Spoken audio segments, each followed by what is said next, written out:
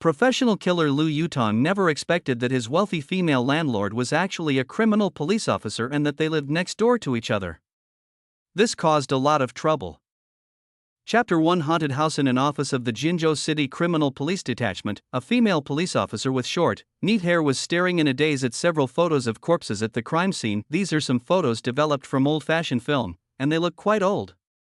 In the photos, there is a girl with her eyes open, lying on her right side, with corpse spots on her right cheek, and a circle of black wire wrapped around her bruised neck. While she was staring at the photos in a trance, the policewoman's cell phone suddenly rang.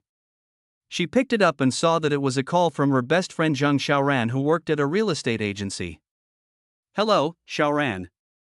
The policewoman answered the phone. "Rich woman, what are you doing? What else can I do at work?" "Research the case." The policewoman held the phone on her shoulder and used her hands to clean up the table. She stuffed the photos back into a file bag with October 6, 1993 murder case written on it. "Hey, why do you sound depressed? Come on, sister, I have good news for you. It will definitely make you happy. Tell me about it." The policewoman yawned. 602, I rented it out. Hearing this, the policewoman raised her head abruptly, her big watery eyes blinking at a very fast frequency, her eyelashes seeming to flutter in the wind. "Really? Oh my goodness, who is brave enough to rent that house?" "Ha," and the tenant agreed to sign a 3-year contract. "It's just that the price we finally negotiated wasn't very ideal. After all, how should I put it, after all, something happened in that house." The policewoman waved her hand and grinned. "It's okay. No matter the price, as long as it can be rented out, it's a good start." "Oh, you helped me a lot. I have been disgusted by 602 for many years." "Hey, I'm awesome, right? How are you going to thank me?" "No big deal. Here's an LV bag." Zhang Xiaoran on the other end of the phone sneered. "Forget it, I'm not staying with you for any reason. I'm telling you to come over and sign the contract. If this cooked duck flies away, you can just cry. It will be hard to find such a bold tenant again. I'll be there right away." The policewoman hung up the phone and hurried out of the office. The policewoman is named Zhuo Ling, a local girl who was born and raised here. She is 24 years old now. She is known as Fu Lingling among her friends, and her colleagues at work jokingly call her landlord Ling. Her father made a far-sighted decision in the 1990s, which was to buy several residential plots in the suburbs at a low price, covering a total area of about 500 square meters, and then built a 6-story apartment building modeled after the buildings in the city. This building has 2 households per floor. Each household has an area of about 80 square meters, and there are 3 units in total, totaling 36 small-sized houses, which were initially provided for migrant workers to rent. Today, the suburbs have become the center of Jinzhou City's new district, where every inch of land is worth a lot of money. The rent of this apartment building has of course also risen sharply, from the initial several hundred yuan to around 7,000 yuan today. The tenants have also changed from the original migrant workers to the white-collar elite. Zhuo Ling is the only child in the family. Her father, who was in poor health, completely handed over the apartment building to her after she graduated from university. The old couple no longer cares about anything else. They went to the countryside, acquired some land, built a small building, and retired to live a healthy life. Therefore, for Comrade Zhuo Ling, who owns an apartment building and has a monthly rental income of 250,000 yuan, he is fully worthy of the titles of Rich Lingling and Landlord Ling. Logically speaking, with such favorable financial conditions, there was no need for Zhuo Ling to choose a high-risk career like criminal police. She collects rent in slippers, plays cards, and travels when she has nothing to do. Isn't this kind of life good?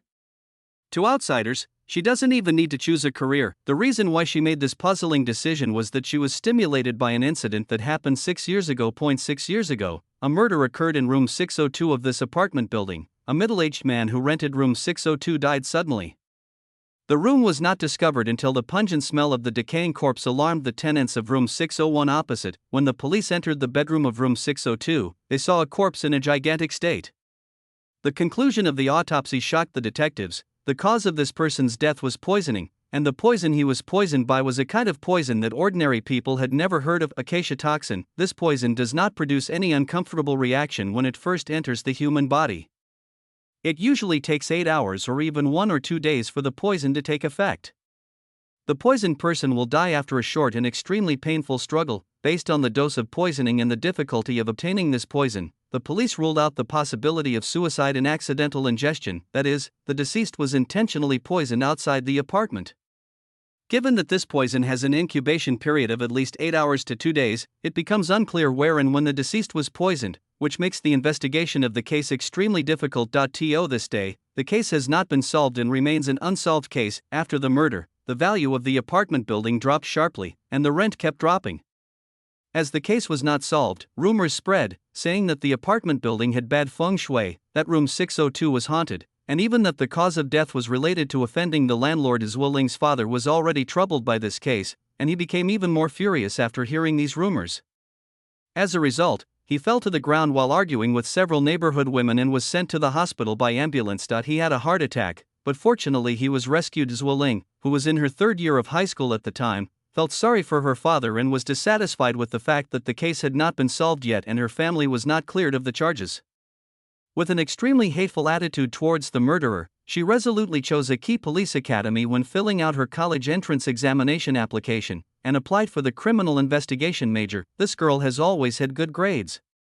After the college entrance examination results came out, she was successfully admitted to the police academy. Then in the 2nd year after graduating from university, she successfully passed the recruitment examination of the Jinzhou City Criminal Police Detachment and became a criminal police officer. Although the market value and rental rate of the apartment building have gradually recovered, room 602, which can be called a haunted house, has been ignored for a long time, and room 601 opposite has also been vacant for many years. This became a source of worry for Zhuo Ling. In order to completely remove the reputation of room 602 as a haunted house, Zhuo Ling has put a lot of thought into it over the years. They have tried every possible means, including listing agents everywhere, reducing the rent again and again, and even inviting Taoist priests to perform rituals. Unfortunately, the results are still not satisfactory, and no one is interested. In the end, Zhuo Ling even gritted her teeth and prepared to ask Zhang Xiaoran to move to room 602 with her, hoping to use this leading by example to eliminate people's fear of this apartment. Although she became brave enough after becoming a criminal police officer, her father was still somewhat superstitious and strongly opposed his daughter to live in the house where a murder had taken place. Zhuo Ling, who had always been filial, had no choice but to take a step back and move to room 601, eagerly hoping that room 602 opposite would welcome tenants again after the murder, and completely clear away the years of haze left by the name of haunted house. To use the word she once said to Zhang Xiaoran after drinking, "I don't care how much 602 can be rented out, even if it's free. The key is that this house is just sitting there with the name of a haunted house, which is really disgusting. Meow, I hope I can't catch that murderer. I wear this police uniform for him, just wait and see how I torture him." So when she heard today that someone was finally going to rent room 602, how could she not be happy? She was so happy that she wanted to spin in circles. I guess if she really catches the murderer in the future, she will give him flowers. Chapter 2. What's he afraid of? The fan group in the Tomato Novel app has been established. Everyone is welcome to join. Half an hour later, Zhuo Ling pushed open the glass door of a real estate agency on the street. "I'm here." Did the duck fly away? Zhang Xiaoran looked at her helplessly. "My silly girl, luckily the guest is not here. Do you think they will still rent it if you shout like that?" "Huh? Not here? Did the duck really fly away?" "Here." Zhang Xiaoran pointed out the glass door. "He went to buy cigarettes across the street." "He's the one crossing the street." Zhuo Ling turned around and looked out through the glass door, and sure enough, she saw a man with his hands in his pockets and a cigarette in his mouth crossing the zebra crossing. The man was tall and well-proportioned, with a thin and slightly decadent face under his fluffy and messy hair.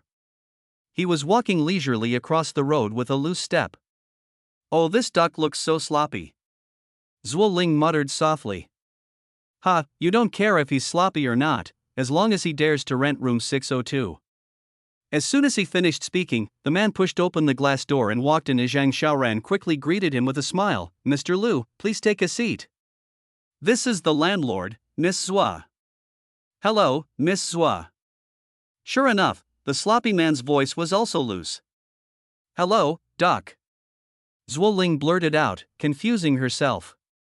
"Duck?" The man was also confused, and did not dare to shake the hand that Zhuo Ling extended. Miss Sua, please respect yourself. I have a legitimate job.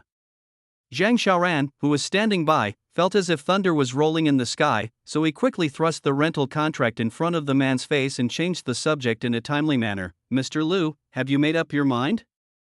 The monthly rent for room 602 of this apartment building is 5,000 yuan, 30% of the rent is paid and 1% of the rent is deposited. If there is no problem, let's sign the contract. Sign quickly. Warriors, it's up to you. Zuoling stared at the man and shouted madly in her heart. Unexpectedly, the man put the contract down after taking it, without any intention of signing it. He even raised a sly smile at the corner of his mouth. About the rent, how about we talk about it again? Still negotiating. Zhang Xiaoran pretended to be surprised, his eyes wide open. Mr. Liu, that apartment building is located in the center of the new district, surrounded by high-end commercial areas. The average monthly rent for a house like this is 7,000 to 8,000 yuan. This 5,000 yuan is almost 20% off. How can we still negotiate? Don't make it difficult for me. The man picked up the pen on the table and kept turning it over and over, saying slowly, but as far as I know, this house is a haunted house. This. Zhang Xiaoran, a seasoned real estate agent, was stunned for a moment before switching to a wry smile. What are you talking about? If this house hadn't had that incident. It wouldn't be rented out for only 5,000 yuan in this location. Besides, the landlord renovated the house to allay the tenants' concerns. Everything from the floor to the walls, as well as the furniture and appliances, is brand new. The man stroked his stubble, glanced at Zuoling, and said with a smile, but no matter how you renovate it, it can't change the fact that it's a haunted house. Seeing that the other party was holding on to the haunted house weakness and refused to let go, Zhang Xiaoran had no choice but to ask helplessly, then Mr. Liu, what price are you willing to rent it for? The man stretched out 2 fingers and shook them, 5,000 and cut in half, 2005. 2005. Zhang Xiaoran was really surprised this time and shouted out, stop it. The man nodded with a firm expression, no trouble, just 2,500. This is a haunted house. If I don't rent it, it will definitely remain vacant. I'm helping you by renting it. Zhang Xiaoran was obviously completely defeated by this man and cast a bewildered look at Zuoling. Although Zuoling maintained a polite smile on her face, the veins on her forehead began to throb. She didn't mind the little money, and she would even be willing to live there for free. What made her angry was the other person's character. The guy in front of her with a smirk on his face was obviously picking on her sore spot, as if he was trying to kill her while she was weak, which was quite unpleasant. Ring, he said 2005? Zhang Xiaoran reminded in a low voice. Zuoling took a deep breath and forced herself to remain calm. This gentleman is right. He is helping me by renting it. I should thank him. 2,500 is 2,500. I agree. Zhang Xiaoran was stunned for a moment, then asked hesitantly, then, should I go and print the contract again? Zuoling swung his hands with a dark face, go ahead and fight. When Zhang Xiaoran put down the reprinted contract, Zuoling glared at the man and signed the contract first. The man rubbed his hands happily and smiled so hard that his teeth almost popped out. Ms. Zhuo is still far-sighted. I still say that I will sign for 3 years. After 3 years, I will ensure that your haunted house returns to normal market value. After saying this, the man signed the 3 words Liu Yutong on the contract with a stroke of his pen.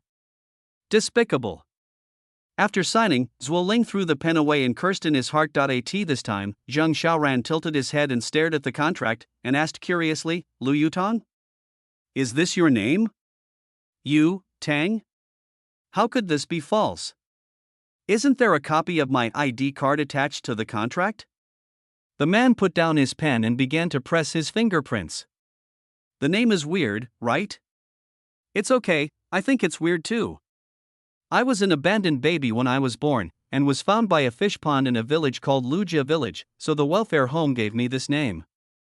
Haha, what the hell is this name you mentioned? It's too random. Orphanage? Abandoned baby? Zuoling was stunned for a moment, then began to press her handprints. Have you ever thought about finding your relatives in all these years? Liu Yutong replied casually, it's not that I don't want to look for it, but there is no clue at all. I can't find it. Have you signed it? If you have, just give me the key. I will move in tomorrow. I've signed it. Zhuo Ling took out a tissue and wiped her hands, a teasing smile on her lips. I think Mr. Liu is really brave. You dare to live in the house where someone died. You are the first one in the past 6 years. Lu Yutong waved her hand nonchalantly while browsing her phone. It's okay, we're just trying to get a bargain. I heard from Miss Zhang that the landlord lives in 601 across the street. TSK, you're pretty brave for a girl. Zhuo Ling wanted to say nothing is forbidden when wearing a police uniform in a righteous manner, but she swallowed the words after looking down at her casual clothes today. Cheap, huh? $2,500 is cheap enough to rent an apartment in this area. It's like paying for a beggar. But I heard that the man died in a horrible way. When he was found, his whole body was swollen, and even his eyeballs and tongue were exposed. Oh my, the corpse fluid was all over the floor, it was so disgusting. Zhuo Ling was trying to scare him intentionally in order to retaliate against his smug look. After all, the contract had already been signed, and there was no need for her to remain polite, but who would have thought that Lu Yutong was still looking down at his phone? He just said oh casually and said nothing else, as if he didn't hear anything. Then a fire of ignorance shot straight to Zhuo Ling's head. Hey, think it over carefully. We have signed a 3-year contract. If you regret it after moving in, you will have to pay the penalty. I know. You want to scare me with the corpse and the penalty? Lu Yutong stood up and stretched, then extended his hand to Zhang Xiaoran expressionlessly. Okay, you succeeded in scaring me, 10 points. Beauty, where are the keys? Zhuo Ling snatched the key that Zhang Xiaoran was about to hand over and threw it on the table in a bad mood. Humph, you're not afraid, right? Fine. I'll see how long you can keep being stubborn. If you have the guts, just live here for the full 3 years, and then I'll surrender to you. After saying that, Zhuo Ling pushed open the glass door angrily. Xiaoran, let's go. You left work early today to go shopping with me. I'm so mad at you. It's over. It looks like this girl won't give up until she buys 5 or 6 bags today.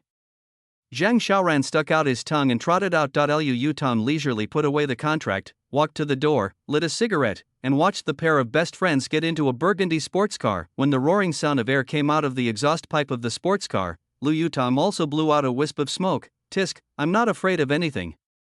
Indeed, he was not afraid at all, and not to mention a haunted house. He wouldn't be afraid even if he had to live with a corpse for a night. It's just that his job has made him numb to all this. Is he a doctor, an undertaker at a funeral home, or is it the forensic doctor who is used to seeing crime scenes? No, there is another profession that often works with corpses. Killer. A killer who has received brutal training since childhood, and the murder in the apartment 6 years ago was the masterpiece of this man.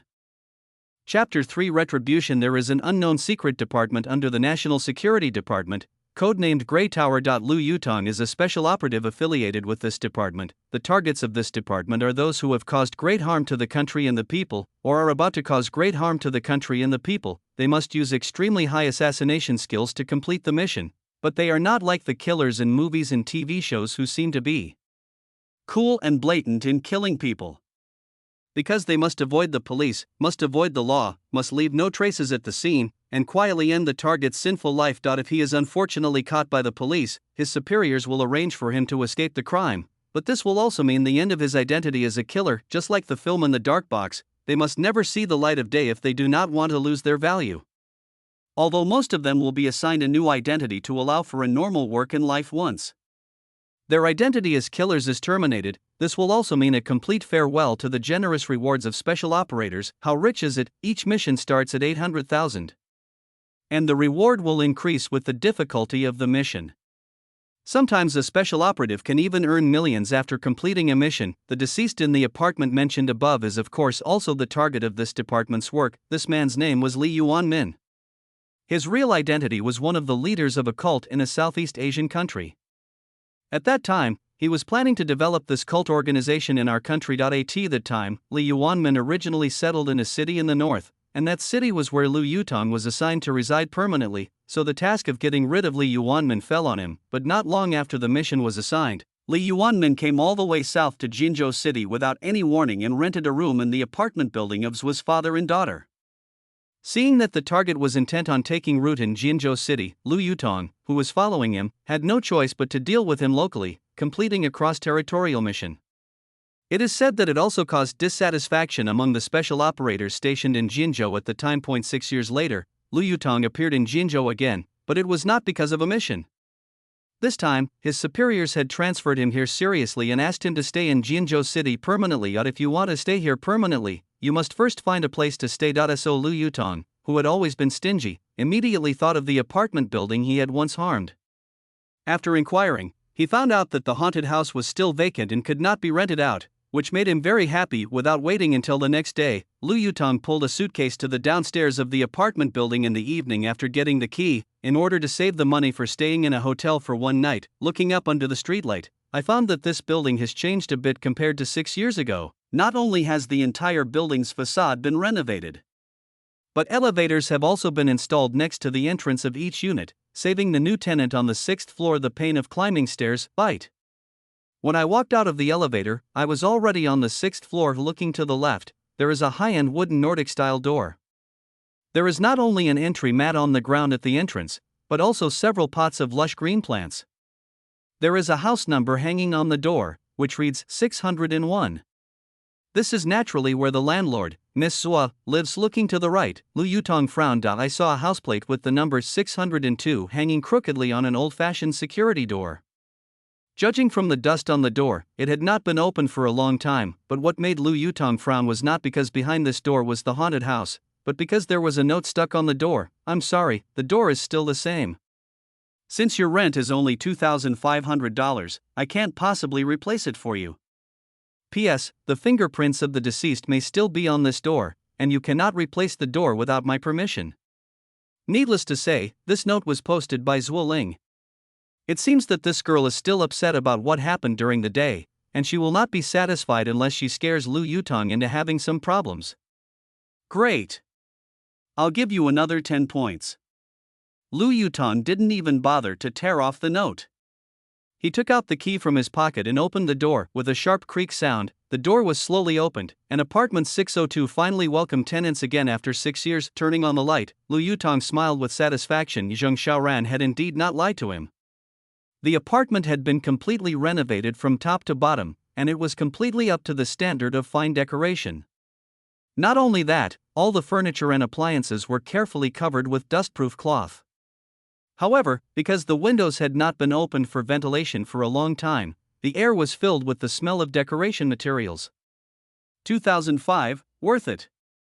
Lu Yutong rolled up his sleeves and quickly opened all the windows for ventilation. By 10 o'clock in the evening, he had finally cleaned the apartment, and then he took another tour around it with satisfaction, muttering, it's worth it, over and over again. It seems that this guy doesn't care about the concept of haunted house at all, and even seems to be happy to move into a new home. I hummed as I took a shower, hummed as I made my bed, hummed as I lay on the sofa and browsed my phone for a while, then I fell headfirst onto the soft big bed and rolled around on it a few times. It's so joyful. The next morning, Lu Yutong got up, washed and prepared to go out to buy some daily necessities.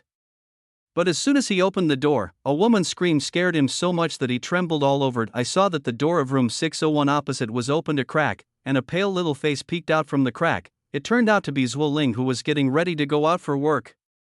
Are you going to die? You didn't even take the note off the door after you moved in. I thought there was no one inside. You scared me to death. Lu Yutong grinned. What do you call this? That's right, this is called hurting others but hurting yourself. Good morning, landlord. TSK.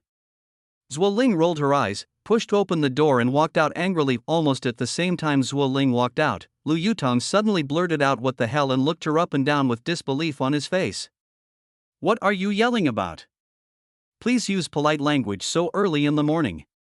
Zhuo Ling rolled her eyes at him again and walked towards the elevator. Lu Yutong swallowed and stared at the landlord in police uniform in front of him. You are a policeman?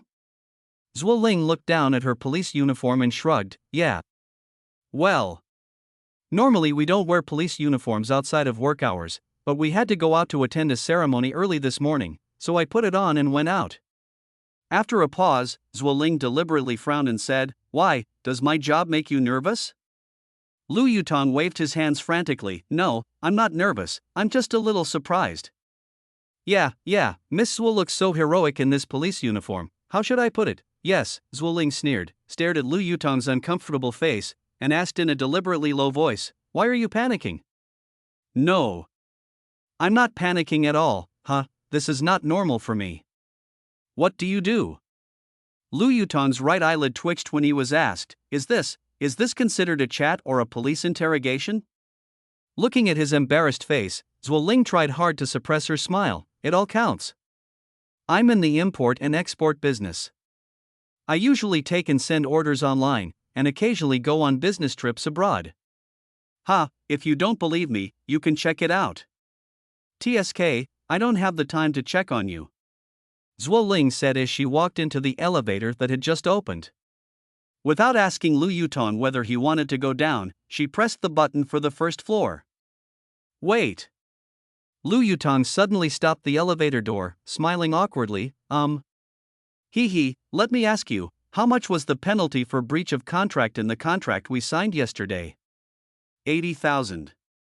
"How much more?" Lu Yutong was confused as Zhuoling couldn't hold it in any longer, and covered her mouth with her hands and laughed. 80,000, can't you read the contract yourself? Remember, if you don't dare to stay here, you have to give me 80,000 yuan, bye. After the elevator door closed, Lu Yutong hung his head and said nothing, but in his heart, the prelude to a loyal heart began to sound. He never expected that the landlord who lived across from him was actually a policeman, a killer living next door to a policeman. Stop it, isn't this nonsense? How can I work like this? Stop it, must move to another place. But when he thought of the penalty, Lu Yutong lowered his head again. For him, who was always stingy, even wasting 80 would be heartbreaking, let alone 80,000. But isn't this going to kill him? Is this the retribution for getting a bargain? Lu Yutong tore off the note on the door fiercely, and walked down the stairs dejectedly without taking the elevator. How could he have known that if he had not come to Jinzhou to complete this mission, if he had let Li Yuanmin die outside the apartment, a rich woman would not have been so angry that she became a policeman? Yes, it is retribution. Chapter 4. I'll treat you to breakfast, What's this? Lu Yutong, who had just walked out of the apartment building, found a brown paper file bag on the ground. He picked it up and saw the words October 6, 1993 murder case written on it. Wow, such an old case. Lu Yutong immediately understood that Zhuoling must have dropped it accidentally. Looking up, he saw the policewoman frantically searching in the parking lot like a headless fly. 80,000 yuan in liquidated damages, right? Okay, take your time to look for it. Losing the case file is a very serious matter, Lu Yutong crouched behind a tree and squatted, opening the file bag with a sly smile on his face. He took out a yellowed case file and opened it, only to see lines of handwritten pen words. The first few pages were the reporter's statement and the investigation record, with 2 autopsy reports attached at the back. Turning further back, there was the progress of the investigation into the case over the years. As he was flipping through the pages, suddenly a few photocopies of the photos fell to the ground. Lu Yutong looked down and his face gradually darkened. So young? Lu Yutong picked up the photos carefully. Every time he picked up one, his eyes would linger on the photo for a moment. Among them were copies of photos of the body and surroundings at the crime scene, as well as photos of the autopsy in the dissection room. Looking at the pair of eyes in the photo, Lu Yutong shook his head with regret, but just as he was secretly lamenting the tragic fate of the girl, he suddenly felt a chill on his back. He turned his head suddenly and saw Zhuoling standing behind him at some point, with her hands on her hips and a very dark face. Does it look good? Lu Yutong cried out ouch, and hurriedly stuffed the photos and case files back into the file bag, saying with a grin, I just saw a bag on the ground when I came out, and I guessed it must be something you dropped. Look, I was just about to go over and return it to you. Zhuoling snatched the file bag away and said, Is this the case file that you should be looking at? TSK, a grown man gossiping like a woman, and even squatting under a tree to peek. Lu Yutong smiled awkwardly. Yes, I shouldn't have looked at it. Well, I think you are too serious about your work. You should do your work as the unit does. You even brought the information back to work overtime. You are too hardworking. Ha, I didn't expect my landlord to be such a dedicated policeman. Ah. By the way, don't worry, I won't tell anyone that I peeked at the case file. I know it will affect your work. Don't bother yourself. This is not a formal case file. It's just the case analysis materials from that year. It's customarily called a case file. TSK. You still want to threaten me? Zhuo Ling put the file bag under his armpit and rolled his eyes. Do you think I want to work overtime? It's my master. He said he wanted to observe me, and then threw an old unsolved case to me, saying that I should try to find a breakthrough. That is to say, this case has not been solved for 30 years?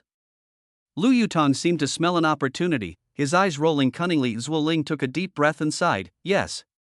This case has gone through 2 generations of detectives without much progress, and now a newcomer like me has to find a breakthrough.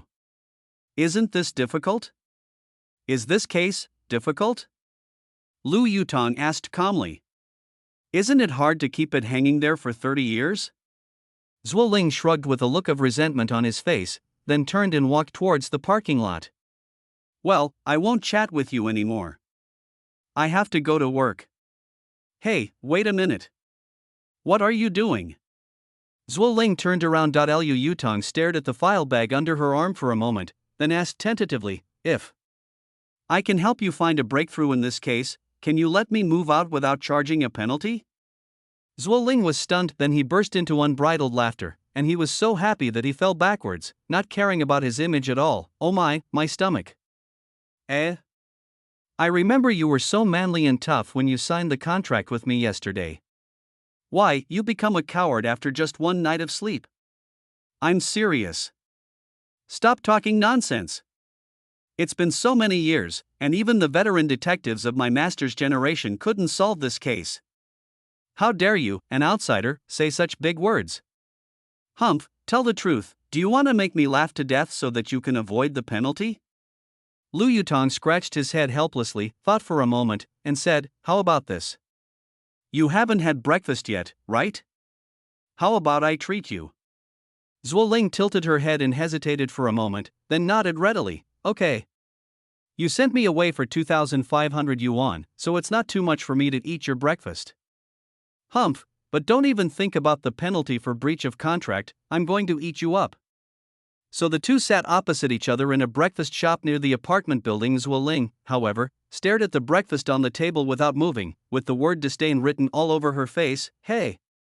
You're too stingy, just a bowl of soy milk and a fried dough stick? At least have a bowl of wontons. Okay, as long as there's enough to eat. Even though he was just treating her to soy milk and fried dough sticks, Lu Yutong's face was filled with pain. Zhuo Ling was really enlightened that a man could be so stingy. So our wealthy landlord Ling waved her hand and asked the waiter to serve 2 bowls of large wontons with shepherd's purse and meat filling, and ordered 2 trays of crab meat dumplings. Then she glared at Lu Yutong with contempt and paid the bill by scanning the code with her mobile phone. This made Lu Yutong very happy. He ate with both hands until he was sweating profusely and kept saying, "It's so delicious. What a stingy guy. He's still a grown man." Zhuo Ling kept muttering while eating. Then, shall I briefly retell the case?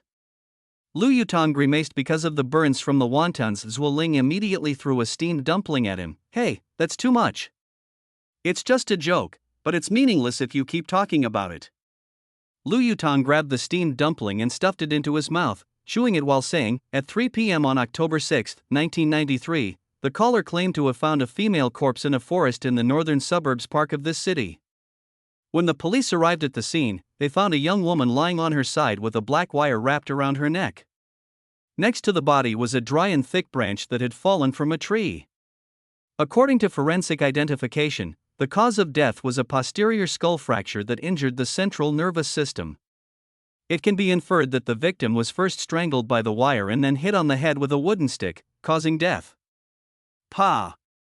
The chopsticks in Zhuo Ling's hand fell on the table and she stared at Lu Yutong in a daze, but this guy just kept his head down and continued to eat with relish. Zhuo Ling didn't come back to her senses until Lu Yutong had finished a tray of steamed dumplings. Her big eyes began to blink again. Hey. I said you just read the case file for a few minutes, and you figured out the main facts of the case so quickly? Lu Yutong wiped his greasy lips and grinned. Why are you in such a hurry? I haven't finished yet.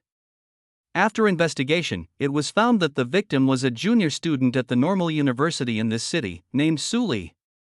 On the day of the crime, she was alone in the woods painting and sketching.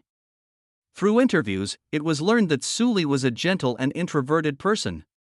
She had never made enemies with anyone, nor had she ever been in a relationship. After preliminary investigation, there was no specific suspect.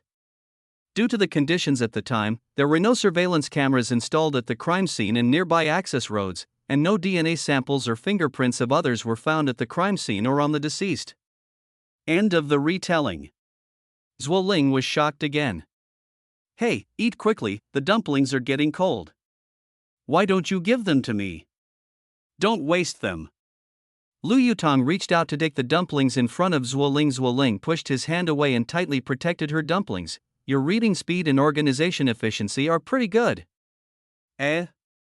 Were your grades very good when you were in school? Hey, don't worry about my grades. Just tell me whether you want to hear me analyze the case. Zhuo Ling frowned and looked Lu Yutong up and down, as if she was meeting him for the first time. Then she lowered her head and fiddled with the wontons in the bowl with a spoon, as if she was hesitating. After a long while, Zhuo Ling chuckled and said, Well, what do you think? She seemed interested. Chapter 5, Bad Temper. I think it's a vendetta. Lu Yutong burped and said casually. Are you just making this up? Lu Yutong shrugged, Of course not. I think your police will definitely classify it as a vendetta, right?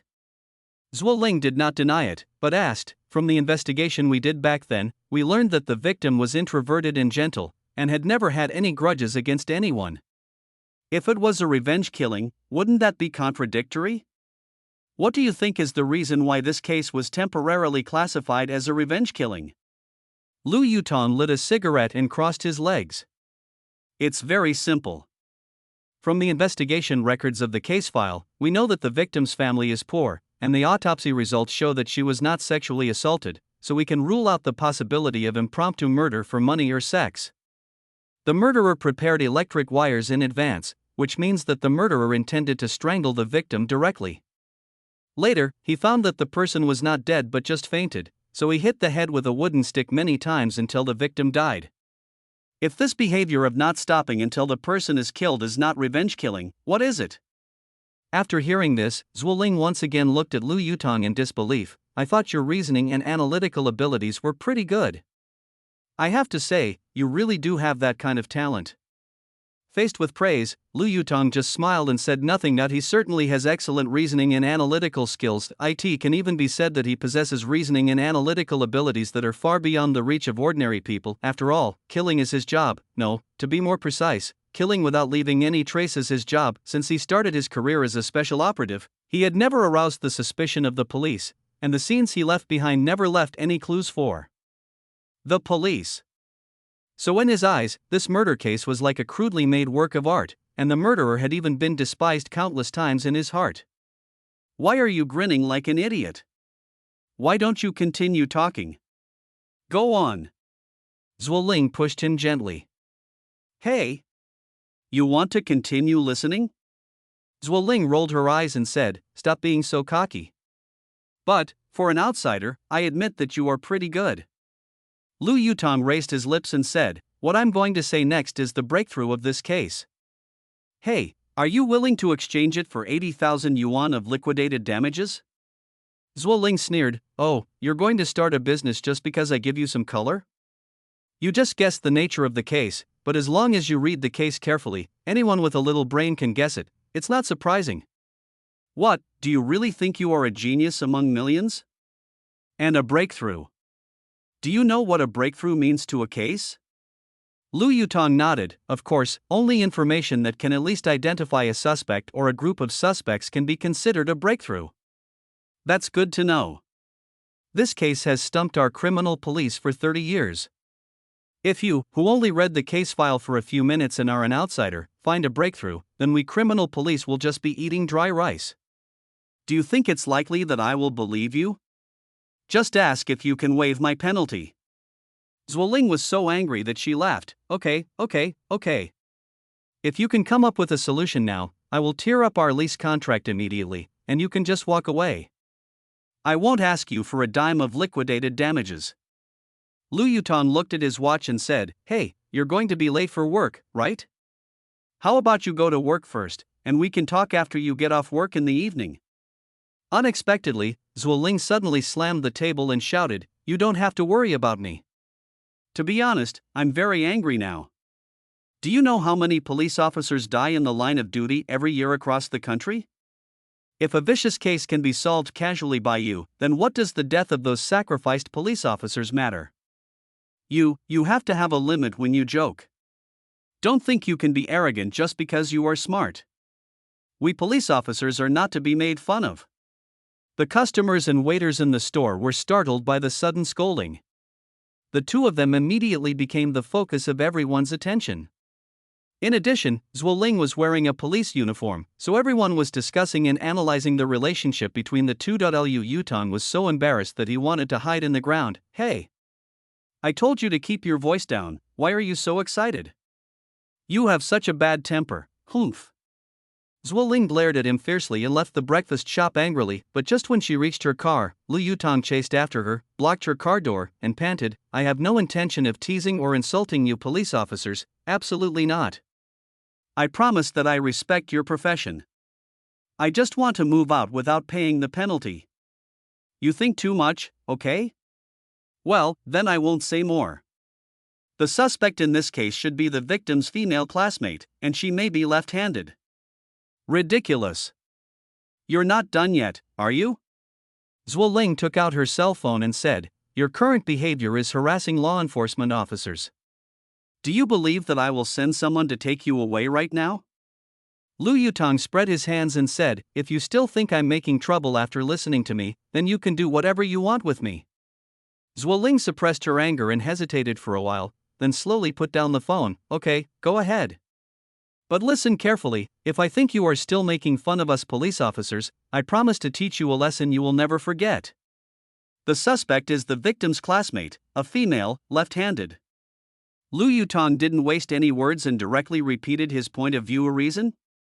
Lu Yutong pointed to the file bag under her armpit and said, "Look at the photos of the body at the crime scene. The wire was wrapped around the victim's neck and crossed at the back of the neck. This shows that the murderer pulled one end of the wire with each hand and tightened the wire horizontally. Look at the victim's neck in the photo. Which side has the larger subcutaneous hemorrhage area?" Zhuo Ling frowned and took out the materials. She pulled out a photo and looked at it, on the right. "What does this mean?" Lu Yutong sat on the front of the car with a carefree look. "Based on this, we can infer that the murderer's left hand is obviously stronger than the right hand, right? In other words, there is a possibility that the murderer is left-handed, right? Moreover, the murderer initially just wanted to strangle the victim with an electric wire, but failed because he did not have enough strength, so he used a wooden stick to hit him. This shows that the murderer is most likely a woman. Because if it was an adult male, it would be easy to strangle this thin victim, and even directly break the victim's cervical vertebrae." "Ha?" Zhuo Ling took a breath and stared at Lu Yutong's face in a daze. "Why, what I said doesn't make sense." Zhuo Ling hastily withdrew her gaze, then lowered her head and silently stared at the bruises on the deceased's neck in the photo. "Now you must be wondering why I said this female suspect was the victim's classmate, right?" Zhuo Ling nodded without hesitation, but she immediately thought of how she was scolding him for being unreasonable just a moment ago, but now she was deeply immersed in his speculation and couldn't extricate herself, which was inevitably a bit embarrassing. So her little face couldn't help but blush. At this time, Lu Yutong deliberately bent down to look at her face, with a sly smile on his face. "Comrade police officer, is it too early for you to scold me?" "It's okay, I don't mind. I am here to waive the penalty for breach of contract, and you are seeking justice for the victim. We each get what we need. How could this be tolerated?" This guy was deliberately bringing up something that was not relevant. So our angry rich lady had to find a reason to fight back, and she immediately started shouting, "If you want to talk, just keep talking. If not, I'm going to go to work." "What are you talking about? And, can you get your butt off the hood of my car? Do you know how expensive this car is?" If you scratch it, you have to pay for it. Eh? It seems like you really scratched it. Pay me. Wow, don't scare me. Lu Yutong jumped up from the front of the car as if he had been electrocuted, knelt on the ground, and blew on the front of the car and rubbed it with his sleeves, asking this extremely stingy man to pay compensation?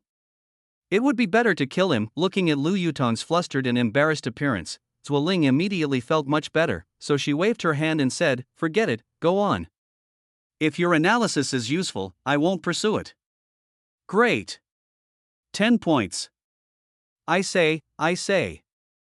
Chapter 6 Contact Station. Fearing that he would lose money, Lu Yutong wiped the front of the car several times before standing up.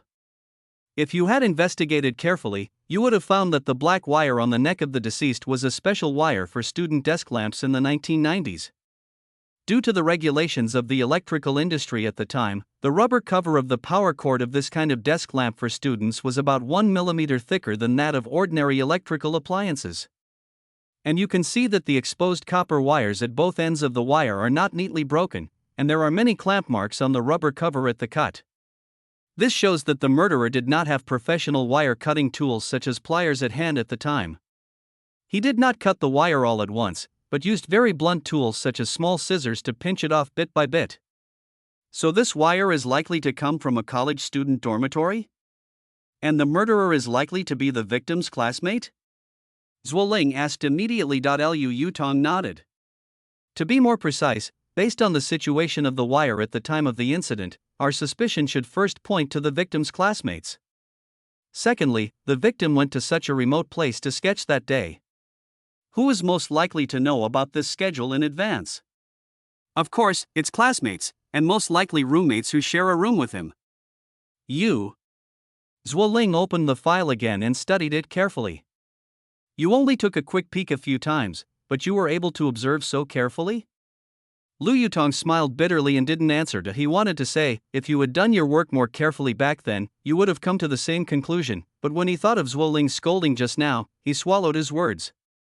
Right. Zhuo Ling suddenly closed the case file and stared blankly at the ground. Right. This is indeed a more reasonable direction of suspicion. How did you come up with these? Zhuo Ling suddenly shifted his dull gaze to Lu Yutong's face. You only took a few glances at the case file. How could you come up with a direction for investigation so easily? Lu Yutong was panicked by her stare, thinking that this girl might have begun to doubt his identity. So he spread his hands in confusion. Well, maybe you are right, maybe I really have some talent. Even I, female classmate, you are left-handed, right? Zhuo Ling suddenly interrupted him. Lu Yutong was stunned for a moment and nodded. Okay. Zhuo Ling opened the car door and got in. Lu Yutong was almost knocked over by the car door. Well, if this direction is correct, then the penalty of 80,000 yuan would be. Lu Yutong rubbed his hands with a wry smile on his face. Zhuo Ling rolled her eyes and started the car. Don't talk about this. I'm not in the mood for it right now. But, although your speculations are indeed a major breakthrough in this case, speculations are just speculations after all. We still need solid evidence to convict the murderer. Seeing that the other party refused to talk about the penalty, Lu Yutong's tone inevitably became impatient, and he said with a face full of resentment, "Take it step by step. I think it shouldn't be difficult to find a left-handed classmate of the victim. Go find him first. Maybe he's not mentally strong enough and will give up before you even open your mouth. What if the suspect refuses to admit his crime? Even if we can prove that the wire came from the university dormitory, how can we prove that the suspect used it to commit the crime? After all, there was no evidence left at the scene that year that could be linked to anyone. Lu Yutong leaned against the car window and grinned. Then, when you are in the mood to discuss the penalty, we can talk about the evidence. How about that? Oh, you want to capture me? Okay, then you just wait. I'm going to find the suspect first. Bye. As soon as the words fell, a surging airwave sounded again, and the rich lady drove away in a sports car, raising a cloud of dust. Lu Yutong, who was splashed with dust, was stunned for a while, then slowly raised his thumbs up. Great, you stole my information and ran away, I'll give you another 10 points. Then Lu Yutong walked aimlessly on the street with his usual loose pace. After passing 2 intersections and turning a corner, he stopped in front of a Western restaurant called Margarita. This restaurant was one of the reasons why Lu Yutong rented an apartment building not far from here, because this was the liaison office of the Grey Tower in the city, and it was also the place where special operators were issued in coordinated tasks. If this restaurant can gain a foothold in this high-end commercial area with dense buildings, then it must also be high-end. This can be felt from the luxury cars parked on the roadside and the expensive clothes worn by people entering and leaving. However, Lu Yutong, who was wearing Uniqlo, did not show any restraint. He pushed open the door of the restaurant and walked in casually. He did not go to the dining area, but went straight to the bar and sat down. But the moment he sat down, his face was suddenly filled with coldness, even a little gloomy. There was no trace of the playful expression he had when he was with Zhuo Ling.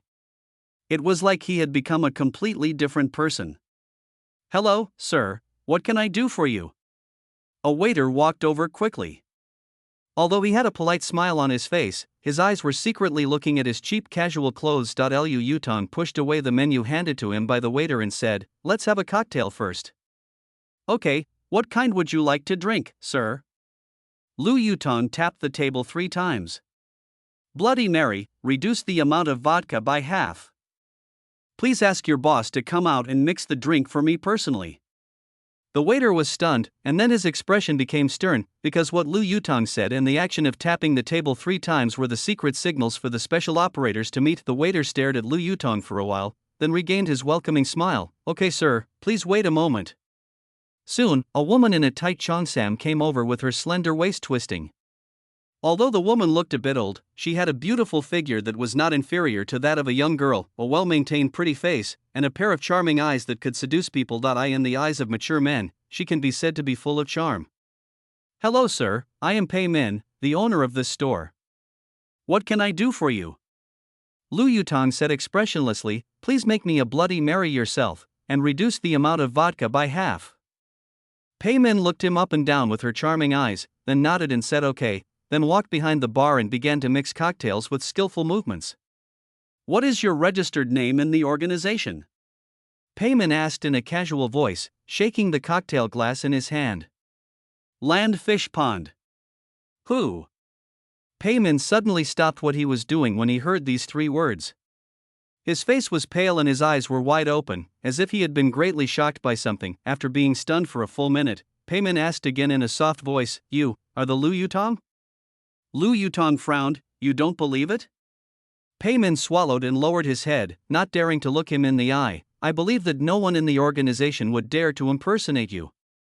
I never thought the higher-ups would actually send someone like you here." Lu Yutong showed a trace of annoyance on his face, and said coldly, "If the death rate of your special operatives was not so high, I don't think the higher-ups would have sent me here." "Oh, it seems that the higher-ups are a little angry." Pei Min gently pushed the prepared cocktail over. "But this city and the surrounding areas are the economic center of the country. The situation is much more complicated than other provinces and cities, so the loss rate of personnel will be higher. You talk too much nonsense. I'm not here to listen to your excuses." Lu Yutong slowly turned the wine glass but hesitated to drink it.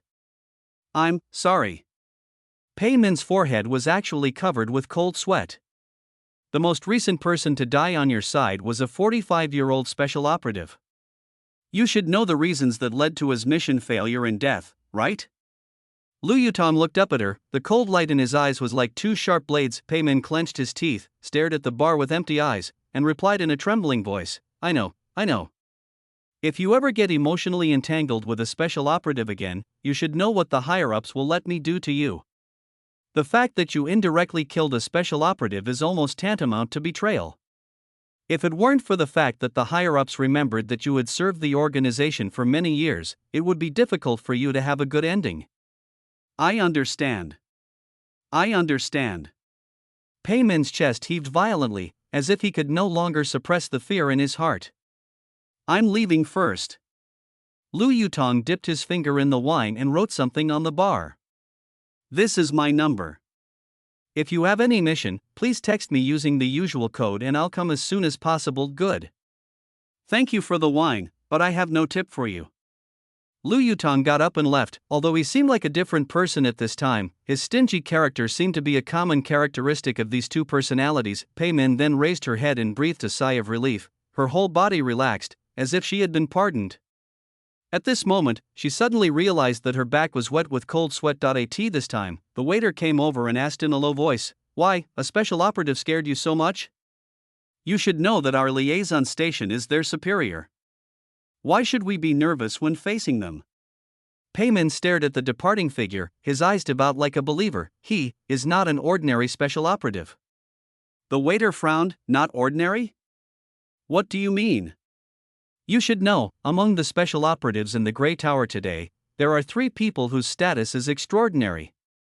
The waiter was startled when he heard this, and seemed to understand something in an instant. "You mean fish, trees, and swallows?"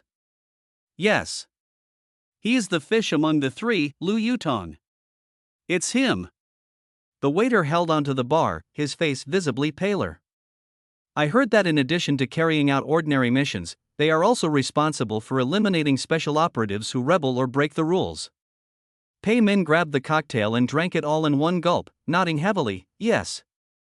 The waiter half opened his mouth, still in shock. It was not until Pei Min had left for a long time that he murmured, "They actually sent this kind of person over here." Chapter 7. 2 dishes and 1 soup. Lu Yutong, who is always stingy, is generous in only one thing, that is buying ingredients. He has good cooking skills and an almost obsessive passion for cooking, because the process of preparing various ingredients can calm him down, especially after completing a mission.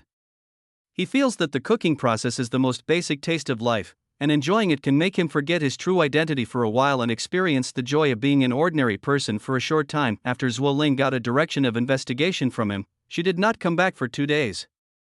It was not until the evening of the 3rd day that she walked out of the elevator on the 6th floor of the apartment with a tired face. She did not rush home to take a shower and rest, but instead pressed the doorbell of room 602 opposite. When Lu Yutong, who was wearing an apron, saw Zhuo Ling standing outside the door, he was a little surprised, but soon he rubbed his hands and laughed. "Hey, it turns out to be Officer Zhua. Do you agree to waive the penalty?" Zhuo Ling, who looked a little pale, shook her hand at him, took out her key and turned to open her own door. "It's good that you're home." "Wait, don't close the door. I'll take a shower and come to you for something." "You take a shower, and then come to my house for something?" Lu Yutong was stunned. "What are you thinking about?" "Just wait."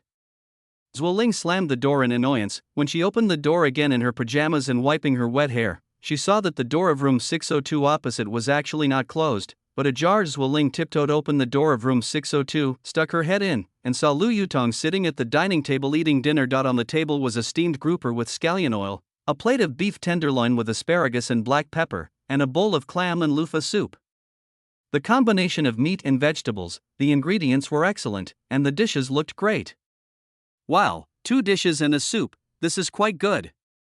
Lu Yutong hurriedly stood up and welcomed her in. "Welcome, landlord." "Ha, I'm having dinner here." Zhuo Ling smelled the dishes one by one, looked up and asked, "Did you make all these? I never knew you had such skills. How about eating something together?" "Eat something." Zhuo Ling didn't hesitate to go to the kitchen to get a bowl of rice, then sat down and started eating. "I'm not bragging, my cooking skills are not even as good as those of ordinary chefs." Lu Yutong served her a bowl of soup. Zhuo Ling ate heartily and said incoherently, "Indeed, I admit it. In addition to your first-rate ability in analyzing cases, I didn't expect that your cooking skills are also extraordinary." "Tell me, is there anything else that surprised me? It seems like you haven't replied for 2 days. Are you busy with work?" Lu Yutong changed the subject in time. Only after finishing a small bowl of soup did Zhuo Ling nod and respond, "Yes, very busy." "Or about that case?" Zhuo Ling withdrew his hand that was about to pick up the food, his face gradually darkening. "Your inference is very accurate. We quickly found the only left-handed classmate of the victim. He actually lived in the same dormitory as the victim." "And then?" Lu Yutong attentively scooped another bowl of soup for her. Zhuo Ling stared blankly at the loofah floating in the soup, her face full of disappointment. After 2 days of interrogation, the suspect refused to confess. "From her extremely unnatural behavior, I can be sure that she is the murderer." My colleagues who participated in the interrogation also unanimously believed that she was a considerable suspect. Oh, you're right. So, in the end, we still have to rely on evidence? Zhuo Ling nodded vigorously, yes. Lu Yutong raised the corner of his mouth, then, are you in the mood to consider waiving my penalty fee now? Zhuo Ling didn't say anything. She just glared at Lu Yutong unhappily, then lowered her head and suddenly started sobbing. Lu Yutong was confused. This, miss, you just have trouble at work, there's no need to cry, right? Hey, stop crying. Calm down and talk about the penalty for breach of contract. So Lu Yutong handed her a tissue and tried to calm her down. Don't worry, take your time, things will turn around. Let's eat first, the food won't taste good if it gets cold. Zhuo Ling took the tissue and wiped her eyes, then picked up the chopsticks again. I really didn't expect that the suspect in this case turned out to be her. Do you know this suspect? Zhuo Ling listlessly picked at the rice in her bowl. The suspect's name is He Hong, she's 51 years old. She was my Chinese teacher in junior high school.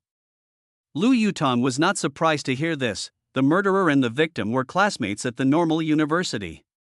It is normal for them to become teachers after graduation. Why? Are you confused now because the suspect was your former teacher? Zhuo Ling sighed softly and nodded silently. Lu Yutong took a deep breath and put down his bowl and chopsticks. To be honest, I don't understand why you are so entangled. No matter how good an impression this suspect has left on you, no matter what kind of relationship she had with you, she should only have one identity in front of you now, that is, a criminal suspect. Have you forgotten the face of Su Li in the photo? She had a bright future, maybe she would have become your teacher, but her age was fixed at 20 years old by the murderer. How can you, as a policeman, be soft-hearted when facing evil? Without the determination to hate evil as much as you hate evil, how can you be competent for this job? Zhuo Ling propped her chin up and listened quietly. Gradually, a smile appeared in her tearful eyes. You said it very well. You are really good. Although you are usually stingy and unruly, I didn't expect you to say such positive words. Well, not bad. Sorry for making me laugh. I talked too much today. Lu Yutong blamed himself secretly. He didn't know why he suddenly became so serious. Hey! Are you still willing to help me? Zhuo Ling seemed to have made up his mind at this time, and his big eyes regained their former liveliness. Help with what? Lu Yutong, who had just come to his senses, looked confused. Zhuo Ling rolled her eyes. Didn't I just tell you that the suspect won't confess, so now we can only defeat her with evidence? Here's the evidence. Oh, about this. Lu Yutong picked up the bowl and chopsticks again, shoveled a few mouthfuls of rice into his mouth, and then the familiar smirk bloomed on his face again. What about the penalty for breach of contract? How do you say it? Hey! Who was it that just said that we should hate evil as much as we hate it? Aren't you tired of always talking about liquidated damages? Are you really afraid of living here? Lu Yutong nodded vigorously. Yes, I am afraid. Zhuo Ling stared at him suspiciously. I see, why don't you look really scared? Look, these two dishes in one soup are made. Wow, so exquisite. If you were really scared, how could you still live such a comfortable life? Lu Yutong was really helpless after being pressed, and waved his hand. I don't care. If you agree to waive the penalty, I will help you. Do you really want to move away so much? Night death. Lu Yutong buried his head and ate his meal. Zhuo Ling sneered, her face full of contempt. Are you trying to scare me? Just move out, it's no big deal. I've also come to terms with it. Forget it if I can't rent out this house. I'm tired of it too. I don't need this little income. Right? Lu Yutong felt relieved, stood up and put a lot of food into Zhuo Ling's bowl. Come on, eat more, we'll talk after we finish eating. Chapter 8, A Gamble. After hearing Zhuo Ling agree to waive the penalty, Lu Yutong was like a chicken with blood pumped up, and he started to work around her. Serve the fruit platter after dinner, make your own American iced coffee, served with both hands, turn on the TV, ask the master to sit on the sofa, and give him the remote control, put a small pillow behind the master's waist and use it as a cushion. Not bad. Zhuo Ling was lying on the sofa with her legs crossed, holding a cup of coffee in her left hand and pressing the remote control with her right hand. Her expression was very comfortable. Okay, Xiao Luzi, put aside your kitchen work for now and come over to talk about business. Yeah. Lu Yutong quickly took off her apron and came over happily. Tell me, where did the evidence that convicted the suspect come from? Lu Yutong rolled his eyes and stared at the ceiling for a while, then stroked his chin and said, if I could go to the crime scene to examine the body in person, I would still be confident that I could find evidence quickly. TSK. But now, 30 years have passed since the case, and only the case records and a few photos are left. Why, after all this nonsense, you still can't help me? Lu Yutong shrugged. I just want to say, I can't guarantee that I can get evidence based on the current information. Well, how should I put it? Let's take a gamble and see our luck. How do you bet? Lu Yutong took a grape from the fruit bowl and threw it into his mouth. While chewing, he said, I need to see the wire with my own eyes. Zhuo Ling nodded immediately, that's no problem. But according to the rules, evidence cannot be brought back privately. If you really want to see the wire, I can take you to the evidence room of the criminal police team. Go to the criminal police team? Lu Yutong was stunned. What? Is it difficult to go to my unit? Zhuo Ling asked. Lu Yutong laughed dryly and waved his hand, if you want to go there, just go. So the next morning, he followed Zhuo Ling into the office building of the Municipal Criminal Police Brigade. It was the first time for Lu Yutong to enter such a sensitive place. He felt uncomfortable all over. Being surrounded by policemen, he could only use 2 words to describe his feelings at the moment: diaphragmatic response. This is the instinct of most special operators. They will feel uncomfortable when they see the police. It's not that I'm afraid, because if the scene they left behind was not perfect enough and the police found some clues, even if the mission was successful, it would be a shameful thing within the organization, not to mention that once caught by the police, according to the rules, your career as a special operative will end immediately, and you will become a laughingstock in the Grey Tower and a negative example. It was also the equivalent of being nailed to the special operative's wall of shame. After entering the evidence room, Zhuo Ling quickly took out the piece of black wire that was contained in the evidence bag. Little rich woman, what are you doing here? At this time, a man with gray hair and wearing a police uniform walked in. Zhuo Ling's face immediately lit up with smiles. She took his arm affectionately and introduced him to Lu Yutong. This is my master, Comrade Gu Chang, the deputy captain of the criminal police team. Then, Xiao Zhua, who is this? Gu Chang asked. Zhuo Ling made a naughty face at her master. Hey, I'll tell you the truth. Didn't I identify a suspect in that unsolved case? Gu Chang nodded blankly. Yes, I know. I watched your interrogation video, and the suspect's behavior was indeed very abnormal. No, I mean that case that has not made any progress in 30 years, how come you, a little girl, suddenly found a suspect? It's all thanks to him. He helped me analyze it. Oh? Gu Chang looked at Lu Yutong with surprised eyes. Is this young man also a policeman? How come I have never seen him before? No, he's not a policeman. Not a policeman? Then how come he has such excellent reasoning ability? Seeing that Zhuo Ling didn't know how to respond for a moment, Lu Yutong said hurriedly, Hello, Captain Gu, Officer Zui is my landlord. I saw that she often went home with a bag of information to work overtime recently, so I randomly analyzed it for her. Sorry for the embarrassment. Gu Chang grabbed Lu Yutong's hand and said, You are too modest, young man. I have seen the video. I am afraid that you also taught Xiao Zhua the reasoning of the case in front of the suspect during the interrogation. TSK, your thinking and insight are incredible. You have never been engaged in criminal investigation or other work? No. Maybe it's just like what Officer Zhua said, I just happen to have some talent.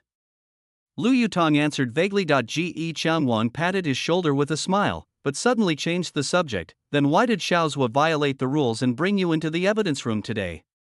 Zhuo Ling said hurriedly, We invited him here to find evidence to convict the suspect.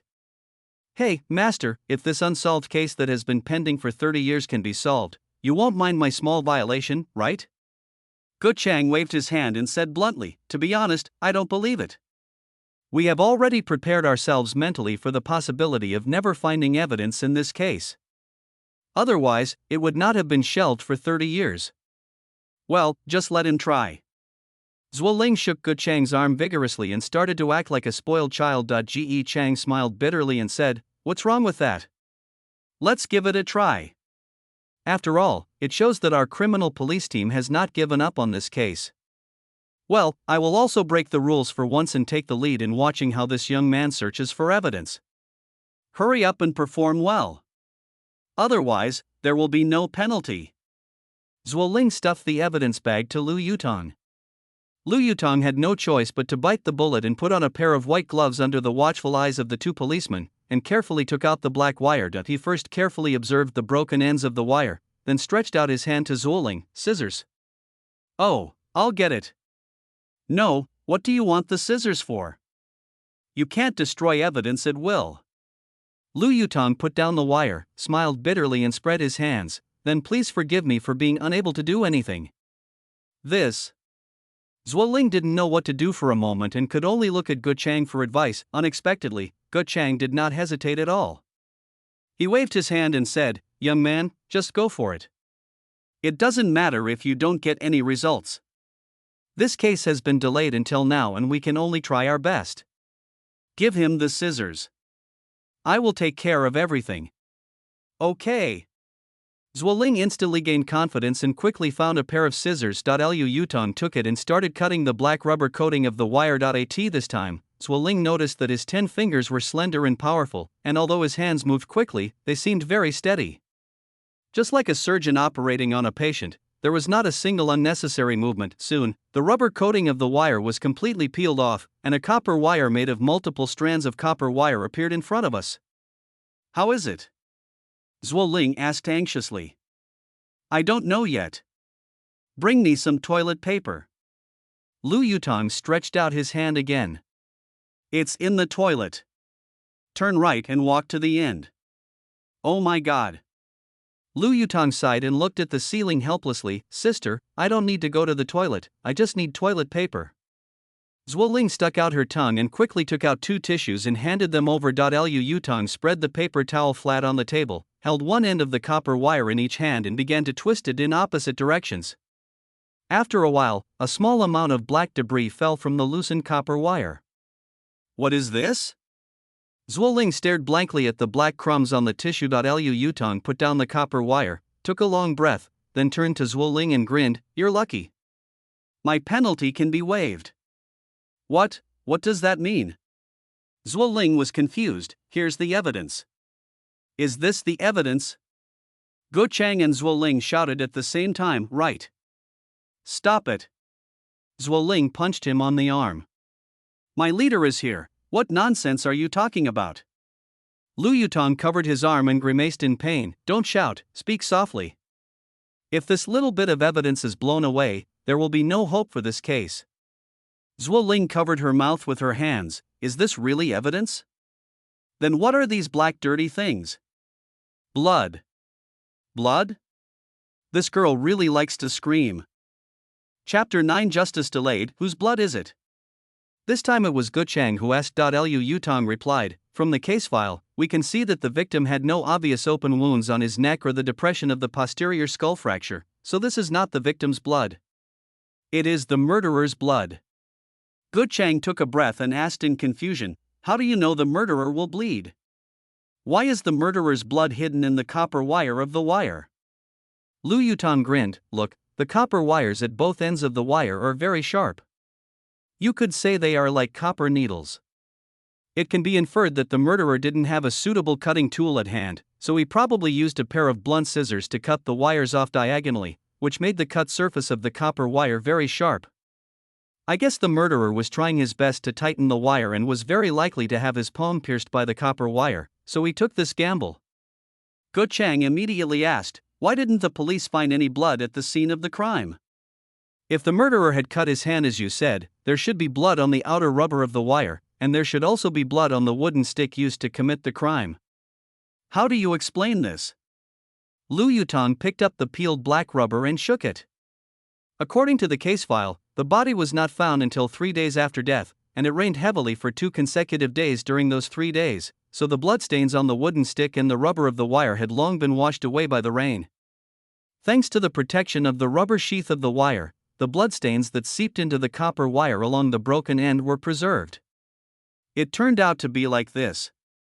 Gu Chang stared at the evidence in Zhuo Ling's hand with a face full of shock, as if he still couldn't believe that the case that had been abandoned for a long time had made a breakthrough 30 years later. Hey, we haven't made any progress in this case for decades, but you solved it easily after just a few glances at the case file, as if it was a joke.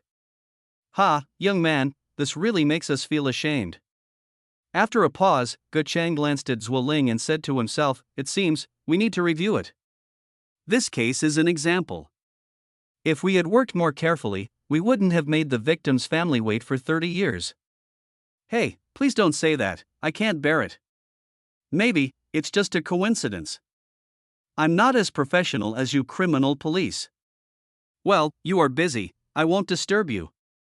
After saying that, Lu Yutong nodded to Gu Chang and walked out quickly on his own, as if he was escaping, because he didn't want to stay in the criminal police team for even a moment. That night, Lu Yutong cooked 2 more dishes, 4 dishes and 1 soup: lion's head with crab meat, fish fillet with lily, braised chicken with enoki mushrooms, blanched conch, and a soup with tea tree mushroom and beef bones.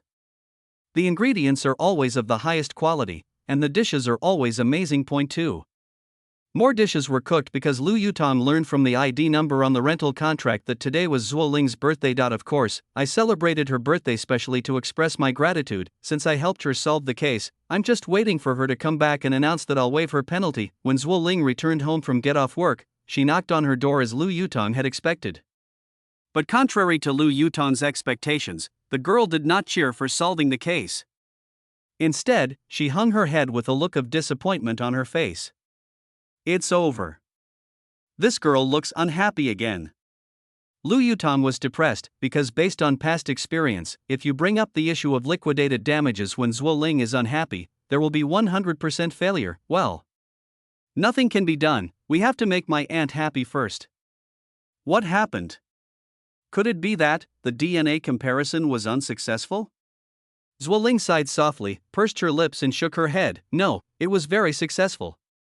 The suspect confessed everything. The case can be said to have been solved. Lu Yutong scratched his head and asked in confusion, it's a good thing, we should celebrate, why do you look so unhappy? Heh, Zhuo Ling smiled bitterly and shook her head. A young life died for such a ridiculous reason. He hung. The motive given by the murderer made me feel uncomfortable. What? What was the murderer's motive? Was it a revenge? Lu Yutong knew that she needed to talk, so he naturally asked this question as Zhuo Ling nodded slightly. It can be called a vendetta. But Su Li is innocent. It's just that He Hong unilaterally developed hatred towards Su Li. What did you say? Lu Yutong acted like a supporting actor. He Hong had a boyfriend in college named Gu Kai, and she was deeply in love with him. But one day, Gu Kai asked her to break up, and He Hong immediately had a mental breakdown. No matter how much she begged, Gu Kai remained unmoved and was determined to dump her. Lu Yutong immediately continued, because Gu Kai confessed to her that he had always had a crush on Su Li, He Hong couldn't accept the truth, so she took that extreme revenge on Su Li. Zhuo Ling smiled bitterly and nodded. Oh, you always predict things. Yes, that's probably the situation. Does Gu Kai know the cause of Su Li's death? I know. After killing Su Li, He Hong, who was already in an extreme mental state, immediately told Gu Kai and threatened Gu Kai not to be attracted to other girls. After learning about He Hong's crazy behavior, Gu Kai was so scared that he took a year of sick leave. He didn't dare to return to school to continue his studies until He Hong graduated. If that's the case, then Gu Kai is guilty of harboring a criminal. Lu Yutong once again came up with the joke. Yes, Gu Kai had already been arrested before I got off work, and my colleagues are working overtime to interrogate him. Okay, stop being sad. Justice may come a little late, but it's better than never. You did a good job. If Su Li is still alive, she will definitely thank you for everything you have done for her. Lu Yutong pulled Zhuo Ling in and pointed at the dishes on the table with a smile. Come on, today is a double celebration. One is to celebrate the case being solved, and the other is to celebrate your birthday. My birthday? Zhuo Ling's already big eyes suddenly widened. Huh? How did you know? Xiaoran wanted to take me out to celebrate today, but I said I wasn't in the mood, so I turned it down. Lu Yutong pushed her down and said, "How should I know? Your ID number is on the rental contract." This is so embarrassing. I even ask you to celebrate for me. Zhuo Ling, who was always carefree, suddenly felt embarrassed. Hey, that's too formal. Lu Yutong's mind was full of the 80,000 yuan penalty, and he was flattering this little guy. I even bought a bottle of imported red wine, and I'll drink with you tonight. How can you drink? You can't drink 52 proof liquor, starting at half a pound. Fuck! Lu Yutong exclaimed in his heart, this girl can drink so much? Is one bottle not enough and I have to buy another one?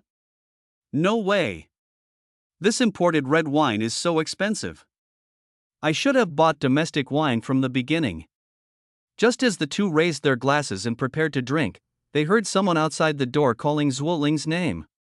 Hey, who comes to see me so late? Zhuo Ling put down the wineglass, got up and opened the door, but as soon as he opened Lu Yutong's door, Zhuo Ling couldn't help but uttered huh, seeming very surprised, which attracted Lu Yutong as well. When I got closer to the door and took a look, Lu Yutong was happy that I saw a man in police uniform knocking on the door of room 601. There was nothing funny about the man himself, but what made Lu Yutong laugh was the half-human tall Garfield doll he was holding in his arms. A serious man in an awesome police uniform standing in a military posture, looking very nervous. Then he held a Garfield doll in his arms, still a very large doll. What's going on? Lu Yutong grinned evilly, his curious heart burning with curiosity. Chapter 10 Mission Chen Hao. Zhuo Ling was stunned for a while and then called out. The male police officer seemed to be in a state of great nervousness. He was frightened when he suddenly heard someone shouting behind him. He turned around and saw two heads, a man and a woman, poking out from the crack of the door of room 602. The male police officer looked back at the door of room 601 and said at a loss, I thought you lived in room 601, but it turns out you live in room 602. Maybe I heard it wrong when I asked. Zhuo Ling opened the door and looked at the doll in his arms with her eyelids twitching. I live in 601. I'm talking to my neighbor at his house. Why do you want to see me so late at night? Today seems to be your birthday. The male policeman stuffed the doll into Zhuo Ling's hand without saying a word, then scratched his head and said nothing, just smiling foolishly, like a fool, looking at the male policeman who was so nervous that he was about to collapse. Lu Yutong almost couldn't help laughing out loud. He glanced at Zhuo Ling, who was in shock, and he seemed to understand something. This male policeman must be Zhuo Ling's suitor. Oh, what a coincidence. I'm also preparing to celebrate Officer Zhuo's birthday. Come on, the food has just been served and we haven't started eating yet. There's also a bottle of good wine. Let's eat together. Lu Yutong spoke in time to break the awkward atmosphere and greeted everyone warmly. Yes, you haven't eaten yet, come in and eat with us. Zhuo Ling quickly agreed, trying to hide her embarrassment. Well, excuse me for disturbing you. The man walked in stiffly and nodded slightly to Lu Yutong. Hello, nice to meet you. I'm Zhuo Ling's colleague. Hello, please sit down. Lu Yutong quickly added a set of bowls and chopsticks. Zhuo Ling secretly rolled her eyes, then threw the doll on the sofa and introduced, he is my colleague Chen Hao, who joined the company at the same time as me. Come on, let's eat. I'm hungry. Chen Hao hurriedly and attentively placed the tableware beside him, but Zhuo Ling pretended not to notice and deliberately walked to sit next to Lu Yutong across the table. So Lu Yutong tactfully moved to the side, and this action earned him a timely glare from Zhuo Ling. Just as he was about to pour wine for Chen Hao, Lu Yutong's cell phone vibrated in his trouser pocket. He took it out and saw that it was a text message from an unfamiliar number. The content of the text message was very strange, with only two numbers 01. Lu Yutong stared at the screen, his face gradually darkening. What's wrong? Zhuo Ling asked. Nothing. You guys eat, I have some urgent business to take care of, so I have to go out for a while. Just close the door when you leave. Lu Yutong hurried to the door to change his shoes. Zhuo Ling came over and whispered, It's okay, you don't have to hide. He and I are not in the relationship you think. We are just colleagues. There's no need for you to avoid suspicion. But I really have something to do. Lu Yutong opened the door with a wry smile. I worked so hard to prepare a table full of dishes, but you just. But before Zhuo Ling could finish her words, there was a bang and the door was closed. I in the elevator. Lu Yutong took out his cell phone again and looked at the text message. His brows gradually furrowed. 01 is the code for the liaison station's dispatch mission, which means that he is about to carry out his first mission after being transferred to this city. Pei Min, the proprietress of Margarita Western Restaurant, is still charming, especially her thin lips painted with lipstick, which are as red as blood tonight. While she was chatting and laughing with several guests, a tall man pushed the door and walked into the restaurant. Pei Min still kept a gentle smile on her face, but her eyes tightened. The person who came was Lu Yutong. So Pei Min exchanged a few words with the guest and went upstairs. Lu Yutong sat at the bar for a while, and until he was sure that no one in the restaurant was staring at him, he walked up with a glass of wine. The second floor was the private room area. Lu Yutong, led by the waiter he had seen before, came to a wooden door at the end of the corridor. The waiter looked back at the corridor vigilantly, then entered the password into the electronic door lock, and the door was opened. This was a seemingly ordinary office, but it had no windows. However, Lu Yutong could tell at a glance that there must be a secret door for emergency escape behind the wine cabinet in the northeast corner of the office. This is standard equipment at contact stations across the country. At this time, Pei Min was sitting in front of a laptop computer, typing on the keyboard with a focused expression. Lu Yutong did not sit down either. He just closed the door, leaned against it, and stared at her quietly. After a moment, Pei Min pulled out a USB flash drive from the side of the computer and placed it on the table. The target person is Huang Zixing, currently 47 years old. He immigrated abroad when he was young, and returned to China 3 years ago to establish an information consulting company. What's the reason why the higher-ups want to get rid of him? Lu Yutong asked expressionlessly. Spy. Spy? Lu Yutong raised his eyebrows.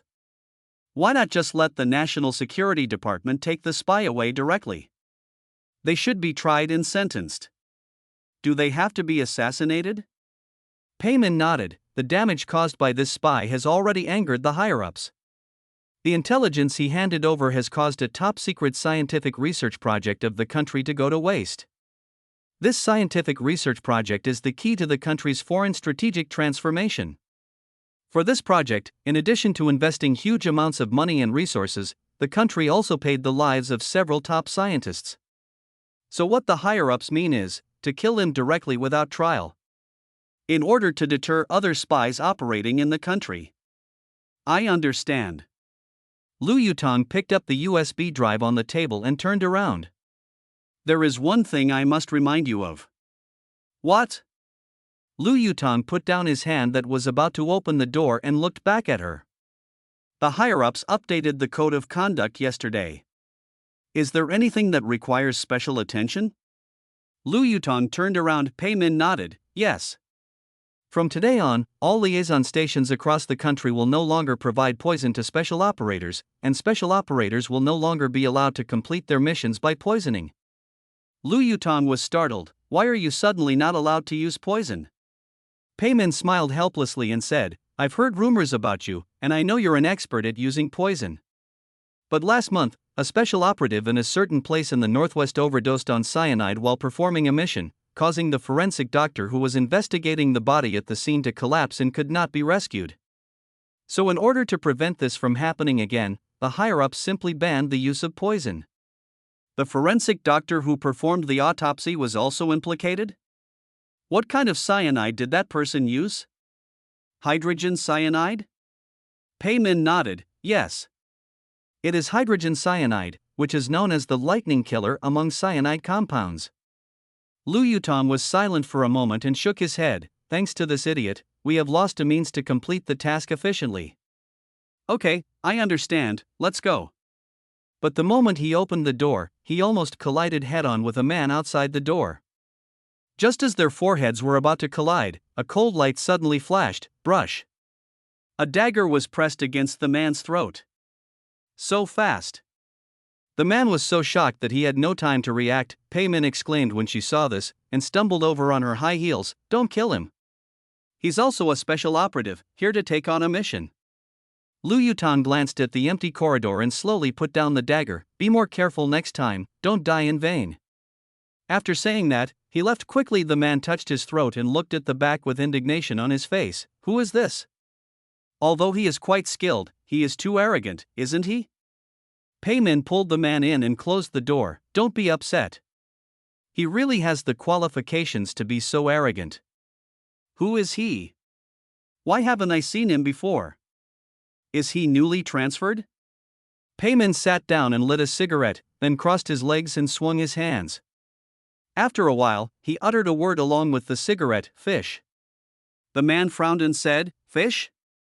What kind of fish?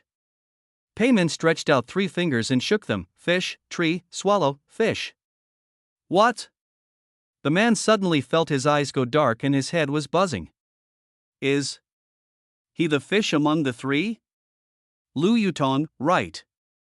They actually sent him here. The man was so frightened that he covered his throat unconsciously. It's a good thing he stopped himself in time, otherwise he would have died in vain. TSK, look at your lack of ambition. As she spoke, Pei Min's charming eyes swept back and forth over the man's body, her fingers sliding back and forth over her slender black silk legs. A frivolous smile appeared on the corner of her mouth. You don't have any mission today, why are you looking for me? Hey, why do you ask when you already know the answer? The man turned around, locked the door and turned off the lights.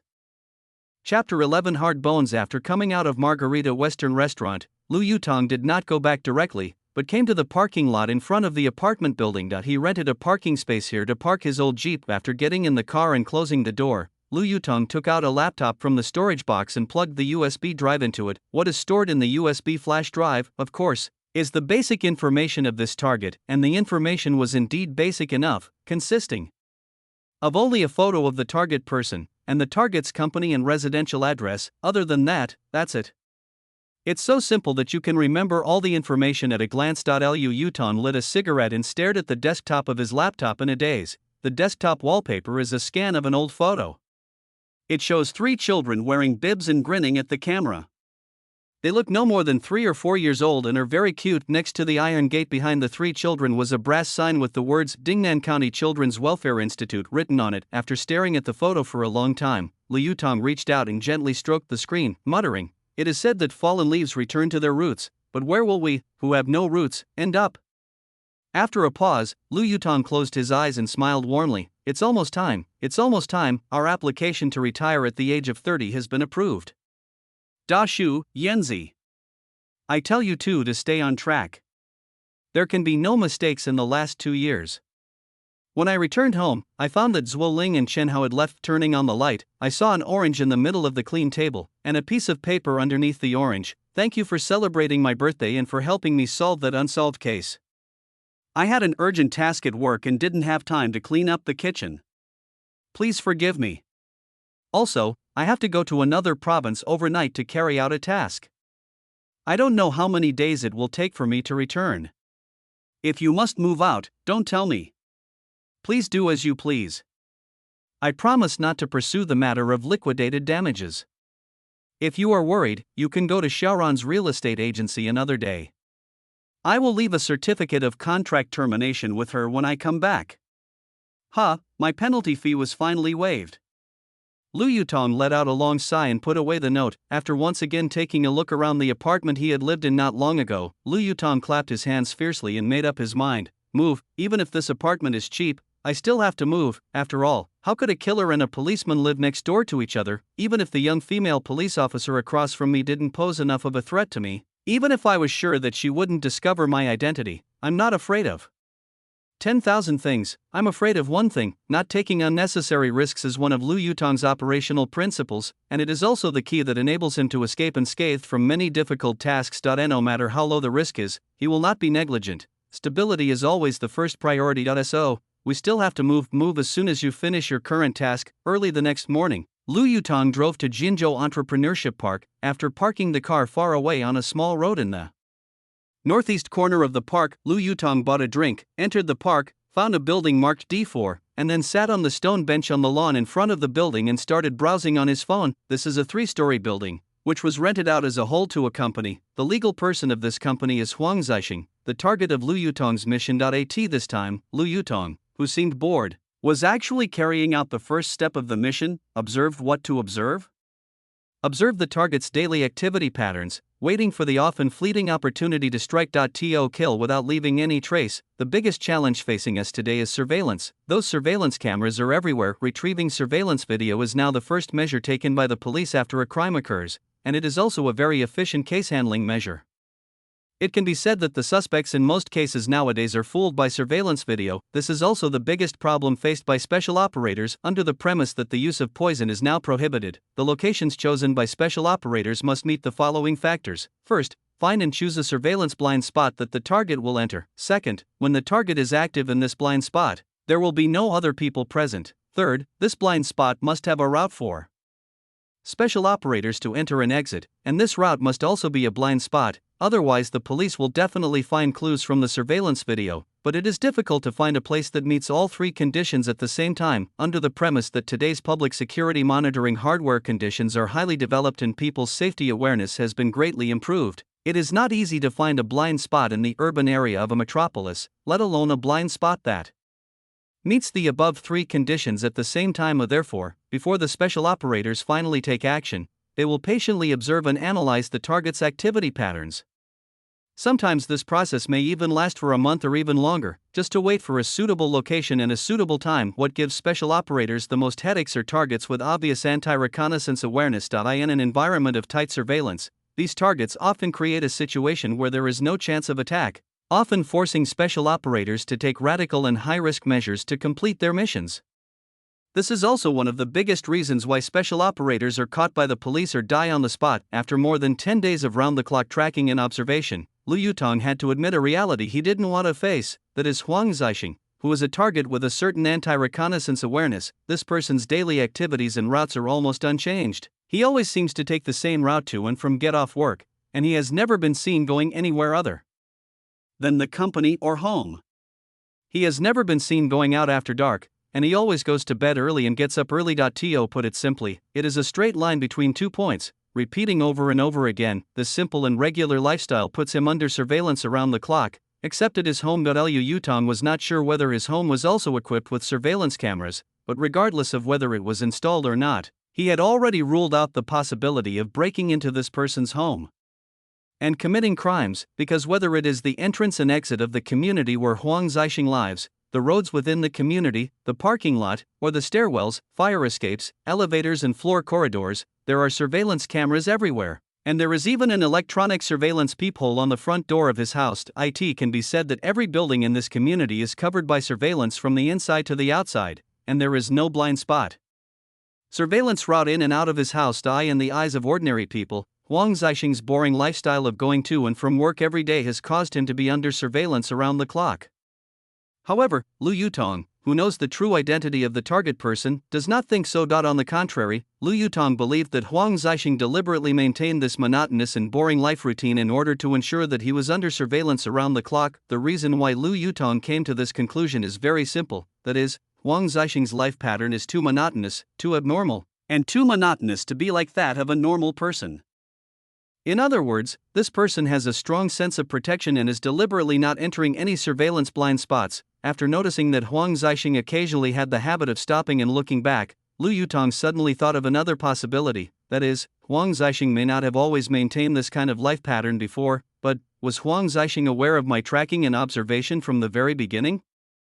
Or perhaps Huang Zixing's sixth sense detected something wrong. So that's why this guy changed his usual routine and made sure he was under surveillance at all times so that he couldn't find an opportunity to take action. Is this possible? Of course, because this person's true identity is a spy. He is also an excellent spy who has successfully exported a large amount of valuable information abroad. A good spy will certainly have keen insight. A good undercover worker will often have an unusually accurate sixth sense. After thinking about this possibility, Lu Yutong was overwhelmed. If this is true, it means that the first task he received after arriving in Golden State is a tough one. Hard bones often cause toothache when chewed. Chapter 12 Original Intention. After 2 weeks of follow-up observation, Lu Yutong still had nothing to show for it. Huang Zixing's activity pattern was as monotonous and stable as ever. If it were any other special operators, they would have taken a more risky approach to carry out this mission, but Lu Yutong is not someone else, he is Lu Yutong. He is one of the 3 top killers in the Grey Tower. When he was 18, he encountered an accident during a mission. Not only did he expose himself prematurely, but he also faced the danger of being surrounded and killed by the target's 13 well-trained men. When the reinforcements urgently dispatched by the superiors arrived, his colleagues were stunned. I saw a bloody man holding a dagger gasping for breath, and under his feet were 14 corpses lying in a mess. The terrifying skills he displayed in this battle led the organization to upgrade his rank to A level. At the age of 23, Lu Yutong, who was on a mission, hid in the water for a whole day and a night with a simple breathing device in order to wait for the right time to take action. When the organization thought he had drowned or been assassinated, news came that the target had died on the yacht. The amazing perseverance and patience he displayed during this mission directly led the organization to upgrade his rank to the top level, a level that other special operators could not even dream of. S level. Since then, Lu Yutong's style of executing tasks has also changed. If he was a brave and warlike lone wolf before, he is now a cheetah ready to pounce, observe, analyze, and observe again. He never alarms his prey unless he is absolutely sure. Once the opportunity arises, he will kill it with one strike and then disappear without a trace. Therefore, after 2 weeks of fruitless observation, the patient Lu Yutong remained calm and not at all anxious. His many years of experience in observing mission targets taught him one thing, which is, as long as the target is a human, there will definitely be mistakes. And no matter how cautious the target is, there will always be a moment when there is a gap. All he had to do was watch carefully and wait patiently, waiting for the mistake that will happen sooner or later, waiting for that moment. That evening, when Lu Yutong once again watched Huang Zixing return to the residential area, he also returned to the apartment building he rented. As I walked out of the elevator on the 6th floor, I saw the door of room 601 was suddenly pushed open. To Lu Yutong's surprise, the person who walked out of the door was not Zhuo Ling, whom she had not seen for many days, but her best friend Zhang Xiaoran. "Hey, isn't this Ms. Jian?" Lu Yutong poked his head in and looked inside the door. "Is your best friend back from her business trip? Come over to get together?"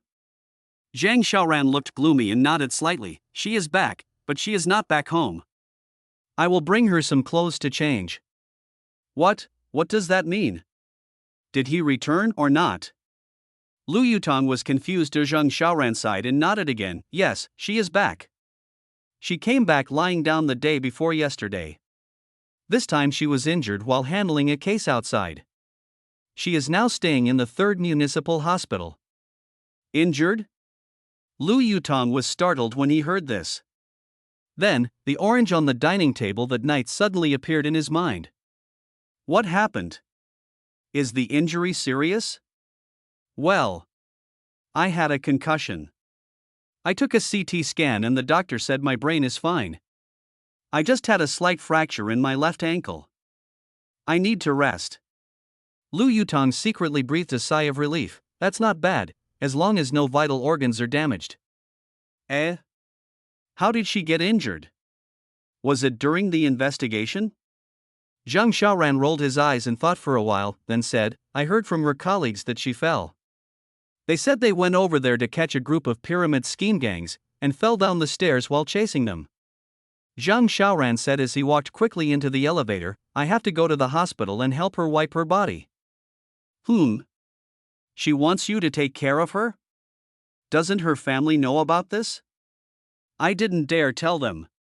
Ling said it was a small matter and told my colleagues and me not to inform her parents. Besides, her father's health is not very good, so it's better not to tell them. Lu Yutong looked at the large and small bags in her arms and asked, "Are you driving with all these things?" Zhang Xiaoran was stunned for a moment, then he said with a stifled laugh, "I do have a car, but I was caught drunk driving last year, and my driver's license was revoked. I haven't taken the test again yet. My sister is awesome." Lu Yutong also walked into the elevator. "Forget it. I'm just sitting around doing nothing at night. I might as well go to the hospital. Come on, let's go together in my car." So the two chatted casually in the car along the way, but when they talked about why Zhuo Ling gave up her superior life and insisted on becoming a criminal police, Zhang Xiaoran suddenly fell silent. "What's the matter? Is there something you can't tell?"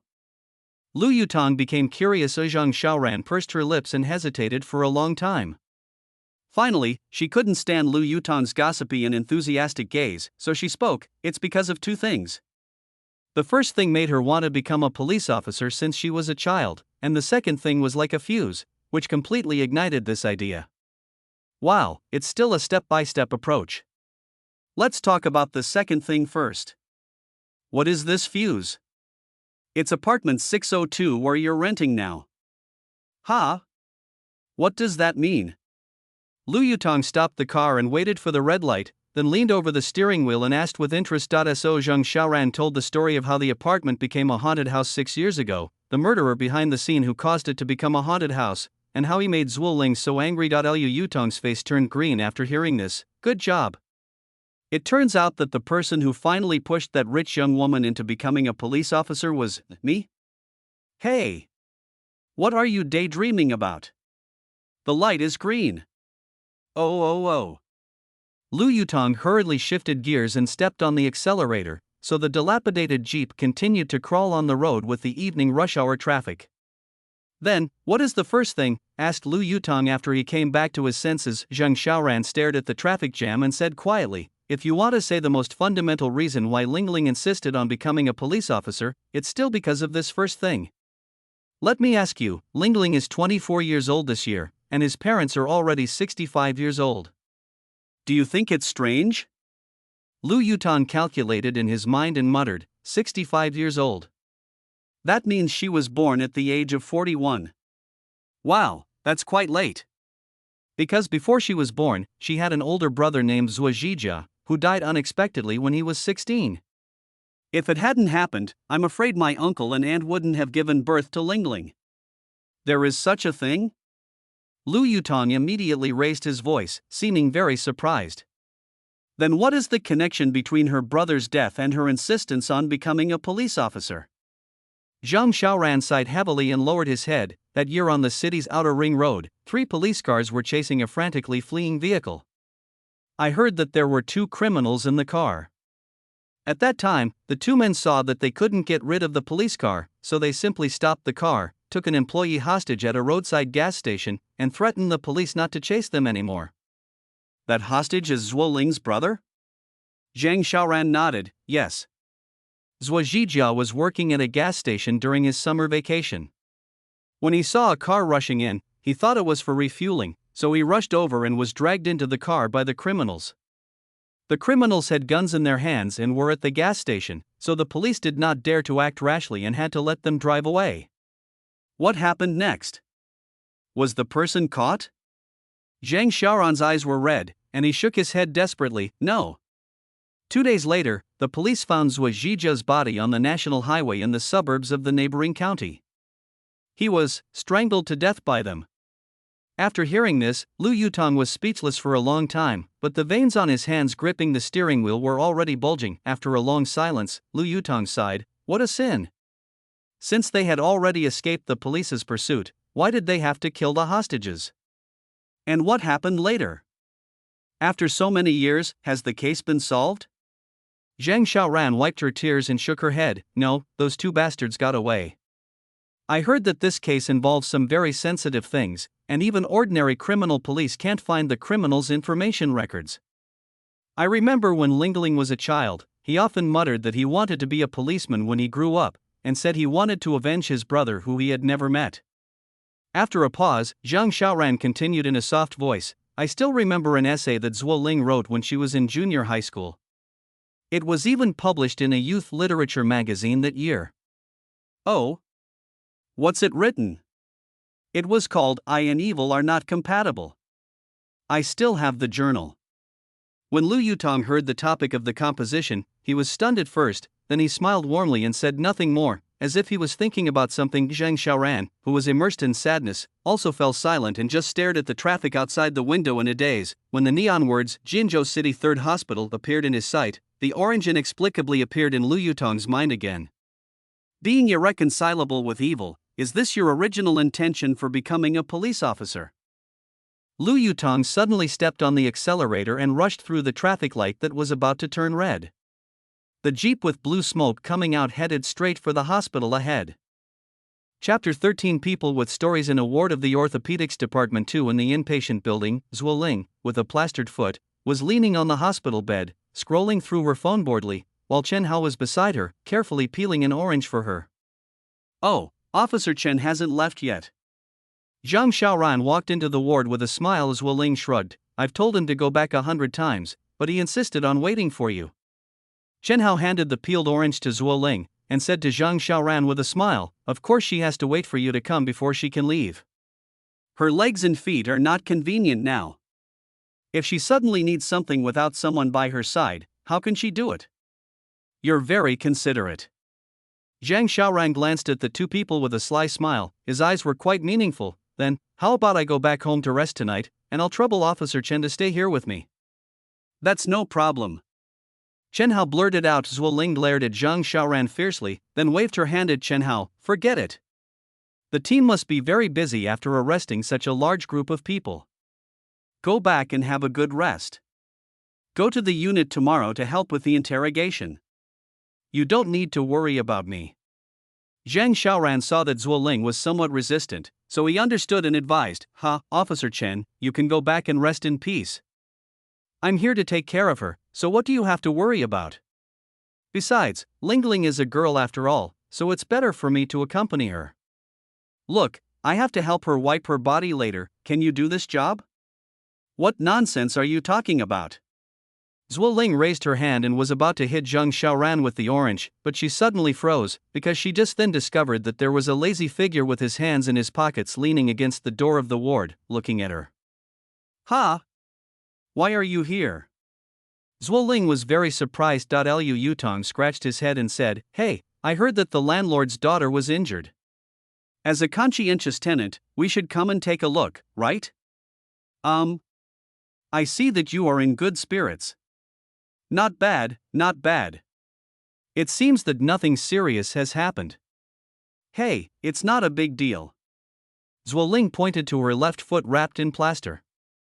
The doctor said that after the swelling goes down in a couple of days, I can go home and take care of it. He also said that I can even go to work with crutches. It's okay. Seeing the surprise on Zhuo Ling's face, Chen Hao felt a little disappointed, so he smiled awkwardly and patted his thigh. Well, since Miss Zhang is here to accompany me, I will go back first. Go ahead, go back and rest. Zhuo Ling simply waved his hands. Well, I'll go first. Oh, by the way, don't rush back to work, and don't always think about work. I'll take care of your work for you. It is said that it takes 100 days to heal a broken bone. You have to be careful in your daily life, and don't let the injured foot bear any stress. It will be troublesome if it is not healed well and leaves some sequelae. Chen Hao nodded to Zhang Xiaoran, put on his police hat, got up and left, but just after taking 2 steps out of the ward, he suddenly stopped and looked back at Liu Yutong, who was still leaning against the door. Ha! Something? Liu Yutong noticed the gaze behind him and turned around. Chen Hao adjusted his police hat, looking very nervous. It's just nothing.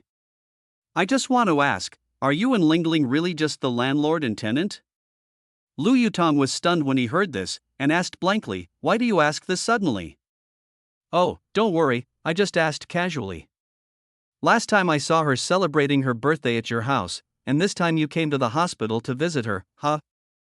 I was thinking that there are so many tenants in her apartment building, but you are the only one who came to visit. So, I just asked this question. After listening to his hesitant words, Liu Yutong finally understood what was going on, so he waved his hand and said, Oh, don't let your imagination run wild. She and I are just a landlord and tenant real. Liu Yutong nodded vigorously, then walked forward and patted Chen Hao's arm. Hey buddy, if you are interested in her, you should pursue her without hesitation. Anyway, you can rest assured about me. Apart from living next door to her, there is nothing wrong with her and me. What's the matter with that? Although he said that, Chen Hao couldn't help but smile happily. As Lingling's colleague, thank you for coming to visit her. Then. I'll be leaving first. You guys can continue chatting. Okay. Liu Yutong tried very hard to hold back his laughter. Hey! What are you guys talking about secretly outside? At this time, Zhuoling's voice came from the ward. Liu Yutong turned around and walked in, with a sly smile on his face. What are we talking about? Guess what? Hee hee, I really care about you. TSK. Stop talking nonsense. Zhuoling rolled her eyes and threw an orange slice into her mouth. Hey. I thought you should have moved out a long time ago. Where do you live now? Humph, can you still find such a cheap apartment? He hasn't moved out. I just ran into him when I got your clothes and went out. Look, I came here in his car. Zhang Xiaoran said casually while packing his things. Zhuoling turned her head sharply and looked towards Lu Yutong. You didn't move away. Lu Yutong said expressionlessly, no. So when are you planning to move out? Yes, when will we move out? Lu Yutong touched the stubble on his chin and looked up at the ceiling, recalling the title of the composition that Zhang Xiaoran mentioned, as well as the matter of Zhuo Zhijia. After hesitating for a while, Lu Yutong smiled bitterly and shook his head. For now, let's not move, we'll talk about it later. Zhuoling was stunned when she heard this. She forgot to chew the orange slice in her mouth. No. This is really weird. Who is the one who keeps pestering me to waive the penalty for breach of contract? You finally got it, and you are not in a hurry to move out. What's the matter with you? So I'll move tomorrow? Wow, please don't do that. Zhuoling was so excited that she sat up straight, forgetting for a moment that her injured left foot, and grimaced in pain. Look at you. Why are you moving around? Do you think it's okay? Zhang Xiaoran hurriedly supported her and scolded her harshly as Zhuoling ignored her and grinned like Lu Yutong. You'd better not move out. That haunted house is counting on you to change its image. Hee hee, you have to stay as long as possible. The recovery of the apartment's market value depends entirely on you. However, Lu Yutong rarely teased her and just stared at her face silently, eye in his eyes. Zhuoling at this moment was neither a landlord nor a criminal police officer, but just a stubborn girl. A stubborn girl who lives for her brother and dares to declare war on evil. Do you know what I suddenly thought of when I woke up after fainting? Zhuoling felt a little uncomfortable with his blank gaze. What did you think of? Lu Yutong came back to his senses. Zhuoling stared at the plaster on her foot and laughed. I don't know why, but I suddenly remembered the dishes you cooked. Hee hee, my colleagues were all around me, checking my injuries, but I was thinking about the dishes you cooked. Oh my god, it's so funny to think about it now. How greedy must I have been? Lu Yutong burst out laughing. That's not surprising, my cooking skills are indeed worthy of your disregard for life and death. Zhuoling rolled her eyes. Tisk, I knew you were going to show off. Ha, if you want to come to my house for a meal in the future, you have to pay for it. Food is so expensive nowadays. Lu Yutong turned and walked towards the door, waving his hand with his back turned. Take good care of yourself, Officer Zhua. I'm going to go back to sleep first. I have things to do tomorrow. Ah, okay. Zhuoling watched the figure walk away with loose steps, then stared at the door in a daze. What are you thinking about? Zhang Xiaoran pushed her gently, then pointed at the empty door and said, Why? Are you, Don't talk nonsense. Zhuoling pushed her back and looked at the door again. How should I put it? I always feel that this guy is a little strange, but I can't tell exactly what's strange about him. TSK. You see, he always looks stingy and unruly, but I feel that this must be a superficial appearance. Maybe this guy is actually a person with a story. Zhang Xiaoran poked her forehead fiercely with his finger. Silly girl. You are interested in me, don't you know that? You're still talking nonsense. I'll crush your mouth. Ouch, my feet, it hurts so much, look at you. Are you still moving? If you really become a cripple, you won't be able to get married. Chapter 14. As a last resort, just after leaving the hospital, Lu Yutong received a text message on his mobile phone. It was still the number with no name saved, and the text message content was still two numbers. 00.00 is the coordination mission code issued by the liaison station, which means that special operators should meet at the liaison station immediately to redeploy the current mission or issue a mission change notification. So Lu Yutong got in the car and went straight to Margarita. Western Restaurant Da in the office on the second floor of the restaurant, Pei Min, who had just answered a phone call, was waiting for Lu Yutong's arrival. At this moment, her brows were furrowed, as if the phone call just now had seriously affected her mood. Is there something? Lu Yutong asked directly when he pushed the door open. More than half a month has passed and you still haven't taken action. Is it difficult to deal with Huang Zixing? Pei Min also went straight to the point. You called me here just to question me? Lu Yutong sat down opposite her, took out a cigarette and put it in his mouth, glancing at her with the side of his eyes. No, don't think too much. You are one of the 3 S-level special operators in the organization. I respect you. I am just talking about the mission. Facing this special operator who always frightened him, Pei Min's tone tonight was unusually direct and tough. Facing the light that Pei Min handed over, Lu Yutong hesitated for a moment, then leaned in and lit the cigarette in his mouth. Why, are the higher-ups putting pressure on you? Pei Min nodded, yes. Lu Yutong exhaled a puff of smoke and shook his head slowly. That Huang Zixing seems to be very alert. I can't find a suitable opportunity to attack. Let's observe for a while. I won't take any risky measures unless it's absolutely necessary. I guess now is the time of last resort. Lu Yutong raised his eyebrows. What do you mean? This is a telephone recording we intercepted yesterday. It's a conversation between Huang Zixing and the embassy of their country. Please listen to it first. Pei Min pressed the enter key on his laptop. So what are you worried about now? The first voice that came was a woman's, of course, speaking the language of their country, English. I'm not sure. Huang Zixing's voice came. I always feel that something is wrong recently. Well, it's very wrong. Is someone watching you? Or did a stranger do anything sudden to you? The woman asked. No. I haven't found anything yet. I just simply feel that something is wrong. I want to apply to end this mission. After all, we have already obtained the most important intelligence. There is no point in me staying here. On the contrary, there is a risk of being discovered. The woman was silent for a moment, then said, Okay, you can leave. Then I will deal with the company here as soon as possible and buy a plane ticket to return home next week. No problem. Pete Huang, on behalf of the country, I thank you for your contribution. We are proud of you. After saying that, the woman hung up the phone. Are you going to run away? Lu Yutong's brows were already furrowed. Pei Min closed his laptop, sighed softly, held his forehead and said weakly, I just received a call from the higher-ups, and the tone was very bad. Huang Zixing must not be allowed to return to China. If our Grey Tower cannot deal with him before he escapes, then the National Security Department will have to go to the airport to arrest him and go through the formal legal procedures. But if that happens, our Grey Tower will lose face. I understand. Lu Yutong pressed the cigarette butt into the ashtray and brushed off the ashes that fell on his trouser legs. If that's the case, then I'll make it quick and easy.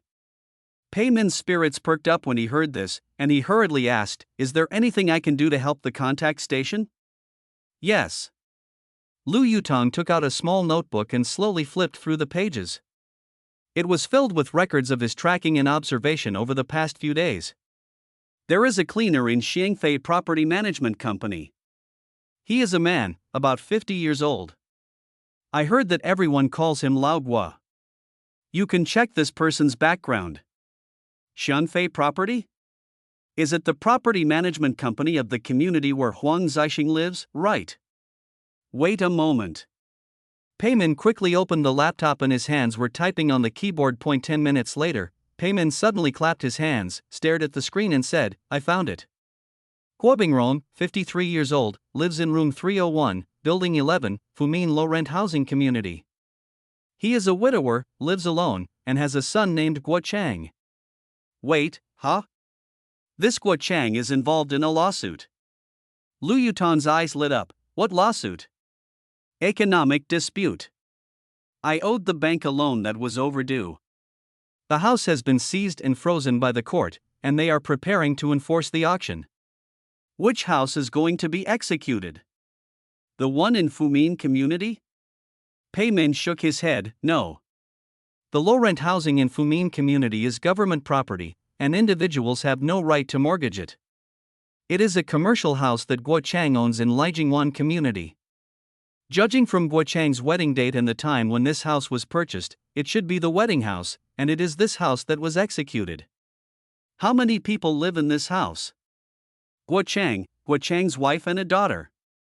Lu Yutong raised his lips and said, that is to say, if this house is auctioned off, this family of 3 will have nowhere to live? Guo Chang's wife is from another place. Yes, if this house is auctioned, Guo Chang's family will have nowhere to go. They can only apply for government low-rent housing like his father did. How much does Guo Chang owe the bank? Pei Min seemed to understand what Lu Yutong was thinking. After a pause, he said, 350,000. Hey, you don't mean to? Lu Yutong waved his hand to interrupt her. Now that things have come to this, I don't think the higher-ups will mind this mere 350,000 yuan of funding. Oh, what you said. Pei Min's eyes swept across Lu Yutong's face with a teasing smile, and he smacked his lips from time to time. This mission is yours, and it stands to reason that you should pay for it yourself. After all, you will receive 1.2 million for this mission, and this 350,000 should be regarded as the cost of completing the mission. Lu Yutong said with a straight face, if you carry out this mission according to my method, you won't have to pay a penny. But now we don't have time to carry out the original plan, right? Otherwise, you can talk to your superiors and ask them to replace this mission with a more capable special operative? Or just let the National Security Department handle it? Looking at Lu Yutong's serious face, Pei Min couldn't help but burst out laughing, then twisted her waist and paced around him. I've heard that you are not only good at executing tasks, but also very stingy. Ha, your income is probably among the best among special operators in the country, right? I really don't understand why you are so frugal. Forget it, I think at this juncture, in order to save face, the higher-ups will not mind this funding. How about I help you apply for it right away? As soon as possible. Lu Yutong seemed to be disgusted by this woman's desire to show off her charm all the time. Without saying much, he stood up and left quickly. Wait.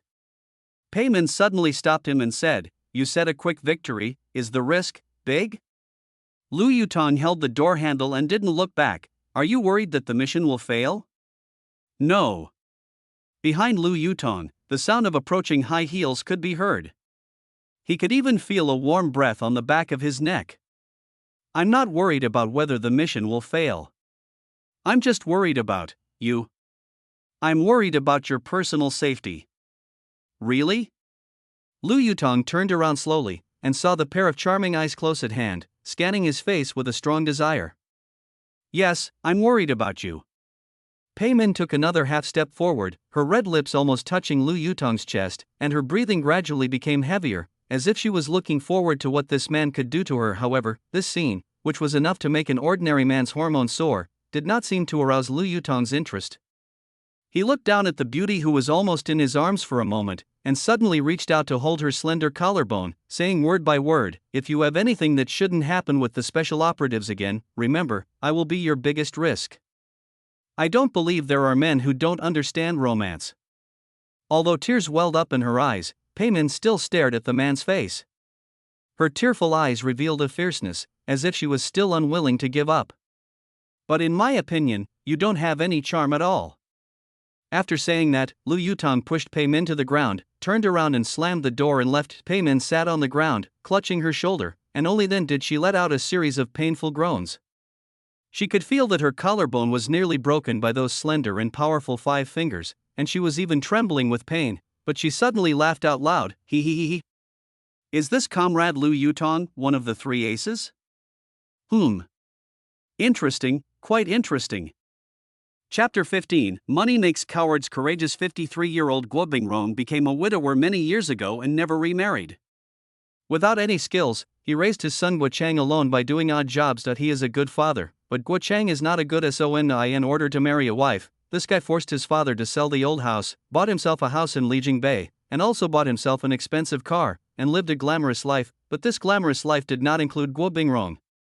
He could sense his son and daughter-in-law's dislike for him, and without them telling him, he applied for a small low-rent apartment to live alone. He should have been enjoying his old age with his children and grandchildren around him, but now he was living like a lonely old man. At about 9 o'clock that evening, Lu Yutong knocked on his door when Guo Bingrong saw a man wearing a baseball cap, a mask and sunglasses standing outside the door late at night. He was frightened and at a loss as to what to do. He didn't know how to ask who the man was. "Master Guo, you don't have to be afraid." Lu Yutong spoke first. Who are you looking for?" Guo Bingrong glanced at the black plastic bag in the man's hand. He didn't know what was inside and swallowed nervously. "Is your son's house going to be auctioned off by the court soon?" Guo Bingrong stared blankly for a long while, then asked stiffly, Are you from the bank?" "No, I'm not from the bank." Lu Yutong walked in without waiting for the host's invitation and quickly turned off the lights in the room. "Close the door. I have something to tell you." Seeing this mysterious stranger breaking into his home in the middle of the night and turning off the lights for no apparent reason, Guo Bingrong dared not close the door easily. "What on earth do you want to do?" "I only have a few $100s in my house. As long as you don't hurt me, I'll give you all of it. How about I help Guo Chang pay back the 350,000 yuan he owes?" Lu Yutong went straight to the point. "What?"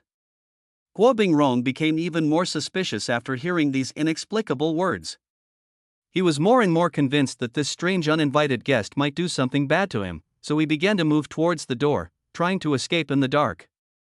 "Don't be afraid, I'm serious." Lu Yutong lifted the black plastic bag in his hand, and 35 bundles of brand new banknotes were poured onto the table. Then he pulled out another flashlight and shone it on the table. This. Guo Bingrong had never seen so much cash in his life and was stunned. "Can we close the door and talk now?" It is said that alcohol can make cowards braver, but the omnipotent money is just as effective in giving people courage as alcohol. Sure enough, after a short period of hesitation, Guo Bingrong simply chose to close the door and sat down obediently in front of the small table piled with cash. "We don't know each other, why are you helping me?" Guo Bingrong tried hard to see the other person's face, but it was pitch dark and there was only one flashlight, and it was shining on the table, so he couldn't see clearly. Lu Yutong handed over a cigarette and said calmly, "I'm a very generous person. If you just do me a favor, you can take the money."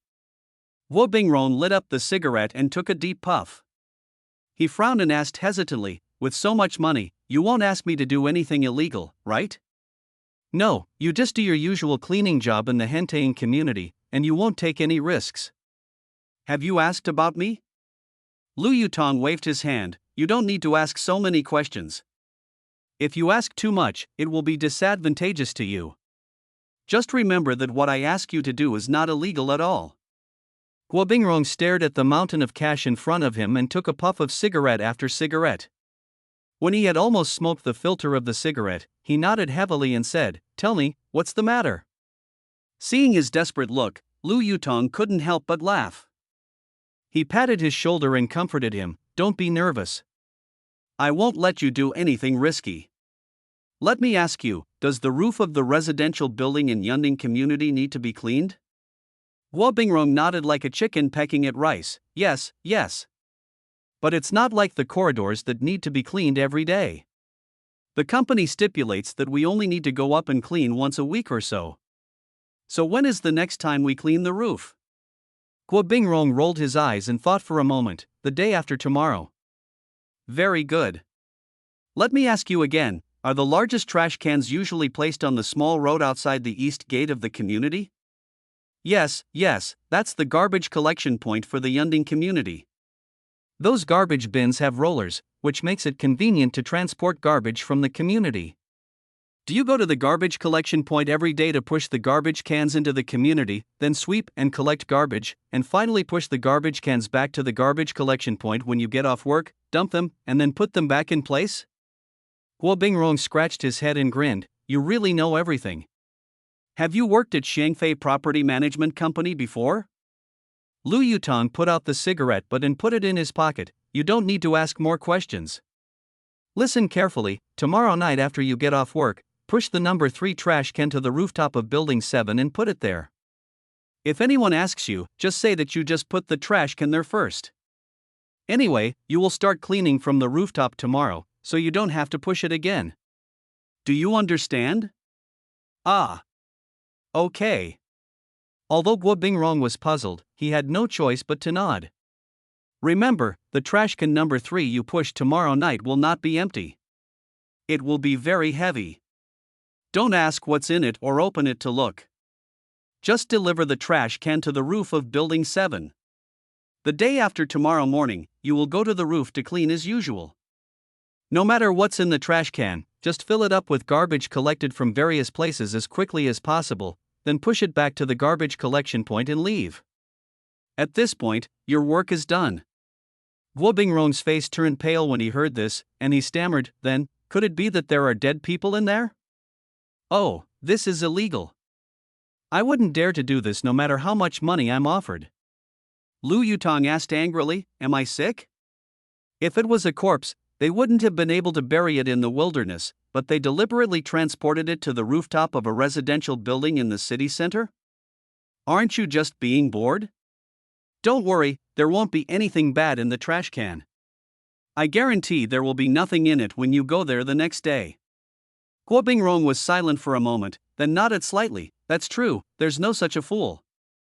So, if I just do these, I can get 350,000? Lu Yutong nodded, yes.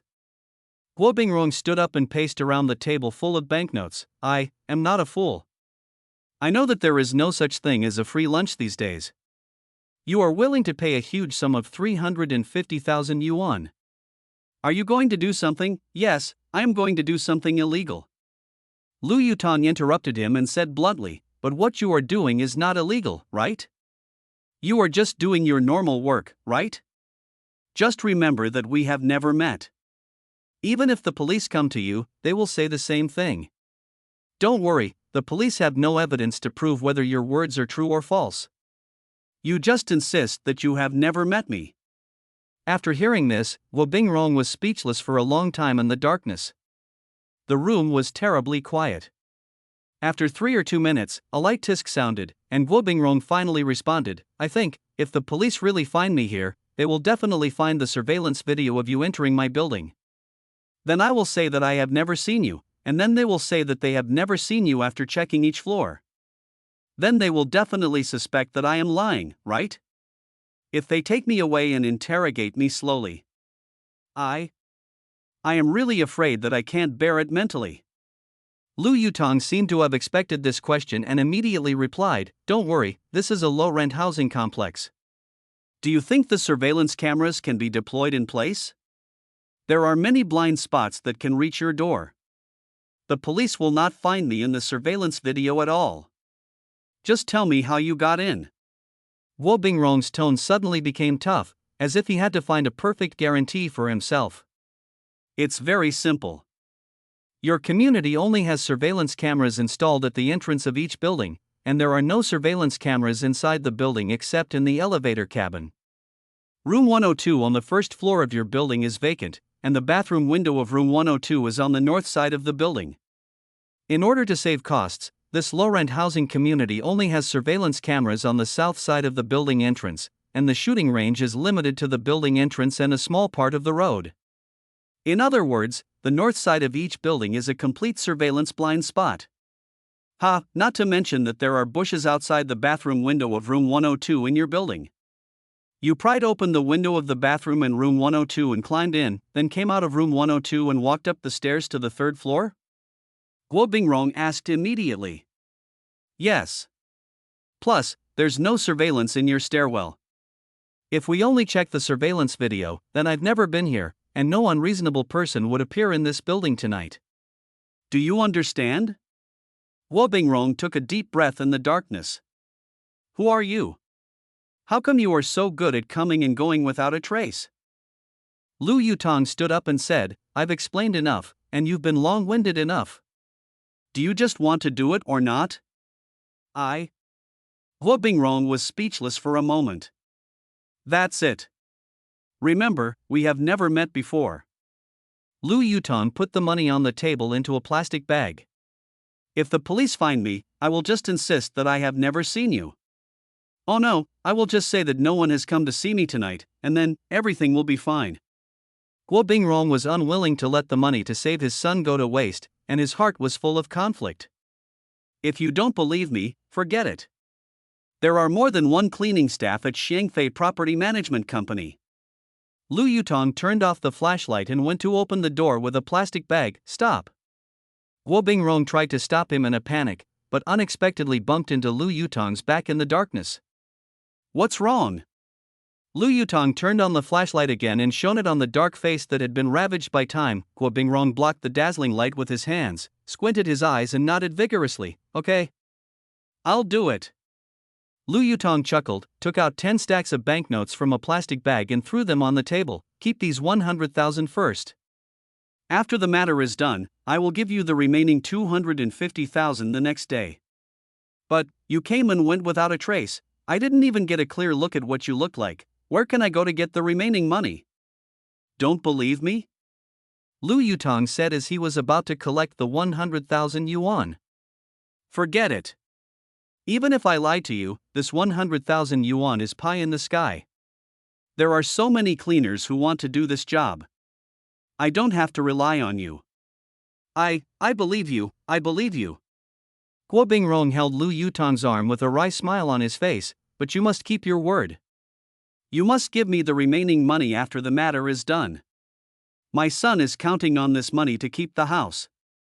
Lu Yutong took back his hand that was holding the money and said with a smile, Your son lives in a high-end apartment building, but he left you in this low-rent apartment.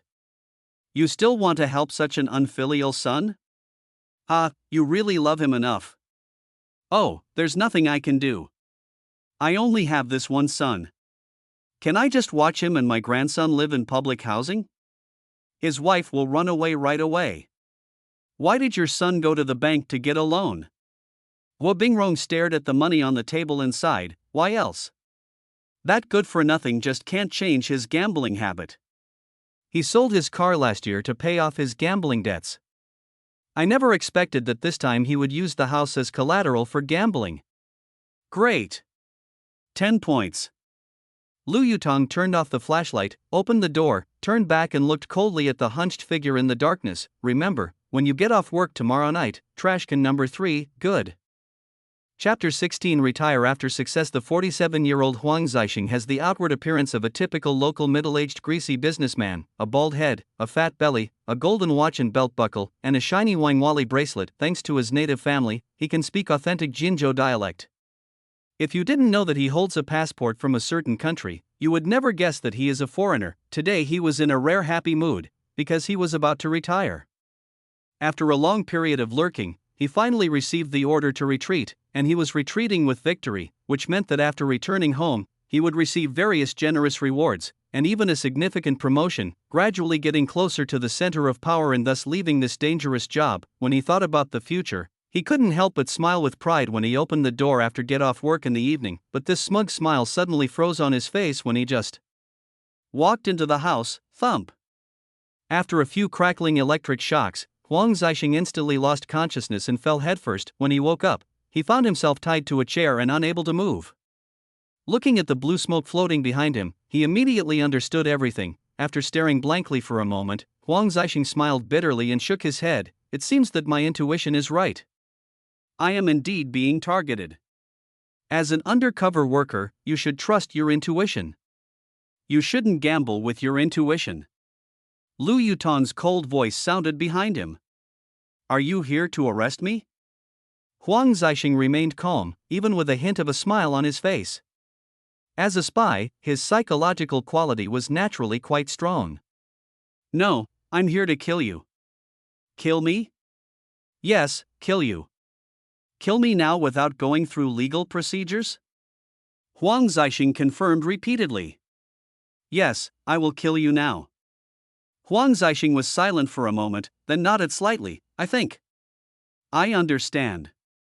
You are not a policeman, nor an agent of the National Security Department. If I am not mistaken, your identity should be similar to mine, and you are also not allowed to see the light of day. Lu Yutong put out his cigarette, then put the butt in his pocket as usual. You are right. Besides, we both serve the same people, for the benefit of our respective countries. Huang Zixing laughed dryly a few times, shook his head and said, but you are too reckless. The place you chose to kill me is not appropriate. This mistake of yours is bound to bring shame to your identity and the organization behind you. Lu Yutong stared at the back of his head. What did you say? I chose this community carefully. There is no blind spot for reaching my door. Even if you break in through the window, it would be a mistake because every wall of every building here is also under surveillance. Lu Yutong nodded. You are right. This way, after the police find my body, they will definitely find you in the surveillance video, and your whereabouts will soon be known to the police. Ha, an elite in a special industry will be caught by an ordinary policeman in the end. Although you will definitely not bear any consequences in the end, but don't you feel ashamed? Lu Yutong smiled and patted his shoulder from behind, as if he were an old friend. There are still blind spots that can enter your house. Where? Lu Yutong pointed to the ceiling, the rooftop. Huang Zixing was startled, but quickly retorted, yes, even if there is no surveillance on the rooftop, if you want to enter my house from the rooftop, you must descend from the outer wall and break into the window. Once you appear on the outer wall, it means you are within the surveillance range. I did not touch your windows or climb any building exterior walls. That's ridiculous. Did you drill through the floor? After saying this, Huang Zixing was suddenly stunned. He seemed to have thought of something. After a brief silence, he suddenly turned his head and looked towards his own kitchen. I saw that there was a big hole in the tiled chimney in the corner of the kitchen, and judging from the shape of the crack, it must have been forcibly kicked open from the inside. Smoke duct. Looking at the rope sticking out of the big hole, Huang Zixing understood instantly this guy was descending from the chimney on the roof. Lu Yutong raised his lips and said, yes, the chimney. This is a 33-story residential building. The chimney is at least 60 centimeters long and wide, which is enough to accommodate one person. Carefully selected? Don't be ridiculous. If you really carefully selected, you shouldn't choose to live on the top floor, because the vertical distance between the chimney opening on the roof and your house is only the thickness of one floor. After a pause, Lu Yutong patted his shoulder again and said, if it were me, I would choose one of the 11-story residential buildings in this community as my base.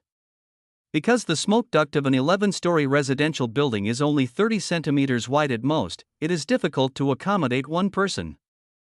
Huang Zixing was stunned for a long while, and a bitter smile appeared on his face again. Yes, this is indeed my negligence.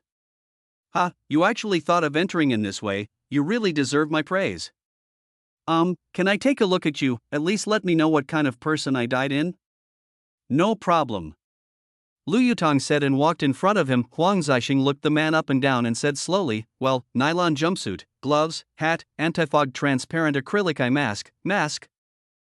This is what I expected, in order not to leave any biological samples here. But then Huang Zixing suddenly grinned and said, however, you still neglected one thing. Oh? Lu Yutong walked back behind him again. Tell me about it. As far as I know, there is absolutely no blind spot on the route to the rooftop. Whether it's the elevator or the stairs, or even if you are skilled enough to climb up directly from the outer wall, you will be exposed to the surveillance. Don't worry, there won't be a single trace of me in the surveillance video. Lu Yutong clapped his hands and took a deep breath. Okay, enough gossip. You, stop it too. Huang Zixing couldn't laugh this time. He just hung his head in silence for a moment, then asked in a deep voice, is there anything to talk about? Are you someone who can be bribed? Lu Yutong simply shook his head, no. It really doesn't work. This is also within my expectations. After saying that, Huang Zixing let out a long sigh. He seemed very calm and even somewhat composed. Since you're in this line of work, you must have been mentally prepared for this moment. Lu Yutong picked up a roll of plastic wrap and slowly unwrapped it. You successfully completed your mission, and your death is not shameful. I'm sure your country will give you a hero's funeral. Huang Zixing raised his head and sighed, yeah. I guess so. But if I can retire after achieving my goal, if I can live to share this honor with my children, that would be perfect. Retire after achieving success? Lu Yutong stopped tearing off the plastic wrap, thinking, yes, for people like us who are not willing to see the light, isn't the biggest wish to achieve success? Even if we don't have any achievements, as long as we can be a free man and an ordinary person again, that would be the most perfect ending for us. Hearing these empathetic words, Huang Zixing suddenly laughed, but tears also flowed down his face. Well said. Man, if you can successfully make it to that day, I am sincerely happy for you. Come on, we all have our own positions, let's do it. Represent your country and do what you should do. Putting aside your position, you've already been very successful in delivering such important information. If you think about it, death is also a kind of relief. You can be considered to have retired with honor. As he spoke, the plastic wrap in Lu Yutong's hand had already covered Huang Zixing's mouth and nose. Huang Zixing's chest began to heave violently.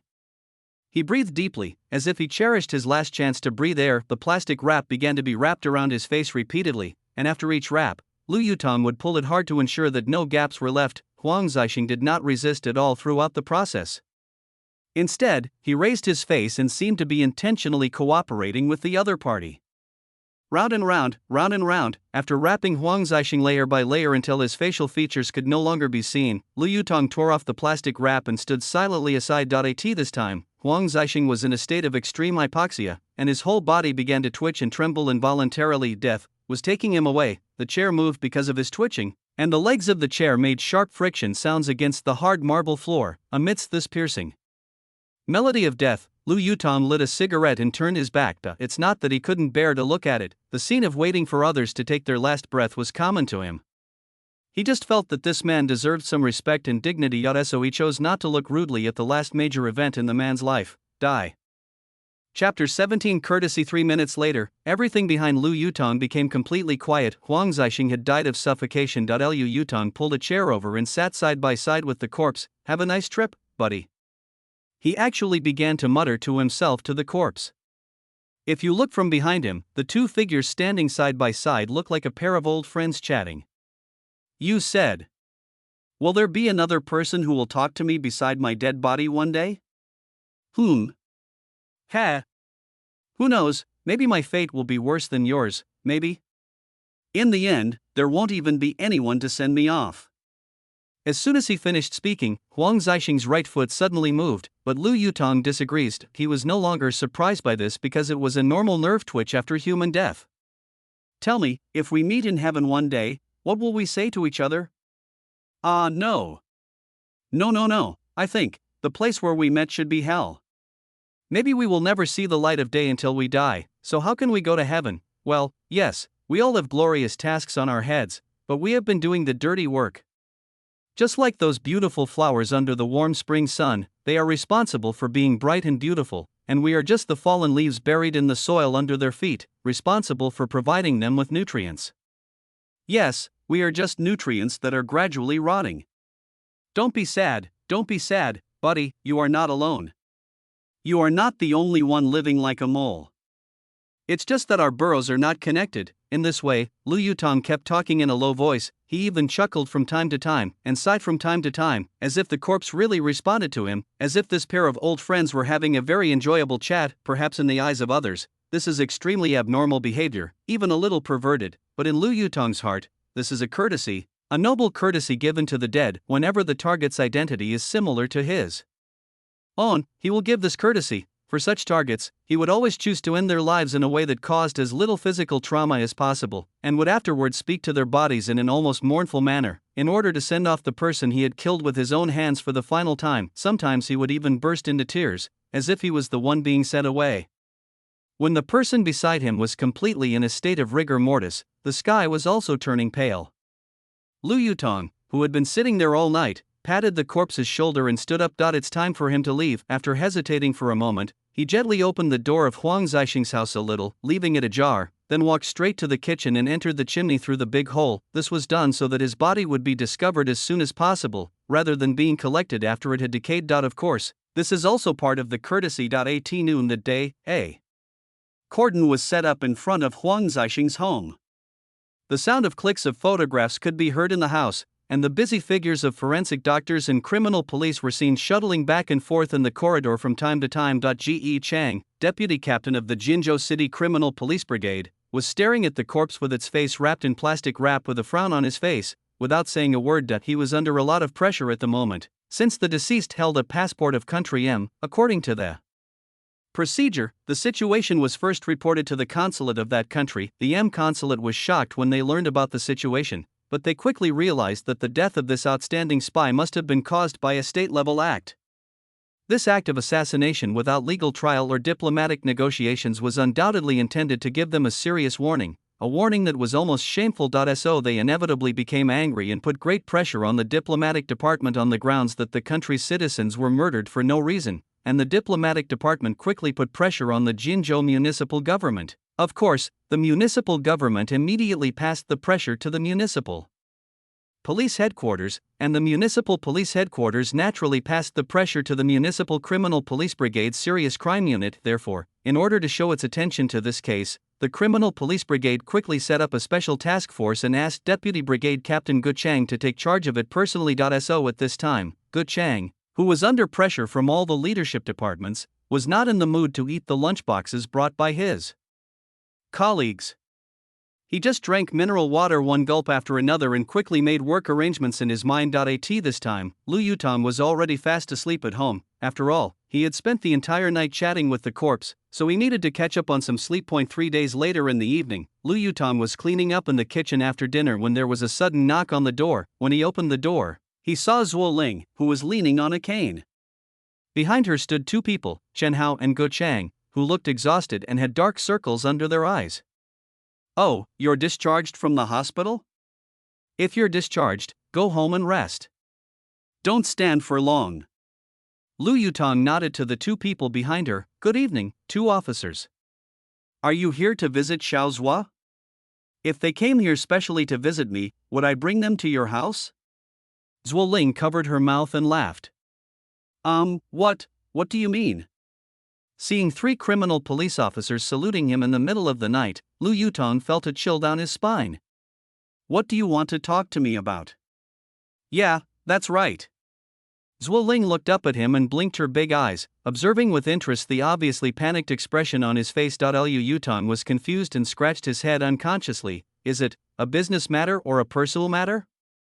Zhuo Ling stretched out a finger and poked Lu Yutong's arm, and asked faintly, "Why are you panicking? Are you hiding something?" Tell me the truth, what bad things have you done?" "Okay, Xiao Zhua, stop teasing him." Gu Chan walked up to him with a smile and extended his hand to Lu Yutong. "Hello, Xiao Lu, I'm sorry to disturb your rest so late at night." Lu Yutong hesitated and held Gu Chang's hand. No, what do you want to talk to me about, Captain Gu?" But before they finished their greetings, Zhuo Ling poked Lu Yutong's arm again. "Hey!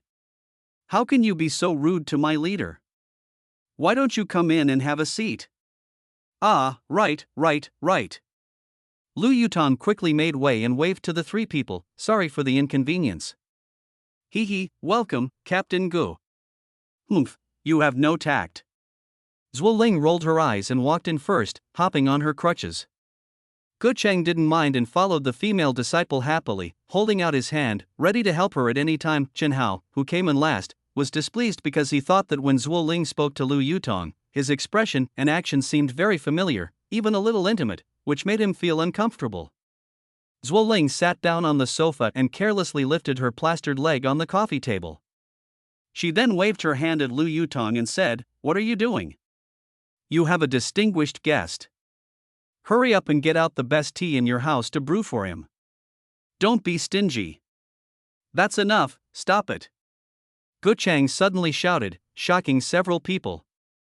"Why did we come to look for Xiao Lu in the middle of the night? Why are you bothering him? Can't you tell the difference between the important and the urgent?"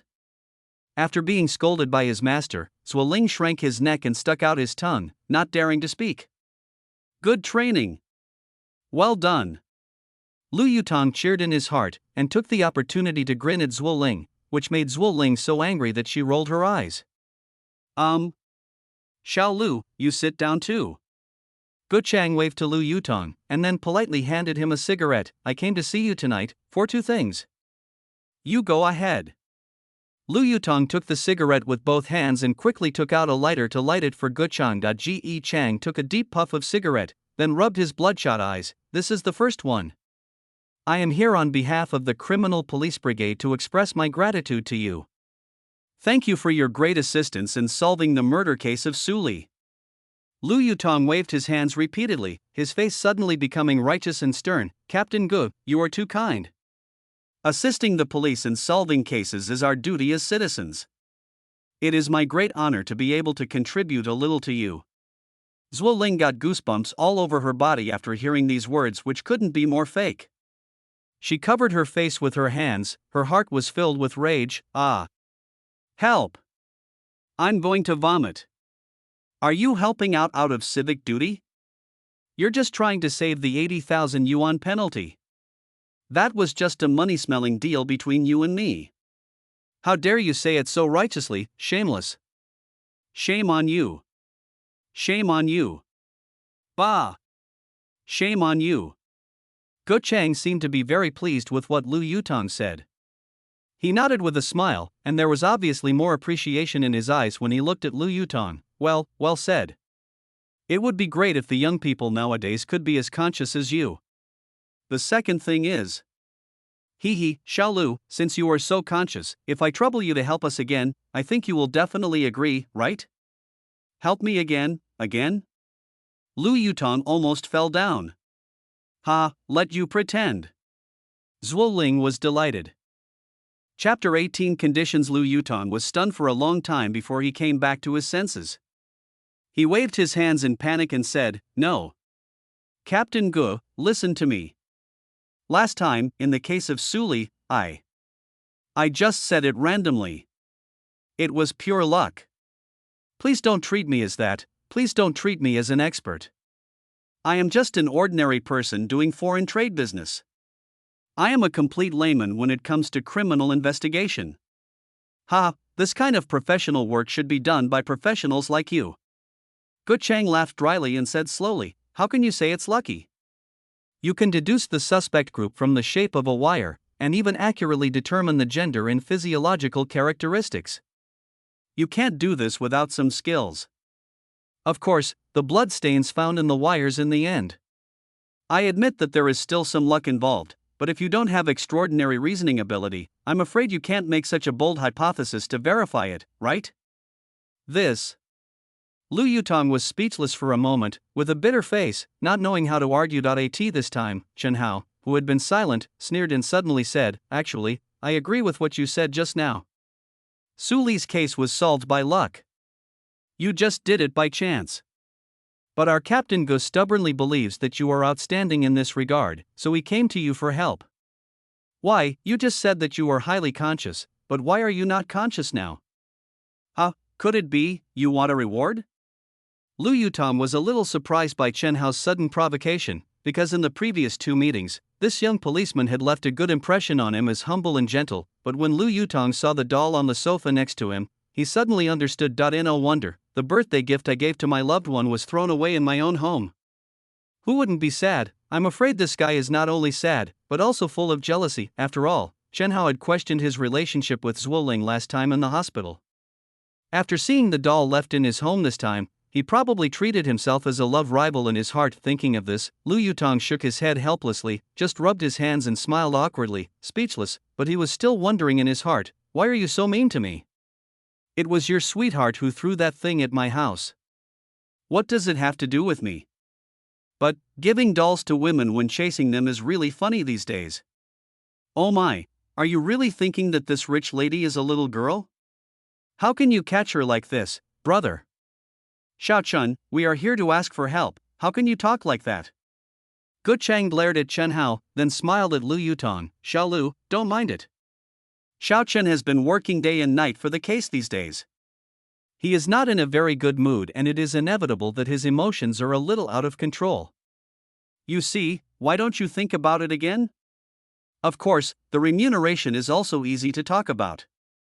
After all, we used to invite criminal investigation experts from other provinces and cities to help, and there were fees. We can put it on the table openly and clearly. There is nothing to be ashamed of.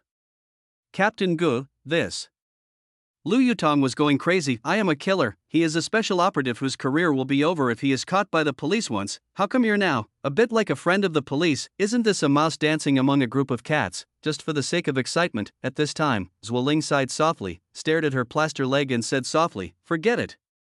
Captain Gu, let's go. After all, he is just one of my tenants.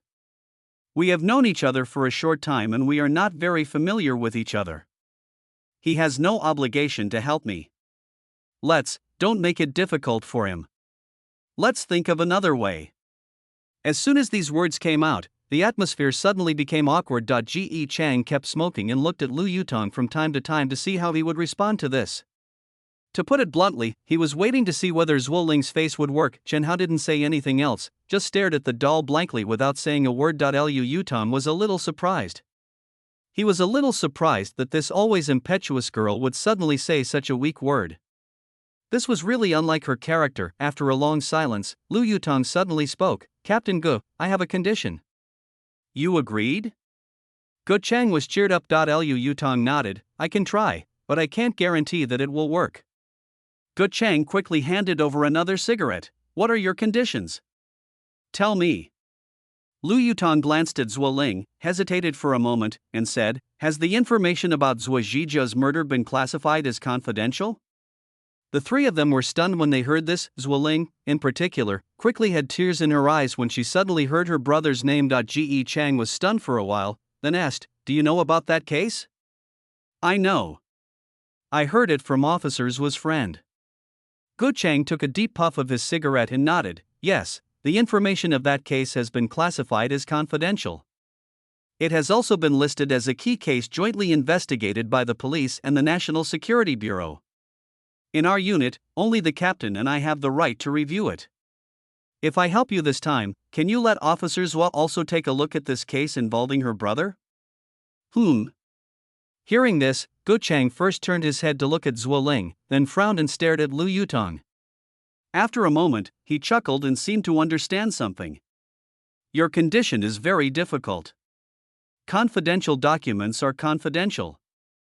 No one is allowed to view them unless they are at a certain level or position.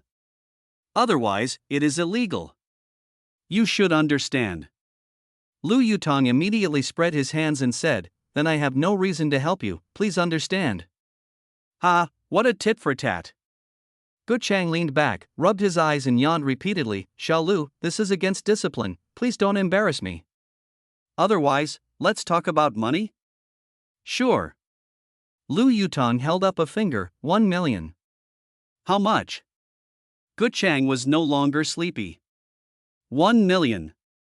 Lu Yutong repeated expressionlessly. Chen Hao immediately started yelling, what a joke, do you really think you are Sherlock Holmes? Captain, let's go, there are plenty of criminal investigation experts who can cooperate with us, do we really have to rely on him? Gu Chang ignored Chen Hao, his face gradually darkened, and his fingers tapped on the coffee table with a bang-bang sound. Xiao Lu, we are sincerely asking for your help. If you don't agree, forget it. There is no need to make fun of us. Lu Yutong remained calm and said, or you can show Zhuo Zhizha's case to Zhuoling. I don't want a penny. Gu Chang waved his hand and said, no room for negotiation. Xiao Zui is the victim's biological sister and my apprentice. I have rejected her requests to see the case file many times because of this relationship. This is a disciplinary issue. How dare I agree? I don't care what your relationship with Xiao Zui is, and I don't know why you want to help her so much. No room for negotiation. Then I won't see you off. Lu Yutong stood up, opened the door, and ordered everyone to leave. You. Gu Chang was obviously irritated. He turned his head and glared at Lu Yutong. Young man, don't be so arrogant just because you are smart. You are not helping me, you are helping the victim in justice. Are you a person without a sense of justice? You don't need to give me a political lesson. There are many ways to uphold justice.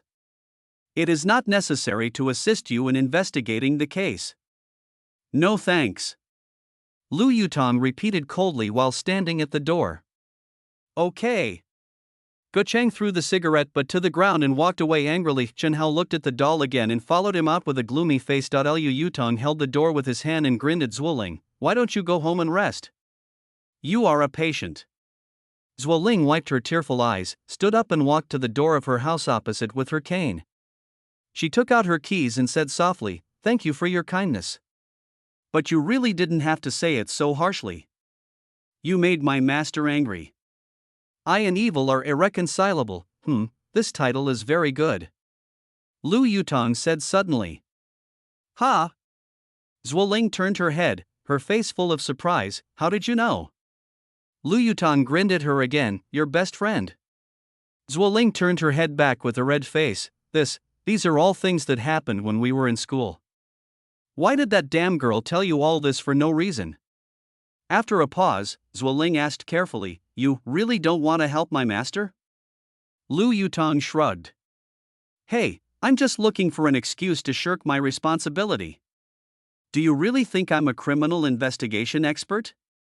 Don't you know my own weight? I don't have that ability. If I really agree, it will delay your work. Zuoling rolled her eyes and said, You are really amazing. You chose to come up with such a tricky excuse. Look how angry my master is. Hey, you can just act coquettishly and coax her some other time. Good night, landlord officer. Zuoling opened the door of her home listlessly and waved her hands behind her. Okay, good night, haunted house tenant. Oh, by the way, I forgot that doll at my house. Take it back quickly. It's someone's heart after all. I don't want it. Zuoling closed the door. Chapter 19. Once you say something, it's no use. The peach leaves are pointed, and the willow leaves cover the sky. At about 10 o'clock in the evening, Lu Yutong finished washing up, humming a little tune and lying on the bed, but just as I was about to turn off the lights, there was a knock on the door. It's really lively tonight. Who is this? Lu Yutong got out of bed with an unhappy look on his face and opened the door. Standing outside the door was Zhang Xiaoran in pajamas. Ha? Miss Shen? Why are you here? Lu Yutong was very surprised. Lingling has trouble walking, so I came to take care of her after get off work. Zhang Xiaoran quickly returned to the door of 601 opposite and waved to Lu Yutong. Lingling asked me to call you over for something, come quickly. Oh? Lu Yutong smiled like a pervert. Two beautiful ladies in pajamas invite me to your boudoir late at night? Oh, hurry up. Zhang Xiaoran stamped his feet. You really let me in.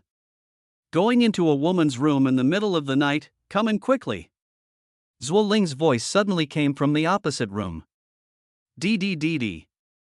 Lu Yutong had no choice but to leave the door of his home ajar and ran happily into the door of room 601 opposite. As soon as he entered the room, Lu Yutong took a deep breath with his face up in a lewd manner, grinning. You know what, the room a woman lives in is different from a man's. Even the smell is different. This smell is delicious. Fuck you. At this time, Zuoling, who was also wearing pajamas, jumped out of the bedroom on one leg with a laptop in her arms. She seemed a little excited. My master just called me. Lu Yutong looked blankly at Zuoling, who was typing on the computer. Then what? What does your master calling you have to do with me? He agreed to your terms. What conditions or no conditions? What are you talking about? Lu Yutong yawned, feeling very sleepy as Zuoling poked her head out from behind the computer and rolled her eyes at Lu Yutong. Do you have Alzheimer's? He made a concession. He said that if you are willing to help us this time, he will let me look over the case file. What? Review what? The sleepy Lu Yutong was stunned and hadn't fully reacted yet as Zuoling pursed her lips and remained silent for a moment, then looked up and smiled at him. It's the case where my brother was murdered. Thank you for letting me take a look at the case file, it's very important to me. He really agreed? Lu Yutong almost lost his balance when he suddenly realized something, and then he slapped his face hard. No, that case is confidential, how dare he leak it? Zuoling nodded slightly. Maybe, your tough words tonight made my master feel sorry for me.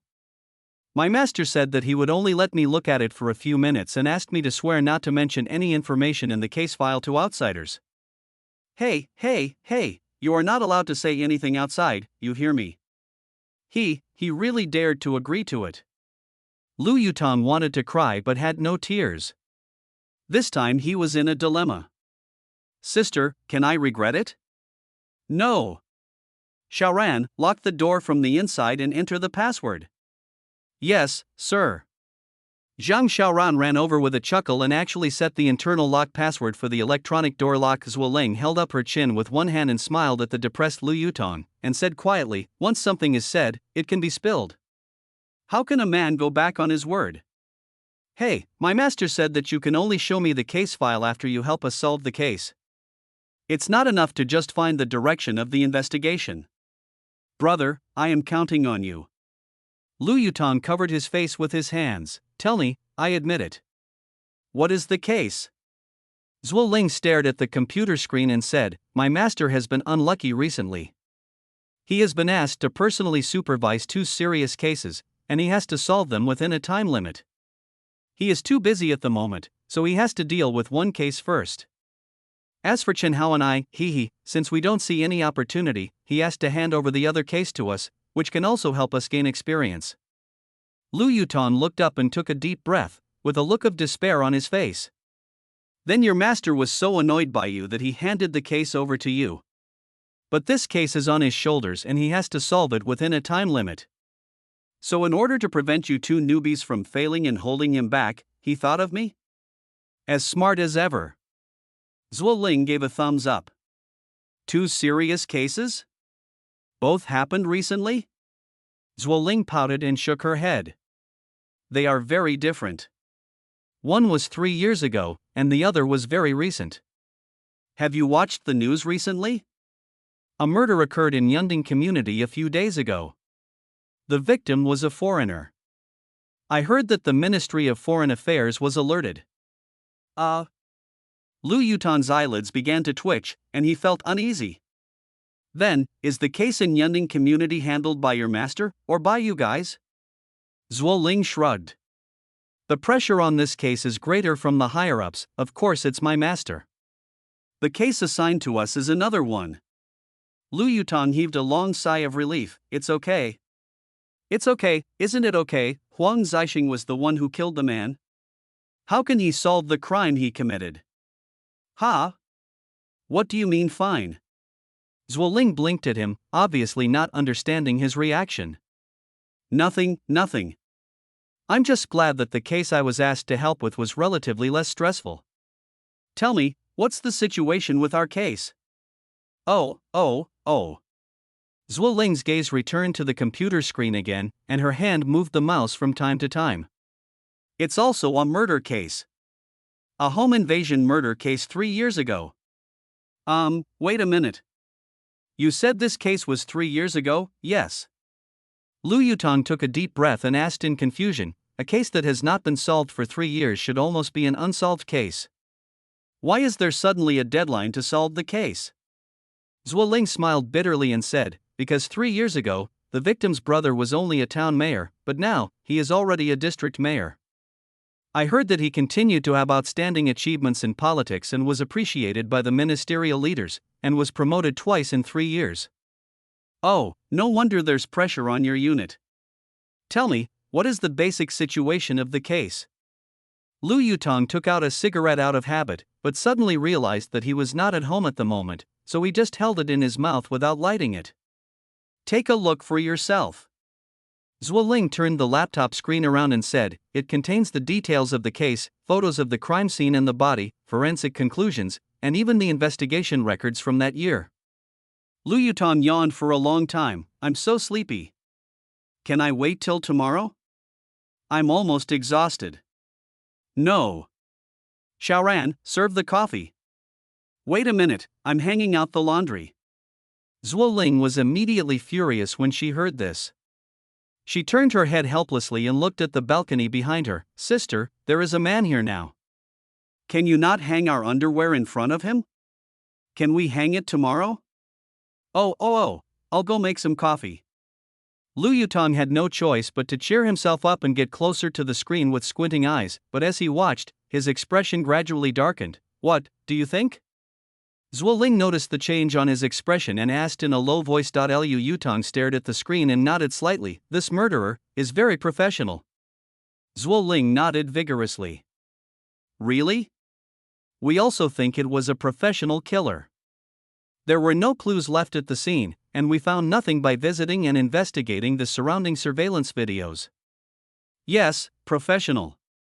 Lu Yutong murmured. In fact, what made Lu Yutong suddenly serious at this moment was not the professionalism of the murderer, but the fact that this crime scene made him feel familiar and gave him a bad premonition. That is, judging from the existing information, this case can basically be called a crime without trace.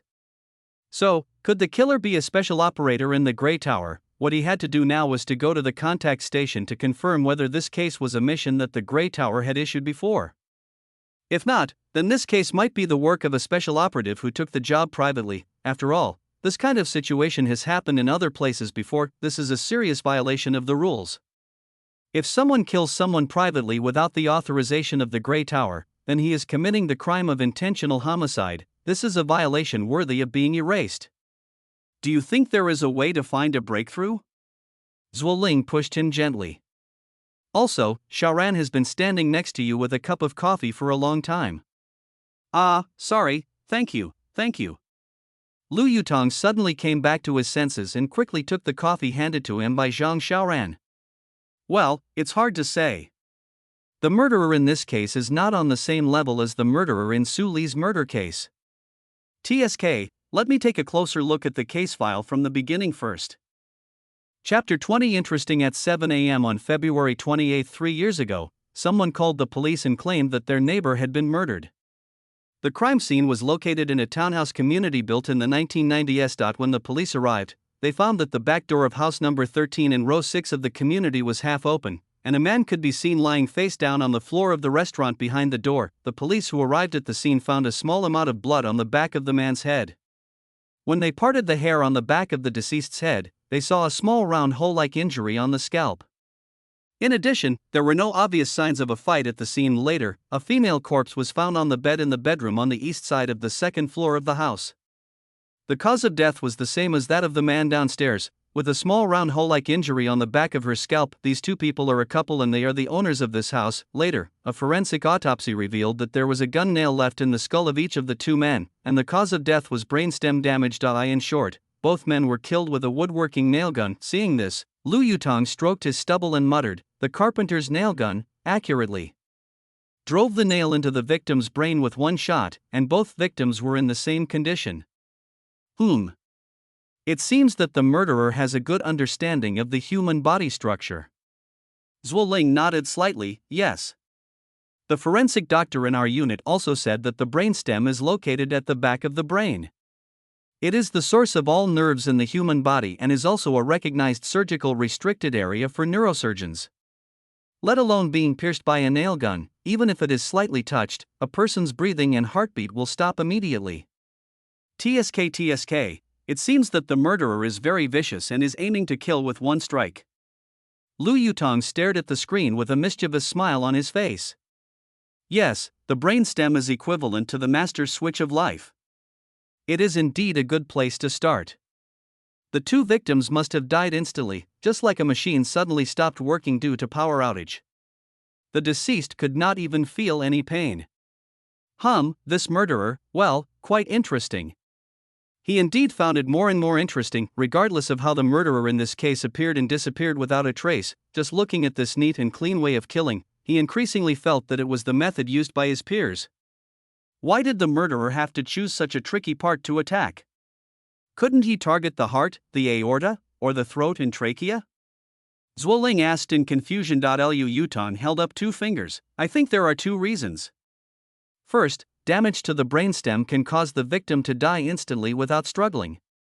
If it is other parts, the victim may resist or shout for help, or even cause a fight, which may leave some clues and traces at the scene. Second, the murderer is very confident in his skills. Because if the shot is slightly off, although the back of the head is injured, it will not cause immediate death. The victim is likely to resist and shout for help before death. Bang! After saying that, Lu Yutong suddenly closed his laptop and stood up abruptly. What's wrong? Zhuo Ling was startled. Let's talk about this case tomorrow. I have to go to bed now. I can't take it anymore. Looking at Lu Yutong's determined face, Zhuo Ling, although still unsatisfied, could only nod. Well. Okay. I'll call Chen Hao over tomorrow and we'll analyze it together. Okay. After saying that, Lu Yutong walked quickly towards the door. Hey, Xiaoran just set a password for the door lock, you can't open it. Xiaoran, stop hanging clothes and go help him. But before Zhuo Ling could finish her words, she watched Lu Yutong open the door. Ha! Zhuo Ling was confused, and so was Zhang Xiaoran. How did you know the password? Lu Yutong grinned. A pair of unscrupulous girlfriends want to imprison a handsome guy and torture him late at night? Humph, although it's exciting to think about it, this handsome guy who is clean and self-disciplined just won't agree. Isn't it infuriating? Stop being disgusting. Tell me. How did you know the password? Lu Yutong shrugged. Fortunately, I just glanced back secretly. Next time, if you want to kidnap me successfully, please remember to turn your back to me and set a password. Good night, both of you. After saying that, Lu Yutong gently closed the door from the outside. Zhang Xiaoran was holding a clothes hanger in his left hand and a pair of panties in his right hand. He stared at the electronic door lock for a long time without coming back to his senses. He just said he just took a peek and remembered the password I entered? Oh my god. Are his eyes a camera? He was sitting so far away from the door, how is this possible? Zhuo Ling held her chin with both hands, stared at the unfinished cup of coffee and said quietly, who knows? How many surprises can this guy have? Humph, a weirdo. However, Lu Yutong did not return to his home across the street, but entered the elevator. After leaving the apartment building, he went straight to Margarita Western Restaurant. Hey, I don't have anything to do today. Why are you here so late in the evening? Pei Min slowly shook the red wine glass in her hand and deliberately crossed her legs towards Lu Yutong, revealing her pair of long beautiful legs in black silk stockings. Lu Yutong looked at the plaster on her left shoulder and sneered, is the old problem coming back again? How about treating the right shoulder as well? Pei Min sneered in response and drank the red wine in his glass in one gulp. Tell me what you want from me. Why hasn't the reward for the last mission arrived yet? Pei Min turned on the computer and tapped the keyboard a few times. Let me check. It shows here that it has been approved. It's 1.2 million. Don't you know how slow the finance department of our headquarters is? Don't worry, it will probably be in your account in a few days, and you will definitely get it. Lu Yutong said, and unceremoniously took a cigarette from Pei Min's cigarette box and put it in his mouth. I came up tonight because I want you to help me check something. What are you looking for? Did any special operators conduct missions in the Golden State itself in February 3 years ago? Let me take a look. Pei Min started typing again, staring at the screen and muttering, 3 years ago. February. Oh, here, there is a task in February. Lu Yutong asked hurriedly, yes? On what day of February was it executed? Where was it executed? On February 2nd, in a flour mill warehouse in the city's northern suburbs industrial park. The target of execution was a 53-year-old woman. Oh. Lu Yutong nodded slightly and fell into deep thought. Obviously, this is not the case that was reviewed at Zhuo Ling's house tonight. This means that this case is not Huida's mission, so there are only two possible identities left for the murderer behind this case. 1. An unknown killer. 2. A special operative who took jobs secretly inside the Grey Tower. Judging from the case information Lu Yutong has learned so far, the murderer's methods were very skilled and professional, and he did not leave any clues for the police to investigate. This is a level that is difficult for ordinary killers in society to achieve. So in Lu Yutong's intuition, he was increasingly inclined to believe that the murderer was a special operative who took the job privately. Why do you suddenly want to check this? Pei Min asked. Lu Yutong was silent for a moment, then asked, how many years have you been at the Jianzhou liaison station? About 13 or 14 years ago. What happened? In the past decade or so, have any special operators in Golden State been removed for serious violations? What do you mean? Pei Min's brows were getting tighter and tighter. Then, let me ask this in a different way. In the past decade or so, have any of Jinzhou's special operatives secretly taken jobs from society? What? Pei Min was horrified when she heard this. Taking private jobs? Oh my, in our line of work, taking private jobs, doesn't that mean we're killing people indiscriminately? That's even worse, that's intentional homicide. Has this ever happened? Pei Min lit a cigarette and pondered for a moment, then shook his head like a rattle. No, I haven't heard of such a situation. But then again, even if someone took a private job, it's impossible for them to say it openly, right? And you special operatives are all professionals in this field. Even if someone did this, it is unlikely that the police would find out. So if you want to ask me if anyone has taken a private job, only God knows. Well, anyway, I haven't found it so far, that's all I can say. After a pause, Pei Min seemed to understand something and asked with wide eyes, could it be that, what you asked me to check just now, I'm just guessing?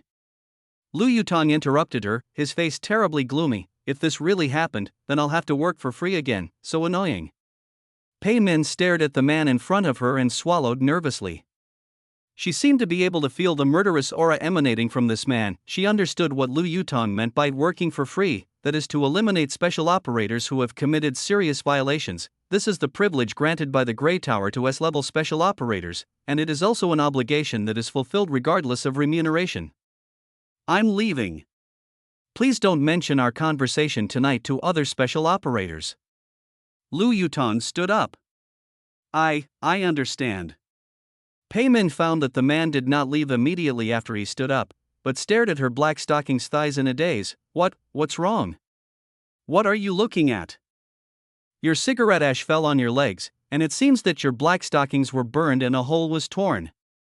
Don't you feel any pain? Pei Min looked down in panic. Does it hurt? A woman's scream immediately rang out in the office, and Lu Yutong covered his ears and ran out of the door. Chapter 21. Is this the extent? The next morning, it was Chen Hao who knocked on Lu Yutong's door. Facing this self-proclaimed rival in love, he still had a sullen face. Let's go, expert. Lingling has difficulty walking, so let's go to her house to discuss the case. Chen Hao's tone was clearly teasing. Wait a minute. Lu Yutong rarely showed a flattering smile in front of the police, and even looked a little serious. Brother, I hope you don't misunderstand. I'm not interfering in your police case because I have nothing to do. Chen Hao sneered and replied, Captain Ge is my leader. I can't do anything if he insists on asking you to help with the case. Anyway, I can't understand how an outsider like you can be so respected by him. To be honest, as a policeman, I feel bad. Lu Yutong leaned against the doorframe, lit a cigarette and put it between his lips. I don't think you're upset because of this, right? There's no one else around now, so you might as well just say what you want to say. Chen Hao took off his police hat and scratched his hair, snorting, what can I say? I think you still misunderstand the relationship between Xiaozhua and me. Lu Yutong said bluntly. Hearing this, Chen Hao sneered repeatedly and just lowered his head to fiddle with the police badge on his police hat, as if he was too disdainful to say another word to the rival in front of him. Lu Yutong flicked the ash off his cigarette and said calmly, I agreed to help you because I wanted to help Xiaozhua fulfill her wish. To be honest, in my eyes, she is a strong-willed girl with a strong sense of justice. An originally weak woman did not shrink from the crime that once hurt her family, but chose to fight against it. For this reason, she resolutely gave up her superior and comfortable life and chose the dangerous career of a criminal police officer. I admire her for this. Yes, I admit that I have a good impression of her, so I decided to help her. She deserves to know the details of the case in which her brother died that year. Chen Hao snorted again. You have a crush on me, right? You finally admitted it. Lu Yutong immediately replied, but my affection for her is not what you think of as affection between a man and a woman, but, how should I put it, it's similar to the friendship between a brother and a sister. She is very cute, stubbornly cute, and has a very positive outlook and is very sunny. Well, maybe I also hope that I can have a sister like this, so sometimes when I face her, I unconsciously regard myself as a brother in my heart. Don't tell her this. Why should I believe you? Chen Hao looked up and looked directly at Lu Yutong. Why should I believe you? Lu Yutong laughed. If I, Lu, wanted to date her, would I have to hide it from you? Believe me, if I really had feelings for her, I would have admitted it openly the first day I saw you. I would even warn you to stay away from her. Chen Hao could tell that Lu Yutong was speaking the truth from the bottom of his heart. So his face was not so dark at this moment, but a little ashamed. Lu Yutong patted his shoulder and said with a smile, "Brother, you need to put some thought into chasing a woman, and you also need to be able to withstand the test. Don't be discouraged just because your gift of a doll is not accepted. Isn't there a good opportunity right now?" What opportunity? Chen Hao suddenly became excited. If we solve this case, didn't your Captain Gu promise to let Xiao Zuo look over his brother's case? You know, this is very important to her. If you can play a key role in solving this case, I think Xiao Zuo will look at you with new eyes. What do you mean by looking at me with new eyes? The door of room 601 opposite was suddenly pushed open from the inside, and a head popped out. I was wondering why there was always someone chattering outside. It turns out it's you too.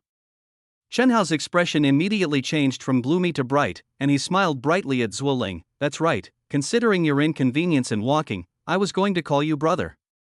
No, I was going to call Mr. Lu to your house to study the case together. Zuo Ling rolled her eyes. What are you waiting for? Come in. TSK, I've been studying this for a long time and you're just now coming. So the three of them sat around the dining table. Zuo Ling had carefully printed out 2 copies of the case information in the computer, one for Lu Yutong and one for Chen Hao. Who speaks first?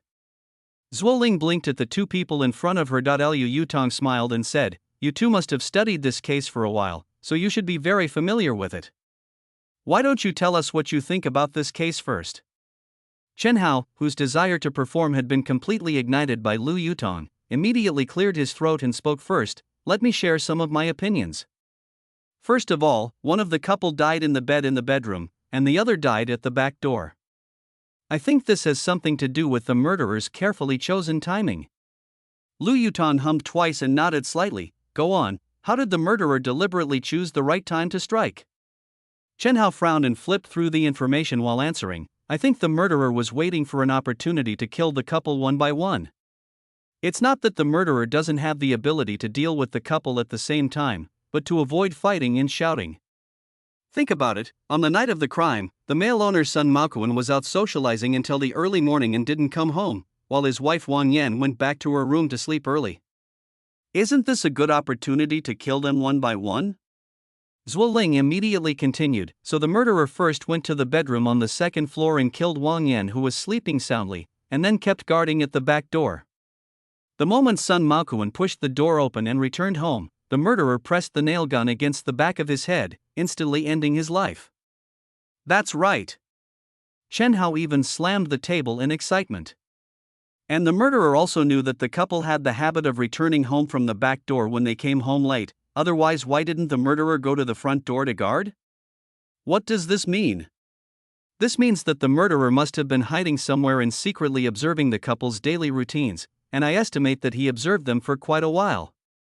Until the right opportunity came that night, the murderer immediately took action. Zuo Ling nodded repeatedly. Yes. We learned through investigations at the time that the couple ran a business together and had a very good relationship. The neighbors knew that they were inseparable all day long, and even went out together for most business social events. But the murder happened on the night when son Maokuan went out alone for a social event, which was extremely rare. This can't be said to be a coincidence. I'm afraid the murderer must have waited for the right opportunity to strike. While the two were discussing heatedly, Lu Yutong was resting his chin on his hand, looking at the decoration and layout of Zuo Ling's house with boredom, as if the results of their current communication were not enough to arouse his interest. He was even a little sleepy. Hey! Zuo Ling suddenly pushed him, which frightened Lu Yutong. Do you think our analysis is correct? Yes, I agree with your point of view. The murderer must have observed this stage beforehand. Lu Yutong tried his best to control his tone seriously. Zuo Ling stared at him blankly and asked faintly, I say, are you just trying to fool us? Chen Hao lost no time in agreeing with his sweetheart. Yes, We have been talking for a long time and you were just standing there in a daze. Why, did Captain Gu invite you to sit in? Lu Yutong was so angry at the two that he laughed. So he took a deep breath and clapped his hands, seeming to be serious. Okay, then let me ask you again, what do you think are the suspicious points in this case? As expected, Chen Hao answered again, the biggest suspicion is, of course, the whereabouts of the murderer. Although this residential complex was built a long time ago, it had achieved full security surveillance coverage 8 years ago. Both the main roads and the side roads were within the surveillance range, including the front and back doors of each household. But the strange thing is that no suspicious person appeared in the surveillance video before or after the crime. Zhuo Ling added, yes. At the time, the police spent a lot of manpower to check the surveillance video and investigated the non-residents who entered and left the community before and after the incident, but no suspicious people were found. Oh, and all the residents in the community were checked one by one, and they all had proof that they were not at the crime scene during the time of the incident. Yes. To use Captain Ge's words, it was like seeing a ghost. It came and went without a trace. There was no way Chen Hao would miss any opportunity to agree with Zhuo Ling, but Lu Yutong waved his hand at the two of them. No, you are not answering the question. No trace of the murderer has been found? This cannot be called a doubt, but only a difficulty in this case. What I am asking is about the crime scene of this case. What are the doubts? Zhuo Ling and Chen Hao looked at each other and shook their heads almost at the same time, but Lu Yutong imitated Zhuo Ling and rolled his eyes proudly. Let me put it this way, the so-called suspicious points are the unreasonable phenomena left at the crime scene, and this unreasonable phenomenon is often a clue. We have studied this scene many times, but we haven't found any clues? Chen Hao turned his head hesitantly and looked at Zhuo Ling. Zhuo Ling was stunned for a moment, then nodded. Yes, the crime scene has been kept intact at the request of brother Sun Maokuan. I have also gone to see it several times with Master, and indeed did not find anything suspicious. He. Are you stumped by the question? Lu Yutong started to show off, smiling brightly at the two people with question marks on their faces. I say, is this the extent of the two of you? Wow, I have to say that your Captain Gu is really bold. He actually dared to hand over this case with a deadline to you to handle. Isn't it obvious that you are waiting to be criticized?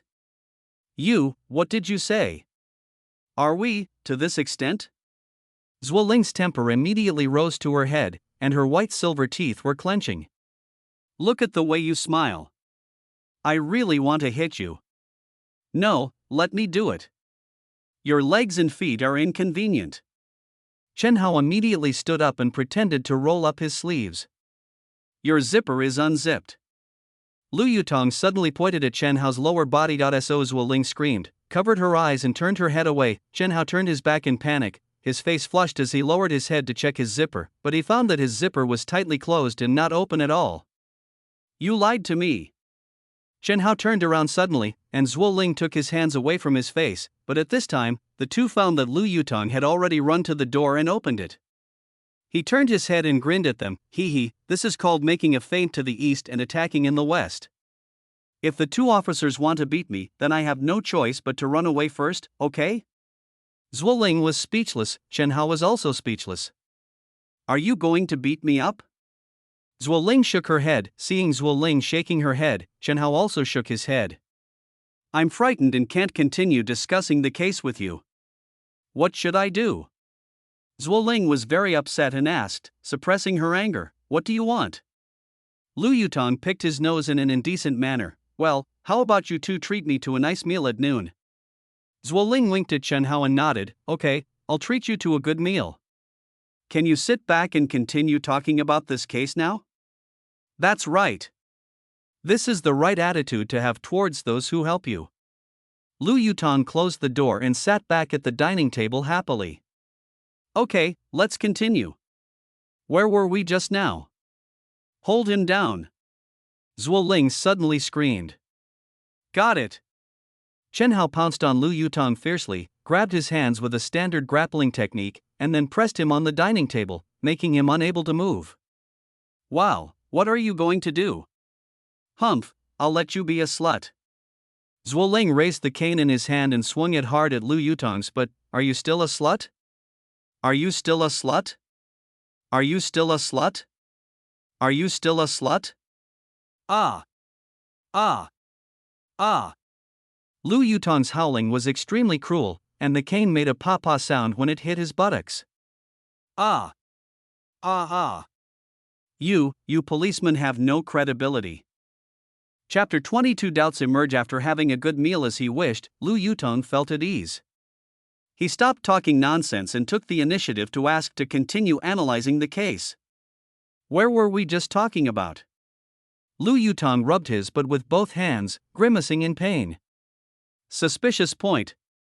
Zhuo Ling and Chen Hao said in unison. While looking through the documents, Lu Yutong asked, "How did the person who called the police find Sun Maoquan's body?" Zhuo Ling immediately replied, "The person who called the police was Sun Maoquan's neighbor, Uncle Zhang. Uncle Zhang had the habit of going out for a walk every morning at 5:30, but that morning he found the back door of Sun Maoquan's house ajar, so he was worried that the family had been robbed at night. Unexpectedly, when he opened the door, he found Sun Maoquan's body." How old is Mr. Zhang? I'm almost 80, what's wrong? Did he get sick from the fright? I heard that his blood pressure spiked and he almost fainted. No. Why are you asking these questions? Zhuo Ling clutched his crutch tightly. Lu Yutong touched his butt again and quickly got back to the point. That back door was ajar at the time, right? Why did you police think the door was ajar? Zhuo Ling and Chen Hao looked at each other and said, "Maybe it was the murderer's negligence? Maybe he was a little flustered after killing someone, so he didn't pay much attention to whether the door was completely closed?" Ridiculous. Lu Yutong immediately retorted, "I believe that you police officers have sensed the professionalism and calmness shown by the murderer in this case. Is it possible that he would panic and be careless? Then why is this door not closed?" Lu Yutong raised the corner of his mouth. "You should ask why this door was deliberately opened." Did you do it on purpose? Zhuo Ling and Chen Hao asked in unison again. Who? The murderer? Lu Yutong shrugged. Could it be the Sun Maoquan couple who were already dead at that time? Hey, isn't this ridiculous? After killing someone, of course they would try their best to hide the body so as to buy themselves enough time to escape. How could the murderer deliberately open the door? Isn't this asking for trouble? If you say so, the murderer's IQ is very inconsistent with the perfect crime scene he left behind. I'm just guessing. Lu Yutong crossed his legs, stared at the ceiling, as if thinking about something. In fact, he was not just speculating, he had already put himself into this murder case. If it were me at that time, what would I do? If it were me, what would be the right time to strike? How would I end the couple's lives? And what methods would I use to ensure that I came and went without a trace? I don't believe it either. Chen Hao suddenly spoke up. It's impossible that the murderer opened it on purpose, because he didn't leave the crime scene through the back door, so he didn't need to touch that door. But then again, we don't even know how he left and entered the crime scene. Want to bet with me? Lu Yutong said with a wicked smile. Okay, what to bet on? Chen Hao was very confident. Lu Yutong grinned and said, "Let's bet on lunch. Whoever loses pays for a seafood feast. How about that?" Zhuo Ling rolled her eyes. "All you know is eating." "Fine, I'll take this bet for Chen Hao." "Okay." Lu Yutong clapped his hands, but his face suddenly darkened. "Let me ask you, what time did Sun Maoquan die at night?"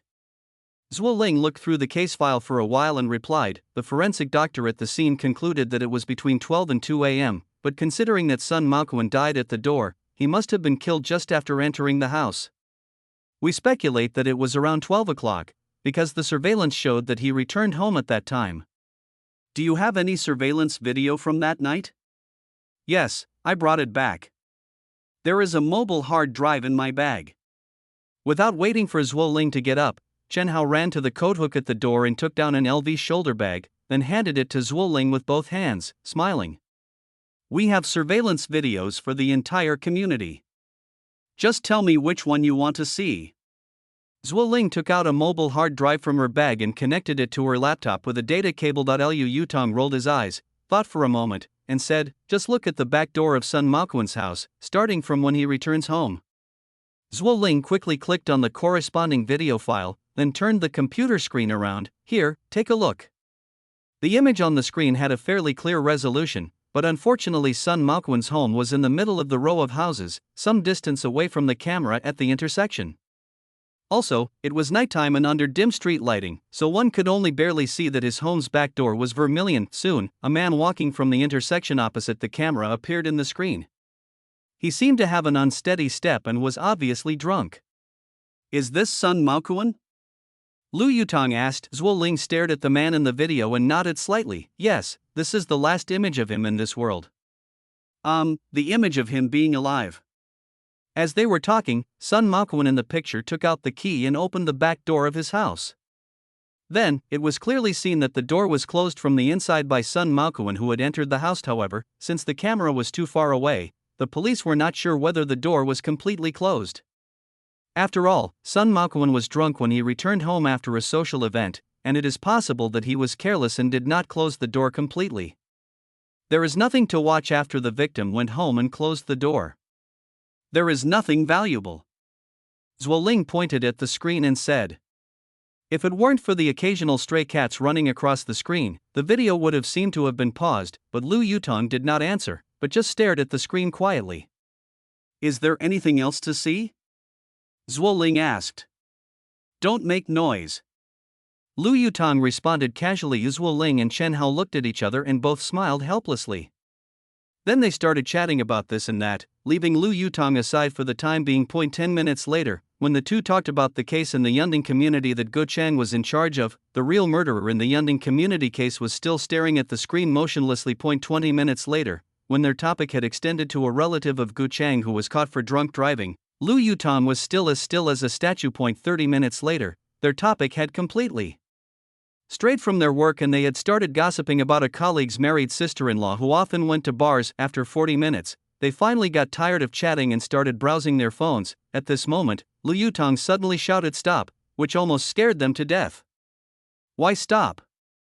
Zhuo Ling, whose face turned pale with fright, wanted to hit someone again. Lu Yutong pointed at the screen and said, rewind, rewind. Zhuo Ling rolled her eyes, held the mouse, and rewound the video bit by bit. Too much, too much. Go forward a dozen seconds. Oh, right here, stop. It's paused. Zhuo Ling looked blankly at Lu Yutong, who was full of excitement, and then Lu Yutong grinned. The seafood dinner for lunch is settled. What do you mean? Zhuo Ling and Chen Hao looked at each other in confusion. Rewind the video a few seconds and start playing it right now. Zhuo Ling did as Lu Yutong said, but after reading it, she was still confused. What's wrong? Lu Yutong covered his face with his hands. Look carefully. Stare at the door and see if there are any changes. Oh. So Zhuo Ling rewound the video a few seconds again, and she and Chen Hao both moved closer to the screen. This time, they both cried out in surprise at the same time, because they found that Sun Maoquan's back door actually moved slightly in the video. Although the amplitude was not large, the door did move. If one had not been intentionally staring at the door, it would have been difficult for anyone to notice this subtle movement at this shooting distance and in this light. The two of them looked at it several times and finally confirmed that the door was intentionally opened from the inside and left ajar. Oh my god, you have such sharp eyes? Chen Hao stared at Lu Yutong in a daze. Look at the time on the video. It's 12:53 in the morning. The couple should have been killed by then. Who else could have opened the door intentionally from inside the house but the murderer? I won the bet. Here's a seafood feast. Chen Hao was speechless. At this point, he began to understand why Guo Chang had to ask this person to help them, a pair of rookies, investigate the case. I also began to believe that Su Li's murder case could be solved successfully. Maybe it wasn't just luck. Could it be that this man is really gifted? Although he was a professional criminal policeman and was somewhat unconvinced, after watching this man easily discover a suspicious point that the police had overlooked, Chen Hao's opinion of him gradually began to change. After a long pause, Chen Hao finally spoke. Why did the murderer leave the door ajar on purpose? This would cause the body to be discovered quickly, which doesn't make sense. What is the murderer's real intention? Lu Yutong shrugged, his face full of calmness. So, this is a suspicious point. So what do you think about this doubt? Chen Hao no longer had time to agree with Zhuo Ling and asked the question before her. My opinion is that this is a suspicious point, but it is also likely to be a clue, and it is likely to be the only trace left by the murderer. It could very well be you. Can't you just tell me what you think about this doubt? Why do you have to keep it a secret? Zhuo Ling asked with a resentful look on her face. Lu Yutong smacked his lips a few times and looked at his watch again. Oh my, it's almost noon, maybe I need some seafood to replenish my brain energy before I can express my opinion. Hey, what do you think? Chapter 23 Substitution. As the saying goes, if you lose a gamble, you have to accept the consequences. Moreover, Zhuo Ling was eager to advance the investigation of the case, so he had to satisfy the appetite of this stingy guy first. Due to his dignity as a man, Chen Hao insisted on paying the bill himself, saying that this was his next gamble after all, but the quick-talking Zhuo Ling waved her hand and said forget it, saying that a seafood dinner would cost you a month's salary, so let her pay. Chen Hao knew that his favorite colleague was a wealthy man, so he had to acquiesce with a wry smile. As a result, he was ridiculed by Lu Yutong, which made him so angry that he almost used his grappling skills again. Half an hour later, takeaway food from a nearby seafood restaurant was delivered to the door. King crab, conch, salmon, abalone, red devil shrimp, purple sea urchin, etc. filled the table. It can be said to be a complete high-end gout meal. Zhuo Ling took out her phone to scan the code to pay, and with a beep sound, 7,002 were sacrificed. Facing the bill handed over by the takeaway man, our Fu Lingling didn't even bother to look at it and threw it aside, with a look of indifference on her face. Eat, why are you daydreaming? Zhuo Ling pushed Chen Hao and broke off a crab leg and stuffed it into his hand. Chen Hao, who grew up in a working-class family, had never seen such a scene on the dining table. He stared at the huge crab legs in his hand and didn't know how to eat them. However, Lu Yutong ate without restraint. This high-end seafood meal gave him the feeling of a roadside stall. Can I talk while I eat? Zhuo Ling was not to be outdone and stuffed her mouth full of crab meat and abalone. Okay, no problem. Lu Yutong held a crab leg in his left hand and a prawn in his right hand, and ate with both hands in turn, looking very satisfied. Why did the murderer leave the door ajar on purpose? Yeah, that doesn't make sense. Oh my god, I put too much mustard on it.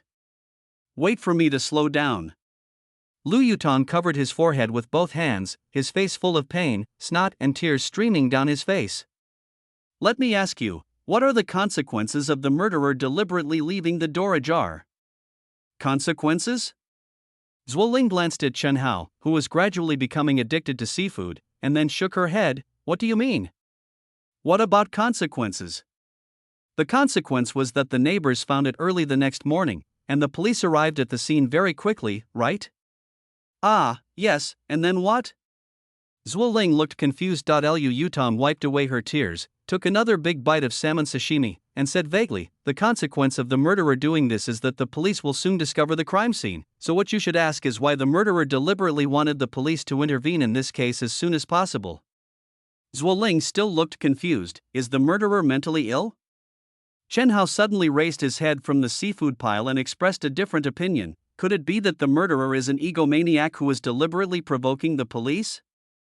Is he deliberately showing off his skills? Lu Yutong sneered, good fellow, a psychopath and an egomaniac, why are you here treating the murderer? Are you psychiatrists? Zhuo Ling rolled her eyes. Then why do you think the murderer deliberately wanted to attract the attention of the police as quickly as possible? Lu Yutong wiped his greasy lips, stared at the paused picture on the computer screen and raised his mouth. I think this is related to why the murderer came and went without a trace. Let me ask you, do you police usually check the surveillance videos a few days before and after the crime? Zhuo Ling bit the end of her chopsticks and thought for a while before answering. For a serious case like this, we usually retrieve footage from 1 to 2 weeks before the crime. As for after the crime, we basically only look at footage from the time the crime was initiated until the police intervened. We took this case more seriously back then, and specifically checked footage from the time the crime occurred until the police evacuated the scene. Isn't it easy to guess how the murderer came and went without a trace? Zhuo Ling was confused. What do you mean? Chen Hao also stopped chewing and stared at Lu Yutong. You haven't reacted yet? Lu Yutong sighed and pointed to the computer screen. Let's talk about Wu Ying first. Couldn't the murderer have entered the community before the date of the surveillance video you reviewed? If he had entered the community half a month or even a month ago, and then had been lurking somewhere in the community before the crime, how could you have found his figure in the surveillance video 2 weeks before the crime?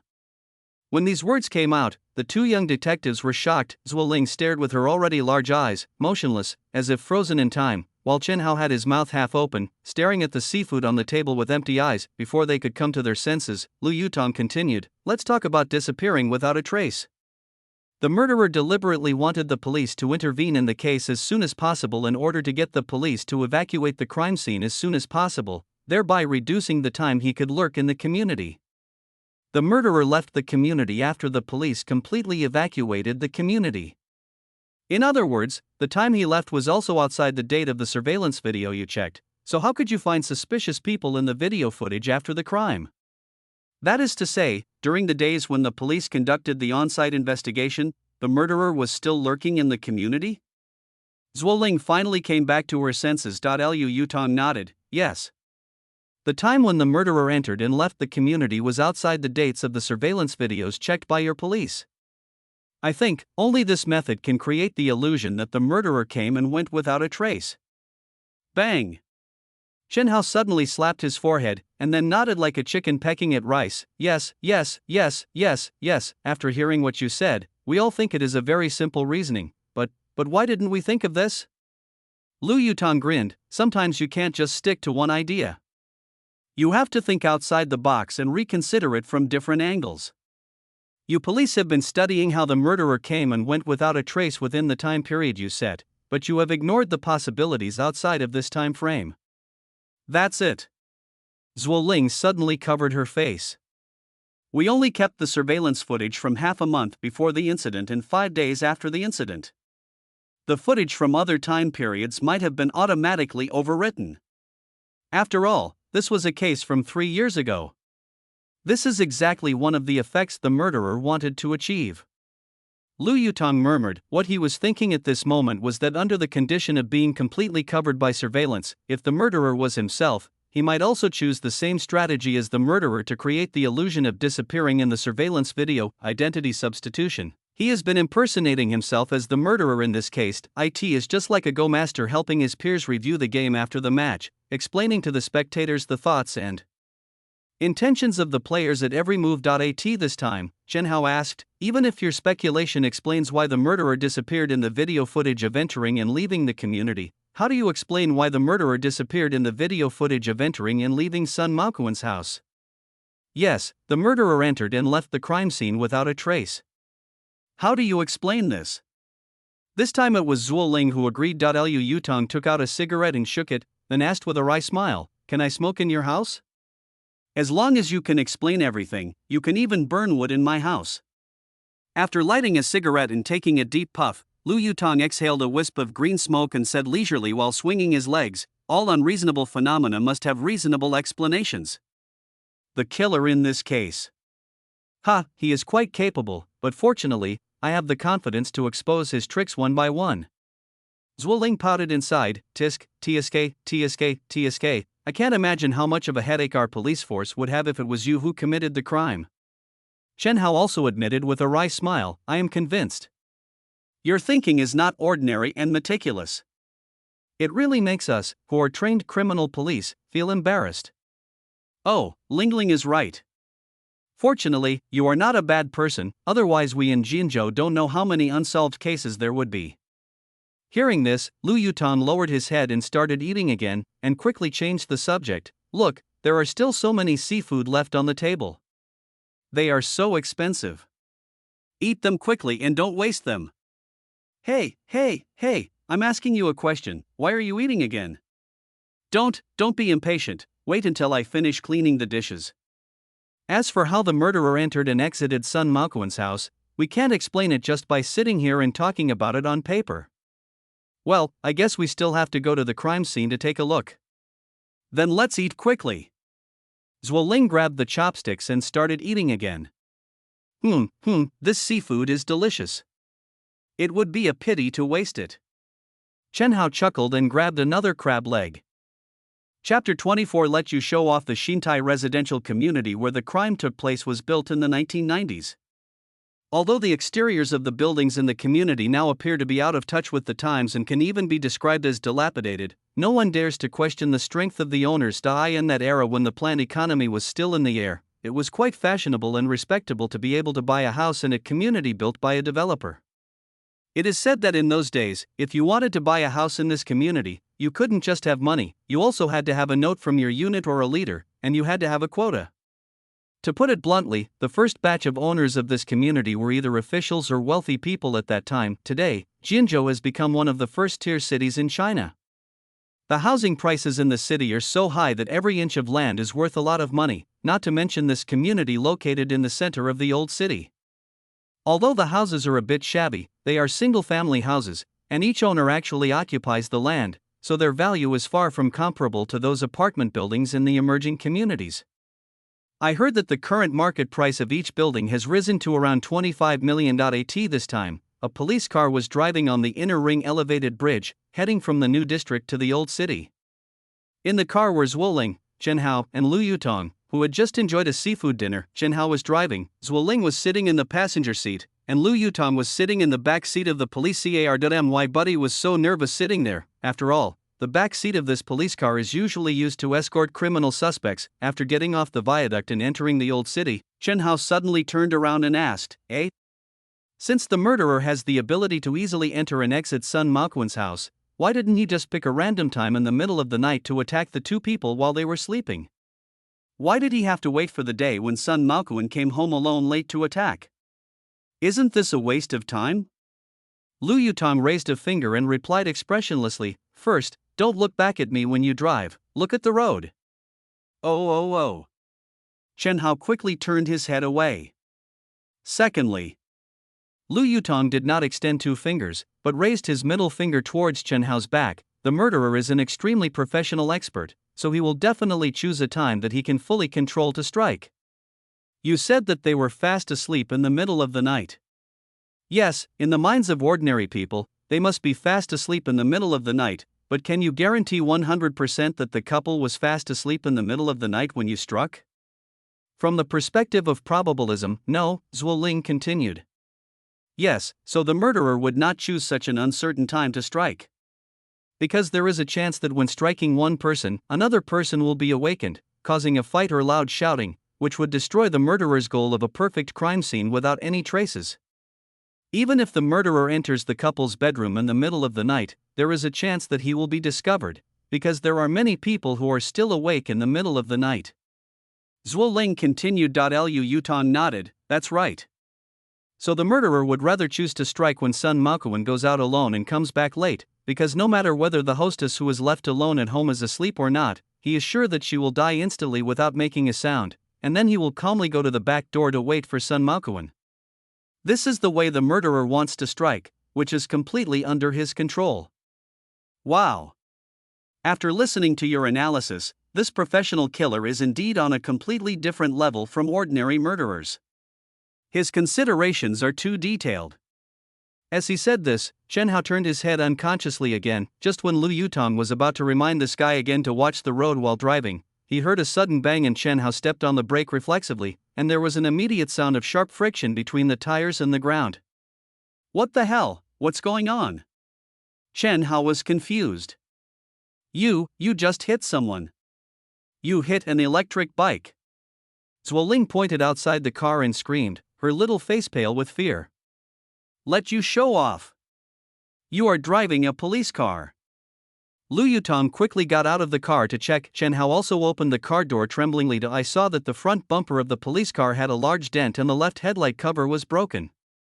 Not far in front of the car, an electric bike was tilted and a middle-aged man was trapped under it. Are you okay? Chen Hao quickly ran forward, moved the electric bike away, and helped the man sit up. The man looked pale, with beads of sweat on his forehead. He covered his chest and said incoherently, I can't breathe, my chest feels so stuffy. After saying this, the man rolled his eyes and collapsed into Chen Hao's arms, motionless. He's not breathing. Chen Hao shouted in panic. Lu Yutong walked quickly forward, laid the man flat on the ground, and then put his ear on the man's chest. How is it? Lu Yutong shook his head, the heartbeat stopped. What? Chen Hao collapsed to the ground, his eyes went dark and his head was buzzing. He realized the seriousness of the matter. If this man was hit and killed by me, I would be held criminally responsible. Once sentenced, it would mean the end of my short career as a police officer. It means that all my more than 10 years of hard study have been wasted.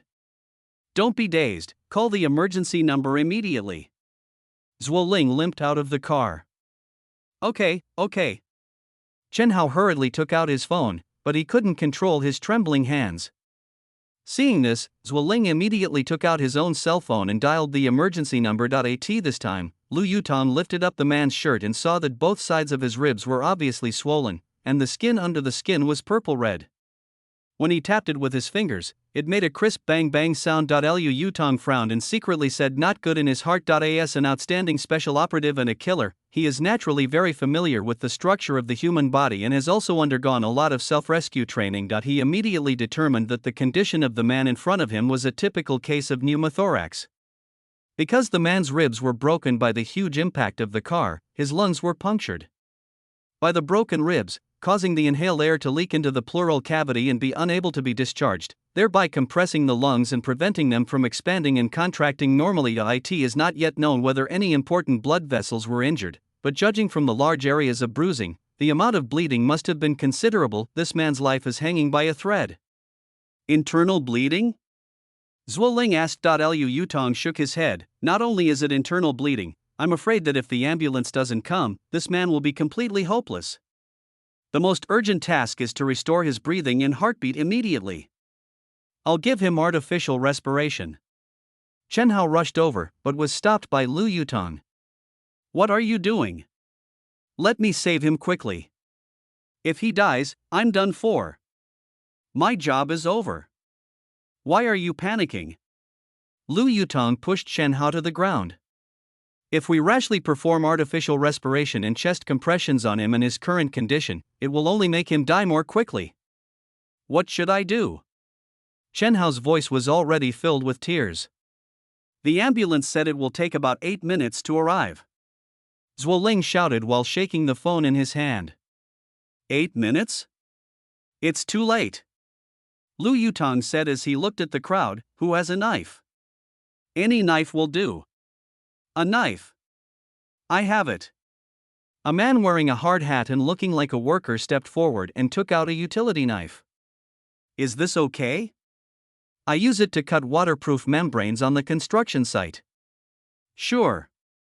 Lu Yutong snatched it away, then looked at a young man holding a bottle of Coke. Brother, give me the straw. Here.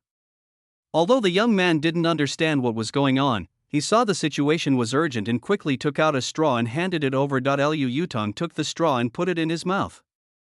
Then he pressed one side of the man's ribs with his left hand, and quickly pushed out the blade of the utility knife with his right hand, slowly aiming the sharp tip of the knife at the man's ribs. What are you going to do? You're not a doctor. Zhuo Ling rushed over and grabbed Lu Yutong's right hand tightly. I'm a police officer. You can't just use a knife on someone in front of me. Get out of the way. There's no time. Lu Yutong exerted a little force and Zhuo Ling was knocked to the ground. As she fell to the ground, the crowd of onlookers cried out in surprise, because they saw Lu Yutong stab the utility knife into the man's ribs with ease. You're crazy! Zhuo Ling screamed. Chapter 25. Good and Evil. Lu Yutong ignored Zhuo Ling's scolding, slowly pulled out the tip of the knife that was inserted into the man's ribs, and then roughly inserted the straw directly into the wound. A large amount of blood with bubbles immediately spurted out of the straw, and the man's swollen and tense ribs gradually relaxed visibly. Looking at the dark red blood flowing out of the straw, Lu Yutong breathed a sigh of relief. Fortunately, it's venous blood. If the artery was ruptured, even God would have a hard time pulling him back. What are you doing? Zhuo Ling was dumbfounded. Lu Yutong still did not respond, but just lowered his head and stared at the straw inserted in the man's ribs. After the amount of bleeding in the straw was significantly reduced, Lu Yutong suddenly took off his coat and threw it aside. He pressed his hands on the man's chest and performed chest compressions in a very standard posture. After every 5 presses, Lu Yutong would stop and observe the man for a moment, then do it 5 more times, repeating this cycle over and over again. At this time, the crowd watching was silent, and everyone was secretly cheering for him. Some people even couldn't help shaking their fists to the rhythm of Lu Yutong's presses, as if helping him to exert more force. Looking at Lu Yutong, who was fighting with death, Zhuo Ling's originally surprised eyes gradually softened. She suddenly felt that this man, who was always sloppy and unruly, looked so handsome at this moment. After the seventh set of compressions, Lu Yutong was sweating profusely. But he suddenly stopped and did not continue with the next set of compressions, only because he noticed that the man's chest had begun to rise and fall again. He regained his heartbeat and breathing. Rescued! Lu Yutong sat down on the ground and gave Zhuo Ling a tired smile. At this time, the crowd of onlookers burst into cheers, clapping, and shouting "Good job!" Chen Hao rushed to the man's side like crazy. Only after confirming that the injured man's heartbeat and breathing had indeed recovered did he breathe a long sigh of relief and cast a grateful look at Lu Yutong. But Zhuo Ling smiled bitterly and shook her head. How many things about this man could surprise her? She even had such doubts in her mind at this moment. Who is he? Is he really just an ordinary businessman? But there was one thing she was sure of, and it was something she could definitely feel after spending so much time with him. That is, this man has a sense of justice, and even hates evil, and today, his act of daring to use a knife to save people has left a good impression on me. Take responsibility. If this person had not been rescued, Lu Yutong would almost certainly be held responsible, and even his family would sue him for manslaughter. Thinking of this, Zhuo Ling's eyes softened.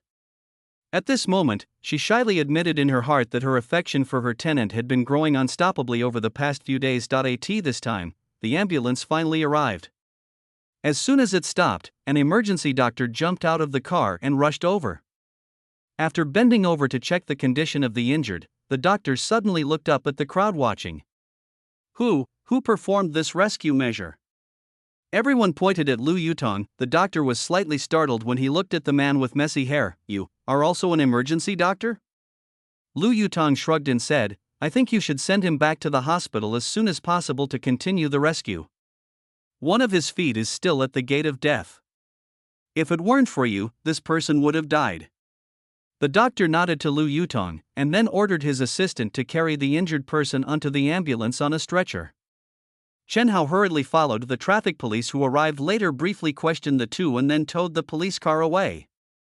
Of course, the traffic police's law enforcement attitude was still very polite. After all, the vehicle involved in the accident was from the criminal police team, and Zhuo Ling was also his colleague. Before leaving, the traffic policeman did not forget to comfort Zhuo Ling, saying that as long as no one was dead, this traffic accident could be completely regarded as caused by official duties, and the specific compensation matters would be handled by the criminal police team and the insurance company, and the responsibility would not be traced to an individual. Of course, the driver Chen Hao will definitely not escape being reprimanded by his superiors, but this is much better than losing his job.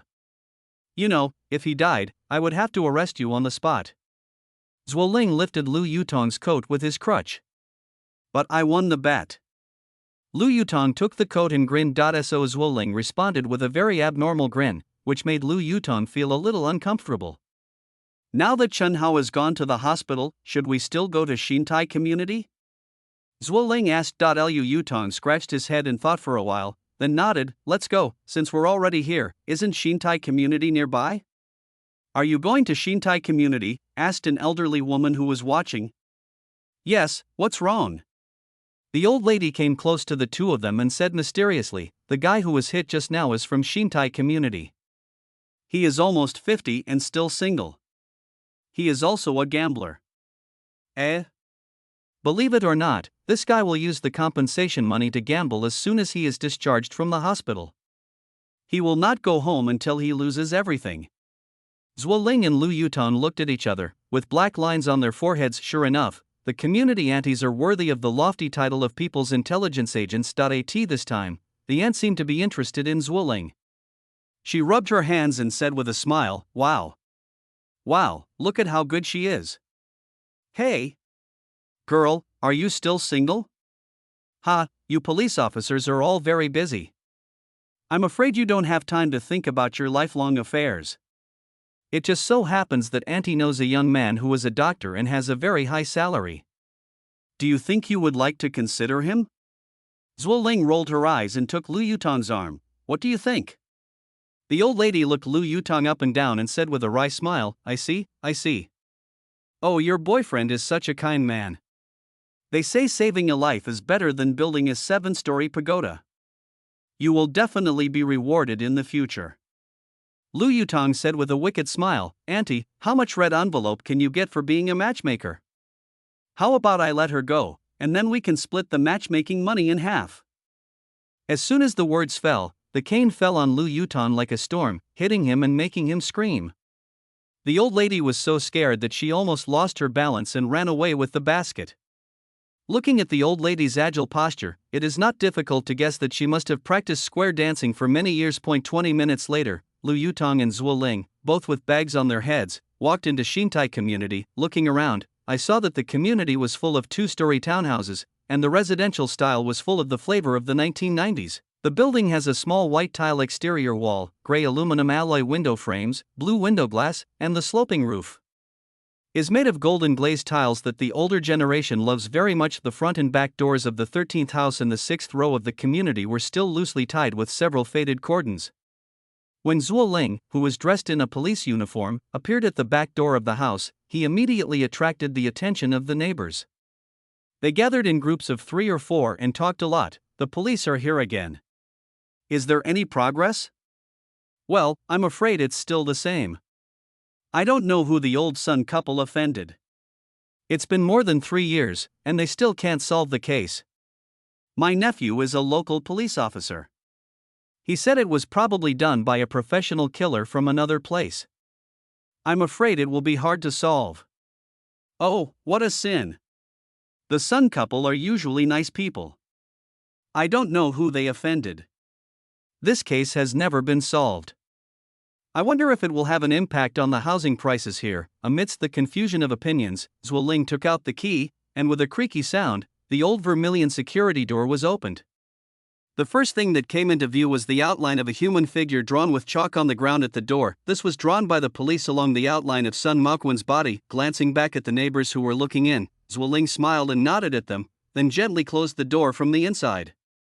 Lu Yutong squatted behind the door, staring at the outline of the body without saying a word. At this moment, his expression gradually became colder, and a chill gradually spread from his dark eyes. Just like when he was carrying out a mission, he started substituting again. He put himself in the shoes of the murderer in this case. After a long while, Lu Yutong nodded slightly, gesturing with his hands and muttering, Not bad, not bad. The body fell straight down from this angle. You attacked him from where I was, didn't you? Looking at Lu Yutong, who was asking questions to the air, Zhuo Ling was stunned. At this time, Lu Yutong stood up, opened the door again, stretched out his right hand towards the air through the crack of the door, and then moved his index finger. Yes, you felt something hitting the back of your head as soon as you opened the door, but you lost consciousness before you could look back. Bang! Lu Yutong suddenly closed the door again and stood behind it, looking coldly at the outline on the ground, with a slightly ferocious smile on his lips. Well, it's solved neatly. Well, no fighting, no shouting, not much blood. I'm very satisfied. Lu Yutong paced around the outline, muttering to himself, with a hideous smile on his face, Yes, I'm very satisfied. The long-term stakeout finally brought us a perfect scene. If I wasn't afraid of alarming the neighbors, I would even want to sing a song to the corpse. Zhuo Ling, who was standing by, felt horrified when she saw Lu Yutong's condition, as if the man in front of her who was muttering to himself was the real murderer in this case, and at this moment, it seemed as if I was alone with the murderer in this haunted house. Thinking of this, an irrepressible fear arose in her heart.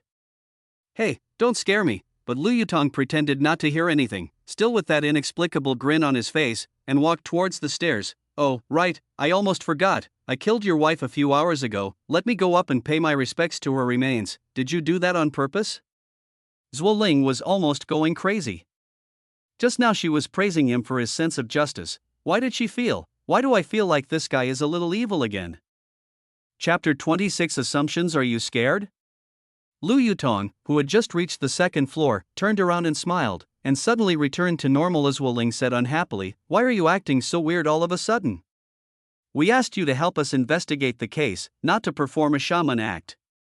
I thought you were possessed by a ghost. After saying that, Zhuo Ling limped up to the 2nd floor and opened the door of a room on the east side. Look, this is the bedroom where the mistress was murdered. Lu Yutong didn't go in, he just stood at the door and looked inside. there was a double bed placed in the middle of the bedroom against the wall. The sheets on the bed were covered with dust. Through the dust, one could vaguely see the outline of a person drawn with red chalk on the white sheets. Within this outline, there is a small pool of dark brown stain, which is the blood of the victim. What do you think? Is it a vendetta? Zhuo Ling asked. Liu Yutong withdrew his probing gaze and shook his head. It's hard to say. The cost of hiring a professional killer must be very high. The person behind the scenes is willing to pay a high price to buy the lives of this couple. He must want to achieve some purpose. Yes, it may be a vendetta, or it may involve some interests. Zhuo Ling pursed her lips and thought for a moment, then said without comment, but the strange thing is, through investigation, we learned that Sun Maoquan and his wife had always had a good reputation among their neighbors and relatives. They were kind and generous. They all believed that it was impossible for the couple to have a life-and-death feud with anyone. What about the economy? We have also investigated. Sun Maoquan and his wife jointly run a hardware processing factory in the old industrial park. It is not large in scale, but the business has always been good. According to the employees in the factory, the boss is usually very good to them. If they encounter difficulties at home and need an advance on wages or borrowing money, Sun Maoquan and his wife will agree without hesitation. According to the feedback from the material suppliers in the factory, Sun Maoquan and his wife are very trustworthy and rarely default on material payments.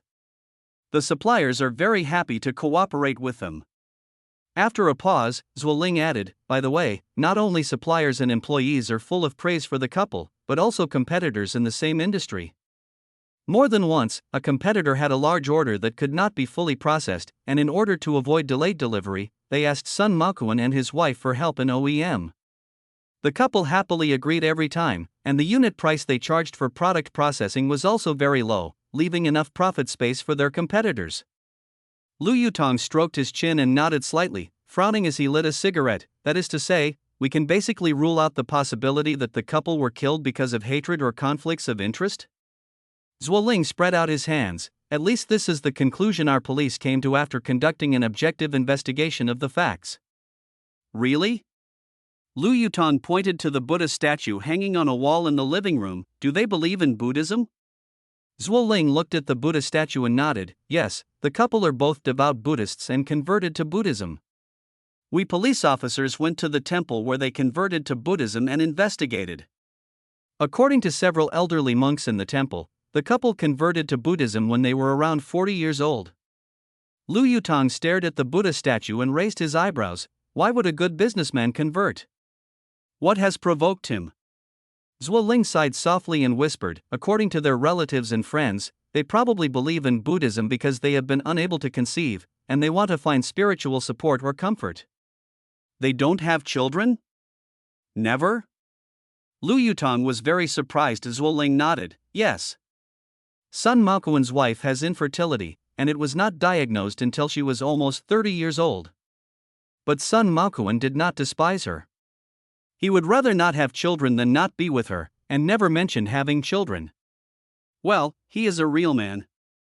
Liu Yutong murmured. Zhuo Ling nodded silently and sighed. Yes, after visiting and investigating inside and outside, there is no doubt that this couple is a good pair of people. But how could such good people get into a murderous disaster? I can't figure it out.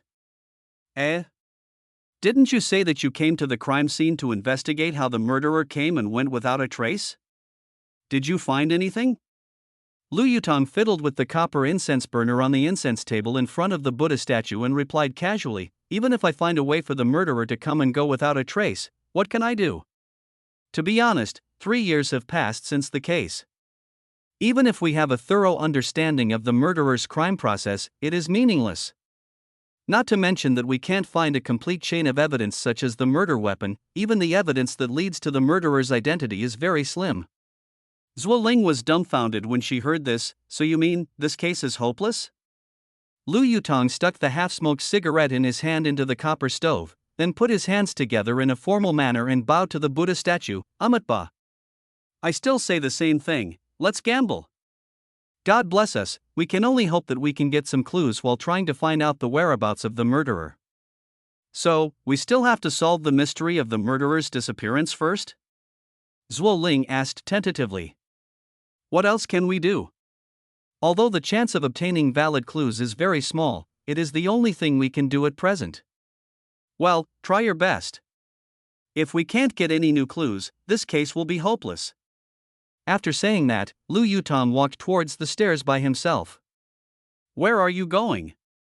Lu Yutong said as he walked down the stairs. I noticed something when I passed the front door just now. I hope I guessed it right. Hey, go down the stairs slowly with your crutches. If you fall again, I guess you will have to use a wheelchair.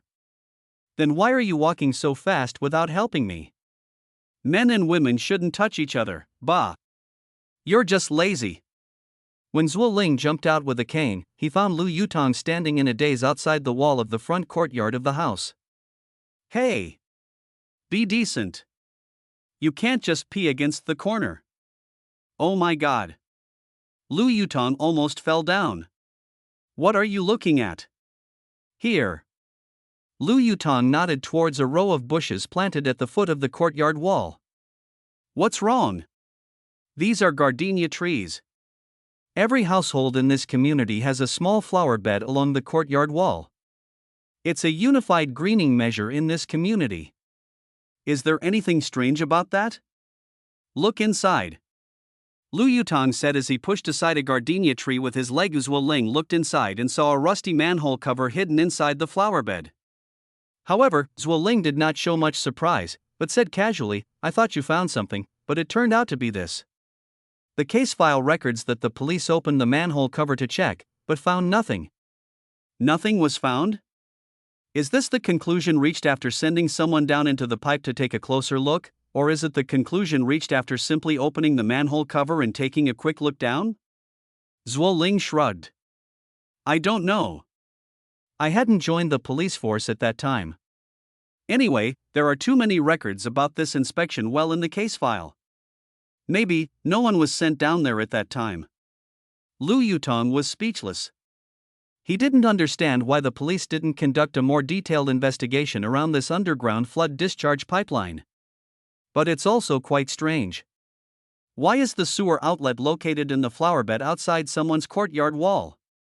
Lu Yutong stared at the manhole cover and replied, this is not an ordinary rainwater and sewage inspection well, but an inspection well for the flood discharge sewer. From the date on the manhole cover, we can infer that this inspection well existed before this community was built. In other words, this community was built on a flood discharge pipeline in the old city. Look at the road between the 6th and 5th rows of houses. Is it wider than the roads between other rows of houses? Zhuo Ling turned her head back and forth to observe. Don't mention it, it's true, you have really sharp eyes.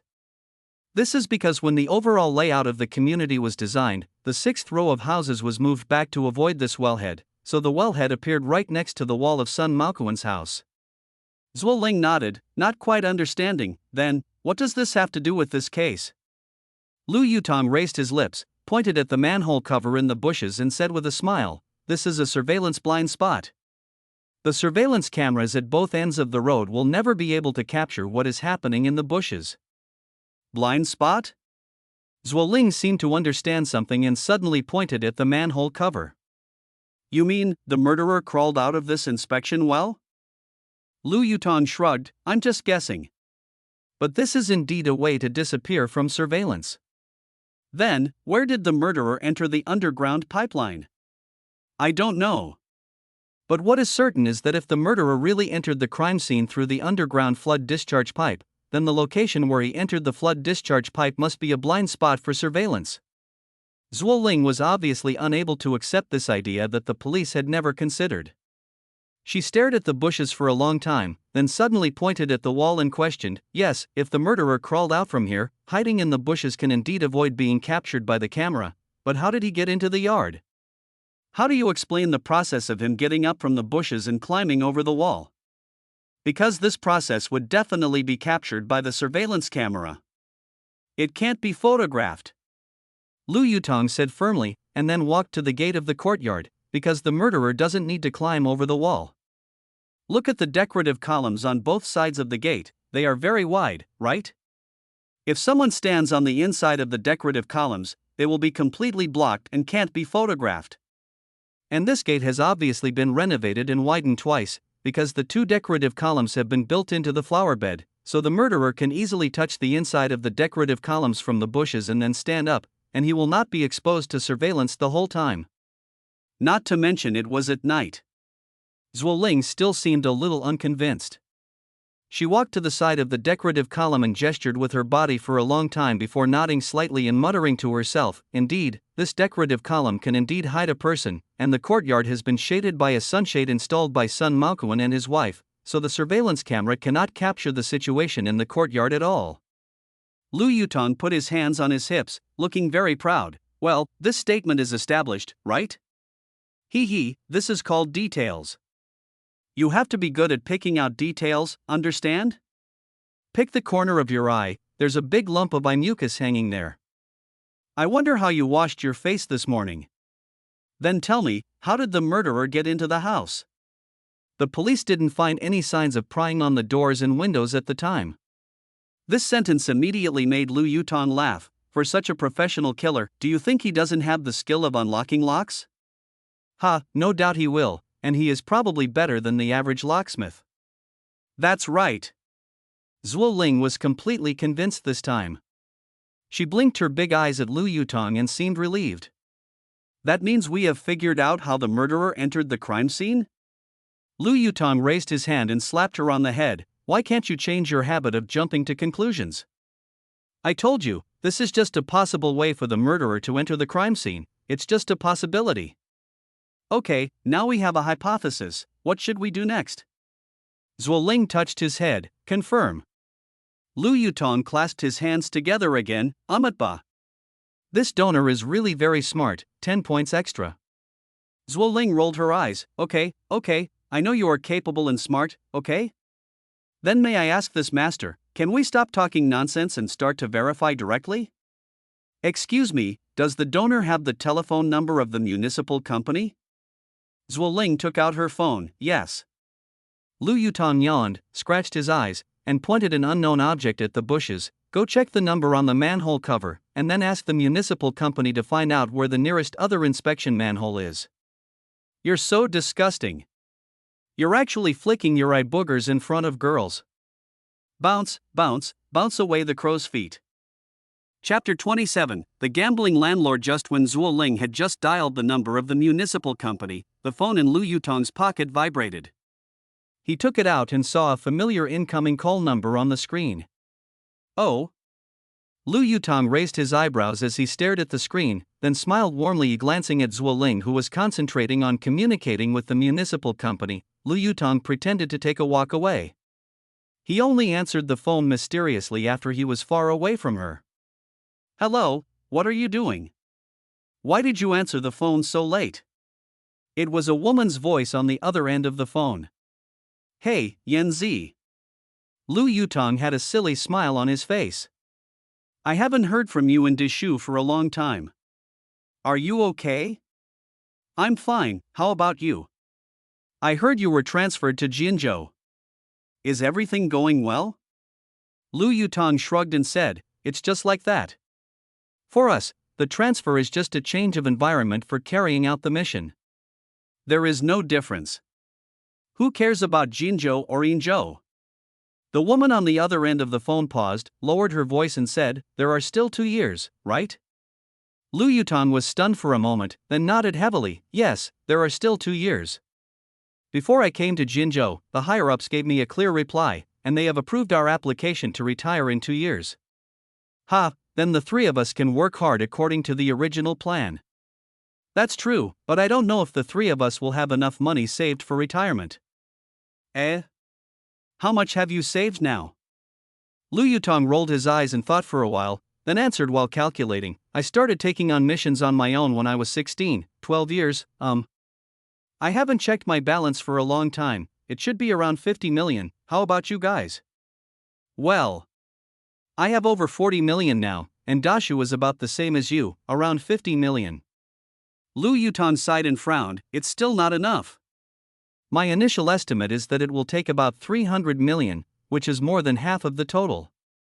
Even if the 3 of us work hard to take on tasks in the next 2 years, I'm afraid we won't be able to get enough." So Dashu and I are going to make a lot of money this time. What do you mean? The headquarters is going to send Dashu and I to carry out a mission overseas. The reward is 20 million when we complete it. Lu Yutong covered his mouth in shock. Oh my god, 20 million for one mission? Hey, such a high price. I'm afraid the mission is not low in risk, right? Yeah, it's indeed not low. Originally, the headquarters wanted to send our 3 S-class special operators out together to carry out this mission, but Dashu refused and only agreed to let him and I go. Why did you leave me alone? The woman on the other end of the phone was silent for a moment, then whispered, Dashu is afraid that if something unexpected happens, at least you will be left behind. Otherwise, if we are wiped out, there will be no one to carry out our plan. So the reason I called you today is, you mean if something unexpected happens, this phone call will be considered as a farewell? Lu Yutong continued. There was a slight from the other end of the phone, and then silence. Lu Yutong took a deep breath and said in a deep voice, if we have to leave one behind, then it's you. Wait for me to communicate with the headquarters and let Dashu and I go. No, there must be a woman in the execution plan of this mission. The woman on the other end of the phone laughed dryly. Oh, okay, I'm telling you this just in case. Don't worry, I've learned about the situation of this mission.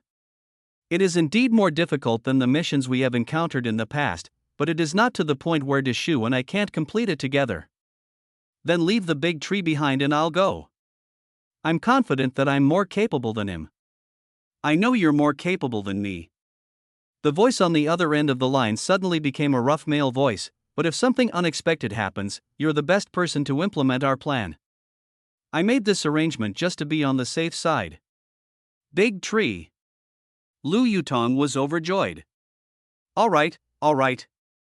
When did you become so nagging? Oh, Yan Zi too. She had to call you. Women are women. They always nag about what might happen. Don't worry, brother. Yan Zi and I are confident that we can complete this task as soon as possible. It's a piece of cake. Are you sure? Lu Yutong's face turned serious. Hey, you are the most stable one among the three of us. You never fight a battle without confidence. Are you sure you can handle it this time as usual? Stop talking nonsense. Are you still not confident in me? If this mission didn't require a female character, I could handle it alone. Hang up. We'll talk again when the mission comes back. Hello, let me tell you. Lu Yutong seemed to have something else to say, but the person on the other end of the phone had already hung up. Good guy, you still have this bad temper. Lu Yutong shook his head with a wry smile, put away his phone, turned around, but was frightened and screamed ouch. He saw Zhuo Ling standing behind him at some point, staring at him with suspicion. You're hiding so far away to answer a phone call. So sneaky. War? What war? Why, I'm in the foreign trade business, this involves business secrets, can't I stay away and talk on the phone? Lu Yutong remained calm, answering fluently, looking as steady as an old dog. In fact, he was panicking, his brain was working fast at this moment, making up lies to fool Zhuo Ling. War? Yes, it's a war. The business world is like a battlefield, am I wrong? I'm telling you, eavesdropping on people talking on the phone is not honorable. Zhuo Ling impatiently waved her hands at him. Okay, I don't care whether you fight or not, I just came here to tell you the results of the municipal company's investigation. TSK, do you think anyone wants to eavesdrop on your phone conversation? Oh, what did the municipal company say? Lu Yutong secretly breathed a sigh of relief. The municipal company said that this underground flood discharge pipeline had been out of use 5 years ago and was replaced by a newly built flood discharge pipeline around the city. They said that there had been no water discharged from under this pipeline for several years, and they were going to dig it up and take out the old pipeline when they demolished the Xintai community in the future, and then backfill it. Lu Yutong nodded slightly. Where is the nearest other inspection entrance? The municipal company said that there are 2 inspection wells for this flood discharge pipe in Xintai community. In addition to the one in row 6, there is another one next to the number 1 residence in row 23 at the northernmost end of the community. Let's go and take a look. Lu Yutong said as he passed by Zhuo Ling in big strides. "Hurry up and catch up, little cripple." "What did you call me?" Zhuo Ling almost threw the crutch in his hand away. 10 minutes later, the two stood in front of the door of number 1, row 23, dumbfounded because they walked around the house several times but could not find the iron cover of the inspection well. Just when I was worrying, a woman with a basket of vegetables came over and asked with a smile, "Hey, it's you two again, what are you looking for here?" Zhuo Ling looked back and was immediately shocked. It turned out to be the middle-aged woman who wanted to be her matchmaker at the accident scene. "Hey, Auntie, you also live in this community?" Lu Yutong greeted with a wry smile. The old lady looked at Zhuo Ling's cane with some fear and nodded. "I live next door to the man who was just hit by your police car." "Look, row 23, number 1 is his house, and I live in number 2. When Lu Yutong heard this, he suddenly realized why the old lady knew so much about the injured person. It turned out that she was a neighbor.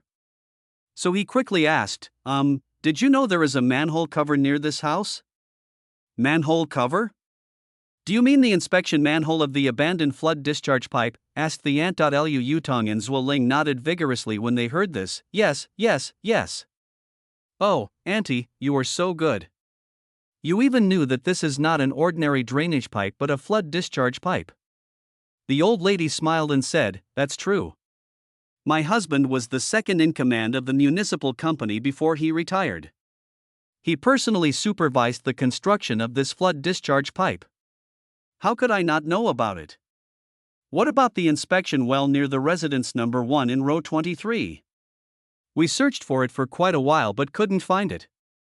The aunt pointed to a small room built with plastic sheets on the outer wall of house number 1 and said, "Look, it's right there.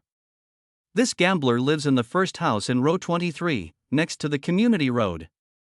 He saw a house on the side that was still some distance away from the road, so he built this illegal structure as a garage. Hey, there's a junked car parked there, a second-hand one."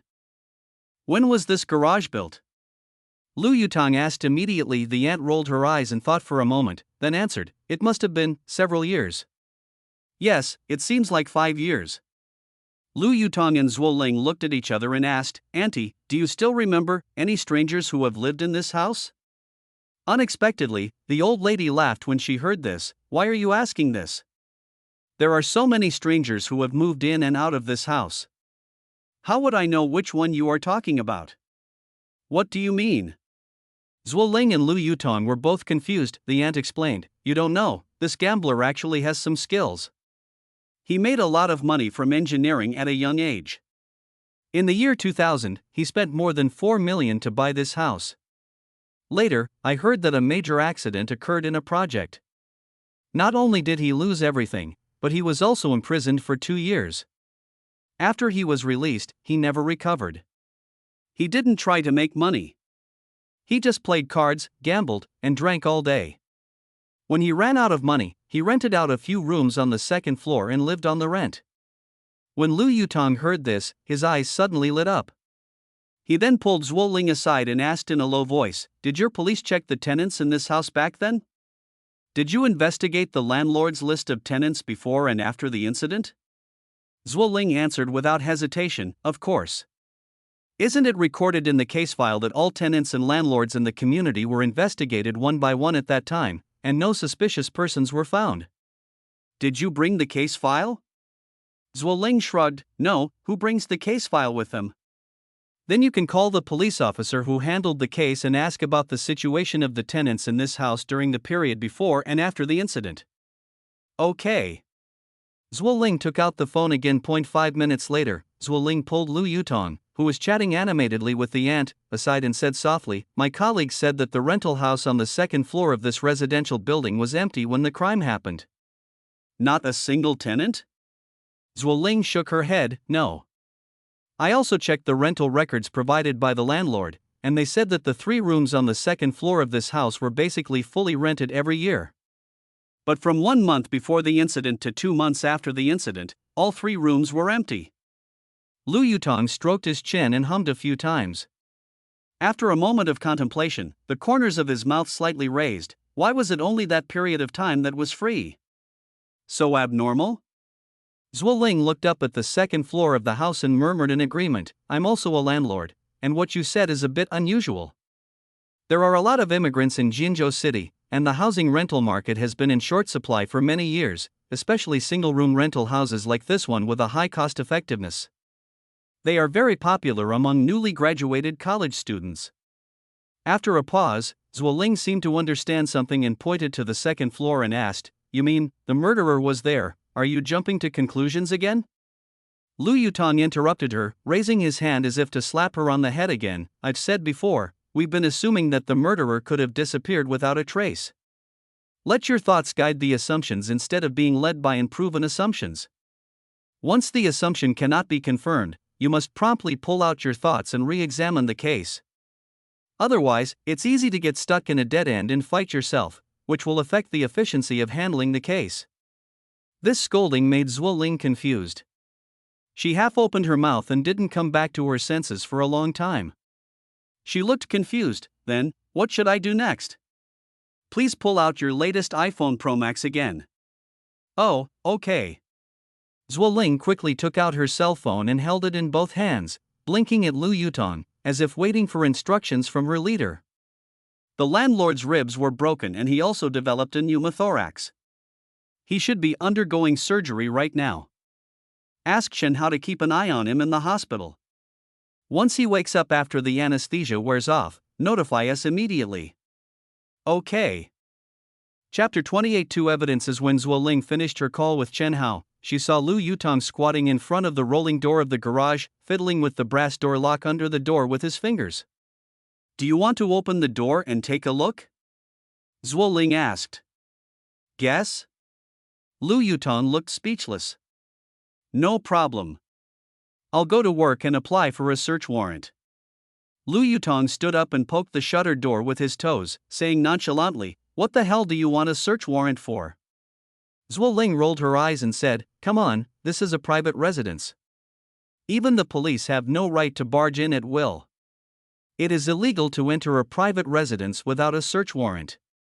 "What the hell are you trying to say to me, sister? This is an illegal building that was built without permission. How can it be considered a residential building?"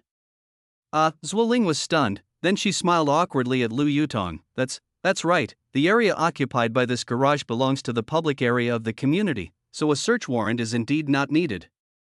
"That's right, 10 points. Fuck you. But even if we don't need a search warrant, we can't open the shuttered door. The landlord is probably lying in the operating room right now, right? How about I ask Shen how to steal his key and send it to me? I don't have the time to wait." Lu Yutong pointed at her head and said, "Borrow my hairpin." "Hairpin?" Zuoling hesitated and took off the hairpin pinned on her temples and handed it over. "What are you going to do?" "Unlock the door." Lu Yutong roughly straightened the iron piece on the hairpin, squatted down and started fiddling with the door lock. "Unlock, unlock." Zuoling was dumbfounded and counted on her fingers. Cooking skills at the level of a chef, rescue methods at the level of an emergency doctor, reasoning ability at the level of a criminal investigation expert, and you can actually unlock the door technically. Lu Yutong fiddled with the door lock while casually replying, "It's good to have many skills when you are in the world." "What a fuss. Hey, I heard that your skills are like a cheat. You haven't committed any crimes before, have you?" Lu Yutong glanced back at her and said with a smile, "Madam, I am a good citizen. But if you have the ability to prove that I have committed a crime, then I will plead guilty." "Eh? Wait, this is not right. I have been busy helping you police investigate the case, but you are suspecting me." "You have a very bad conscience, madam. I'm just curious. After all, most people." But before Zuoling could finish her words, there was a clatter sound, and the rolling door was neatly opened by Lu Yutong. Zuoling was shocked by his speed in unlocking the door. "Good fellow. Your skills are good enough to be filed with the police." Lu Yutong casually threw the deformed hairpin on the ground, stood at the door with her hands on her hips, and looked at the small garage. The garage was empty with no cars parked. There was a door against the outer wall of the house. This door leading to the interior of the house was obviously opened by the owner himself. A manhole cover identical to the 6 rows appeared on the ground in the center of the garage. Without saying a word, Lu Yutong picked up a shovel from the corner of the garage and inserted it into the gap next to the manhole cover. He pried up the heavy manhole cover and pushed it aside, then looked into the inspection well. Yeah. His brows knitted together. What's wrong? Zhuo Ling limped over, lowered his head and looked into the well, and immediately said, Huh? What is that? The bottom of the well, which was about 2 meters deep, was full of dry dust, and through the dust a black object could be vaguely seen. Could it be that my assumption was correct? Lu Yutong stood up, lit a cigarette, and continued to stare at the wellhead under his feet. What is that black mass? Lu Yutong took a deep puff of cigarette and raised the corner of his mouth. If I'm not mistaken, it's a chemical isolation suit. Chemical isolation suit?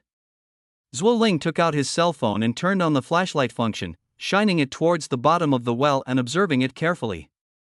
Who would throw a chemical isolation suit here?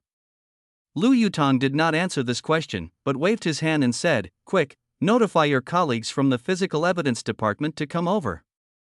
Looking at Lu Yutong's serious expression, Zhuo Ling roughly guessed what the chemical isolation suit at the bottom of the well meant, so she quickly took out her mobile phone and called her colleague at work. 20 minutes later, a police car arrived and a dark-skinned policeman carrying a toolbox hurriedly got out of the car. Zhuo Ling quickly went to greet him. Xiao Zhua, have you found anything? Asked the dark-skinned policeman. Yes, there is something in the well. It looks like a chemical isolation suit. Please extract it as soon as possible. Is there something?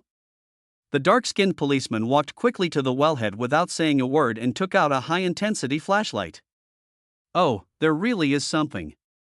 This is really strange. Xiao Zhua, you just joined the unit not long ago, so you may not know that the police also considered using this flood discharge pipe as a route in and out of the crime scene. They also sent people to check it out, but why didn't they find this thing down there at the time? There is only one possibility, that is, this thing was discarded here after you police went down to check. By the way, did you bring the blood detection light? Lu Yutong asked. The dark-skinned policeman glanced at Lu Yutong impatiently and waved his hand. Who are you? Do you live here?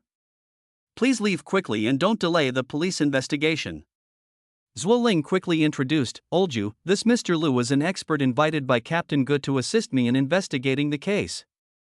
After a pause, Zhuo Ling gave Lu Yutong an apologetic smile and introduced him. This is Yu Rongfa, the deputy chief of the physical evidence section of our unit. He's an expert? Yu Rongfa cast a questioning look at Lu Yutong. After all, in his impression, the criminal investigation experts that the unit had invited in the past were all gray-haired and elderly people. The last Suli case was solved thanks to him.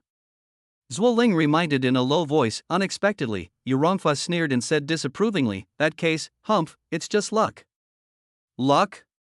Come on, show me your luck too. Lu Yutong suddenly spoke up. He had long been annoyed by Yu Rongfa's sour face and frivolous tone. What do you mean? Yu Rongfa stood up and stared at Lu Yutong with a strong sense of provocation. Lu Yutong chuckled and said leisurely, You are from the Physical Evidence Department, which means you are an expert in trace evidence. The Suli case has been hanging there for 30 years, and you have never analyzed the suspect's characteristics through the shape of the wires? Have you ever thought of cutting the rubber of the wires to see? Ha, you are such a good expert. You attribute your carelessness to bad luck. You are really good. What did you say? Yu Rongfa was well known for his bad temper in the criminal police team. He could not bear being looked down upon by Lu Yutong so blatantly. He pushed him immediately and glared at him. Lu Yutong dusted off his chest, pointed at Yu Rongfa and said in a deep voice, If you promise not to pursue the consequences of the fight, you can try pushing me again. Olju, he was invited by Captain Gu. Zhuo Ling knew Yu Rongfa's temper very well. Seeing that the two were about to fight, Zhuo Ling had to bring up the leader's name in a hurry. Mr. Lu helped us without asking for any reward. This is his awareness. We can't be rude to him. Yu Rongfa had to suppress his anger, angrily opened the toolbox, put on gloves, foot covers and a hood, and climbed down the well. More than 10 minutes later, Yu Rongfa took out a wrinkled, dusty black chemical protective suit with both hands, and then carefully unfolded it and spread it flat on the ground. Looking at the size of this clothes, it should be for men, said Yu Rongfa. Blood detection light. Lu Yutong reminded. Do you want me to say it? Yu Rongfa turned his head and glared at him, then took out a flashlight-like instrument from the toolbox, and then closed the rolling door of the garage, and it suddenly became pitch black. A green light lit up and moved slowly up and down the protective suit. Here! Lu Yutong's shout suddenly sounded in the darkness. Yu Rongfa was frightened and the green light stopped at the left glove of the protective suit. What are you yelling about? There, point the light at the base of the thumb of the glove. Lu Yutong reminded coldly. Although Yu Rongfa was full of indignation, he still moved the light beam to the position he said. Sure enough, he saw a small smear of blood that showed a faint orange-yellow color under the green detection light. TSK, you have quite a sharp eye. Yu Rongfa continued to sweep the beam back and forth on the protective suit, but did not find any other bloodstains. One place is enough. Lu Yutong opened the shutter door and smiled at Zhuo Ling. Not bad. It seems that our investigation is moving in a favorable direction. Oh, by the way, has the DNA information of the victim couple been preserved? Zhuo Ling nodded excitedly. Yes. We will immediately extract DNA from the blood on the protective suit and then compare it with the victims. After saying that, Zhuo Ling nodded to Yu Rongfa, indicating that he could take the evidence back. So Yu Rong started to fold the protective suit with a dark face. Due to his bad mood, he folded the protective suit just like he folded clothes at home, folding it and shaking it, as if venting his dissatisfaction. Seeing this, Lu Yutong suddenly grabbed his arm and stopped him from folding the protective suit. What are you going to do? Are you going to do it? Yu Rongfa became furious again and shook off Lu Yutong's hand fiercely. Is this how you treat the evidence? Did I ever say that the preliminary examination of the evidence was over? I've already found the bloodstains. What else do you want? I know how to protect the area with the bloodstains. Why do you have to worry about that? Humph, you're really lucky. You've hit upon another breakthrough in this case. Fuck your grandma's legs. Lu Yutong cursed, shocking Zhuo Ling, who was standing beside him. If the bloodstains match the victim couple, then it can be proved that this dress appeared at the crime scene. Then how can we prove who wore this dress? A breakthrough? Breakthrough! You are still far from finding a breakthrough. The rough way you move evidence like this is likely to destroy key evidence. You scolded me? Yu Rongfa's blood suddenly rushed to his head. He clenched his fists tightly, as if he was about to lose control. Lu Yutong was too lazy to pay attention to him. He took out a pair of gloves from Yu Rongfa's toolbox and put them on. Then he snatched the protective suit from his hand and spread it on the ground again. He carefully turned over the hood part, then lay on the ground with his butt sticking up and began to observe carefully. Not long after, Lu Yutong clapped his hands fiercely and looked up at Zhuo Ling. Sure enough, what is it? Zhuo Ling's face was full of question marks. Look closer. Lu Yutong waved to her as Zhuo Ling glanced at Yu Rongfa, who was at the critical point of explosion, secretly stuck out her tongue, and walked over with a cane in order to take care of Zhuo Ling, who was not convenient to bend down to observe. Lu Yutong carefully held up the protective suit and asked, See these little white spots on the back of the hat? Zhuo Ling stared with wide eyes and observed carefully for a moment, then asked blankly, Aren't these dust? No. What is that? Lu Yutong raised the corner of his mouth. Dandruff. Dandruff! Zhuo Ling covered her mouth with her hand, fearing that the little white spots would be blown away. Yes, dandruff. Lu Yutong carefully put down the protective suit, took out a cigarette, and unexpectedly handed one to Yu Rongwang. It is the dandruff left by the person wearing this protective suit. And dandruff can be used to extract DNA. In this way, we have the DNA information of the suspect. Well, although the discovery of these two pieces of evidence is indeed a big step forward, it can't be said to be a breakthrough. After all, having the DNA information of the suspect does not mean that we can catch the person, because we currently can't find anyone worthy of suspicion to compare. At this time, Yu Rongfa's original furious mood had long been replaced by shock. Glancing at the protective suit on the ground, a hint of guilt appeared on his face. After hesitating for a while, he finally took the cigarette, took out his lighter and offered it to Lu Yutong. Okay. Brother Lu, I'm impressed by you. I admit that I underestimated you. Hey, who made you so young? Well, I apologize to you, and I hope we can have a pleasant cooperation on this case. Ha, Officer, you is a straightforward person.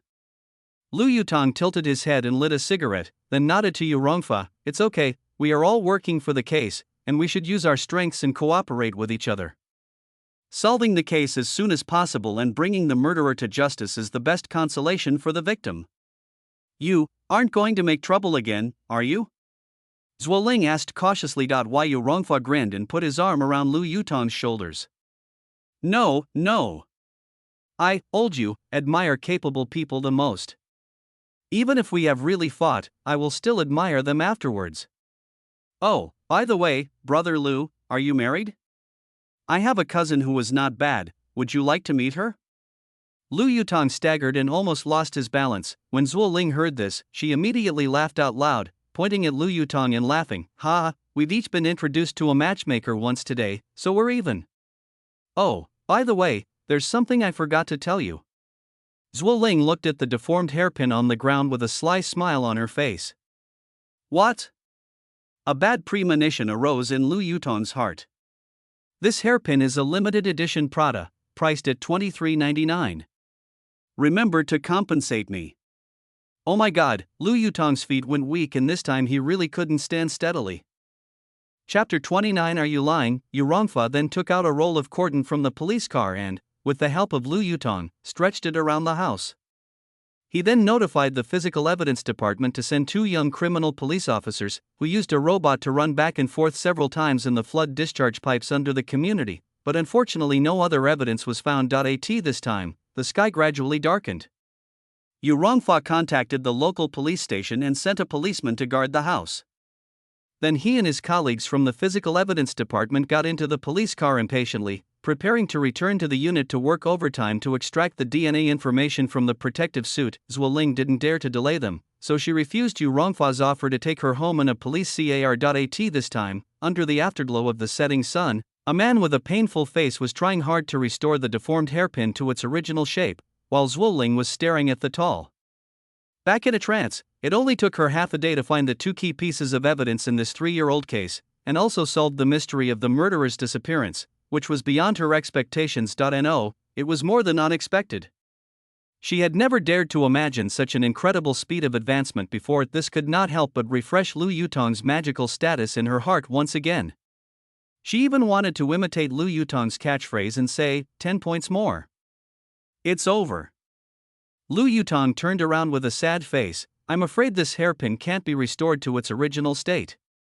Oh my god, 2,399 yuan, this is going to cost me my life. You idiot. Zhuo Ling snatched the hairpin and threw it away. You did a good job today. Just tell me what you want to eat tonight, I'll treat you. By the way, there seems to be a pretty good Italian restaurant nearby. Xiaoran and I went there last year. How about taking you, a country bumpkin, to try some foreign food? Lu Yutong waved his hands frantically. Don't, please don't. How about this? I still have some food in my fridge. How about I cook a few dishes for you? Just don't ask me to pay for the credit card. Is that so? Zhuo Ling tilted her head and pretended to think about it, then waved her hand. Since you performed well today, okay, I'll let you go this time. Then let's go back and eat. Then let's go.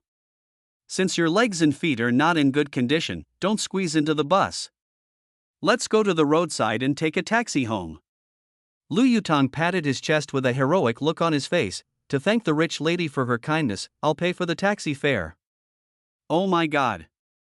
Zhuo Ling covered her face with her hands. So the extent of this man's stinginess was refreshed in her mind. In the car, Zhuo Ling called Chen Hao and learned that the gambling landlord had left the operating room and everything went smoothly.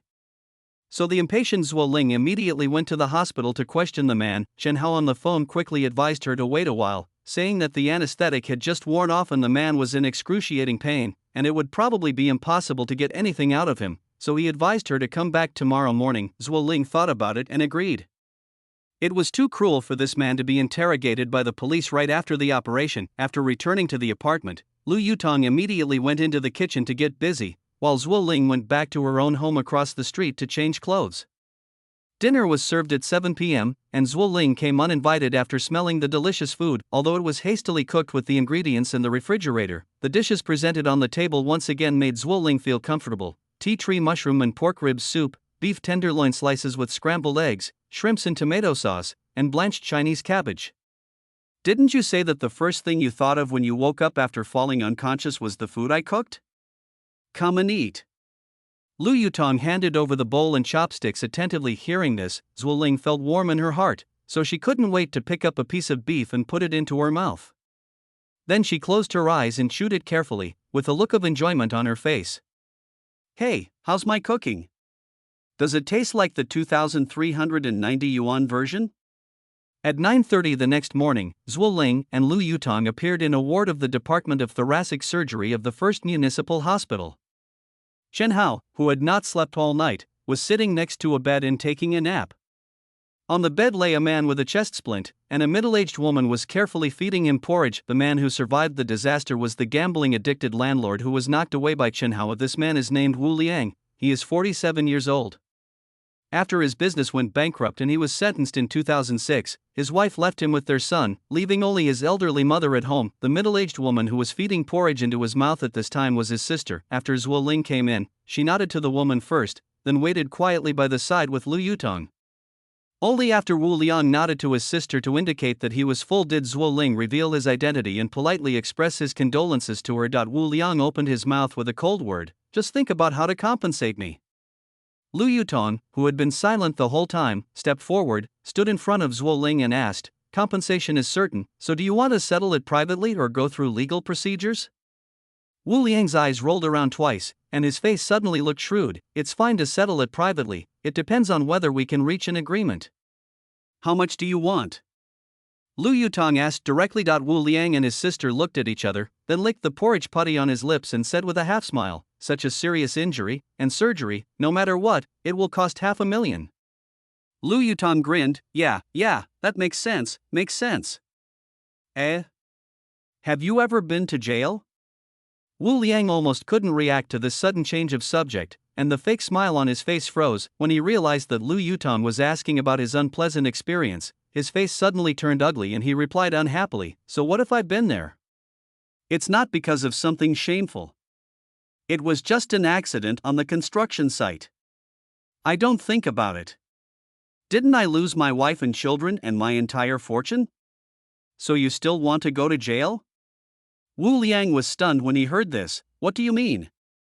I was hit by you guys. I am the victim. Why should I go to jail?" Lu Yutong sat down on the bed with a smile on his face, crossed his legs and said leisurely, "Think about it carefully. Is there anything you want to confess to the police? For example, what happened 3 years ago?" 3 years ago?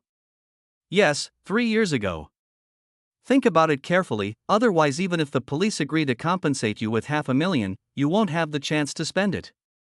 Wu Liang frowned and thought for a long time, and finally shook his head. "I really can't remember what happened." Eh? Are you police officers trying to threaten me so as to reduce the amount of compensation? Lu Yutong did not respond, but winked at Chen Hao. Chen Hao understood what Lu Yutong was saying, so he asked Wu Liang's sister to leave the ward and closed the door. Zhuo Ling said seriously, "Wu Liang, listen carefully. The police are interrogating you now, and you must answer truthfully. Don't feel aggrieved. Think about it yourself. If there is nothing wrong, would our police interrogate you for no reason? Have you remembered?" Chen Hao asked immediately. Wu Liang shook his head again with a sad face. "I really can't remember what happened. Why do I feel like a bad guy after being hit by you guys?" "Then let me remind you." Lu Yutong picked up a CT scan on the bedside table and looked at it, and said casually, 3 years ago, a homicide occurred in the community where you lived. Remember? Murder case? Wu Liang was surprised to hear the other party suddenly bring this up. Are you talking about the couple living in row 6? I remember this, but what does it have to do with me? You know whether it has anything to do with you or not. Lu Yutong stared into his eyes. What a joke. The police went door to check. I was out playing cards all night and didn't go home. I have witnesses. I didn't say you killed that couple. Then what are you asking me? Wu Liang seemed a little angry and stared at Lu Yutong unwillingly. Lu Yutong chuckled. When the police asked you about the tenants on the second floor during the time of the crime, you said that the 3 rooms on the second floor of your house were empty at the time and no one rented them during that period, right? Yes. Then, did you lie?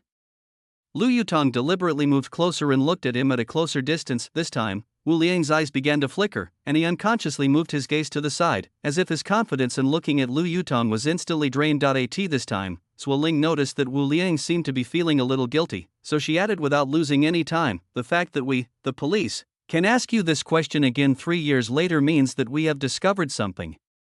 You'd better tell the truth, otherwise you might really be implicated in this case. I think, you don't want to go to jail again, do you? After these words, the ward fell into silence. Under the gaze of 3 pairs of eyes, Wu Liang simply closed his eyes and frowned again. Okay. Lu Yutong suddenly clapped his hands to break the dull atmosphere and stood up. Then you just take on the responsibility. We are worried that no one will take on this case. I said. Wu Liang finally spoke. I'm listening. Lu Yutong turned around and looked at him sideways. Wu Liang opened his eyes, sighed softly, and said with a bitter face, I did lie to the police back then, but I really know nothing about that murder case. You can't wrongly accuse a good person.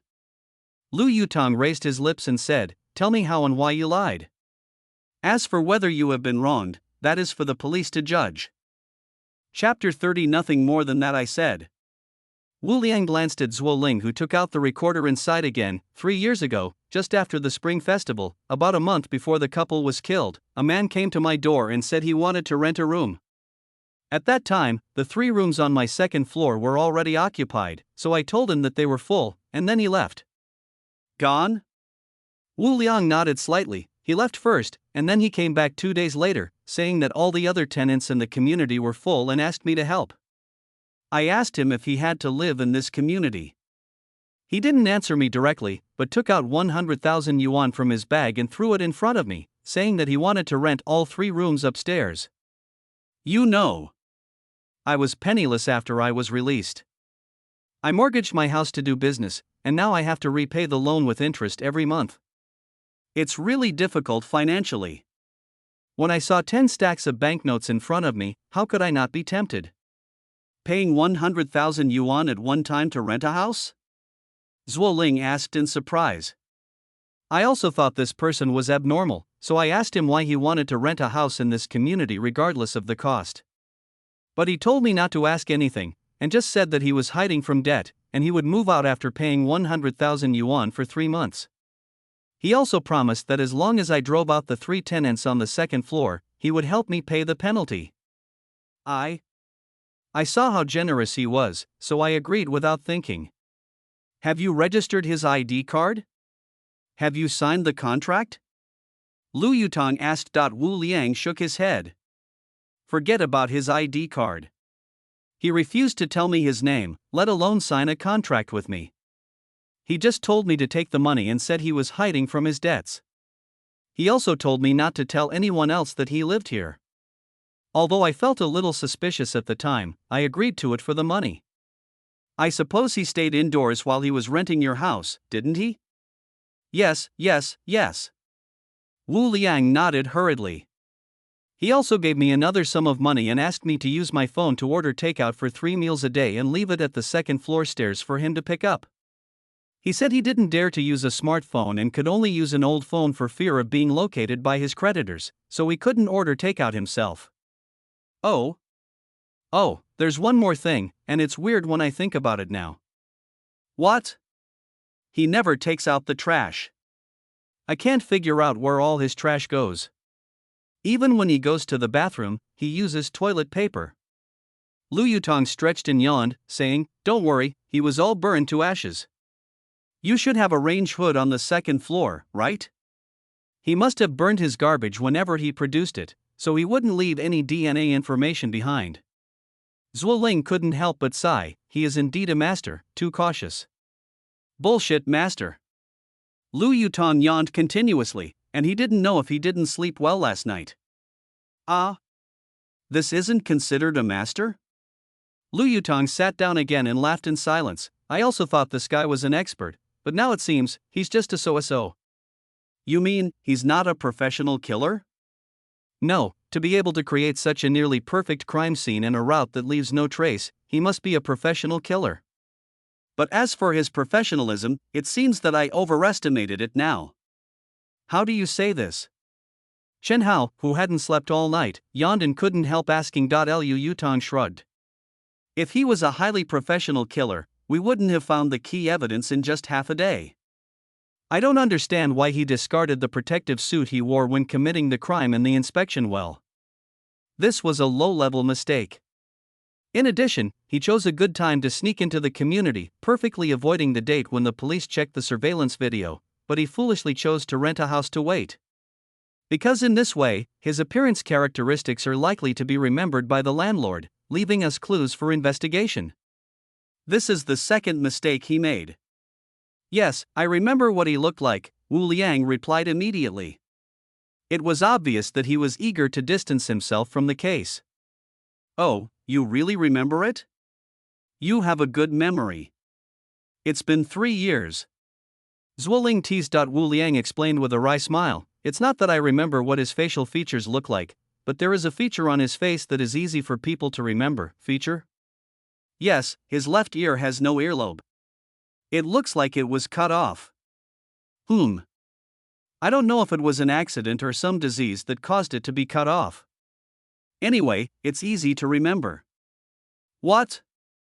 Lu Yutong was stunned when he heard this, and all his sleepiness disappeared immediately. He seemed to have thought of something. What's wrong?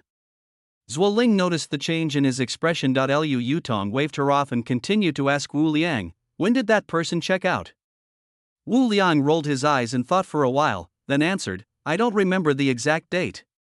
No, I should say I don't know.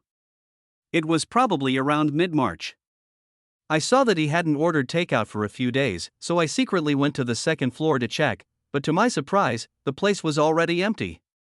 I don't know the day he left. Lu Yutong nodded. That means he left about 2 weeks after the incident, which is about what I expected. When the police went to your house to investigate, didn't they go to the second floor to check it out?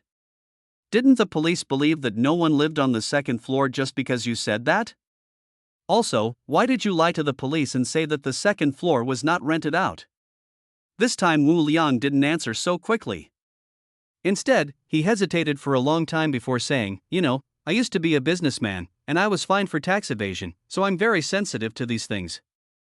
I let him move in without signing any contract. I was worried that the police would hold me responsible for evading personal income tax after finding out, so I just lied. No. Zhuoling suddenly spoke up.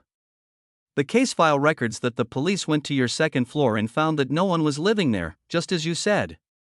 At that time, the police required all residents of the community to stay at home temporarily. So where did the man who rented your second floor go? Wu Liang smiled awkwardly. That day when I learned that the police were going door to door to question people, I secretly went to the second floor to take a look ahead of time and found that the man was not there that day. So, hey, I had the confidence to lie to the police. I didn't think it was strange at the time. After all, I had only seen him twice since he moved in, and I often went out to play cards, so who knows when he went out. At the time, I guessed that he might have gone out for a few days for something, which is normal. That's strange. Zhuoling looked at Lu Yutong with a puzzled look on her face. Where did the man hide at that time? We sealed off the community and investigated after the incident, and the surveillance video after the incident did not find any unchecked people entering or leaving any house. What do you think? Lu Yutong looked at her helplessly as Zhuoling blinked her big eyes and was stunned for a moment, then suddenly clapped her hands and shouted, "Management shaft!" Yes. He must have noticed that the police had begun to check house by house, so he hid in the flood discharge pipe in advance. After saying that, Lu Yutong turned around and left, which was quite sudden. Where are you going? Zhuoling was confused and hopped on one foot to chase out of the ward. Lu Yutong did not stop, and said as he walked, this Wu Liang probably did not know that the tenant had any connection with the case at the time, so we can temporarily rule out his suspicion of being an accomplice and let him go for now. I suddenly remembered that I have some urgent business matters to deal with, so we will talk about it later. Hello, but Lu Yutong ran into the stairwell without looking back, as if he didn't even have the patience to wait for the elevator. He looked worried at this moment, because after Wu Liang mentioned the tenant's characteristics just now, he immediately thought of someone. That was the special operative who almost collided head-on with him on his way out when he first went to Pei Min's office. And the special operative's left ear had no earlobe. If this case was really committed by that special operative, it would be a serious violation. As one of the 3S-level special operatives in the Grey Tower, Lu Yutong had an obligation to eradicate this kind of internal scum, and it was also a responsibility given to him by the organization. After leaving the hospital, he went straight to Margarita Western Restaurant. Chapter 31 Query. But after arriving at the door of Margarita Western Restaurant, Lu Yutong did not get out of the car, but stared at the pedestrians passing by outside the car.at. This moment, he was considering a possibility. If the special operative was indeed the murderer in this case, then had Pei Min known about it for a long time? Is it possible that this serious illegal act of taking private jobs was carried out with the tacit approval of the Jinzhou City Liaison Station, even the internal situation of Jinzhou City's liaison station and special operators has long been in chaos? Have they thrown their organization and stance to the winds for the sake of profit? If this is the case, then the situation Lu Yutong is facing is much more complicated. It is not a matter of eliminating a special operative who violates the rules, but facing a force. Thinking of this, Lu Yutong's brows knitted tighter and tighter.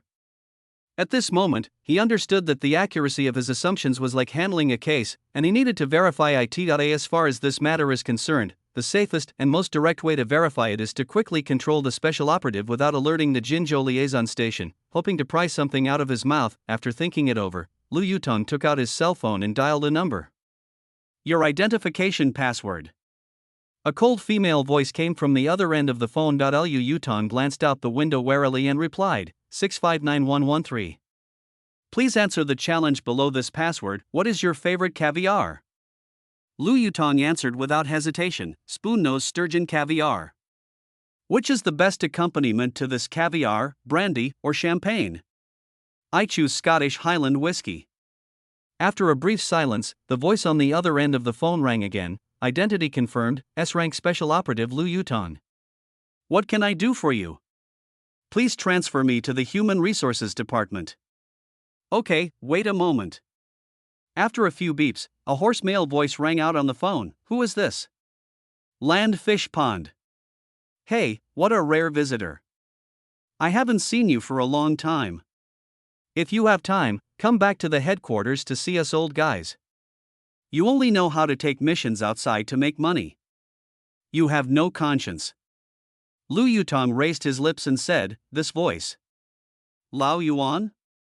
Oh, I thought you had retired, but you are still on duty. I would have called you directly if I had known. By the way, how is my master? It's okay. Last time I drank too much and fell on my head. I had to get some stitches, but I was fine the next day. Look, he got me drunk again last night, and the stitches haven't been removed yet. Ha, that drunkard. Lu Yutong had a frown on his face. What do you want to talk to me about? Ah, yes, there is something. Please help me find the information of a special operative. Because, there are some special reasons, it is not convenient to find the local contact station to inquire, so I will come to you directly. Bypassing the contact station to inquire with me? Is there a 404 tendency? Lao Yuan asked immediately. The so-called 404 in his mouth means that serious violations have been discovered. Lu Yutong was silent for a moment and nodded, yes. Tell me, who are you checking? A special operative stationed in Jinzhou City. His registered name in the organization is unknown. He is a male, about 40 years old, with a missing earlobe on his left ear. This feature should be clearly visible in the registration photo. Wait a minute. The phone was filled with the sound of keyboard tapping. 2 minutes later, Lao Yuan's voice rang out again. I found out. His registered name is He Li. He was a Special Forces soldier in the reconnaissance company of the army. Before he retired, he committed a serious disciplinary offense and was brought to the military court. He was supposed to spend the rest of his life in prison, but the organization later took a fancy to his personal qualities and recruited him. His earlobe was lost in hand-to-hand combat with the enemy while the army was on a mission. Do you know where he is staying in Jinzhou City? That's not clear. Special operatives choose their own locations, and the organization won't interfere. But I can help you locate his phone. Then what are you waiting for? What? You are becoming less and less respectful to us old comrades. The sound of keyboard typing rang out again. Let me see. Got it. The place where he Li's cell phone signal stays most is Jinzhou Pegasus Electronic Digital City. This should be his destination. Okay, thank you. Just as he was about to hang up the phone, Lu Yutong seemed to remember something, so he put the phone to his ear again. By the way, how did Pei Min get recruited by the organization? The person in charge of the Jinzhou City liaison station asked Old Yuan, right? Old Yuan hesitated for a moment and chuckled. You know what, I do remember that girl. Oh, it's so miserable. Lu Yutong raised his eyebrows and said, what are you talking about? How many people who can enter the Grey Tower have a miserable life story? She was worse off than you anyway. I remember that her parents died when she was 10, and she became an orphan. She was taken in by a distant relative. Without her parents to supervise her, she naturally didn't learn well. She started hanging around in society at the age of 16. Later, she was drugged and taken away by 3 men in a nightclub in Yanzhou City. She was locked in a basement and tortured for 3 years. Oh my God, 3 years? Lu Yutong was shocked. He couldn't imagine what would happen to a little girl after being abused by a few beasts for 3 whole years. Yes, that's why it's so tragic. Later, one of the 3 men was listed as a target for execution. When he was dying, he confessed the matter to the special operative, hoping to save his life. Later, the special operative dealt with him and went to rescue Pei Min.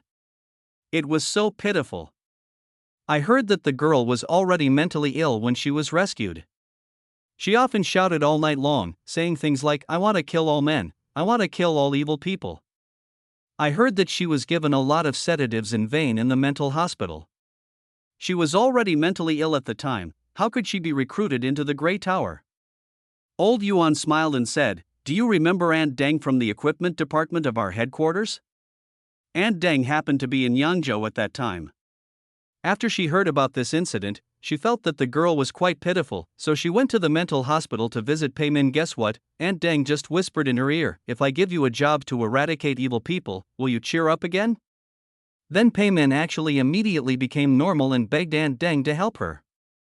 Aunt Deng later came to the personnel department to ask me for help. At that time, I thought that some of the heads of the liaison stations in various places were about to retire and needed additional personnel, so I let her do some training with a try it attitude. I didn't expect that this girl performed very well, so later I wrote a recommendation report to the higher-ups and officially recruited her. Lu Yutong was speechless for a long time after hearing this. He never expected that this seemingly glamorous, charming, and seductive woman actually had such a shameful past. Hey kid, why are you asking about her? Could it be that she has 404 tendencies as well? No, I was just asking. I've just been transferred to Jinzhou City, so I want to know the situation of the person in charge of the liaison station here. Well, I'll hang up now. I'll come back to see you guys when I have time. After hanging up the phone, Lu Yutong turned his head and looked at the sign of Margarita Restaurant, seeming to be thinking about something. Kill all the men? Oh, no wonder. It's normal to have such thoughts after such a terrible experience. But now why do you always act like you want to tease men all the time? After being silent for a while, Lu Yutong shook his head with a wry smile, turned the key and started the engine, then drove the shabby jeep that was emitting blue smoke into the city's traffic destination, Pegasus Electronics and Digital City. Chapter 32. Do you know the consequences? Pegasus Electronics and Digital City is huge in scale, and you can find almost all the electronic product accessories you can think of here. Every day, this mall is filled with vendors coming from all over the country to purchase goods, and it is as lively as a vegetable market. The Healy that Lu Yutong was looking for was one of the thousands of small stall owners in the digital city. He owned an ant shop in a corner on the third floor of the mall, mainly engaged in the business of second-hand computer graphics cards. Of course, this is just his official job. There are still many special operatives like him who disguise themselves as small vendors. They do this not to cover up, but to kill time when there are no missions to perform. When Class B Special Operative Healy saw Lu Yutong appear in front of him, he was at a loss, because the S-Class Special Operative who almost killed him with a knife was still shocking enough. Moreover, the three S-Class Special Operatives were admired by everyone in the Grey Tower. The various unimaginable methods they used to perform tasks were often imitated and learned by the Special Operatives. For these three S-Class monsters, there was enough to be described as pious, but in addition to awe, they were more afraid of these three S-level special operators, because once an S-Class Special Operative sets his sights on you, almost nothing good will happen. Lu Yutong? Healy temporarily suppressed the fear in his chest and finally mustered up the courage to speak. I didn't expect you to come to me in person. Please, is there anything I can help you with? Lu Yutong picked up a graphics card and looked at it, then nodded nonchalantly, yes. You say. Healy swallowed. Let me ask you a question first. Healy unconsciously took a step back. What? Why would you make such a stupid mistake? Healy was stunned. What kind of low-level mistake? He discarded the protective suit he wore when killing people in a long out-of-service flood discharge pipeline inspection well. Hearing this, Healy's head suddenly buzzed, and his vision even began to go dark. He immediately understood why this S-level special operative suddenly came to him. You did it, right? Lu Yutong put down the graphics card in his hand and looked at Healy with murderous intent in his eyes. Yes. Healy had no choice but to answer truthfully. Because he understood that since Lu Yutong had come to him, he must have had some definite evidence. But what he didn't understand was why Lu Yutong knew about this matter and why he investigated it for no reason. After all, he was not a policeman. Although the Grey Tower is shady, it's still an organization that fights crime, right? Healy, with a pale face, nodded tremblingly, yes. So, is your behavior of killing people at will without the authorization of the Grey Tower fighting crime, or committing a crime? It's a crime. Healy was already sweating profusely. Do you know the consequences? Can you please let me go? Healy suddenly grabbed Lu Yutong's sleeve. Lu Yutong snorted and shook off his hand. Is this your personal behavior, or is the Jinzhou City Liaison Station also involved? Seeing that Lu Yutong did not directly reject his request, the 8 words severe punishment for resistance, leniency for confession immediately emerged in his mind, so he immediately replied, no. It has nothing to do with the contact station. It is my personal behavior. Does Pei Min know that you're taking private jobs? Healy wiped the sweat from his forehead and nodded, I know. Lu Yutong raised his eyebrows. She knows? How did she know? Yes, I told her on my own initiative. Lu Yutong chuckled and asked, taking private jobs is a secretive thing to do. Why did you take the initiative to tell her? Healy lowered his head and replied softly, I asked for her opinion at the time because it was my first time taking on a private job and I was unsure. Ask for her opinion? Lu Yutong was very surprised to hear this. What you did would be wiped out if discovered. How dare you take the initiative to mention it to the person in charge of a liaison station? Did she tell you this? Healy asked back. No, it has nothing to do with her. I'm curious, why didn't she stop you, and why didn't she report it to her superiors when she knew you did it? This is a cover-up. Unexpectedly, Healy suddenly breathed a sigh of relief and even smiled with relief. That's good, I knew she wouldn't betray me. Lu Yutong seemed to have noticed something. After staring at Healy for a while, he asked, You and Pei Min have a good relationship? Healy took a deep breath and nodded heavily. Yes, I admit it. She and I have been together for a long time. Lu Yutong was stunned for a moment, then suddenly realized, so you were so confident to discuss this matter with her, which could cost you your life. What did she say at the time? Did she advise you not to do it? Healy raised his ashen face and looked at Lu Yutong, then shook his head with a dull expression. I won't answer any more questions about her. It's enough for me to know that she didn't betray me. Oh, it seems that you still have deep feelings for her. Healy didn't answer, but just stood there like a wax figure, as if he was ready to do whatever you want. You're starting to refuse to cooperate, right? Lu Yutong knew that this guy was ready to throw the jar into the air. Healy sneered a few times and asked, Is there anything to talk about? If there is, I will cooperate. If it's going to be a death anyway, what's the point of me cooperating with you? Lu Yutong hesitated for a moment and nodded, yes. How to talk? Healy seemed to see a glimmer of hope and immediately became energetic. You answer whatever I ask truthfully. I can answer you anything except pay Min. Yo, you'd rather die than drag her down? Healy nodded vigorously, yes. Do you know why the organization stipulates that special operators cannot have emotional entanglements with anyone? Lu Yutong sat down directly on the stall, not caring whether those graphics cards would prick his butt. Because emotions will make your mind restless and easily mislead your decision-making and judgment, thus affecting the completion of the mission. You are already deeply trapped in it and cannot extricate yourself. Even if you don't fall into my hands, you will die in the mission sooner or later. Healy frowned and was silent for a moment, then sighed softly. I understand what you said. At the beginning, I also tried very hard to suppress my feelings for her, but I failed in the end. Humans are emotional animals after all. I think if you also meet the right person, even if you are an S-level big shot, you will be willing to fall into it. Good guy, you're actually lecturing me? Lu Yutong rolled his eyes, then Lu Yutong seemed to realize something and suddenly froze. Oh my god, did I just roll my eyes?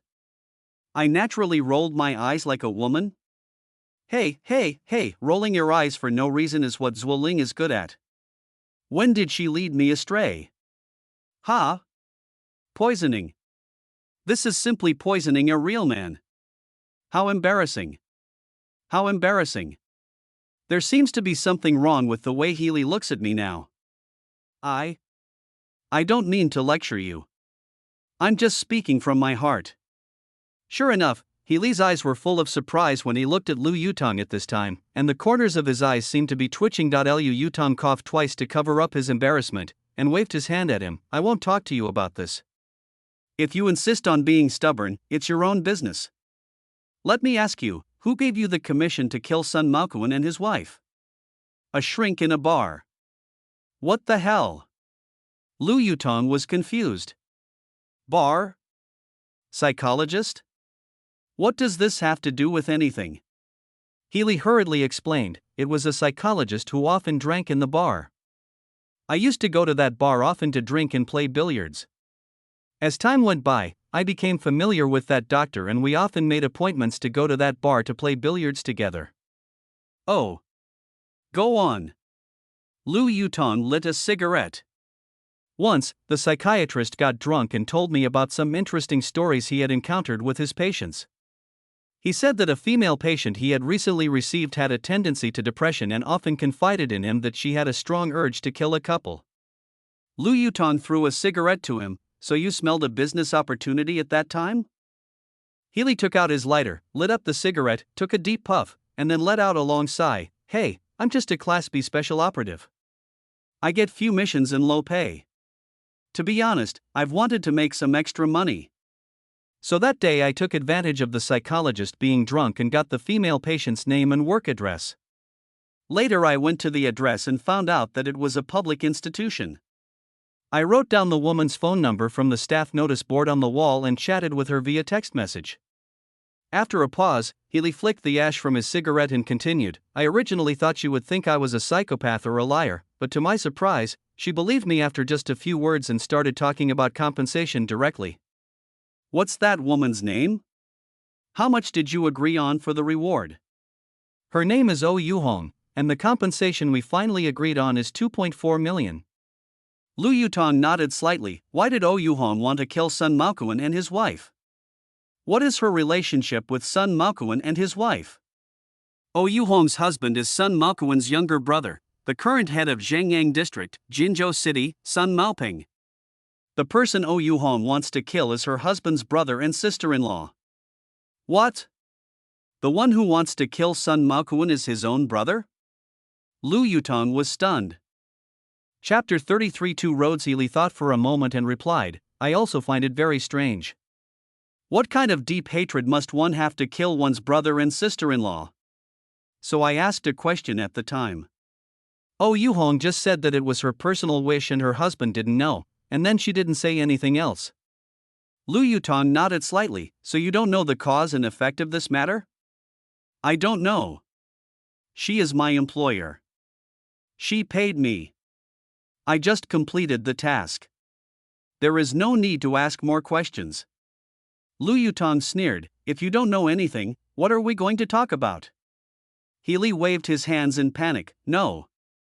No, listen to me, if you want to hold Oh Yu-hong accountable like the police, I still have something in my hands, explain. Healy tremblingly took out his phone from his pocket and said, when she met with me to discuss the details of the mission and the reward, I actually used a pinhole camera to record the whole process, and the video file is saved in my phone. I did this just in case. I thought that if the police or the organization found out about this one day, I could use it to blackmail her for the cost of running away. After saying that, Healy handed the phone over with both hands, but Lu Yutong just stared at him expressionlessly, with no intention of reaching out to take it. You don't want it? Healy was a little surprised. I'm not a policeman, what do I need this for? Keep it for yourself, maybe you can blackmail her for some money when you run away. Hearing this, Healy's eyes lit up. You mean, let me go? Don't kill me? If I wanted to kill you today, would I find you in this environment full of surveillance? But, rules are rules after all. From an internal perspective, you have seriously violated the organization's discipline and should be eliminated. From an external perspective, you have taken 2 innocent lives, which is also a capital crime. So what you mean is? Healy was about to collapse. Lu Yutong raised his lips and said, I'll give you 2 options. 1. You turn yourself in to the police. 2. I'll give you a chance to run away, but I'll hunt you down. If I find you again, I'll kill you right away. Healy was in a dilemma. If we take a quick look at these 2 options, a normal person would of course choose to run away. Only a fool would turn himself in. Isn't that obviously seeking death? But the problem is that the person chasing him is not an ordinary person, but Lu Yutong, one of the 3S-level special operators. How long can he escape under the full pursuit of such a top killer? How far can he escape? If you surrender yourself to the police, although you cannot escape the death penalty in the end, it will take at least half a year, or even a year, to go through the legal procedures and be executed. So here comes the question, should I choose to be assassinated at an uncertain time, or choose to be safe and live another year? Does the police already know about this? Healy suddenly asked, right. Healy took a breath and said, the police also know about this? Could it be that you are cooperating with the police?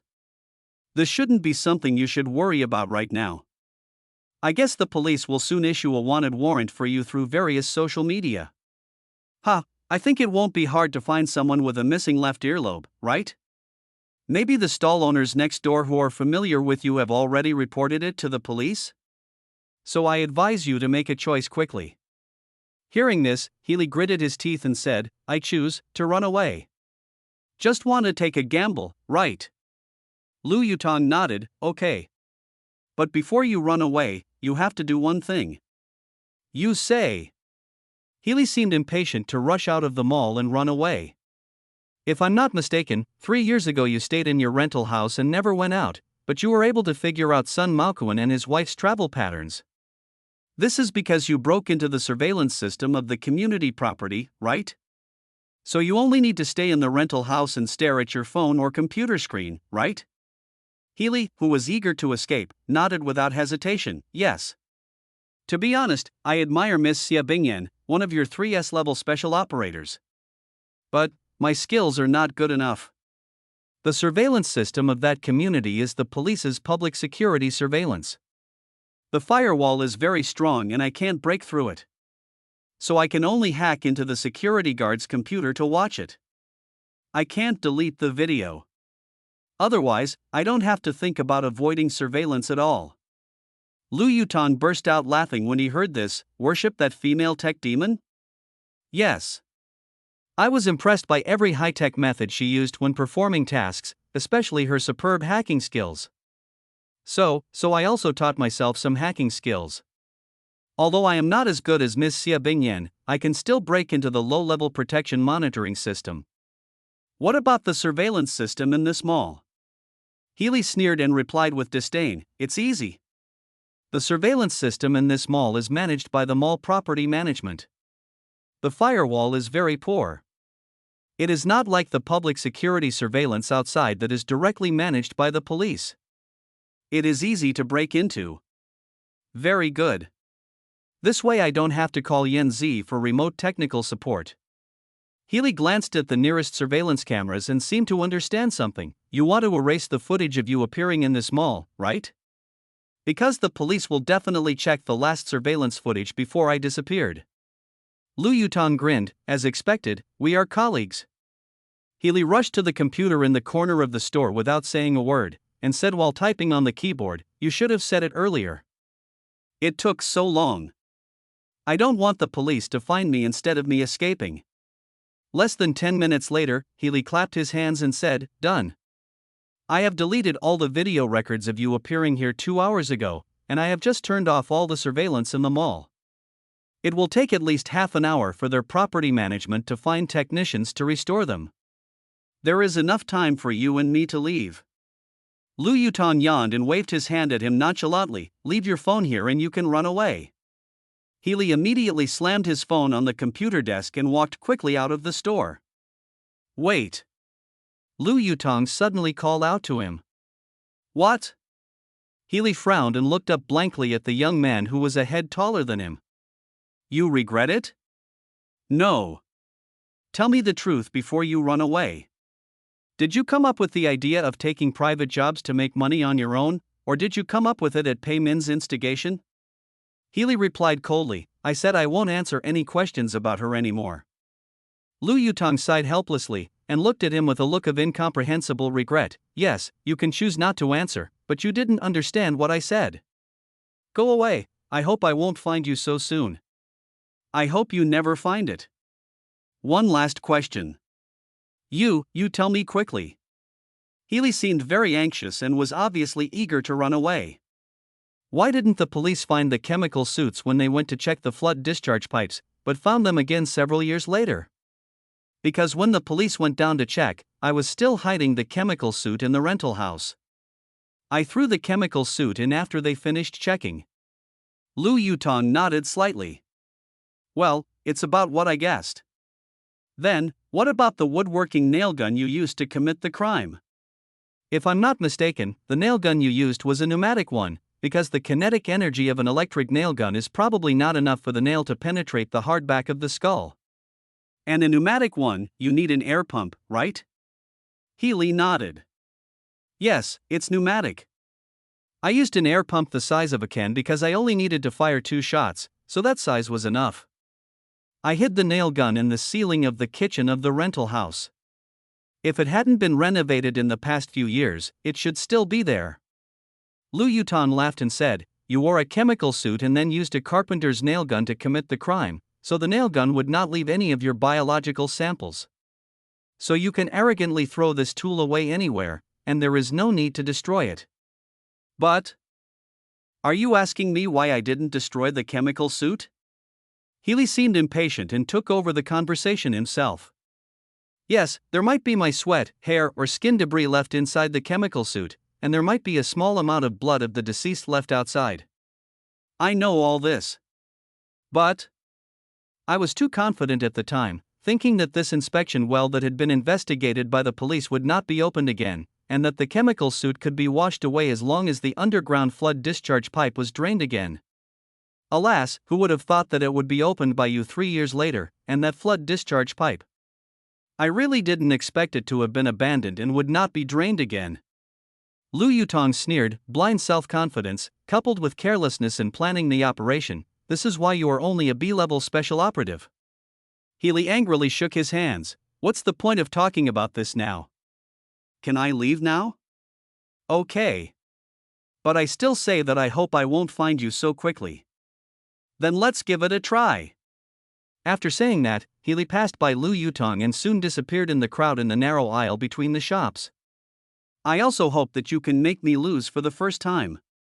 Unfortunately, you are in too deep, and you will pay with your life to understand the meaning of the organization's rule of not having emotional entanglements with anyone. But after talking to himself for a while, Lu Yutong quickly left the mall. After returning to the apartment, it was already 6:15 in the afternoon, and Lu Yutong started cooking dinner in the kitchen. His menu tonight was unusually vegetarian and did not include any meat or vegetable dishes. This situation only occurs when he has just completed a mission or is about to carry out a mission. At 8:30. After finishing dinner, Lu Yutong pushed the door open and walked out, his face as gloomy as water.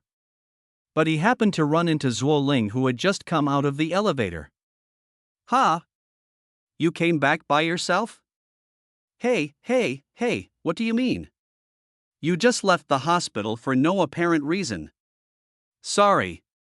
Lu Yutong walked straight into the elevator without further explanation, looking at the slovenly man with a rare stern expression. Zhuo Ling unconsciously lowered her voice and asked softly, "Are you okay?" Lu Yutong didn't answer and pressed the button for the first floor. "Remember to find me when you come back. There are new developments in that case." "Don't worry, I will let you see the case file of your brother's case smoothly." After suddenly saying this, Lu Yutong forced out a smile on his cold face, and then the elevator door slowly closed. Zhuo Ling stared at the closed elevator door in a daze, and it took her a long time to come back to her senses. This guy, what happened today? Chapter 34, Full at 9 p.m. On the second floor of Margarita Western Restaurant, in the liaison station office, Pei Min's makeup tonight was still charming enough, and as she looked at Lu Yutong, who pushed the door open, her eyes were still charming enough. Lu Yutong closed the office door, glanced at the woman who was showing her charm to him, and asked hesitantly, "If I'm not mistaken, yes, I have been waiting for you for a long time." Pei Min raised his hand and pointed to a row of wine cabinets in the corner of the office. His bright red lips raised a sinister smile. "Healy is hiding in the secret passage." Lu Yutong stared at the wine cabinet for a moment, then sneered. "He loved you so much that he even entrusted his last hope of life to you, but you betrayed him without any hesitation." "Is this your revenge on a man?" "Oh? Have you asked about my past?" Pei Min's face gradually darkened. "So what?" "Any man who has intentions on my body should die." Lu Yutong lit a cigarette and took a deep puff. "Do you know how disgusting your words are? Your target of revenge should be the evil in this world, not the men you successfully seduced. Your behavior is pathological and harmful, not to mention that the people you harmed are special operatives in the organization." Unexpectedly, Pei Min covered his mouth and laughed when he heard this. "Harm? What are you talking about? Think about it yourself. If a special operative is determined enough and abides by the organization's discipline, can he be hooked by me? I am also identifying defective products for the organization, right? You can report to the higher-ups and say what I, Pei Min, did, but the key is, do you have evidence? If it's just one-sided, the higher-ups won't do anything to me." "Humph, to tell you the truth, I, Pei Min, will take revenge even if I am guilty." "As a man, I will also take revenge." "That is to say, in your opinion, men are equivalent to sin, right?" Lu Yutong took out a transparent raincoat from the handbag he brought with him, shook it open, and put it on slowly. Looking at Lu Yutong's posture, Pei Min naturally knew what he was going to do next. Of course, the goal is to kill Healy. "Are you going to do it? A man who has given you his heart and lungs is about to die. Do you feel guilty?" After Lu Yutong carefully put on his raincoat, he took out a pair of rain boots from his handbag and put them on. "Look at my face.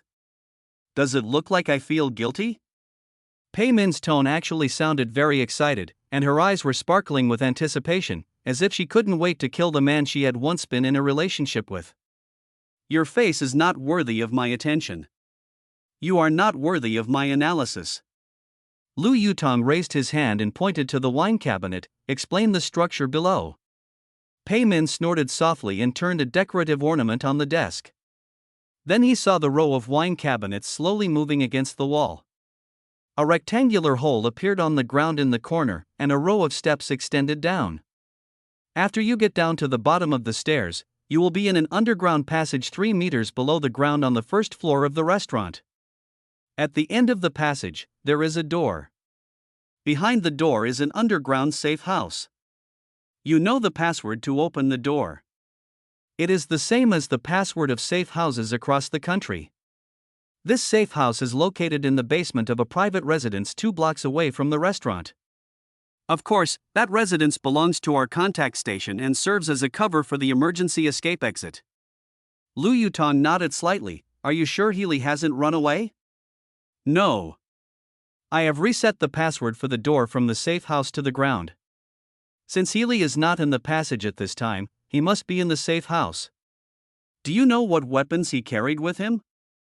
Dagger, double daggers. This is the melee weapon he is best at. Pei Min answered without any hesitation, obviously knowing Healy's habits very well. Lu Yutong said oh and stretched out his hand to Pei Min expressionlessly. I don't have any weapons with me. Do you have a dagger? Pei Min stroked a strand of hair that fell from her temples, looked at Lu Yutong's face with charming eyes, and asked in a teasing tone, I have many choices here, do you have to use a dagger? Could it be that the dagger is also what you are best at? Am I destined to be with men who carry daggers in this life? At this moment, Pei Min looked like a beautiful snake spitting out its tongue in Lu Yutong's eyes, which really disgusted him. Facing her repeated teasing, Lu Yutong could no longer bear it, and with lightning speed, he grabbed her neck and almost lifted her up with one hand. As long as it can kill people, I am good at it. If you say another word of nonsense, I can pull out your throat with my bare hands and put it in your mouth. Do you want to try? Let go.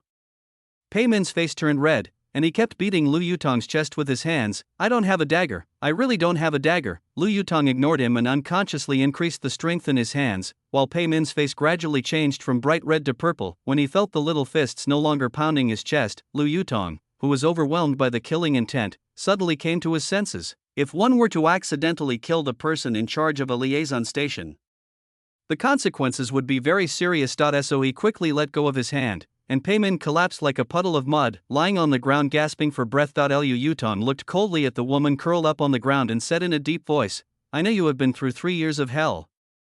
I also know that no one can change you now. I have no intention of preaching or trying to change you. But the organization took you in, and you shouldn't repay the organization in this way. At least, the object and scope of your venting emotions should be outside the organization. Then Lu Yutong squatted down and continued, okay, I will answer your question just now. Why did I have to use a dagger? Because using a weapon that the opponent is good at to fight the opponent is out of respect for my colleagues. And this colleague violated the discipline, I killed him out of respect for the organization. And what you did is a kind of disrespect for the organization and the group of special operators. Do you understand? There. Pei Min raised his shaking hand and pointed to the desk. There's no dagger, but there's a utility knife in the drawer. Is that okay? Craft knife? Never mind, just make do. 30 minutes later, Pei Min finally recovered a little. He sat in the chair in a daze with lifeless eyes, as if he was immersed in some thoughts. What brought her back from her thoughts was the sound of footsteps coming up the stairs from the hole in the corner of the wall. Pei Min turned her head and looked towards the cave entrance. There seemed to be some anticipation in her eyes, but when she saw the man in the raincoat walking out of the cave, her eyes dimmed instantly, and then she smiled bitterly and shook her head. Yes, what are you expecting? Miracle, Healy is just a B-level special operators, and his opponent is Lu Yutong, one of the 3 S-level special operators. How could a miracle happen? Absolutely not, ding-dong. Lu Yutong, who had just walked out of the cave, threw the utility knife on the ground. Pei Min looked down and saw that the blade of the utility knife had broken and was covered in blood. Looking up again, Lu Yutong's raincoat was also splattered with bright red. The face that was also covered with splattered blood now looked terrifyingly gloomy. The ending is obvious. Is it solved? Pei Min asked in a low voice. Lu Yutong ignored him and took off his raincoat and rain boots. Then he took out a bottle of strong vodka from the wine cabinet, opened it, and washed his face and hands with the liquor. After that, he lit a cigarette, took a deep breath, and waved his hands towards the hole. Find 2 scavengers to clean up and destroy Healy's body as soon as possible. It must not be discovered by the police. After saying that, Lu Yutong strode towards the door with a frown on his face. Wait a minute. Pei Min suddenly called out to him. I'm in a bad mood right now. Your wisest choice now is to shut up and let me leave quietly. I can't always control the urge to kill you, Lu Yutong said coldly with his back to her. He Li. When he faced you, did he fight back? Or was he intimidated by your reputation and just let you kill him? Lu Yutong seemed a little surprised to hear this, so he glanced back, only to find that Pei Min's expression was solemn and a little lost at this moment, and her usual charm was completely absent from her pretty face. Did he fight back?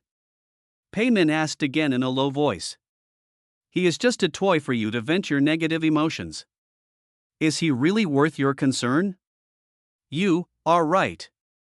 Pei Min lowered her head. Although her mouth was still hard, her eyes were red. Lu Yutong stared at her coldly, and after hesitating for a moment, he said softly, he died like a man. Really? Pei Min raised his head suddenly. As a B-rank special operative and former special forces soldier, I have to admit that he is quite skilled. He fought with me for more than 20 moves before I fell. It has been a long time since I have encountered such a strong opponent in close combat. Is that so? Pei Min lowered her head again, big tears dripping uncontrollably on her always charming long legs. Lu Yutong took out a bank card and threw it on her desk. He asked me to give this to you. It contains all his savings. He said you know the password.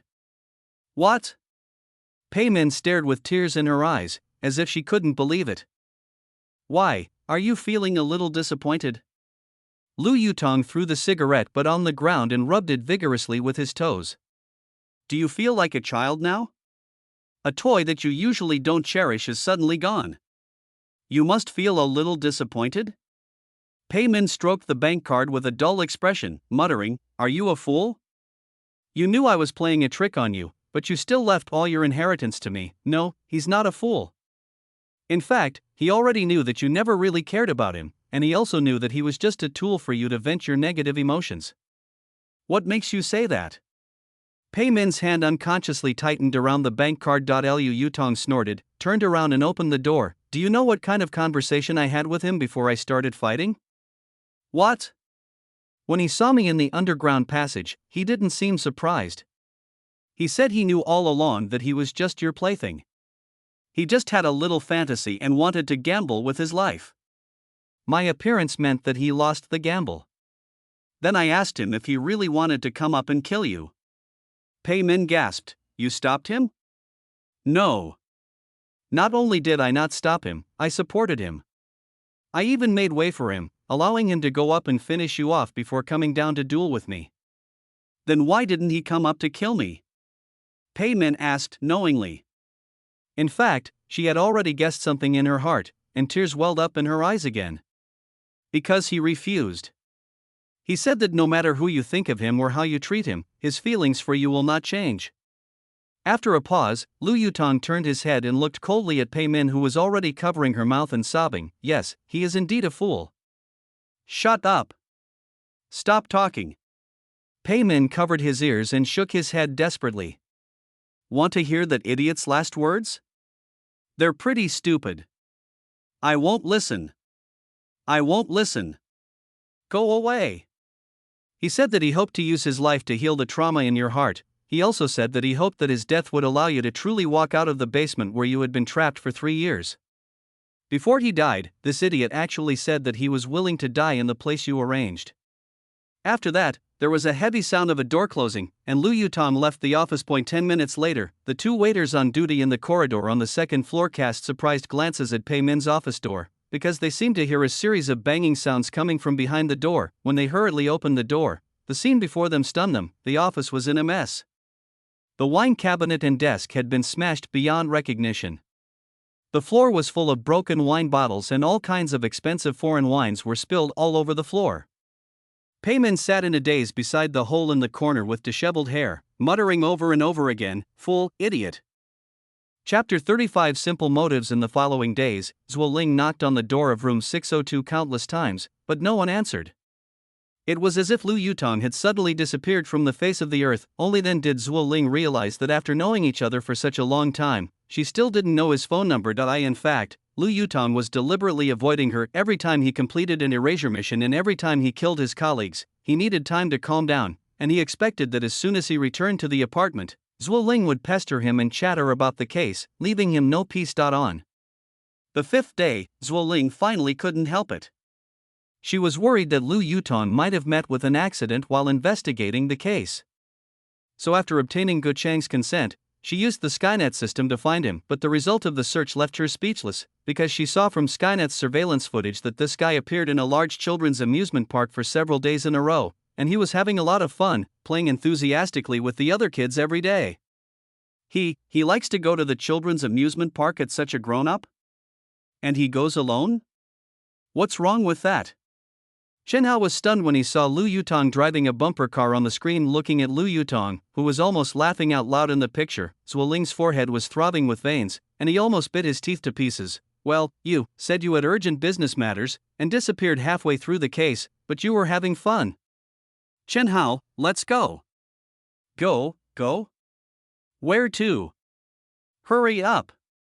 Zhuo Ling walked out angrily with a cane. Chen Hao had no choice but to quickly grab his police hat and followed. So an hour later, in front of the astonished gazes of many children in the playground, the strange uncle who had been playing with them was taken away by a policeman. Wow, what are you doing? I don't care about my face. People think I have done something wrong. Lu Yutong was roughly stuffed into the police car by Chen Hao. How dare you say that? Zhuo Ling, who was sitting in the passenger seat, turned her head, her eyes wide as copper bells. You said you had something urgent to do on business and then you ran away for no apparent reason. You even disappeared for so many days, but you spent every day at the amusement park? Is this your attitude towards helping us investigate the case? Lu Yutong laughed in silence. What do you mean? Since we have helped you identify the suspect's characteristics, the rest should be a matter of course.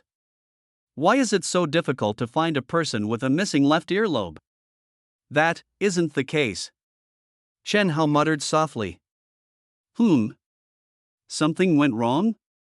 Chen Hao carefully glanced at the angry Zhuo Ling, and then told Lu Yutong about the follow-up of the case. It turned out that on the afternoon of the day Lu Yutong left the hospital, the police issued a missing person notice through various media, requesting citizens to actively provide clues about people with a missing left earlobe. As a result, more than a dozen reports were received that afternoon, of which more than 10 were from merchants in Pegasus Electronic Digital City, all of which reported that a merchant on the second floor of the digital city had a missing left earlobe. This immediately attracted the attention of the police, so they quickly sent people to Pegasus Electronic Digital City, but to their surprise, the person reported, Healy, had disappeared, and even his mobile phone was not taken away. What is even more puzzling to the police is that the mall's surveillance video was missing 2 hours of recording and was shut down for nearly an hour due to a hacker attack. This made it impossible for the police to witness the situation before Healy disappeared, nor the specific time when he left the mall. The police from the physical evidence section who arrived later found a video of Healy's meeting with Ouyuhong Huang on his mobile phone, and immediately determined that Healy was a major suspect in the crime. They then found Healy's rental house opposite the digital city through visits and investigations, and successfully extracted several hairs from the pillow. The DNA comparison results showed that the hair and the dandruff and the chemical soot had belonged to the same person. In other words, it was basically confirmed that Healy was the murderer in this case. The police then quickly arrested Ouyuhong Huang. From Ouyuhong Huang's confession, it was confirmed that Healy was the murderer of this case, and Ouyuhong Huang was the mastermind behind the scene. At this point, it can be said that a major breakthrough has been made in this home invasion and murder case that happened 3 years ago. The reason why it cannot be said to be solved is that the police have not found any trace of Healy yet. Hearing this, Lu Yutong smiled but said nothing. Healy had been wiped out by him, and his body had been disposed of by the organization's scavengers. The police would never be able to find it. The reason why Lu Yutong did not want the police to capture Healy alive was, firstly, that Healy committed murder on his own initiative and according to the rules of the organization he must be eliminated. Secondly, it was to prevent Healy from revealing the existence of the Grey Tower after being arrested by the police, thereby making it more difficult for the organization to deal with the aftermath. What should we do now? Zhuo Ling asked. I don't know where Healy ran off to. We have no clues at all.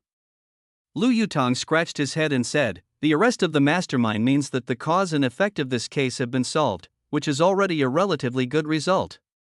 Healy is just a tool. If you think positively, even if we can never catch him, it won't have a big impact on this case. At most, it can only be regarded as a small regret in this case. The case can indeed be said to have been solved now, but it is solved with a few flaws." "You don't have the ability to catch him?" Zhuo Ling was obviously unwilling. "Let's take a long-term view. If a professional killer wants to escape, it's not that easy to catch him." Lu Yutong's eyes flickered and he spoke perfunctorily. At this time, Chen Hao advised, "Ling Ling, don't be anxious, take your time. We have caught the mastermind in such a short time, and we have solid evidence." This has impressed Captain Gu. "Ha, if I hadn't hit someone with my car, I would have dared to ask for a reward from the team right now." TSK. Who cares about any reward? Zhuo Ling rolled her eyes, obviously still very concerned about the fact that Healy had not yet turned himself in. "By the way, why did Oh Yu-hong kill her husband's brother and sister-in-law? Have you found out?"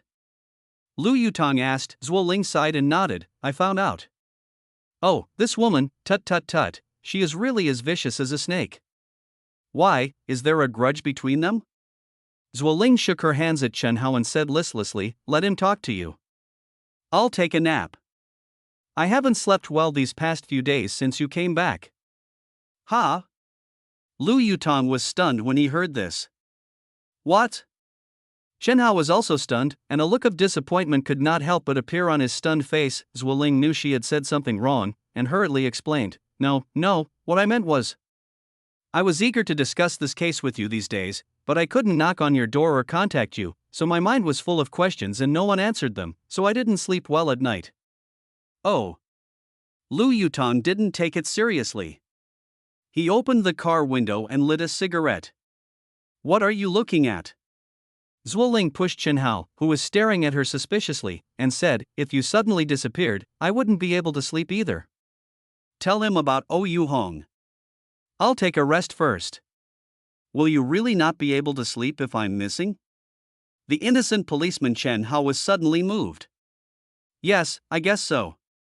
Zhuo Ling responded casually, then put the police hat on her face, leaned back in the chair and closed her eyes. So Chen Hao approached Lu Yutong with a silly smile and whispered Oh Yu-hong's confession. It turns out that although Sun Maoping is now the head of a district in Jinzhou City, he has always been incorruptible and never accepts benefits from others.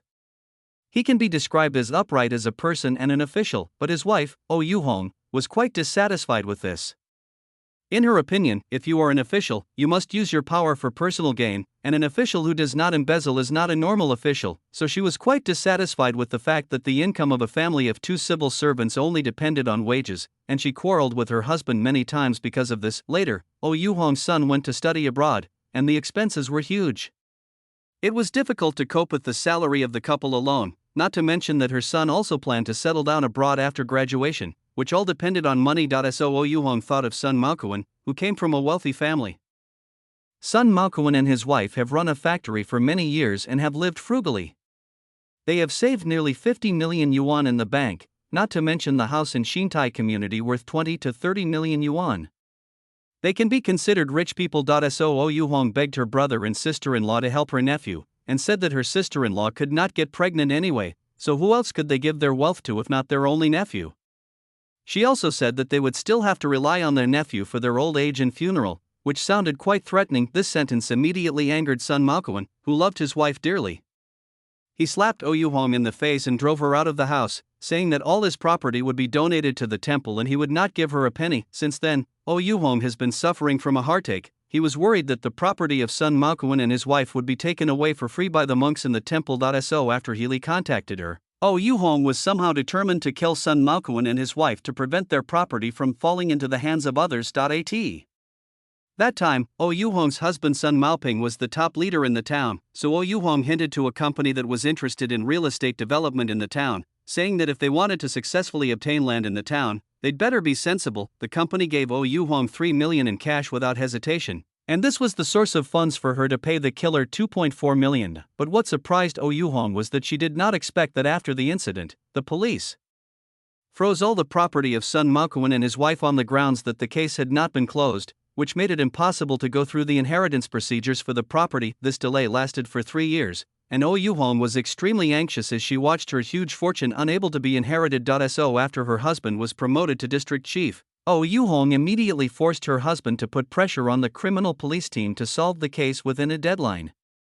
This meant that when the deadline came, whether the case was solved or not, it would come to an end. Coming to an end means unfreezing the property of Sun Makuan and his wife so that his husband can smoothly inherit his brother's estate. Hearing this, Lu Yutong smiled bitterly and shook his head. So the reason this woman attacked her husband's brother and sister-in-law was for money. To put it bluntly, she was murdering him for money. Ha, I didn't expect that such a perfect crime scene would have such a simple motive. This really surprised me. There's something else that may surprise you. Zhuo Ling suddenly spoke. What?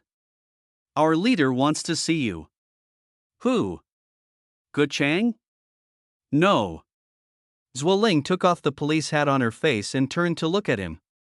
It's Su Zeping, the captain of the Jinzhou City Criminal Police Detachment and the head of our unit. Stop it. I'm not going. Lu Yutong said and was about to get off the car. Chen Hao quickly held him tightly. Brother, please don't. The leader said that if we don't invite you over, we won't reward us. You'll be fine if you help us again. Reward you? Let me go. What are you doing holding my thigh, you pervert? Why are you helping me with this case? Zhuo Ling suddenly asked. Lu Yutong was stunned for a moment, then replied, Isn't it just to let you take a look at the case file of your brother's case? Didn't Lao Gu say that he would show it to you once the case is solved? Yes. Captain Gu agreed, but Captain Su put forward another condition. I'll go, and there are conditions? Isn't this breaking your promise? Zhuo Ling covered her face with her hands. What can I do? Captain Su is the head of the criminal police team, and he has the final say. Lu Yutong hung his head, looking hopeless. Tell me, big sister, what are your conditions? Zhuo Ling shrugged. He just told you to go meet him. Maybe he wants to discuss cooperation with you? Well, that's a good thing. The selection of criminal investigation experts that our unit often cooperates with is decided by the top leader. I heard the remuneration is not low. How much was the consulting fee for that case last year? 300,000. Chen Hao replied immediately. Look. Zhuo Ling patted Lu Yutong's shoulder with a smile. Isn't this a good thing? This income is not low. Don't you love money like your life? Oh my God. Lu Yutong wanted to cry but had no tears. His broken heart was shouting helplessly, Please let me go. I'm just a killer. I don't want to make money from you policemen. Isn't this just for the thrill? Please let me go. Oh heaven. Oh earth. Oh, right. Zhuo Ling suddenly patted his forehead, as if remembering something. Our Captain Su said that if you are very reluctant to go to the criminal police team to meet him, you can change the occasion. Hearing this, Lu Yutong was stunned. Why does he think I would be very resistant to joining the criminal police team? Anyway, this is quite confusing and I have no idea. By the way, Captain Su asked me to give you one of his business cards, saying that he wants to say hello and express his gratitude to you. Zhuo Ling took out a business card from his pocket and handed it over. Lu Yutong took the business card hesitantly. Only the company name and position were written on the front of the business card. It looked like just an ordinary business card, but when Lu Yutong turned over the business card, his pupil suddenly shrank. I saw a few handwritten letters and numbers on the back of the business card, as 001/0A. This is a code sent by the contact station to special operators via text message, and it is an emergency code. This means that the local contact station has been suddenly closed due to some major change. Special operators who receive this information should not approach the contact station and should return to the headquarters immediately and wait for orders. Where is Captain Su? Lu Yutong suddenly raised his head. Chapter 36. The young are to be feared. When Lu Yutong walked into the captain's office of the Jinzhou City Criminal Police Detachment, he was a little surprised. Sitting behind a large desk was a skinny man with gray hair, wearing a blue police shirt and a 23-cent police belt. What surprised Lu Yutong was that the man wore a pair of sunglasses even indoors, and his left sleeve was empty. Xiao Lu, this is Captain Su Zepping. Gu Chang introduced in a low voice. At this time, Su Zepping was concentrating on signing a document and did not seem to notice someone walking into the office. Seeing this, Gu Chang patted Lu Yutong on the shoulder and whispered, "Old Su, Xiao Lu is here." Yes, please wait a moment. Su Zepping did not raise his head, his face close to the document. Xiao Lu, I don't scare you with my appearance, do I? Ha, you didn't expect that the head of the Jinzhou City Criminal Police Team is actually a disabled person with severe myopia and missing an arm, right? Ah, no. Lu Yutong answered politely. Sit down, sit down. Su Zepping put down the pen in his hand and raised his head. Old Gu, please step aside for a moment. I want to talk to this young man alone. So Gu Chang hurriedly took Suo Ling and Chen Hao out of the office and carefully closed the door from the outside. Captain Su, what is your purpose in calling me here? Lu Yutong asked straight to the point. Su Zepping said with a smile, Xiao Lu, I heard Lao Gu talk about your ability, and I also asked him in detail about the details of your assistance to the police in handling the case. Ha, it's wonderful. How can I describe the investigative thinking and insight you have demonstrated? Well, it's impressive, and it's a level that ordinary criminal police can hardly reach. For a young layman, it's very rare. Captain Su, thank you for your praise. I just had better luck.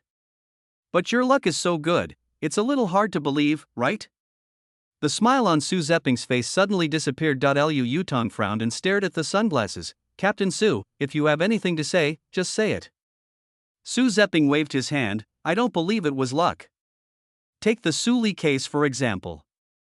Without very keen insight, it would be impossible to make such a bold assumption that the blood was hidden in the wires. And the Xintai community murder case, I even think that only colleagues can find out the murderer's path in and out of the crime scene so quickly. After a pause, Su Zepping picked up the teacup and took a sip, then continued, the colleagues I just mentioned are the murderer's colleagues. It means that only killers with the same professionalism can see through the murderer's methods so quickly and accurately. Hearing this, Lu Yutong felt that this meeting was not simple, and gradually felt that the person behind the pair of sunglasses was not simple either. Ha, Xiao Lu, what do you think of my speculation? Su Zepping asked. Lu Yutong was stunned for a moment, then chuckled, I don't know what Captain Su is hinting at. Is he hinting that I am also a killer? Ha, I think this is ridiculous. I am just an ordinary citizen who assisted the police in the investigation at their strong request. My identity is innocent. You can go check it out. No need to check.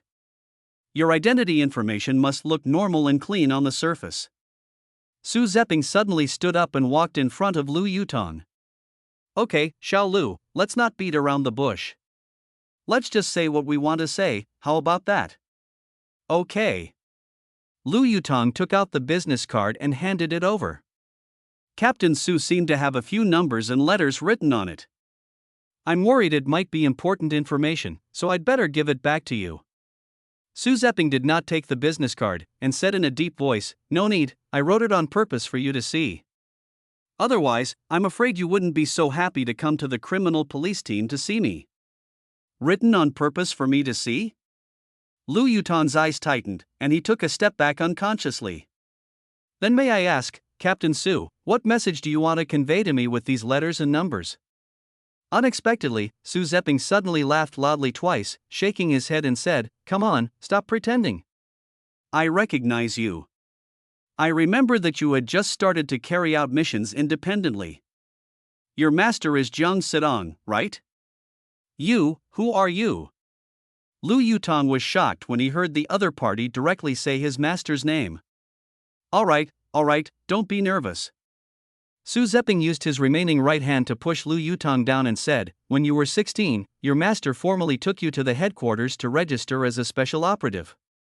I was at the personnel department going through retirement procedures at the time, and I passed by you and took a look at your registration information.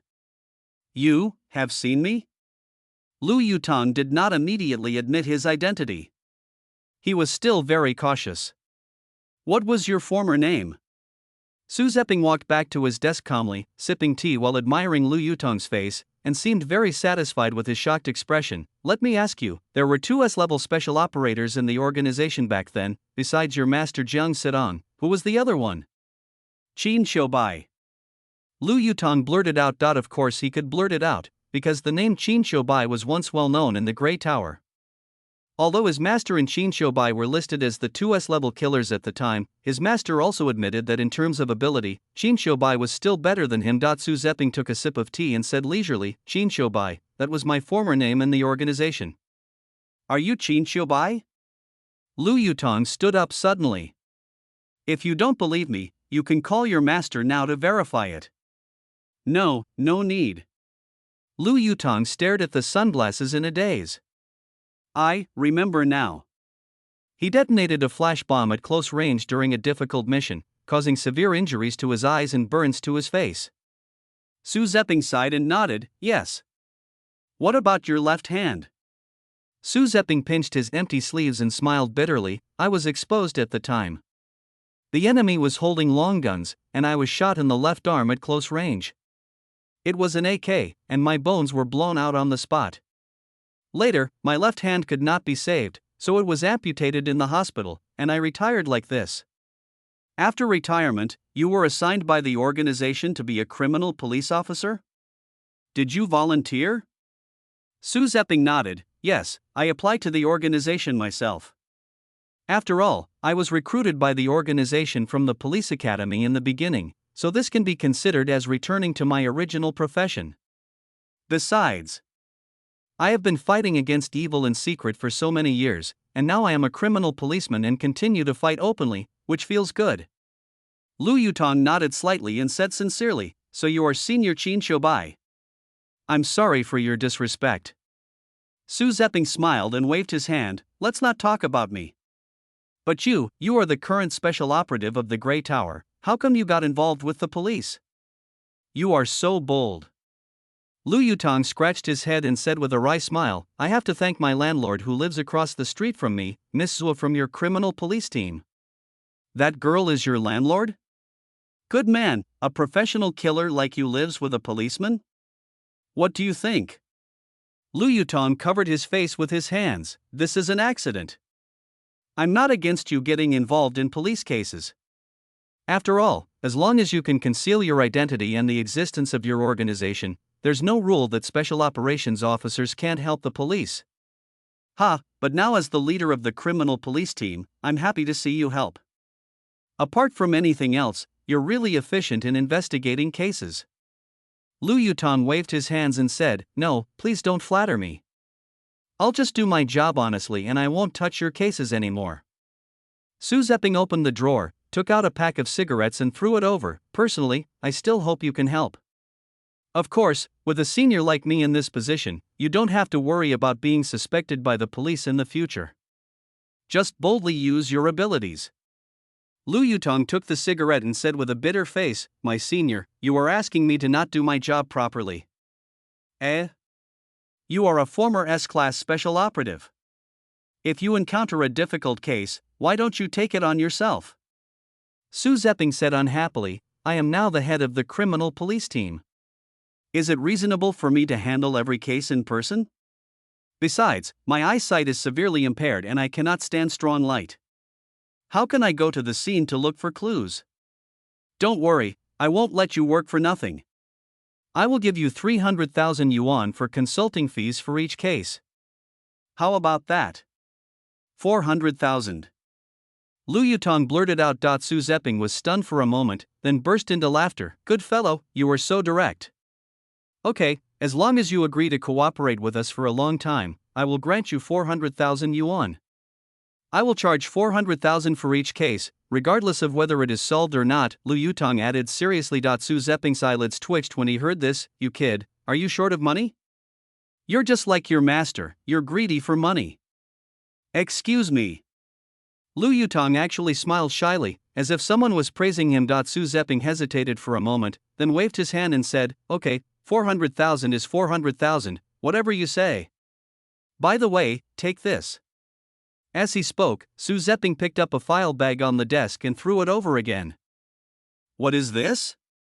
This time Lu Yutong almost couldn't catch it. I heard from Lao Gu that you took the Xintai community case in order to help Xiao Zhua. Here, this is the case file of her brother's murder. Don't ask for a few minutes to look at it. Since we are both from the Grey Tower, just give it to her to have a good look. Hey, there is one thing you have to pay attention to. After all, this is a confidential document. Don't tell anyone. Return it quickly after you have read it. Wow, so generous. Lu Yutong looked at the file bag in his hand happily and began to think about how to blackmail Zhuoling. Well, to thank you for your generosity, let me tell you something. What? Don't investigate the Yunding community case. You won't find anything. Don't waste police resources. You did it? Su Zeping asked casually as he flipped through a few pages of information. Yes, that's a mission. Su Zeping nodded slightly. I guessed it. You went down the chimney, right? It's okay, so. In fact, I'm ready to let go of this case even without you saying it. We found something sensitive in the victim's computer and have reported it to the National Security Department. I guess we'll get a document in the next 2 days notifying us to transfer the case. Then, I'll leave first? Wait a minute. Su Zeping looked up at him with a frown. I must warn you. Although I was your senior, I am a policeman now. If you reveal any flaws while performing tasks in Jinzhou in the future, we will still arrest you. Ha, young man, I hope your career will not be ruined in my hands. Lu Yutong chuckled and nodded. I see, your status and mine are different now, I can understand that. I'm glad you understand. Su Zeping looked him up and down, and raised a mischievous smile. I think you are very good at figuring out the murderer's mind. I guess you are also good at carrying out your missions. What is your current level in the organization? Level B? No. Lu Yutong moved towards the door stealthily. No? A level? No. Lu Yutong opened the door with a giggle. Could it be C grade?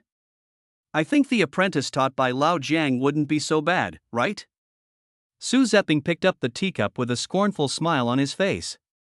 Look at my mouth shape. Lu Yutong pouted his lips and made a hissing sound. What the hell? Su Zeping's forehead was filled with black lines. He suddenly felt that the young special operators in front of him were a little unreliable. Come on, repeat after me, hiss, S. What? S rank? Su Zeping choked on his tea and coughed violently. Gray, cough. How many S ranks are there in the Grey Tower now? 3. Su Zeping patted his chest vigorously and finally stopped coughing. How old were you when you were rated S level? 23 years old. After saying that, Lu Yutong grinned at him and ran away with the file bag. 2023? Su Zeping stared at the empty door for a long time without coming back to his senses. Wow, this is 3 years earlier than I thought. After being stunned for a while, Su Zeping walked to the window, looked at Lu Yutong jogging downstairs, and raised the corner of his mouth. Young people are really formidable. To be able to teach such a disciple. Ha, old Jiang, you are really good. Chapter 37. Not bad. How did the talk go? At this time Gu Chan walked in. Su Zeping said with a smile, it's okay. Xiao Lu has agreed to cooperate with us for a long time. It's just that this guy is a bit greedy for money. The consulting fee he quoted is not low. How much does he drive? 400,000. What? Gu Chang's eyes widened. 400,000? Lao Su, you know, the most expensive expert we've ever hired only cost 300,000. Although this guy has some ability, isn't this price too? Su Zeping waved his hand and said meaningfully, some things.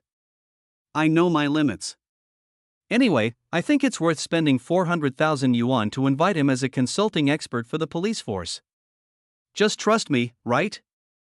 Gu Chang smiled awkwardly and nodded. We have been partners for more than 10 years, of course I trust you. But, TSK, this consultation costs 400,000 yuan for one case. We have to spend the money wisely, and only let him take care of the difficult cases. don't let this guy make money too easily. Su Zeping raised his lips and said, "Of course I know that." Well, let's not talk about this for now. Last time I went to the Ministry of Police for a meeting, the higher-ups said they were planning to launch a nationwide campaign to clear old cases. I'm busy now. Clearing old cases? Su Zeping nodded. It means asking the police in various places to dig up the local unsolved cases and start over. I heard that they will send supervisors to investigate the detection rate of local unsolved cases regularly. They said that it will be linked to the annual performance appraisal in the next few years. Oh, this is about the year-end bonus, so we must take it seriously. Su Zeping chuckled a few times and said proudly, "Don't panic. Thanks to Xiao Lu, at least we can rest assured about our year-end bonus this year." How did you say that? Have you forgotten? The Su Li case and the Xintai community murder case are both typical unsolved cases. Especially the Su Li case, such a serious case was solved 30 years after the incident, which is of great significance. It shows the tenacious spirit of our Jinzhou criminal police team in not giving up on any case. I believe that the image of our criminal police team has been greatly improved in the hearts of the people because of the solving of this case. It's just right, let's use these two cases as a gift to the upper level to launch the activity of clearing old cases. Just think about it, we have solved two major cases as soon as this activity started, wouldn't we be leading the country? Yes, yes, yes. Gu Chang nodded repeatedly, unable to hide his excitement. Not to mention, Xiao Lu helped us with these two cases for free. If we use the agreed consulting fee, we can save 800,000 yuan. Su Zeping drank a sip of tea, crossed his legs and said comfortably, "Don't be happy too early, old Go, we have to make long-term plans. This year's year-end bonus will definitely be no problem with these two cases, but we have to think about next year and the year after. Who knows how many years this activity of clearing up old cases will last? What I mean is, you should sort out the unsolved cases accumulated in Jinzhou in the past and pick out some of the more typical cases that had a greater impact on society in those days. Of course, we can't rely entirely on Xiao Lu, try to do it ourselves first, and it won't be too late to ask him if we can't handle it anymore. In short, you can do it, and the funding is easy to talk about." Gu Chang nodded slightly, "I understand." In fact, among the typical unsolved cases accumulated in Jinzhou, I know which ones we can still tackle and which ones are completely impossible. What I mean is to first pick out the unsolved cases and give them to Xiao Lu, and then I will organize a group of police forces to solve the relatively soft unsolved cases. It's safer to do both at the same time. At least it can guarantee that we can deliver results next year. Su Zeping nodded repeatedly, "This is a good idea." "It's you, old Gu, who is the best." "Then, which case are you going to give to Xiao Lu first?" Gu Chang stroked his stubble and thought for a moment, then suddenly grinned, "How about the case in Lianhua Township? The impact of that case was very bad back then, and it even caused panic." "It's the case from 4 years ago?" Su Zeping seemed to be interested. He hummed several times and then slammed the table. "Okay, this case is important enough. Well, let's see if Xiao Lu can create a miracle. If not, I won't pay the consulting fee." "Of course. We can't give you money if the case isn't solved. We're not going to be taken advantage of." Gu Chang's tone was like that of a nagging woman when Lu Yutong threw the file bag containing the confidential case to Zhuo Ling. Zhuo Ling was stunned for a long time. And when Lu Yutong told her to take it home and read it slowly and return it when she had enough, Zhuo Ling hugged him as if she had a seizure. She was so excited that she cried and sobbed, which scared Lu Yutong a lot. Please be careful of the impact, this is the gate of the criminal police team." Chen Hao, who was standing aside, was so angry that his teeth were itching and he was so jealous that he was completely shattered. "I didn't do anything." Lu Yutong raised his hands innocently to prove his innocence. "Zhuo Ling, let go, let go." Chen Hao collapsed and forcibly pulled Zhuo Ling out of Lu Yutong's arms. "It's just a case file. I can get it for you too. Come on, forget it. You're able to keep your job thanks to them." Zhuo Ling wiped her tears and rolled her eyes at Chen Hao. Chen Hao was completely stunned by this sentence, his face flushed red, but Lu Yutong shrugged and grinned at him. "You're welcome, just treat me to a nice meal." I don't have money. Chen Hao, who was embarrassed for the moment, turned around angrily and almost knocked over Gu Chang, who was walking towards him. Oh, Xiao Chen, what are you doing? Why are you so impatient? Gu Chang held him. Sorry. Captain Gu, I didn't see you. Where are you going in such a hurry? Chen Hao glanced back at Lu Yutong, who was grinning mischievously, and replied through gritted teeth, "Get ready to go to the gym to hit the sandbag." Problem.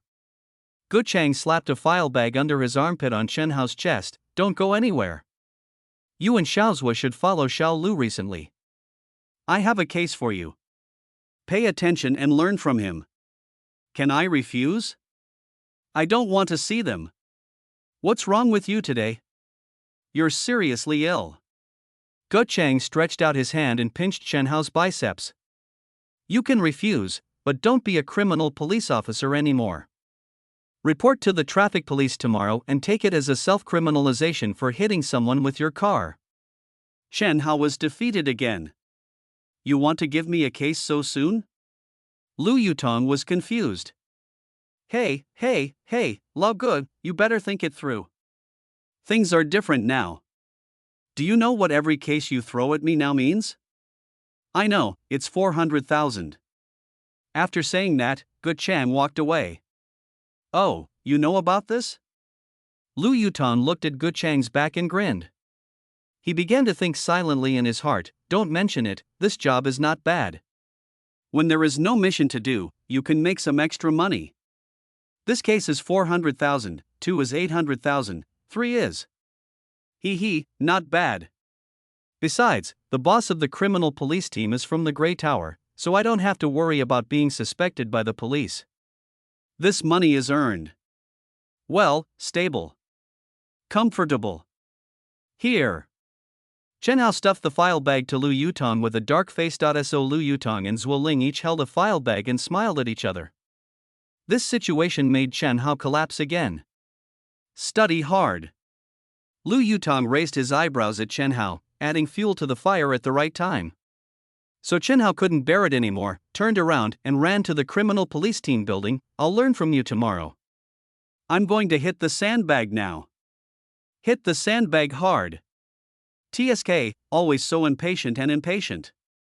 Zhuo Ling rolled her eyes at Chen Hao's running back. Lu Yutong nudged Zhuo Ling's shoulder with his elbow and said with a smile, "Actually, this guy is pretty good." Are you really not going to consider him? I know he likes me. Zhuo Ling said softly with her lips pouted. Why, do you despise me because I'm not as rich as you? If I say I'm right, will that make you shut up?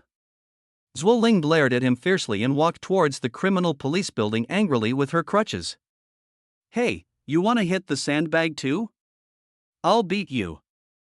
Chapter 38. Taoist Priest and Broken Bones. After returning to the apartment that night, Zhuo Ling rarely knocked on the door of room 602.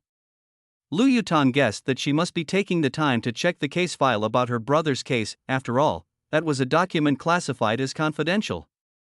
Although Su Zeping generously took it out for Lu Yutong's sake, Zhuo Ling knew that it would be better to finish reading it and return it as soon as possible. She knew that the head of her unit was taking the risk of violating regulations by taking out this case file, so she had to be sensible. After dinner, Lu Yutong picked up the file bag that Gu Chang gave him today, smiling brightly. In his eyes, the file bag contained not case materials, but 40 heavy stacks of banknotes. A lot of money.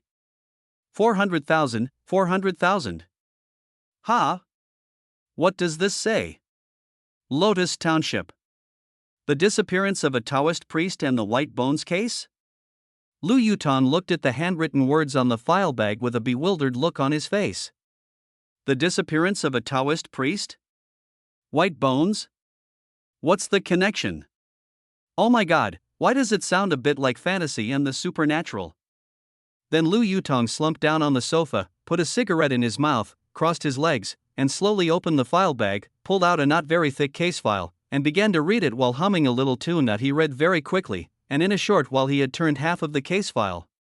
As the rustling sound of the pages continued to ring out, his brows furrowed more and more, and the little tune he hummed gradually became silent. On July 13, 4 years ago, the Laojie police station in Fengyan County under the jurisdiction of Jianzhou City received a report from a woman who claimed that her husband had been away for 7 days. At that time, the police asked the person who called the police whether she knew where her husband was last seen.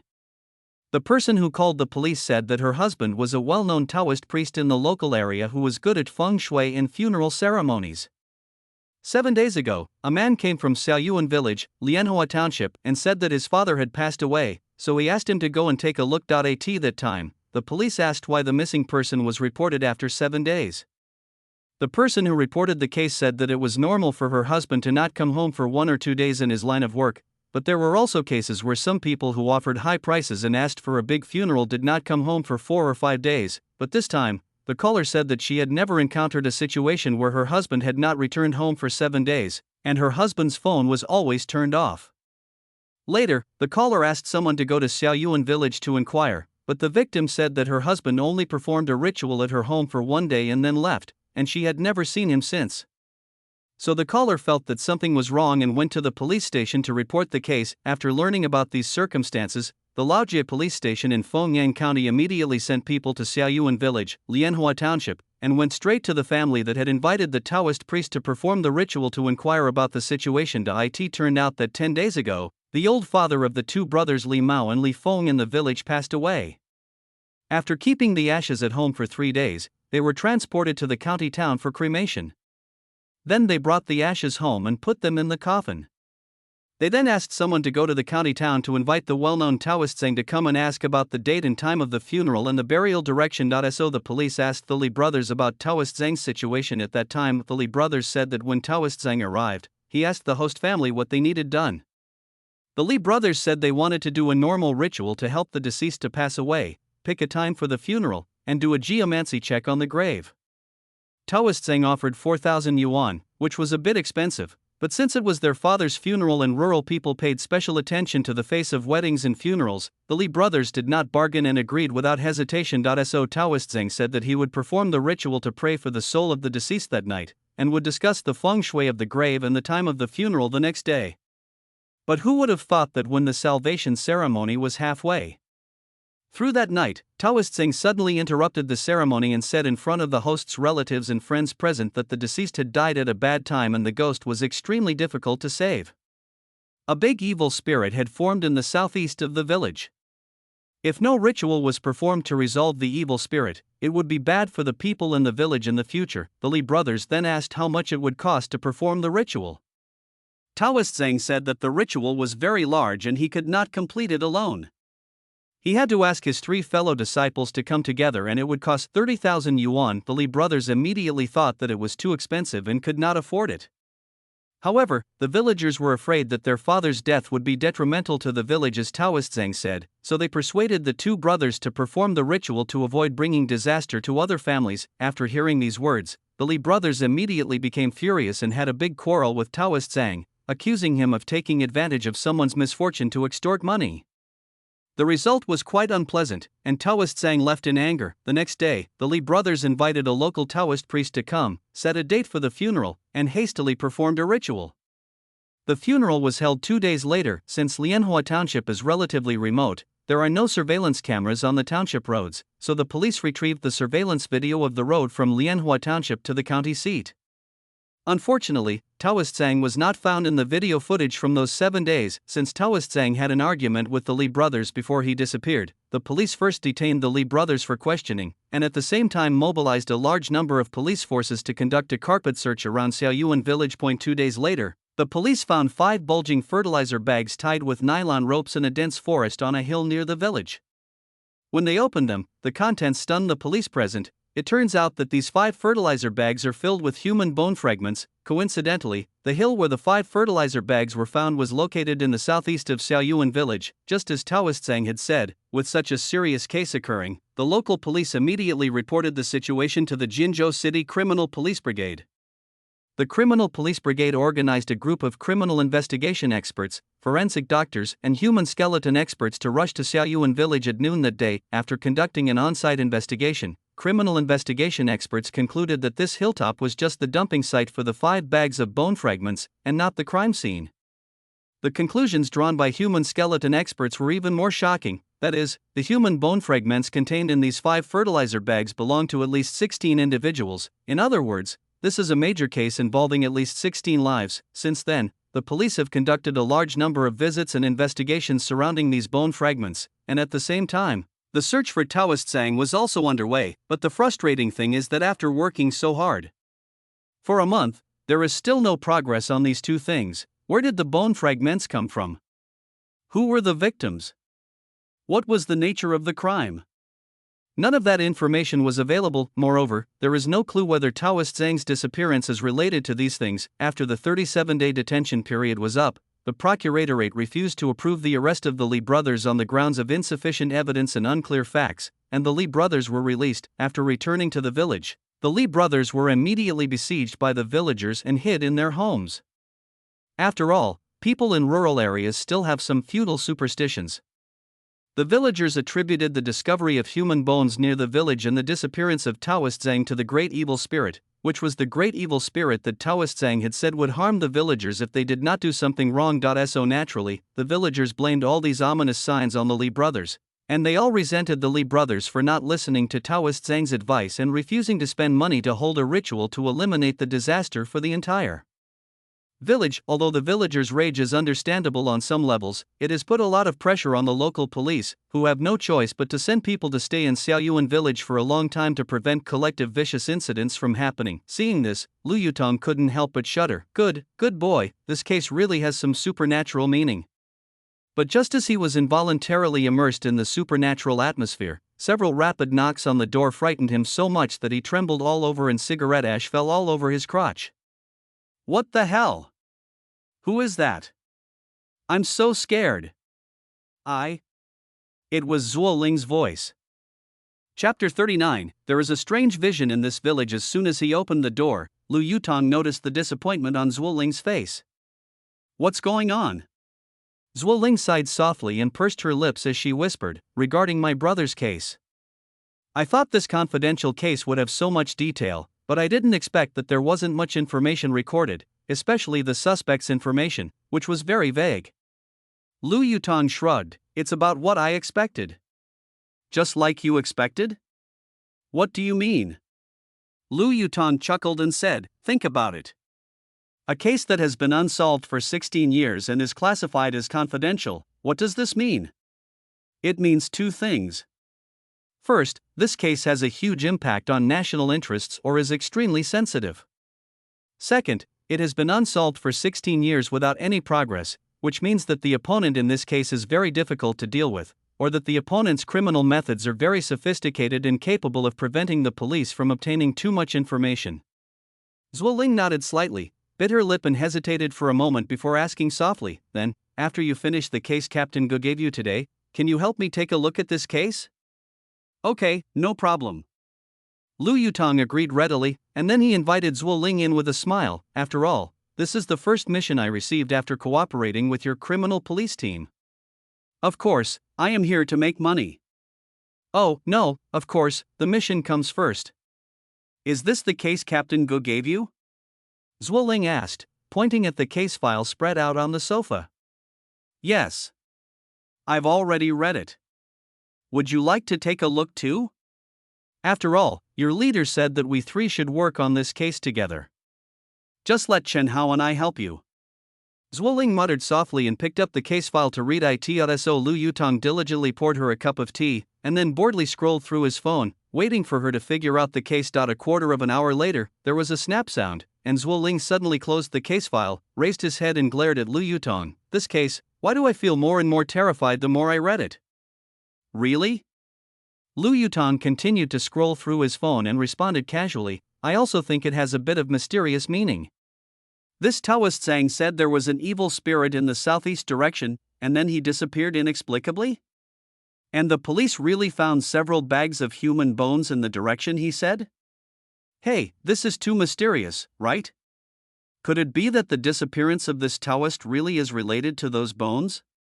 Lu Yutong put down his phone, stared at the ceiling for a moment, then yawned and said, well, how should I put it?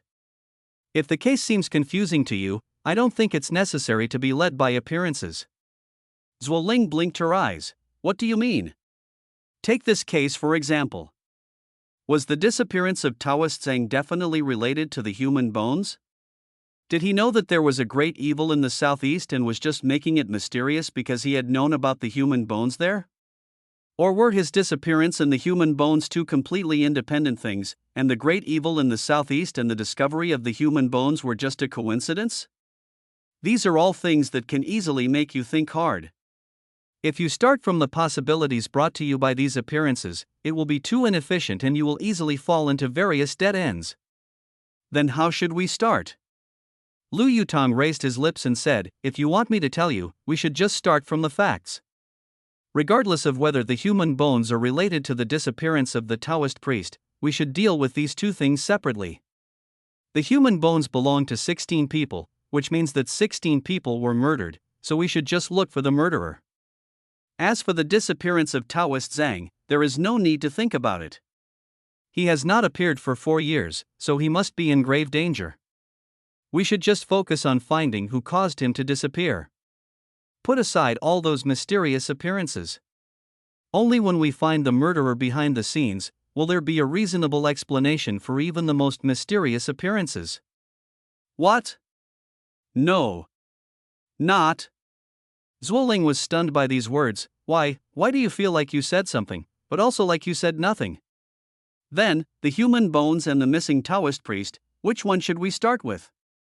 Lu Yutong yawned again and replied sleepily, let's first check how Taoist Zhang disappeared.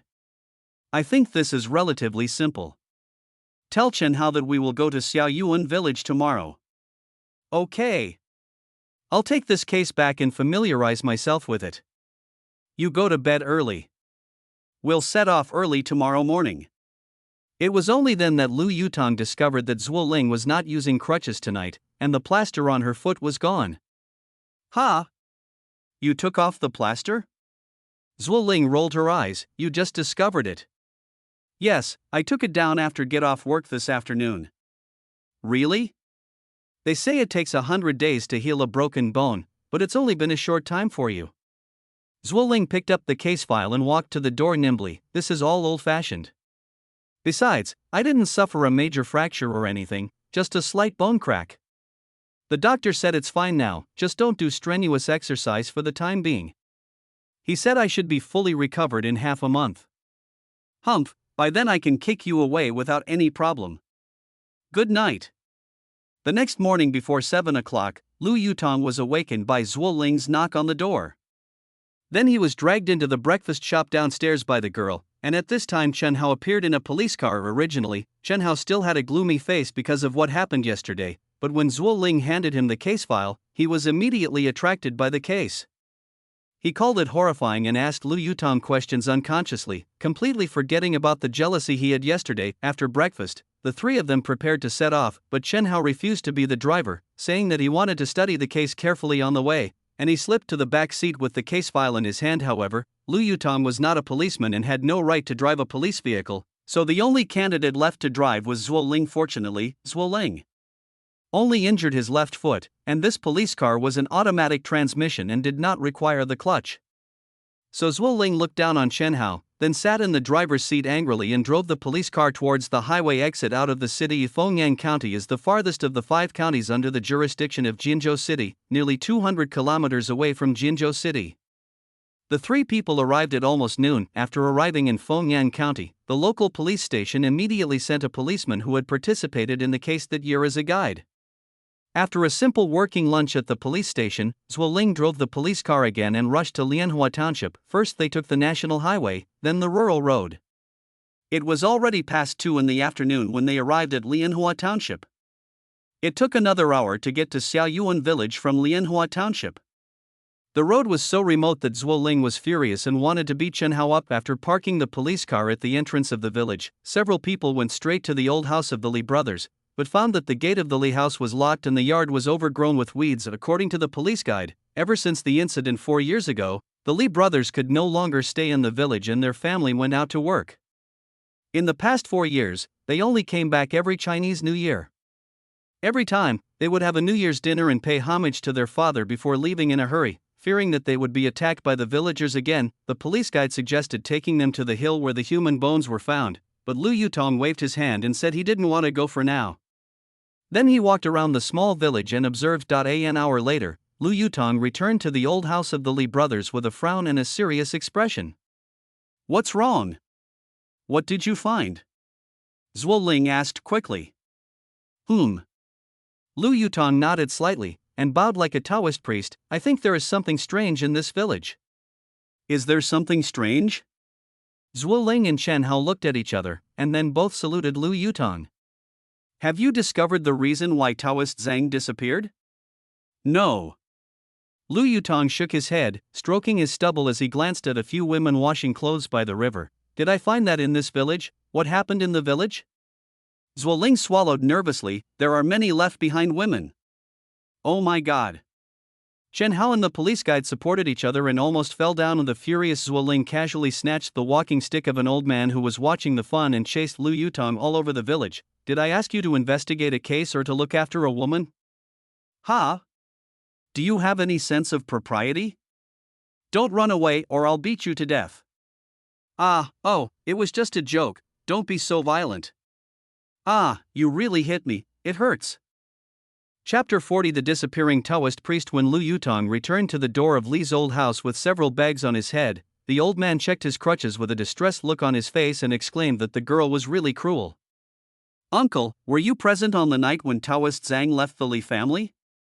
Lu Yutong rubbed his forehead, grimacing in pain. The old man glared at the gate of the Li family and replied unhappily, "Why aren't you here? We are from the same village, how can you not be here for a funeral? Did you witness the quarrel between the Li brothers and Taoist Zhang? I don't want to say much about his family affairs. If you police are capable, investigate it. If you are not capable, just leave." After saying this, the old man turned around and left with a dark face, as if he had eaten gunpowder. "Uncle, don't go." Lu Yutong stopped the old man in front of him and took out 50 yuan from his pocket and stuffed it into his pocket. "Hee, I believe that the customs of our village are still very simple. These policemen must be very active in investigating the case, right?"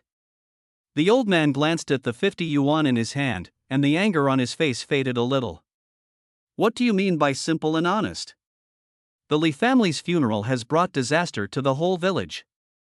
If they had listened to Taoist Zhang and performed the ritual earlier, they wouldn't have found those bags of terrible things on the hilltop. What a sin!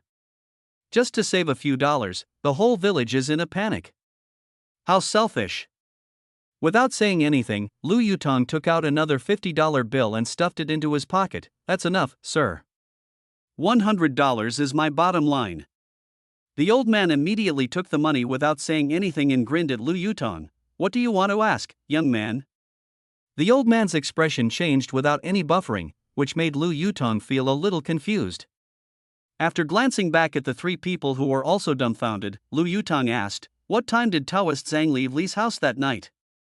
The old man stared at the gate of Li's house and thought for a while, then said, "Probably around 9 o'clock. What means of transportation did Taoist Zhang take to come to Xiaoyuan village? Did he drive himself?"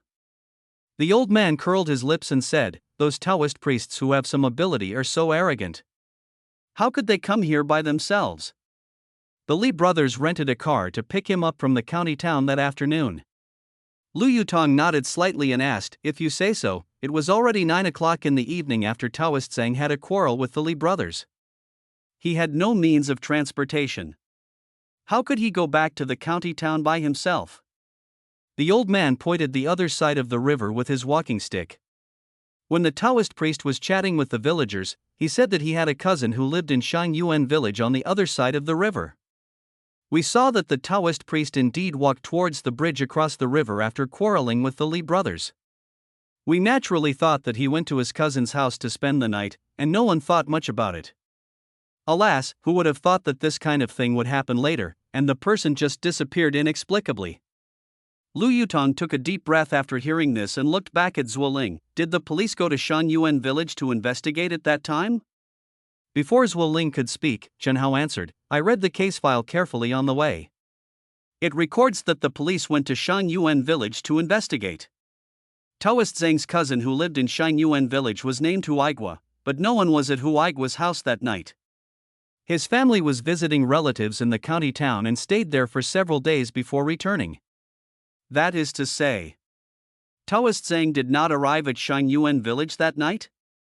Chen Hao frowned and shook his head. According to the police's investigation records in Shangyuan village at the time, Shangyuan village invited a troupe to perform that night, and the whole village, young and old, was still gathered under the stage after 9 o'clock, but no one noticed that there were outsiders visiting that night.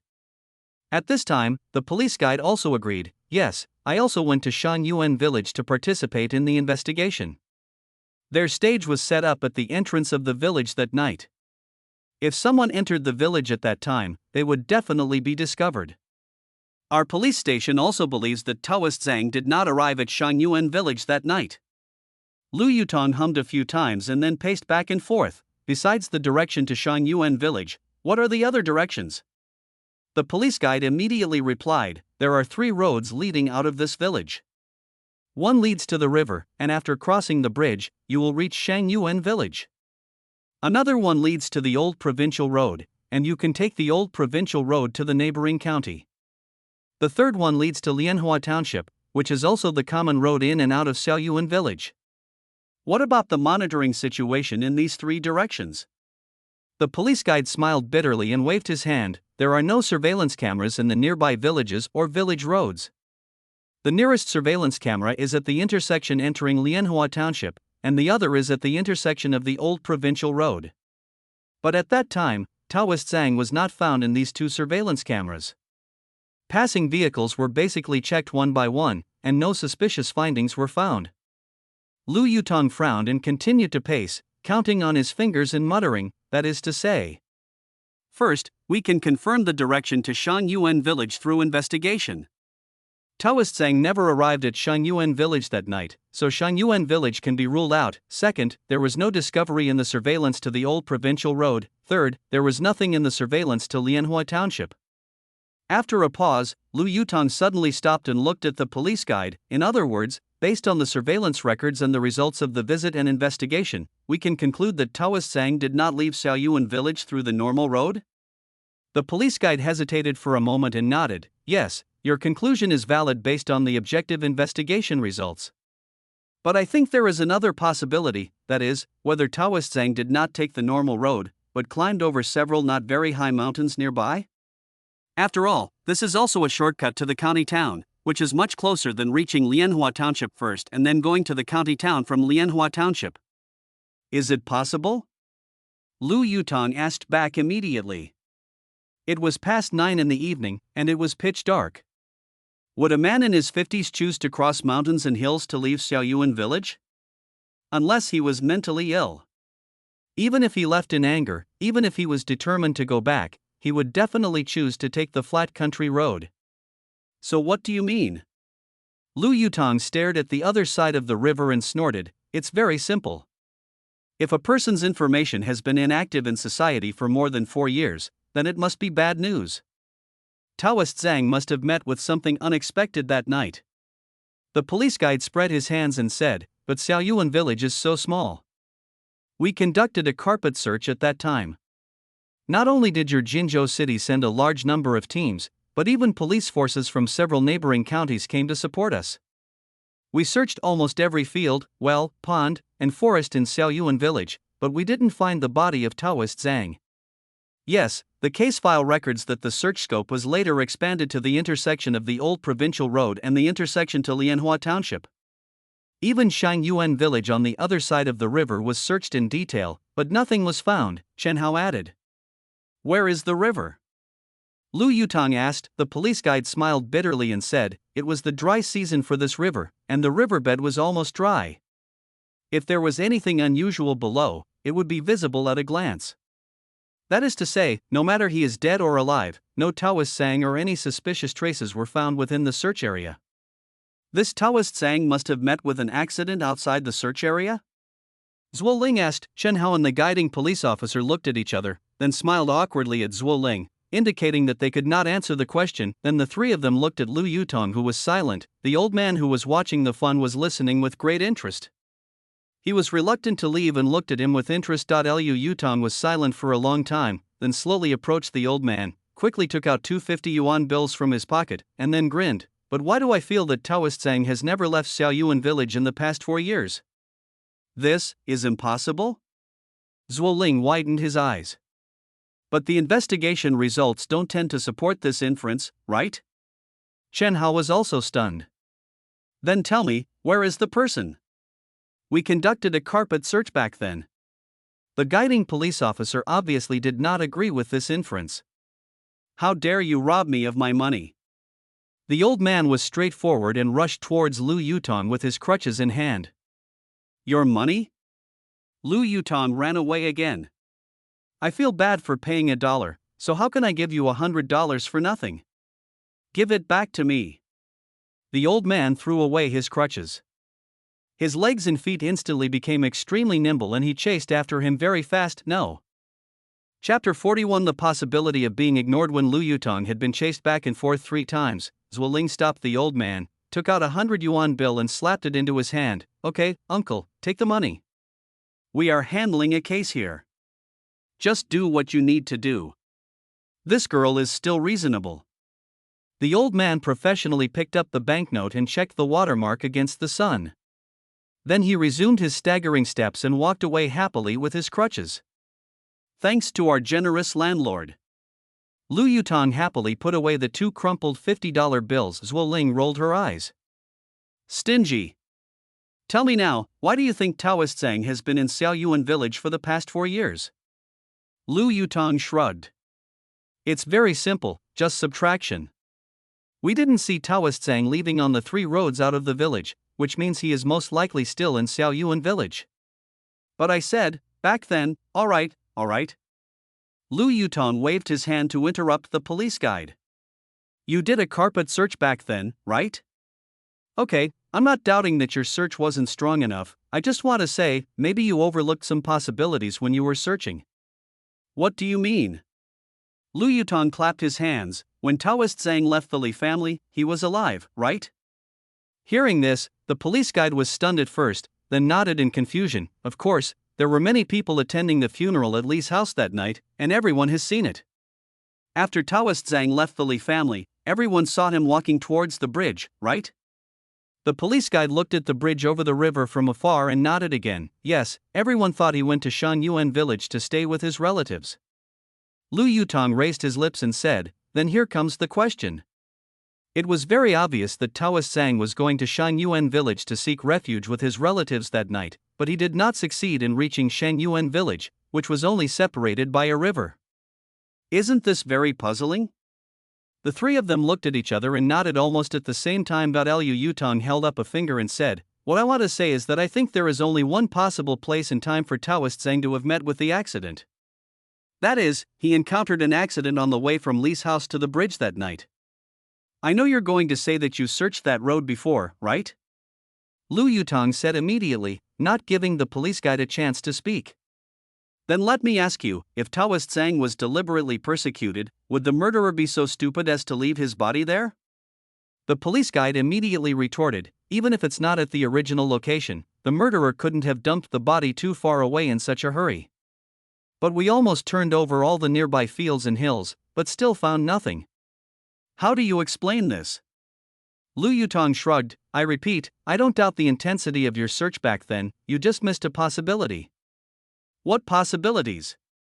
One of the most overlooked places to hide a body, especially in rural areas, where? Grave. Zhuo Ling suddenly spoke. Lu Yutong suddenly turned his head and looked at her. His surprised expression showed that he had not expected that this girl could keep up with his pace. Graves. The police guide was obviously unable to accept this possibility. No. If someone was to be buried, there would definitely be signs of new soil being turned over in the fields or forests. But most of the graves nearby are the ancestral graves of the villagers in Xiaoyuan village. They are all old graves. Not to mention how bad the impact of randomly digging up other people's ancestral graves will be in the countryside. Just looking at the old soil on the mounds of those old graves, you can tell that they have not been dug up during the crime. Lu Yutong obviously disdained his words and did not answer directly. Instead, he looked at Zhuo Ling and said, "Your guess was right." Can you continue to answer his question? Zhuo Ling was ecstatic to receive Lu Yutong's recognition for the first time, but she remained calm in front of the county policeman and did not show any smug expression. After all, she was a formal criminal police officer of his superior unit, the Jinzhou City Criminal Police Brigade, and she could not lose her composure at this time. "Officer Zhuo, do you agree with his point of view?" asked the guide police officer. Zhuo Ling looked back at the old house of the Li family and raised the corner of her mouth like Lu Yutong. "You are right, those old graves that have not been disturbed are not worth suspecting. But you overlooked one thing. During the time when the case happened, the old man of the Li family passed away. His grave was considered a new grave at that time." When these words were spoken, the guiding police officer was stunned. "That's a lot of progress." Lu Yutong patted Zhuo Ling on the shoulder. "Our little Zhuo is finally looking like a criminal police officer. Let go of your dirty hands." Chen Hao pushed Lu Yutong's hand away. "Don't underestimate us. We are professionally trained criminal police officers. I can guess this possibility as well. Just forget it." Lu Yutong and Zhuo Ling said in unison. At this time, the police guide finally came to his senses and asked with a frown, "You mean Taoist Zhang was killed that night, and then the murderer hid the body for 2 days, waiting to bury the old man of the Li family, and then dug up the grave and buried Taoist Zhang's body in it?" Lu Yutong curled his lips and waved his hand, saying, "This is a stupid behavior, because during the 2 days of waiting for Mr. Li to be buried, the body is very likely to be discovered by the villagers." "I think it is unlikely. I tend to lean towards another possibility." "What?" "I think this Taoist Zhang, was buried with Master Li." The police guide gasped, "You mean Taoist Zhang was put in Mr. Li's coffin and buried together?" Lu Yutong held up a finger and grinned, "I'm just talking about a possibility that I think is very likely." "Then, if that's what you said, the Li brothers are still very suspicious." Lu Yutong lit a cigarette, took a deep breath, looked up at the sky and said, "If this possibility is taken as the premise, only the deceased's own son can put the body into his father's coffin without being discovered by anyone." Zhuo Ling nodded slightly. "Great, this is really a great idea. Who would suspect that there is another body in Mr. Li's coffin? To outsiders, this is just an ordinary rural funeral." The guiding police officer asked, "Is your speculation reliable?" Lu Yutong flicked the ash off his cigarette and said with a smile, "Whether it is reliable or not, we can only know after we open the coffin, right?" "Open the coffin?" The police guide was stunned again. "Digging up the ancestral grave is no small matter. If we find something, it's fine. But if we find nothing, it will be serious. It may even cause a riot among the villagers." Lu Yutong said disapprovingly, "Aren't these Li brothers unwelcome in the village? I don't think anyone would care if we dug up their ancestors' graves, right?" The police guide said with a bitter face, "There are some things you don't know." After the search was over, the villagers still stubbornly believed that the human bones found on the hilltop were caused by some evil spirit, so they collectively pooled money to invite a group of Taoist priests to come and perform rituals around Mr. Li's grave for several days. I heard that the cost was not small. "If you suddenly move the grave again, will the villagers agree? Doesn't that mean they have wasted their money? Can these feudal superstitions be more important than the police investigating the case?" Zhuo Ling took 2 steps forward with a stern face, pointed at the guiding policeman and said sternly, "Don't forget, you are just a policeman from the county police station, and the main organizer of this case is our Jinzhou City Criminal Police Detachment." The police guide smiled awkwardly and nodded repeatedly. "Yes, you are my superiors, I will naturally obey your arrangements." "So, have you decided? Dig? Wow. As the current chief police officer of this case, I believe his speculation." "Yes, I believe it too."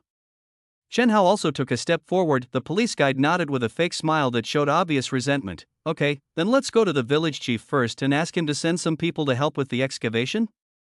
Walk. Chapter 42, Try It. Although every natural village has a village party secretary as the administrative leader, the person who really has the final say in the village is often not a civil servant like the village party secretary, but a native village chief. Xiaoyuan village is no exception. Su is the most common surname in this village. Under the election system, most of the former village heads also have the surname Su. The current village chief is named Su Xinyu, a man in his early 50s. If you don't pay attention to his eyes that flash with cunning from time to time, he looks like an ordinary farmer. He looks honest and sincere, and always has a simple smile on his face, which makes people feel at ease at first sight. When Su Xinyu, who was busy working in the threshing ground, saw several policemen approaching him, he behaved like other villagers who were afraid of seeing an official. But when Zhuo Ling explained the purpose of their visit to him, Su Xinyu suddenly lost his restraint, said wait with a gloomy face, and left quickly. Not long after, Su Xinyu came rushing over with a dozen young men armed with sickles and hoes, and surrounded Lu Yutong and his men without saying a word. Before Zhuo Ling could speak, Su Xinyu waved his hand and shouted, "Impossible! The grave of the old man of the Li family is not an ordinary grave. It was used for rituals.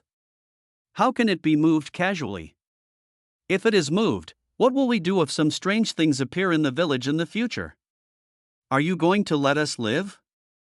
At this time, the police guide quietly withdrew from the circle of villagers, with a smug smile on his face, as if he was enjoying the fun, as if he was mocking them for not listening to his advice and insisting on doing it forcefully.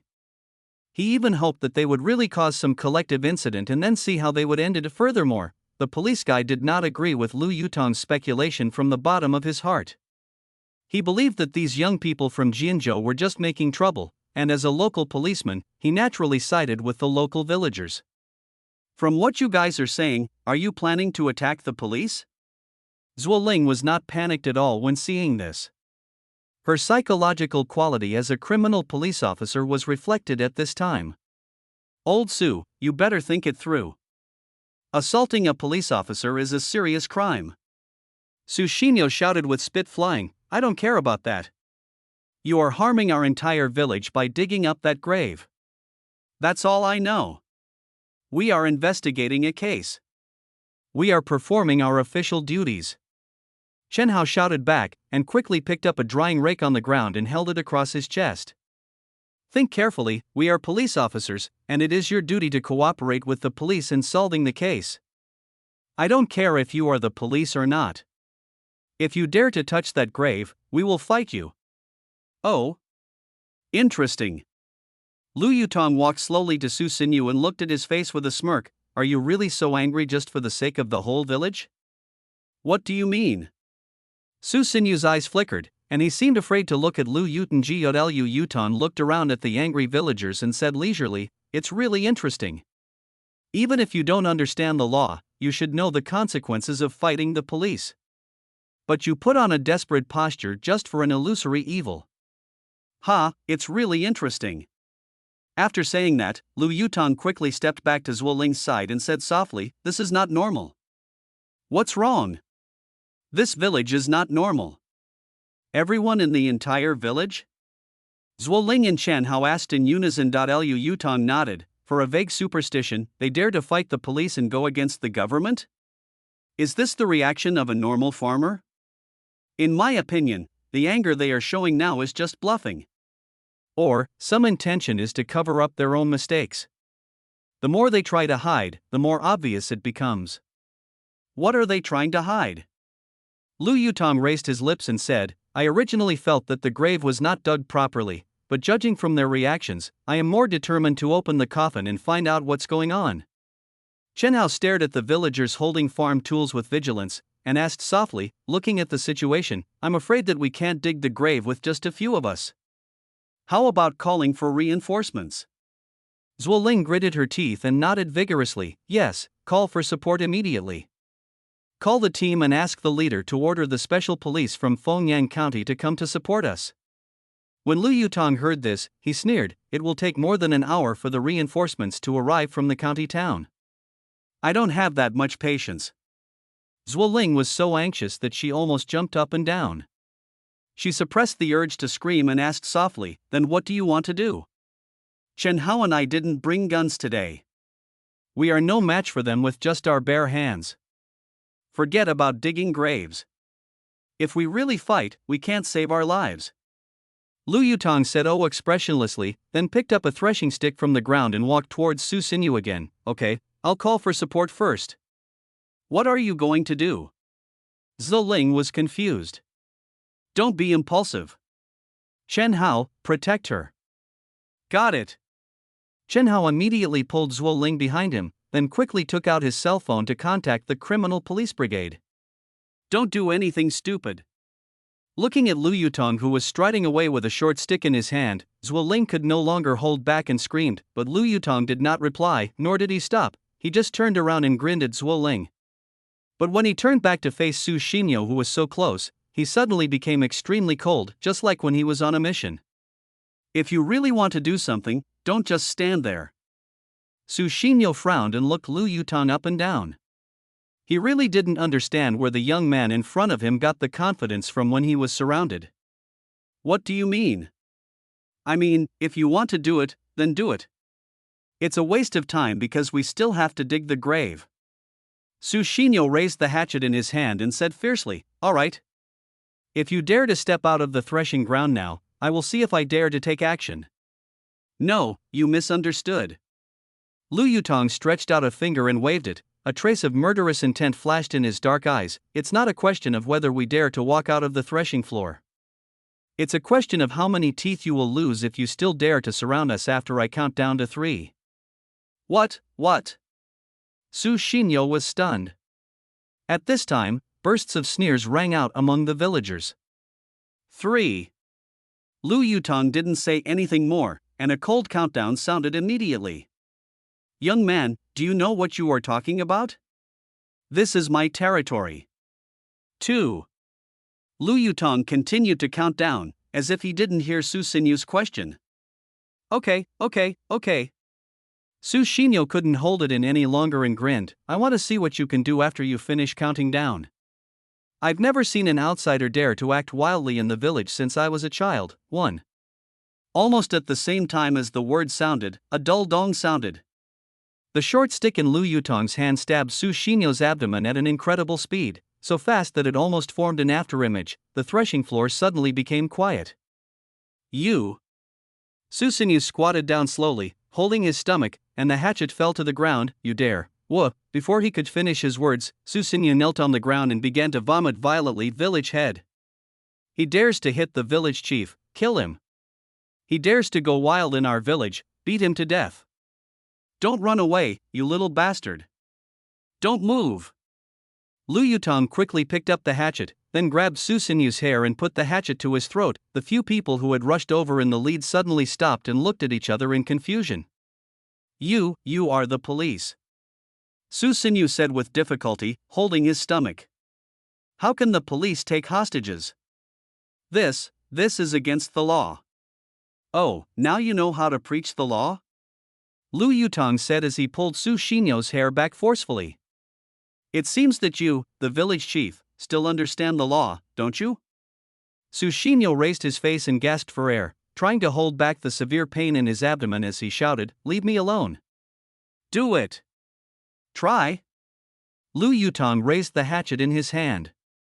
Several villagers who were about to pounce on Zhou Ling and Chen Hao immediately stopped and stared at the hatchet in his hand, fearing that he would really chop it down. They are policemen and they dare not kill anyone. Go ahead. Don't be intimidated by him. Su Xinyu screamed hysterically, but as soon as he finished roaring, the hatchet in Lu Yutong's hand fell down without hesitation, and everyone present took a deep breath. Zhou Ling and Chen Hao, in particular, turned pale with fright. Wow! At this time, Su Xinyu screamed, blood spurted out of his mouth, and 2 burnt yellow front teeth were spat out. It turned out that Lu Yutong had hit him in the mouth with the back of the knife. Look, I told you, your teeth will fall out. Lu Yutong grinned at the villagers who were ready to move. Next time it won't be just falling out. How about you try again? You are a policeman. What you are doing is against the law. Su Xinyu, who had just lost his 2 front teeth, could hardly pronounce his words. Sorry, I forgot to tell you. Lu Yutong pressed the back of his hatchet against his nose. They are police officers, but I am not. I will count down to 3 more times. If you continue to show your intention to attack the police, I guarantee that the sound of your nose breaking will be much louder than knocking out your teeth. Chapter 43 Crazy Guy, how dare you? You are breaking the law. I'm going to sue you. Su Xinyu was still roaring. Lu Yutong said with a wicked smile, then ask those two police officers if what I did is illegal. Zhuo Ling was already stunned by Lu Yutong's sudden and lonesome act of holding the village chief hostage and daring to take the initiative. It was not until Chen Hao nudged her with his elbow that she came to her senses. Yes. In the case of a police officer's life being threatened, he will not be held legally responsible for his actions. On the contrary, his actions will even be defined by the police as a courageous act. So until the threat to the police's lives is resolved, I still have to continue to stand up for justice, right, dear village chief? Lu Yutong tapped Su Xinyu's nose with the back of his knife, causing him to burst into tears. Then, I will continue to count down. If these people don't put down their weapons and disperse after 3 hits, you know what will happen. 3. Lu Yutong raised the hatchet in his hand again. You hit me. Su Xinyu closed his eyes, looking as if he was righteous, too. Su Xinyu's teeth were clenched so hard that they made a creaking sound, and his whole body began to tremble unconsciously. Wait. Su Xinyu opened his eyes and suddenly shouted. What's the matter? Lu Yutong shook the hatchet in his hand. Su Xinyu's chest rose and fell violently, and he stared at the raised hatchet and gasped, "Everyone, put down your weapons, disperse, disperse." Surrendered, but Lu Yutong still didn't let go of the hand that was holding his hair. Lu Yutong glanced at the bewildered villagers and said with a smile, "Why, they don't seem to listen to you as the village chief." Su Xinyu took a deep breath, blood foam splashing from his mouth. Did you hear me? Let's retreat first. This guy is a lunatic. After this roar, the villagers put down their weapons one after another.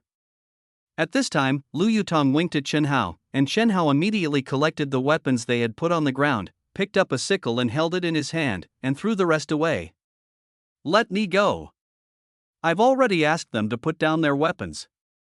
Su Xinyu struggled violently, but Lu Yutong's hand that was pulling his hair did not loosen at all, and he grimaced in pain. Lu Yutong raised the corner of his mouth. It's too late. What's late? You're too late. Because the 3 counts I just made are already over. I am responsible for my words. As soon as he finished speaking, Lu Yutong chopped down with the hatchet in his hand without any hesitation. There was a crisp crack sound, and Su Xinyu rolled on the ground with his hands covering his face, howling like a ghost. This time, the villagers showed fear on their faces. They had never expected that the village chief would continue to do evil even though he had already given in. The crazy man in front of them was even crazier than they had imagined. Lu Yutong grabbed Su Xinyu's hair again and lifted him up from the ground.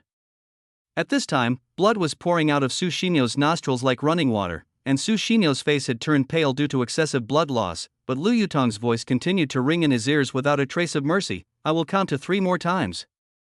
If they don't disperse, the next thing that will be broken will be your jawbone. That is, the chin. You may have to eat with a crooked mouth for the rest of your life. Lu Yutong added. This time Su Xinyu did not hesitate at all. Before Lu Yutong even started to shout 3, he could not wait any longer and shouted, everyone go home first. Hurry, go home. Hurry. The frightened villagers suddenly came to their senses, and then they pushed and shoved each other as if they had seen a ghost, and scattered as if they were running away. The threshing floor seemed empty in an instant. I say, you're too ruthless, aren't you? Although Zhuo Ling was relieved, she was still in shock. No wonder, just one person calmed down the rioting villagers. Anyone would be surprised. I really can't tell. I always thought you were just smart, but I didn't expect you to be so brave. Seeing that the crisis was resolved, Chen Hao seemed very proud. Lu Yutong grinned. I was just pretending. Actually, I was really nervous. Pretending? Zhuo Ling and Chen Hao looked at each other and shook their heads. Looking at Lu Yutong's calm face, they began to re-evaluate. How many surprising things are there about this man? Handle the leader who took the lead in threatening the police first. Lu Yutong pointed at Su Xinyu, who was lying limp on the ground, and then walked towards the stunned police guide. The police guide swallowed and unconsciously took a step back. You are also a policeman? Lu Yutong smiled teasingly at the police uniform on him. In the face of danger, instead of facing it together with your colleagues, you hide aside and watch the fun? The police guide rubbed his hands awkwardly, not knowing how to respond. I'll give you a job. You patrol the village now to see if the villagers have really returned home. If someone wants to leave the village and you can't stop them, then record the information of the person leaving. When the special police reinforcements arrive, you will tell them the situation first, and then notify them to control the entire village and not let anyone leave. Seeing that Lu Yutong had given himself a way out, the police guide said yes and then ran away quickly, notifying every household not to leave the village. Zhuo Ling looked at the villagers who were looking over here from afar and asked, "Do you really think there is something wrong with this entire village?" Lu Yutong glanced at Su Xinyo, who was lying on the ground groaning, and nodded, "Absolutely." A group of farmers would dare to confront the government just for a superstition? What a joke! They are trying to hide something by stopping us at all costs. Then Lu Yutong poked Su Xinyo with his toes and asked, "Can you still stand up?" "Oh my, I'm dying, you're going to beat me to death. Send me to the hospital, I'm dying." It would have been fine if he hadn't asked, but as soon as he asked, Su Xinyo started rolling on the ground. The iron-willed leader just a moment ago now acted like an old lady who was cheating on people. "Then I'll beat you to death." Lu Yutong picked up the hatchet again. So Su Xinyo stood up immediately. As he stood up, a pair of shining bracelets were immediately handcuffed on his wrists. "Is there anything you want to confess?" Zhuo Ling checked the handcuffs and asked in a cold voice, "Have explain." Su Xinyo sniffed the blood from his nose, hung his head and said, "That grave really can't be moved. It's too weird." "Okay, you're a tough guy." Zhuo Ling pushed him and said, "Come on, lead the way." Where? Oh, you're even more pretentious than me?" Lu Yutong shook the hatchet in his hand again. "What do you think? Where are you taking us?" 3? Don't count." Su Xinyo took a step forward with a sad face, wishing to get away from this crazy guy. "I'll take you there." Chapter 44. Opening the coffin. Just as we walked out of the threshing ground, the police guide suddenly caught up with us and said it was a coincidence. A group of special police from the county were training not far from the village, and they immediately rushed over when they heard the order. Zhuo Ling asked how many people came, and the police guide said there were about 20 people in one car. So Zhuo Ling said it was just right, and asked him to call a few people to help dig the grave, and the rest to guard the entrances and exits of Xiaoyuan village and not let anyone leave the village. When the others followed Su Xinyo to the grave of Mr. Li, Lu Yutong was a little surprised. Because in most rural areas, most people with the same surname were buried on the same hill for generations, but Mr. Li was not buried on the hill, but in a valley, and there were no other graves around, just Mr. Li's grave alone. What is even more puzzling is that the ancestral grave of the Li family is in the northeast of Xiaoyuan village, while this valley is in the southwest of the village, and they are far apart. What do the two brothers of the Li family think? Lu Yutong looked at Su Xinyo and asked, "Why don't they bury Mr. Li in the ancestral grave mountain of the Li family?" Su Xinyo wiped his swollen nose and replied with an unhappy face, "How should I know?" After Taoist Zhang was driven away by them, they found another Taoist priest, and this place was decided by that Taoist priest. They can bury their father wherever they want, I can't control so much. Lu Yutong glanced at the special police officers who had just arrived with shovels and hoes, then patted Su Xinyo on the shoulder and said, "Are you sure you have nothing to confess before we start digging? If you confess something now, it will be considered as your voluntary confession. If you say it after we start digging, it will be nothing." Su Xinyo snorted and spat out a mouthful of blood foam. "What is there to be honest about? You speak as if I have done something wrong. I have nothing to explain. I stopped you from digging the grave purely for the future fortune of the village." "Okay."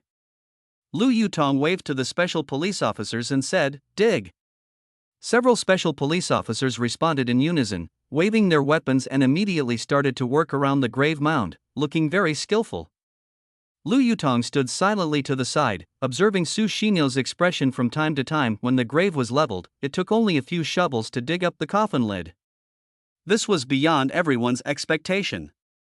No one thought that Mr. Li's grave was dug so shallow. The grave pit was unusually shallow, and the location chosen for the tomb was so remote that not only Lu Yutong, but also Zhuo Ling and Chen Hao began to feel that the grave was a little weird.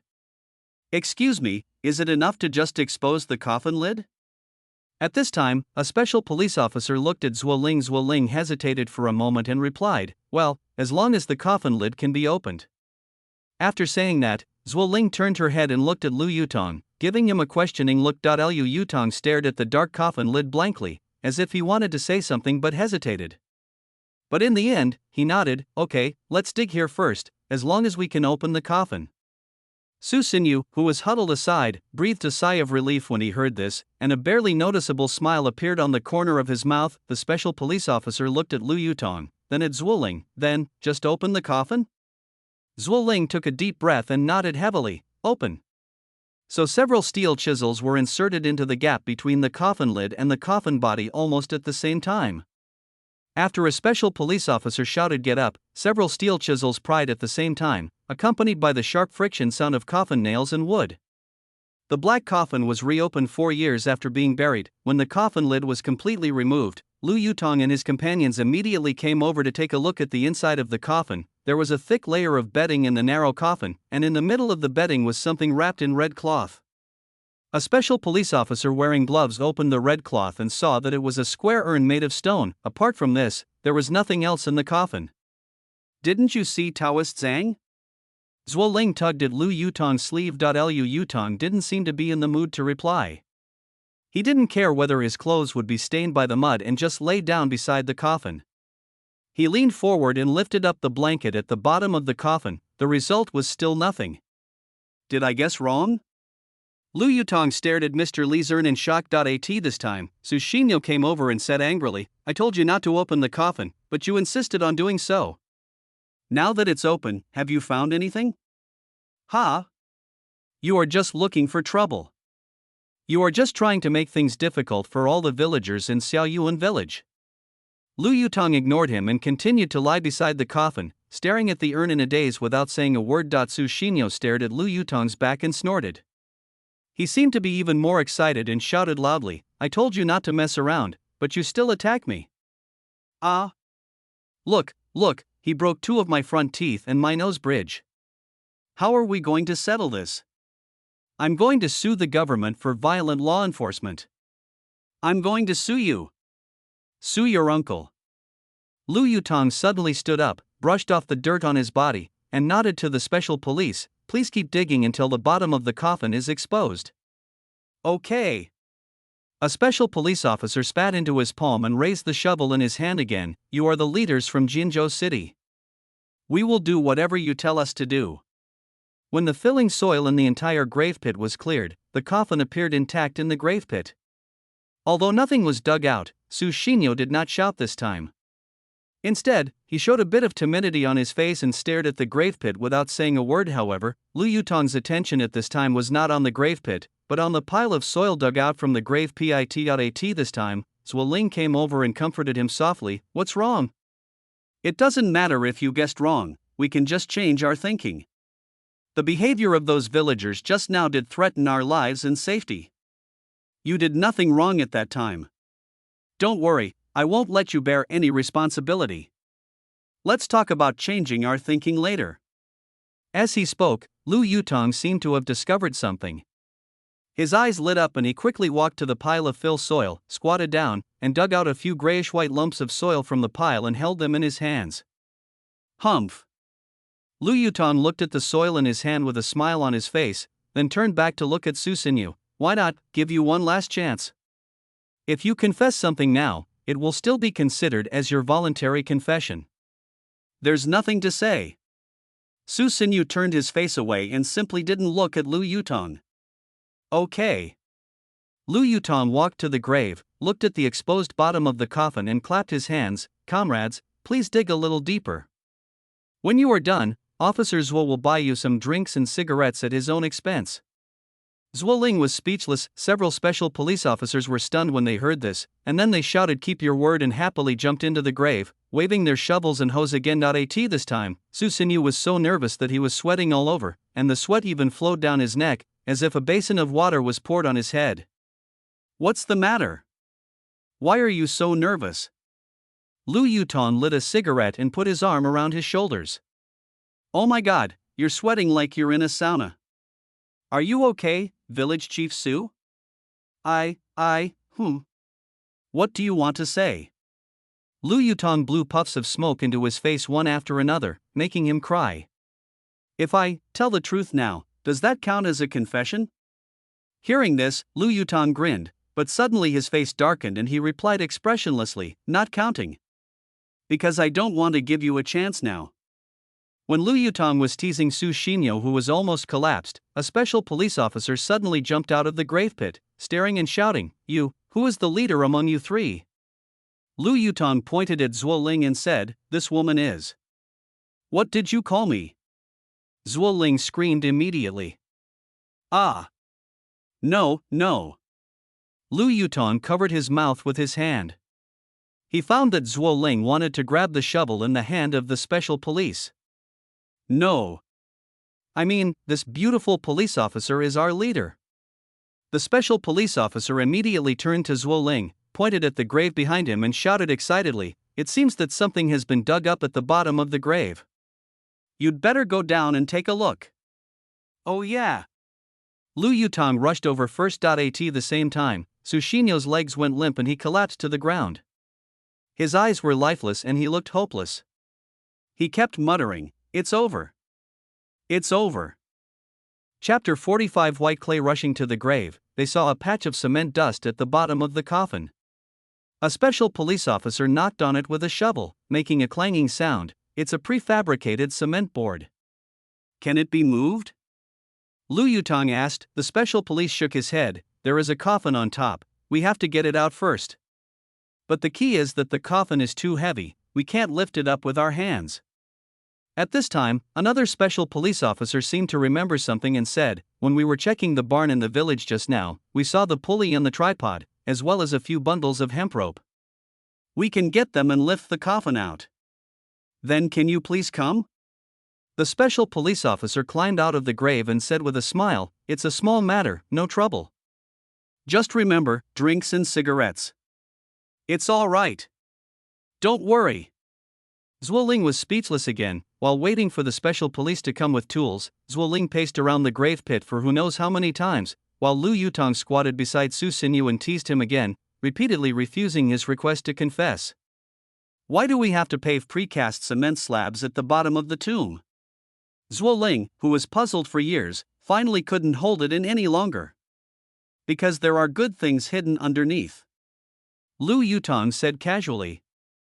How did you know there was something hidden under the cement slab? Lu Yutong dug out a piece of gray-white soil from the backfill of the grave pit and threw it to Zhuo Ling. It told me. Zhuo Ling stared at the lump of soil in his hand for a long time, and finally shook his head. Isn't this just an ordinary lump of soil? What's so special about it? Lu Yutong nodded. Yes, it is very special. Because it is white plaster. White paste. Zhuo Ling looked at Lu Yutong in confusion, pouted and shook her head again. What is that? I've never heard of it. Lu Yutong glanced at the dejected Su Xinyo, snorted, and said, White plaster mud basically only appears in ancient tombs of the Qin and Han dynasties, and only in the tombs of nobles. Because this kind of mud has good sealing properties and is watertight and airtight, it was often used in the tombs of nobles at that time to cover the entire tomb top. You mean, there is another ancient tomb under Mr. Li's tomb? Lu Yutong waved his hand. No. It should be said that they deliberately chose the tomb site of Mr. Li above this ancient tomb to conceal it from the public. These guys should have discovered this ancient tomb a long time ago. The burial objects in aristocratic tombs like this are worth a lot of money. After saying that, Lu Yutong poked Su Xinyo with his toes. Village Chief Su, am I right? Su Xinyo looked up and muttered listlessly, Didn't you say you wouldn't give me a chance to confess? Yes, I won't give it to you. It's too late. As they were talking, several special police officers came running back with a hoist. Within half an hour, the coffin and the cement prefabricated slabs at the bottom of the grave were lifted out one by one, and a large black hole appeared at the bottom of the grave. What kind of hole is this? All the special police officers looked confused. Robber hole. Lu Yutong said as he jumped down into the grave pit. Who has a flashlight? Shine it inside. Several special police officers immediately took out high-intensity tactical flashlights from their belts and shone them into the cave. At the same time, Zhuo Ling also jumped down from the grave and looked into the cave, but suddenly she covered her mouth and screamed, as if she was frightened. Under the illumination of several beams of strong light, a skeleton-like body suddenly appeared in the cave. Is this from an ancient person or a modern person? Zhuo Ling discovered that the skeleton seemed to be wearing a loose robe. Of course it's a modern man. Lu Yutong stared at the bottom of the cave with a frown on his face. This skeleton is wearing a Taoist robe. Look carefully, there is a full leather briefcase and a pair of leather shoes next to him. Is it Taoist Zhang? Zhuo Ling blurted out. Lu Yutong nodded slightly. It should be, almost right. Zhuo Ling immediately turned to look at Chen Hao. Contact the team immediately and send the forensic doctor and the physical evidence department over. Oh, and notify the local cultural relics department. Also, immediately search for and arrest the brothers Li Mao and Li Feng, Lu Yutong added. Chen Hao responded with an okay, quickly walked to the side and took out his cell phone. Seeing that the case had made such a sudden breakthrough, the special police were also encouraged. One of the special police took the initiative to ask, "What should we do now? What else can we do?" Lu Yutong thought for a moment and said, "Well, let's find a piece of plastic sheet to cover the hole first. It's getting late now, so let's wait until the forensic doctor comes tomorrow. Arrange a few people to guard here tonight. Also, gather all the people in the village in the barn and keep them under guard tonight. Don't let anyone out. Also confiscate their cell phones so they can't contact the outside world." Understood. A special police officer picked up Su Xinyu and said, "Let's go." So that night, the barn in Xiaoyuan village was brightly lit, and more than 20 special police officers armed with live ammunition formed a large circle, closely monitoring all the villagers detained there. Lu Yutong drove to Lianhua Township, found a restaurant for a big meal, and then he, Zhuo Ling and Chen Hao bought some instant noodles, drinks, cigarettes, and other things, which they brought back and distributed to the special police as a reward. Of course, our Fu Lingling paid for the whole thing. Then Zhuo Ling and Chen Hao moved 2 small tables to a corner of the barn. One table was piled with drinks and dry food such as biscuits, while the other table was placed on a law enforcement recorder. They then told the hungry villagers that if anyone knew anything, they should come forward and confess, in order to seek leniency from the government. At first, the villagers were still insisting, and no one was willing to speak up, as if they had reached a tacit understanding.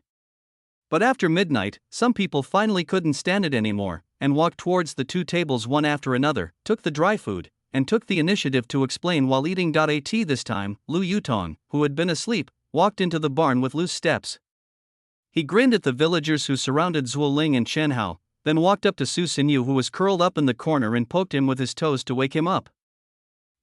What are you going to do? At this time, Su Xinyu's nose was swollen so high that it looked like a ping-pong ball was stuffed in his nose. Lu Yutong pursed his lips at the villagers who were rushing to confess, and asked, "Look, everyone in the village is trying to get leniency, don't you have any ideas?" You won't give me a chance to confess. Su Xinyu cried with a sad face. Well, how about giving you another chance?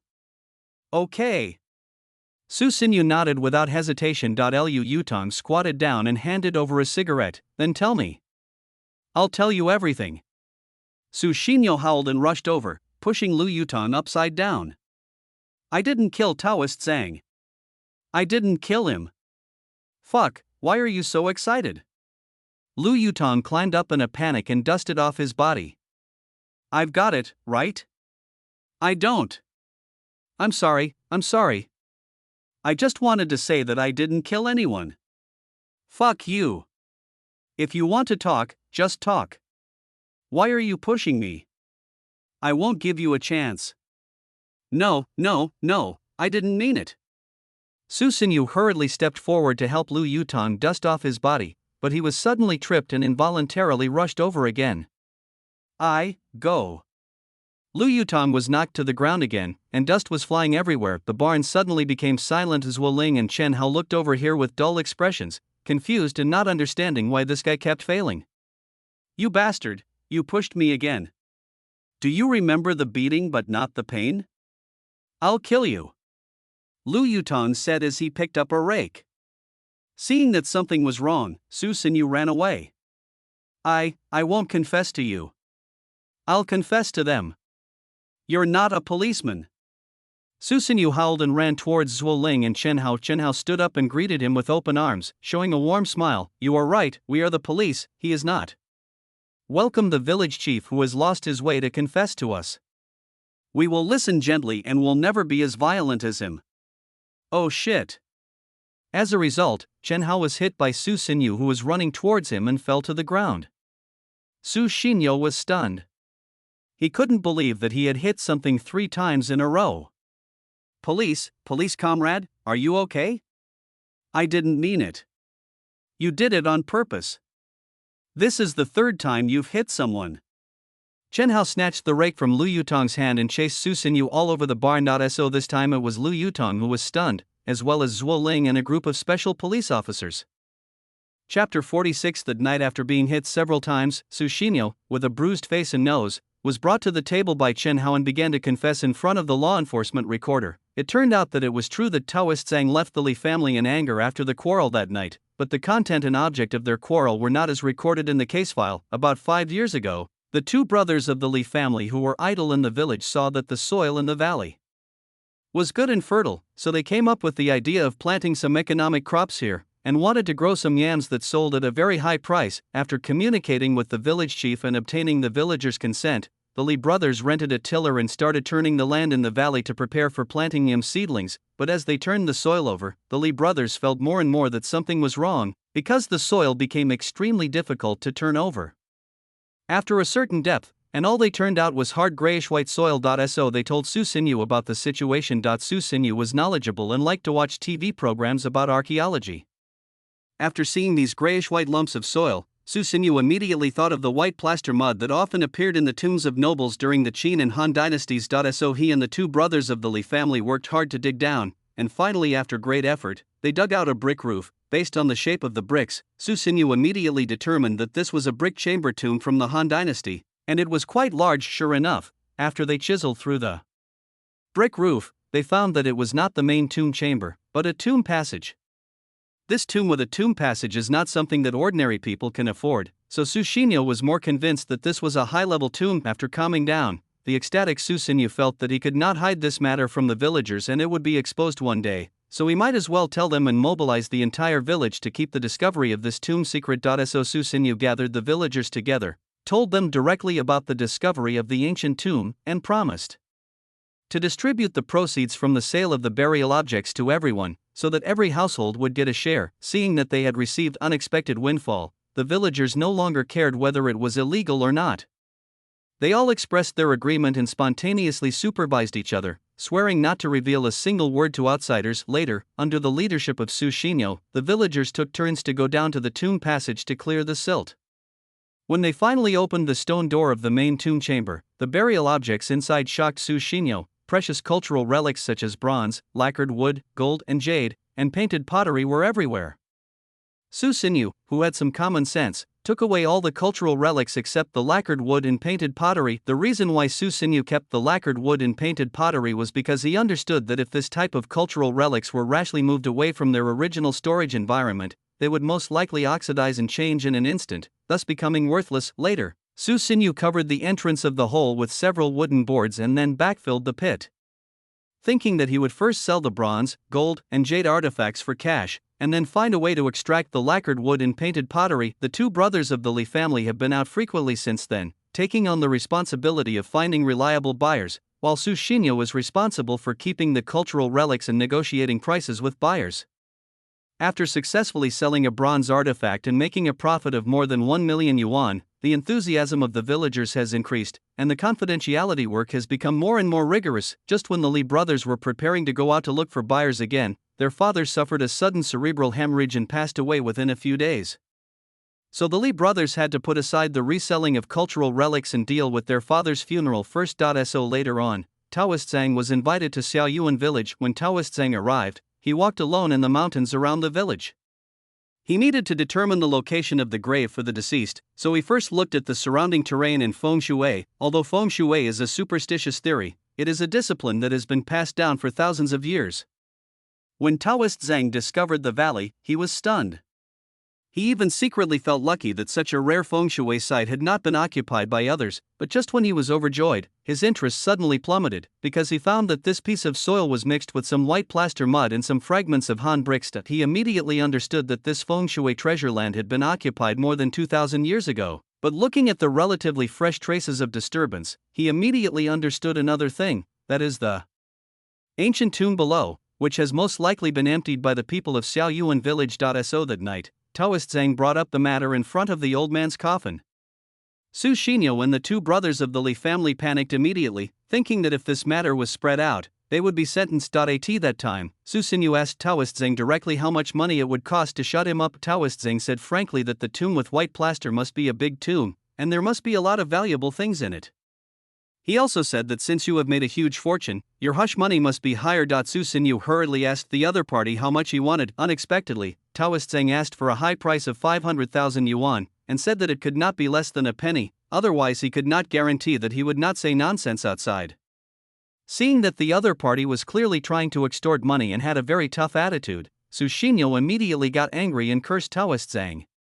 So Taoist Zhang said wait and see and left, saying that he was going to stay at his relative's house in Shangyuan village tonight. If you change your mind, go directly to Shangyuan village to find him. As soon as Taoist Zhang left, Su Xinyu and the two Li brothers felt uneasy and didn't know what to do for a moment. After all, someone had hold of the evidence against them, and whether they would spend more than a decade in prison depended entirely on that person's words. At that time, Li Feng, the younger brother of the two Li brothers, felt that something was wrong. He thought that if Taoist Zhang was allowed to go to Shangyuan village, the news of the ancient tomb might spread throughout Shangyuan village overnight. Without thinking too much, Li Feng sneaked out from the back door of his house, picked up a hoe and caught up with Taoist Zhang near the bridge. He tiptoed towards him and hit him on the back of the head with the hoe. Taoist Zhang fell down without a sound. Li Feng reached out his hand and found that Taoist Zhang had stopped breathing after twitching a few times. He hurriedly hid Taoist Zhang in the nearby grass and rushed home to tell Su Xinyu and his brother about it. Su Xinyu immediately scolded Li Feng, and after calming down, he said that now that things had come to this, they could only find a way to prevent others from discovering Taoist Zhang's body, otherwise Li Feng would definitely have to eat peanuts. The two brothers of the Li family panicked at the time, and they were at a loss as to what to do. After thinking for a while, Su Xinyu waved his hand and came up with a plan. He said that it would be better to take advantage of the opportunity of your grandfather's funeral to place the old man's grave directly on top of the tomb robbery hole, and throw Taoist Zhang's body into the tomb passage of the ancient tomb. In this way, not only will the tomb robbery hole be perfectly covered, but no one will definitely find Taoist Zhang's body. Although this method was disrespectful to their old man, the two brothers of the Li family had no choice but to agree to it in order to protect themselves. So they threw the body of Taoist Zhang into the stolen hole overnight, and then transported a few prefabricated cement slabs to cover it, poured soil on top of the cement slabs, and waited for 2 days to bury the old man's coffin. The next day, Su Xinyu concealed the fact that Taoist Zhang was killed and his body was thrown into the ancient tomb, and told all the villagers that the old man of the Li family would be buried in the ancient tomb, saying only that this was done to perfectly hide the ancient tomb. After hearing this, the villagers all said that this was a brilliant idea, and were very grateful to the two brothers of the Li family for using the grave of their grandfather as a cover, and they praised the two brothers of the Li family for being righteous, considering that the police would definitely come to investigate Taoist Zhang's disappearance in the future. Su Xinyu made up a story about a big evil spirit in the southeast and that the Li brothers had quarreled with Taoist Zhang about this matter. He asked all the villagers to memorize it and claimed to the outside world that Taoist Zhang had quarreled with the Li brothers about the price of the ritual and left in anger. In addition, they had to create the image that the two Li brothers were collectively boycotted by the villagers. This was to provide cover for the two brothers to continue looking for buyers after the incident. Secondly, establishing such a conflict point would make the police more convincing. At this point, Su Xinyu sighed heavily, pointed at Lu Yutong and said, I expected that ordinary people would not be able to detect anything about this plan, but I never expected that your police force would have such a capable person to help. In other words, the murderer is Li Feng, one of the Li brothers. And you are the planner of hiding the body. Lu Yutong asked coldly, ignoring the other party's compliments. Su Xinyu looked up and sighed again, then nodded, yes. What about the cultural relics you kept? How many have you sold? In the cellar of my house. In the past few years, I have sold 2 tripods, 2 bronze beans, and 2 small things. Lu Yutong handed Sushinyo a cigarette and lit one for himself. To be honest, I didn't expect a farmer like you to have such courage and strategy. But you took the wrong path. As the saying goes, the net of heaven is vast and nothing can escape it. You will pay for your sins one day. It's just a matter of time. Sushinyo took a deep puff of his cigarette and said with a sad smile, "Yes. I'll tell you the truth. Ever since the day I discovered the ancient tomb, I felt that something would happen one day. Alas, I only blame myself for taking a chance and going for the gamble. There are many things you can gamble on, but you shouldn't gamble with justice and the law. You're bound to lose." After saying that, Lu Yutong nodded to a special police officer and said, "Put him in solitary confinement tonight and assign someone to keep an eye on him." The special police officer nodded, and without saying a word, he pulled Sushinyo up, grabbed the back of his collar and led him out of the barn roughly. "Have you found the whereabouts of the 2 brothers of the Li family?" Lu Yutong asked at this time. Zhuo Ling quickly took out her cell phone. Just when Sushinyo confessed, "I received a text message from the team saying that the 2 brothers were on a train to the northeast and were going to be arrested at the next stop." "Escape? How did they get the news?" Chen Hao asked. Zhuo Ling rolled her eyes and said, "Do I even need to think about this? There are so many people in the village. If we come here and say we want to dig up graves, someone will definitely call and tell them about this. What a pig brain you have." Lu Yutong nodded. "Yes, you really have a pig brain to ask such a question." Chen Hao was immediately displeased when he heard this, and he lifted his sleeves and said, "Zhuo Ling said I have a pig brain, okay? You said, but not okay." Lu Yutong laughed in silence. "What's the matter? Looking at the situation, you want to fight me? Are you sure?" Chen Hao immediately lost interest, and then the scene of Lu Yutong suppressing the entire village by himself emerged in his mind.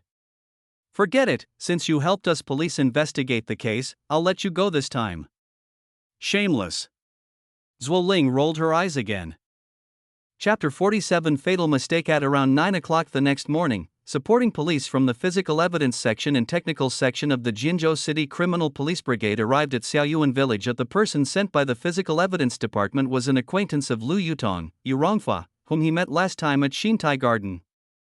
"I was wondering how come there was a major breakthrough in this case all of a sudden. It turns out that it was Brother Lu who took action. This is not surprising, ha ha ha." Yu Rongfa spoke as straightforwardly as usual. He stood by the tomb pit and put on his isolation suit, ready to dig a hole. "How come the skeleton down there is the missing Taoist Zhang?" Lu Yutong shrugged. "I can only say it's 80% correct. After all, we haven't done a DNA comparison yet. He's already rotten to the bone. Who knows who it is?" "Oh, your attitude is quite serious.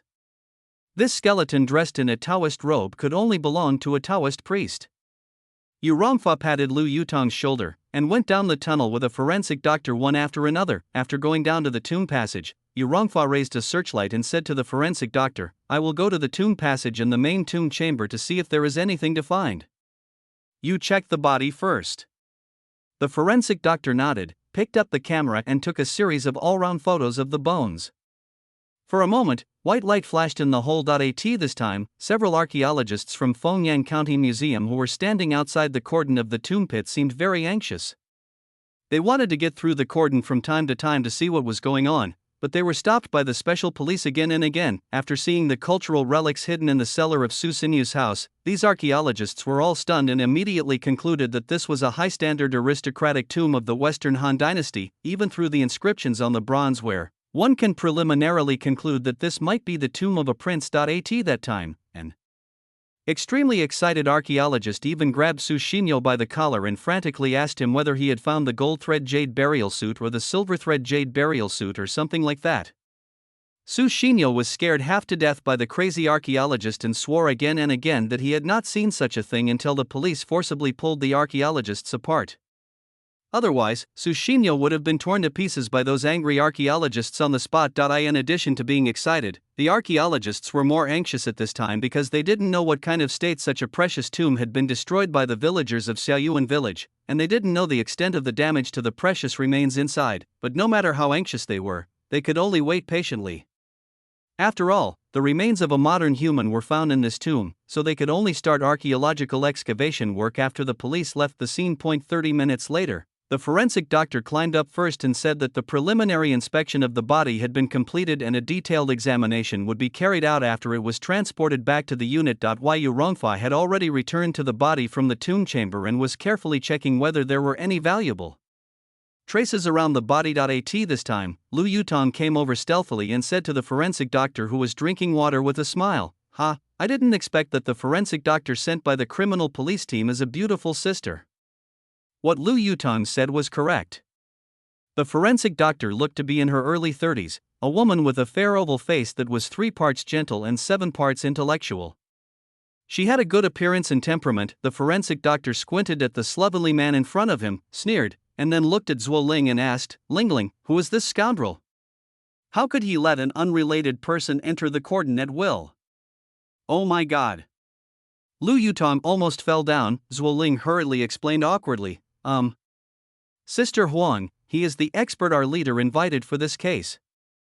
The chief medical examiner said, "Oh," and then looked at Lu Yutong again with a surprised look. "You are the Lu." "Lu, what's that, Yutong? Wow, I didn't expect you to be so young. I heard about the 2 cases you solved. You are quite capable." Oh, excuse me." Lu Yutong accepted the compliment shamelessly and extended his hand to her with a smile. "Nice to meet you, nice to meet you. May I ask what is your name, beautiful sister?" Unexpectedly, there was a pop sound, and Zhuo Ling unhappily opened Lu Yutong's hand, and said with a dark face, "I call her Sister Huang, why don't you call her that too? Why do you have to know so much?" The forensic doctor seemed to have seen something from Zhuo Ling's dark face. He couldn't help laughing, covering his mouth and saying, it's okay. My name is Huang Ying. You can call me Sister Huang." "Hey, don't call me Sister Huang anymore, you still look so young." "Do you mind telling me your age? Are you still single?" Lu Yutong had a perverted smile on his face. "You're still asking?" Zhuo Ling kicked Lu Yutong, who screamed and fell into the tomb. Yu Rongfa, who was concentrating on observing the bones at the bottom of the tomb, almost had a heart attack. Huang Ying burst into laughter upon seeing this, and then moved closer to Zhuo Ling, and asked with a smirk on his face, "Hey, so fierce? Could this guy be your, huh? Don't talk nonsense." Zhuo Ling glared at Lu Yutong, who was climbing out of the grave pit in a panic, and walked out of the cordon angrily. "It's killing him. He's so violent all day long." Lu Yutong approached Huang Ying again, smiling like a pervert again. "What do you think, forensic Dr. Huang? The cause of death of the man below was a blunt force trauma to the head, right?" "Yeah, that's right." Huang Ying nodded and drank the water from the thermos cup again. The frontal bone collapsed. He must have been crushed to death. "What?" Lu Yutong suddenly shouted, scaring Huang Ying so much that she almost dropped her thermos cup. "The front? Not the back of the head?" "No, I just found that the front part of the skull has collapsed. The back of the skull is intact and not damaged." "What?" Lu Yutong was confused, because according to Su Sinyu's account, Taoist Zhang received his lunchbox after being hit on the back of his head by Li Feng with a hoe, so how come it was hit on the forehead instead? Could it be that the person wearing the Taoist robes at the bottom of the tunnel was not Taoist Zhang? But another Taoist, oh my god, how can there be so many Taoists to die? "Are you sure?" Lu Yutong asked again without giving up. Huang Ying glanced at Zhuo Ling, who was sulking outside the cordon, and nodded with a wicked smile. "Yes, I'm sure. And I'm 31 years old and still single." "No. Are you sure the fatal wound is on the forehead and not the back of the head?" Lu Yutong slapped the back of his head until it made a bang-bang sound. "I said I'm 31 and still single. Not the back of the head? You did this on purpose, didn't you? Old you." Lu Yutong turned his head and shouted towards the grave, "The fatal wound of the deceased it's the forehead, forehead. I heard it all down there, you're so annoying." Yu Rongfa's impatient roar came from the grave this time. Lu Yutong did not repeat the question foolishly, but was stunned. At this time, Chen Hao came over with a smile and patted Lu Yutong on the shoulder. "Hey, I just heard it all. Sister Huang took the initiative to confess her age and single status to you." "You know," Lu Yutong turned his head expressionlessly and said, "Go and bring Su Xinyo over." Why bring him here? He has confessed everything. Isn't he just waiting to be taken back to Jinzhou? Bring it here." Looking at the abnormal calmness on Lu Yutong's face, Chen Hao felt a chill on his back. Okay, I'll go and bring him over right away." After saying that, Chen Hao ran away. What's wrong? Is there anything abnormal about the deceased's fatal wound on the forehead? Huang Ying noticed Lu Yutong's abnormality. Not normal. Lu Yutong's face suddenly darkened. Huang Ying seemed to see a chilling flash of cold light in his dark eyes, so she unconsciously took a step back. No. What's abnormal? If Su Xinyo didn't lie, then the dead man lying down wasn't Taoist Zhang. Lu Yutong lit a cigarette, took a deep breath, and then looked up and let out a long sigh. If that's true, this case is really a bit confusing. Su Xinyo? Is he the village chief who lost 2 front teeth and broke his nose? Huang Ying asked. Are you really single? Huang Ying was confused by the sudden change of topic. Hey, do you have to jump so fast in your thinking? Lu Yutong grinned. First, the paint on your thermos has peeled off, which means it has been used for a long time, and the words Colorful Early Childhood Education Center are printed on the lid of your thermos. Second, there is a long hair wrapped around the button of your left sleeve. The hair is yellowish and thin, so it should not be from an adult. To sum up, if I am not mistaken, you are a divorced single mother, not always single. Also, your daughter should be around 3 years old. After saying that, Lu Yutong jumped down into the grave to harass Yu Rongfa, leaving Huang Ying with a shocked face disheveled in the wind. Chapter 48. I saw a ghost soon. Su Xinyu was brought to the grave by Chen Hao for 5 whole minutes. Lu Yutong stood at the bottom of the grave pit, looking up at him without saying a word, which made Su Xinyu feel creepy all over. This time, Zhuo Ling came over, looked at Lu Yutong, then looked at Su Xinyu. Are you guys playing telepathy? Su Xinyu spread his hands with a sad face. No. He asked me to come here, and now he's not talking. I don't know what he means. Did you lie? Lu Yutong finally spoke. What lie? Su Xinyu looked confused. Lu Yutong glanced at Yu Rongfa, who was still investigating under the tunnel, and asked leisurely, You said last night that Li Feng hit Taoist Zhang on the back of his head with a hoe, right? Su Xinyu nodded vigorously. Yes, later when I went with them to move the body, I took a special look and saw that the hair on the back of Taoist Zhang's head was wet with blood. Besides hitting him on the back of the head, did Li Feng hit him anywhere else? For example, on the forehead? Su Xinyu rolled his eyes and thought for a moment, then shook his head firmly and said, No. That night I wanted to see if Taoist Zhang could be saved, so I carefully shone the flashlight on his face. I am sure there is absolutely no wound on his forehead, but his face is blue and white. Yes, that blow to the back of the head killed him. Lu Yutong snorted and reached out to tug at Su Xinyu's trouser leg. Are you really not lying? Oh, do I really need to lie?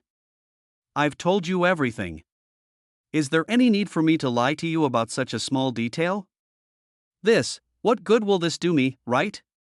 I also think that there is no need for him to lie about such a detail. After all, he has confessed everything, and there is no point in lying. Zhuo Ling said. Lu Yutong nodded slightly, indicating his agreement. Then was the back of Taoist Zhang's head broken? In other words, was there any dent in the back of his skull? Su Xinyu thought about it for a moment, then replied helplessly, I really don't know. At that time, the back of Taoist Zhang's head was covered in blood. I didn't dare to reach out and touch it. I only confirmed that he was dead when I saw that his breathing and heartbeat had stopped. Lu Yutong clapped his hands. That's a ghost. What? Su Xinyu glanced at the robber's hole under the tomb and swallowed his saliva. Could it be that you didn't find Taoist Zhang down there? Lu Yutong shook his head slowly. There is a skeleton, and it is also wearing a Taoist robe, but from what you have explained so far, it does not look like Taoist Zhang. No. Not like? Why don't you come down and take a look? Hearing this, Su Xinyo's face turned pale instantly. He shook his head desperately and said, I dare not look. Lu Yutong was not willing to let him go. He grabbed his legs and pulled them down hard, and Su Xinyu fell into the grave with a scream. Look, is this the person you threw down there with your own hands? Lu Yutong pressed his neck and forced his face towards the tunnel, staring at the skeleton at the bottom of the tunnel that seemed to be looking at him. Su Xinyu felt like a sieve and couldn't help crying out loudly, Lao Zhang. I'm sorry for you. I didn't kill you, please don't blame me. Fuck you. Yu Rongfa, who was at the bottom of the tunnel, pointed at Su Xinyu above and cursed, You bastard, if you dare to drop a single tear or saliva on the body, I'll beat you up. What do you think? Do you think that skeleton is Taoist Zhang? Lu Yutong released his hand. Su Xinyu wiped his tears, stared at the remains below in a daze, and nodded sadly, yes, absolutely. He was wearing this blue Taoist robe that night, and I threw the briefcase and leather shoes down later. Lu Yutong shrugged and said, So I said I saw a ghost. Since you determined that the body was Taoist Zhang, why is the back of his skull intact, but his forehead bone is dented? This is impossible. Su Xinyu said as he lay down beside the robber's hole, bravely observing the remains below. Impossible, absolutely impossible. I swear that Li Fengshou hit the back of his head, and it was only a single hit. If there was any break, it would only be the back of the skull. How could it be on the forehead? Has anyone entered this tomb in the past 4 years? Zuoling, who had been listening by the tomb pit, suddenly asked. Su Xinyu looked up at her and shook his head blankly. No, absolutely not. Since Mr. Li was buried, people from our village have come to check it out almost every day, and we have never found any signs that the grave has been opened. That really is a ghost. Zuoling murmured and cast a puzzled look at Lu Yutongji. Lu Yutong was also puzzled. He was silent for a while and suddenly asked, Is the discovery of several bags of human bones on the hill related to the disappearance of Taoist Zhang? Unexpectedly, Su Xinyu raised his hand and slapped himself, which stunned Lu Yutong and Zuoling. No, it was all coincidence. I made up the story about the big evil in the southeast. Who would have thought that those bags of things would really be found on the hilltop southeast of the village? Oh, if I had known earlier, I would have made up a story about the big evil in the northwest and northeast. I have such a big mouth. Zuoling gritted his teeth when he heard this and shouted angrily, You'd better tell the truth. Why did those bags of human bones appear on the hilltop within the scope of your village? Ha! And they were found during the period when Taoist Zhang was missing? Okay, don't make it difficult for him. Lu Yutong smiled bitterly and waved his hand at Zuoling. Those bags contain at least 16 lives. It's understandable that these villagers are greedy for money, but asking them to become serial killers? And mobilizing the entire village to commit serial killings? Ha, this is unlikely. I also think it's just a coincidence. As soon as he finished speaking, Lu Yutong's eyes suddenly froze, and then he suddenly slapped his forehead and shouted, That's right. Got the answer? Zuoling stared at him nervously. Lu Yutong grinned, If that's the case, then these are 2 unrelated cases? No. This has to be counted as 2 cases. I have to ask your criminal police team for 800,000. Oh my god. If Huang Ying hadn't pulled her back in time, Zuoling would have almost fallen into the grave. I thought you had discovered something. Your mind is full of money. Are you really so short of money? Yeah. Lu Yutong smiled and stretched out his hand to her. Rich woman, can you lend me some money? No. Su Xinyu on the side suddenly shouted, which scared Lu Yutong. What the hell are you yelling about? What's wrong? Shouldn't I borrow money from a rich woman? Lu Yutong reached out and flicked Su Xinyu's swollen nose. Su Xinyu covered his nose and stomped his feet in pain, but he kept shouting no, no in his mouth. What's wrong? Are you crazy? Has Taoist Zhang possessed you? It's not Taoist Zhang. No. No, it's Taoist Zhang's body that's wrong. The body is wrong? Seeing Su Xinyo's confident words, Lu Yutong's smile instantly disappeared. Why is the body wrong? Su Xinyo stared at the tunnel in a daze. I remember that when Taoist Zhang was thrown down, he was lying prone. But why is this skeleton lying down? Are you sure? Lu Yutong grabbed his collar. Su Xinyo nodded vigorously. Yes. He was lying prone. After I threw him down, I rode an electric tricycle with the Li brothers to pull cement prefabricated panels. Later, before I was about to cover the stolen hole with the prefabricated panels, I used a flashlight to shine it, and I remember that he was indeed lying prone. Is this true? Zhuo Ling covered her mouth and started shouting. Could it be possible that a corpse could turn over by itself? Wouldn't that be a corpse pretending to be dead? Chapter 49. The fourth person. No one knew what to do for a moment, and everyone, including Lu Yutong, fell silent. At this time, Huang Ying squatted down beside the grave holding a thermos cup and said leisurely, "Why are you in such a hurry?" "We'll know if the person lying down there is Taoist Zhang after a DNA test." "That's not the question." Lu Yutong climbed out of the grave, lit a cigarette and paced back and forth. "If the DNA test results show that the remains are Taoist Zhang, then how do you explain that the back of his skull is intact but his frontal bone is damaged? If the test results show that this is not Taoist Zhang, then who is this deceased? Why did he die here disguised as Taoist Zhang? Where did the real Taoist Zhang go? These are all questions. If we don't solve them one by one, we can't fully uncover the truth behind this case. If we want to solve this case completely, it is far from enough to just confirm whether the remains are Taoist Zhang." After a pause, Lu Yutong looked at Zhuo Ling and said, "But my intuition still leans towards the belief that the remains belong to Taoist Zhang, but his fatal injury, well, it's too puzzling."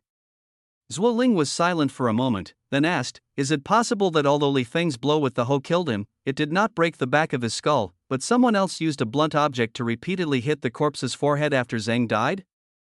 "Impossible." Su Xinyo raised his head and shouted, "At that time, I repeatedly asked Li's second son exactly how many times he hit Taoist Zhang, and he said he only hit him once on the back of the head.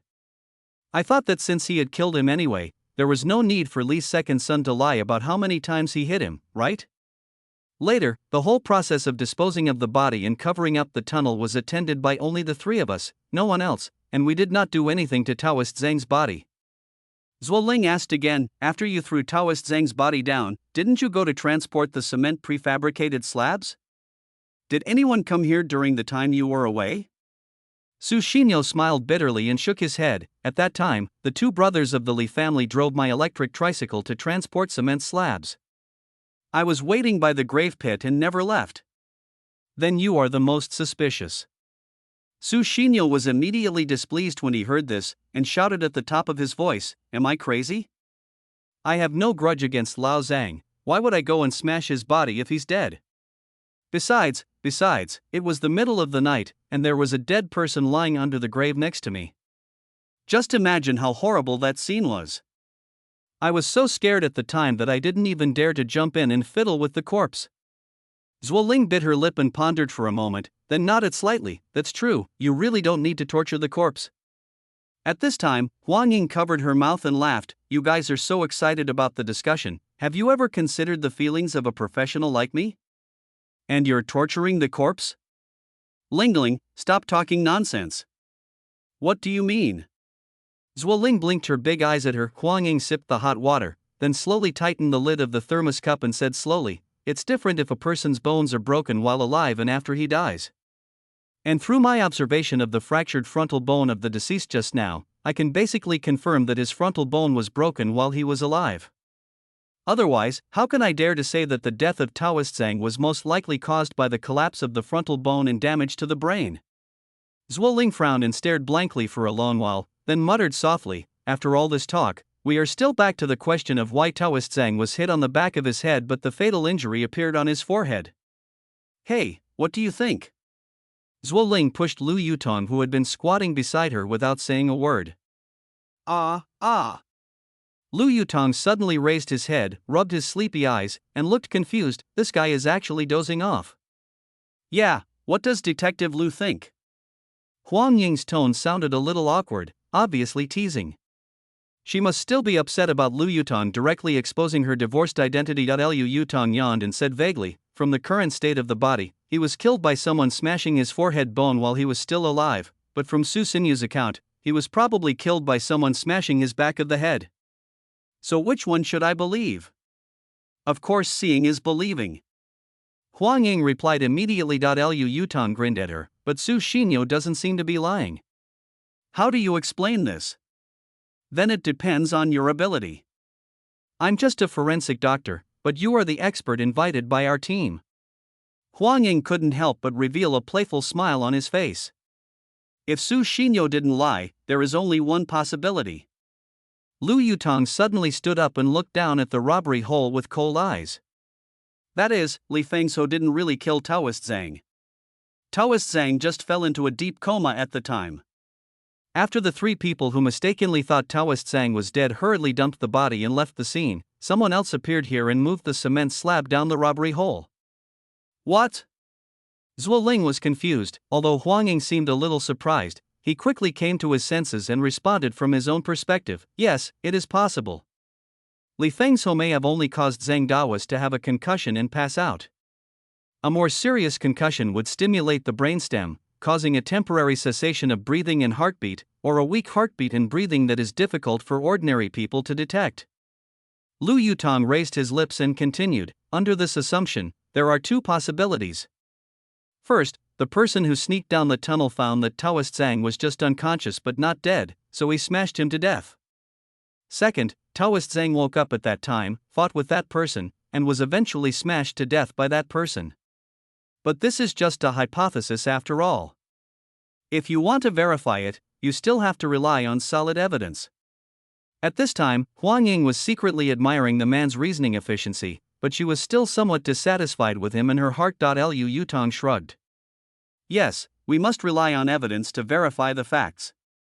But even if we don't find any evidence in the end, can you come up with another hypothesis?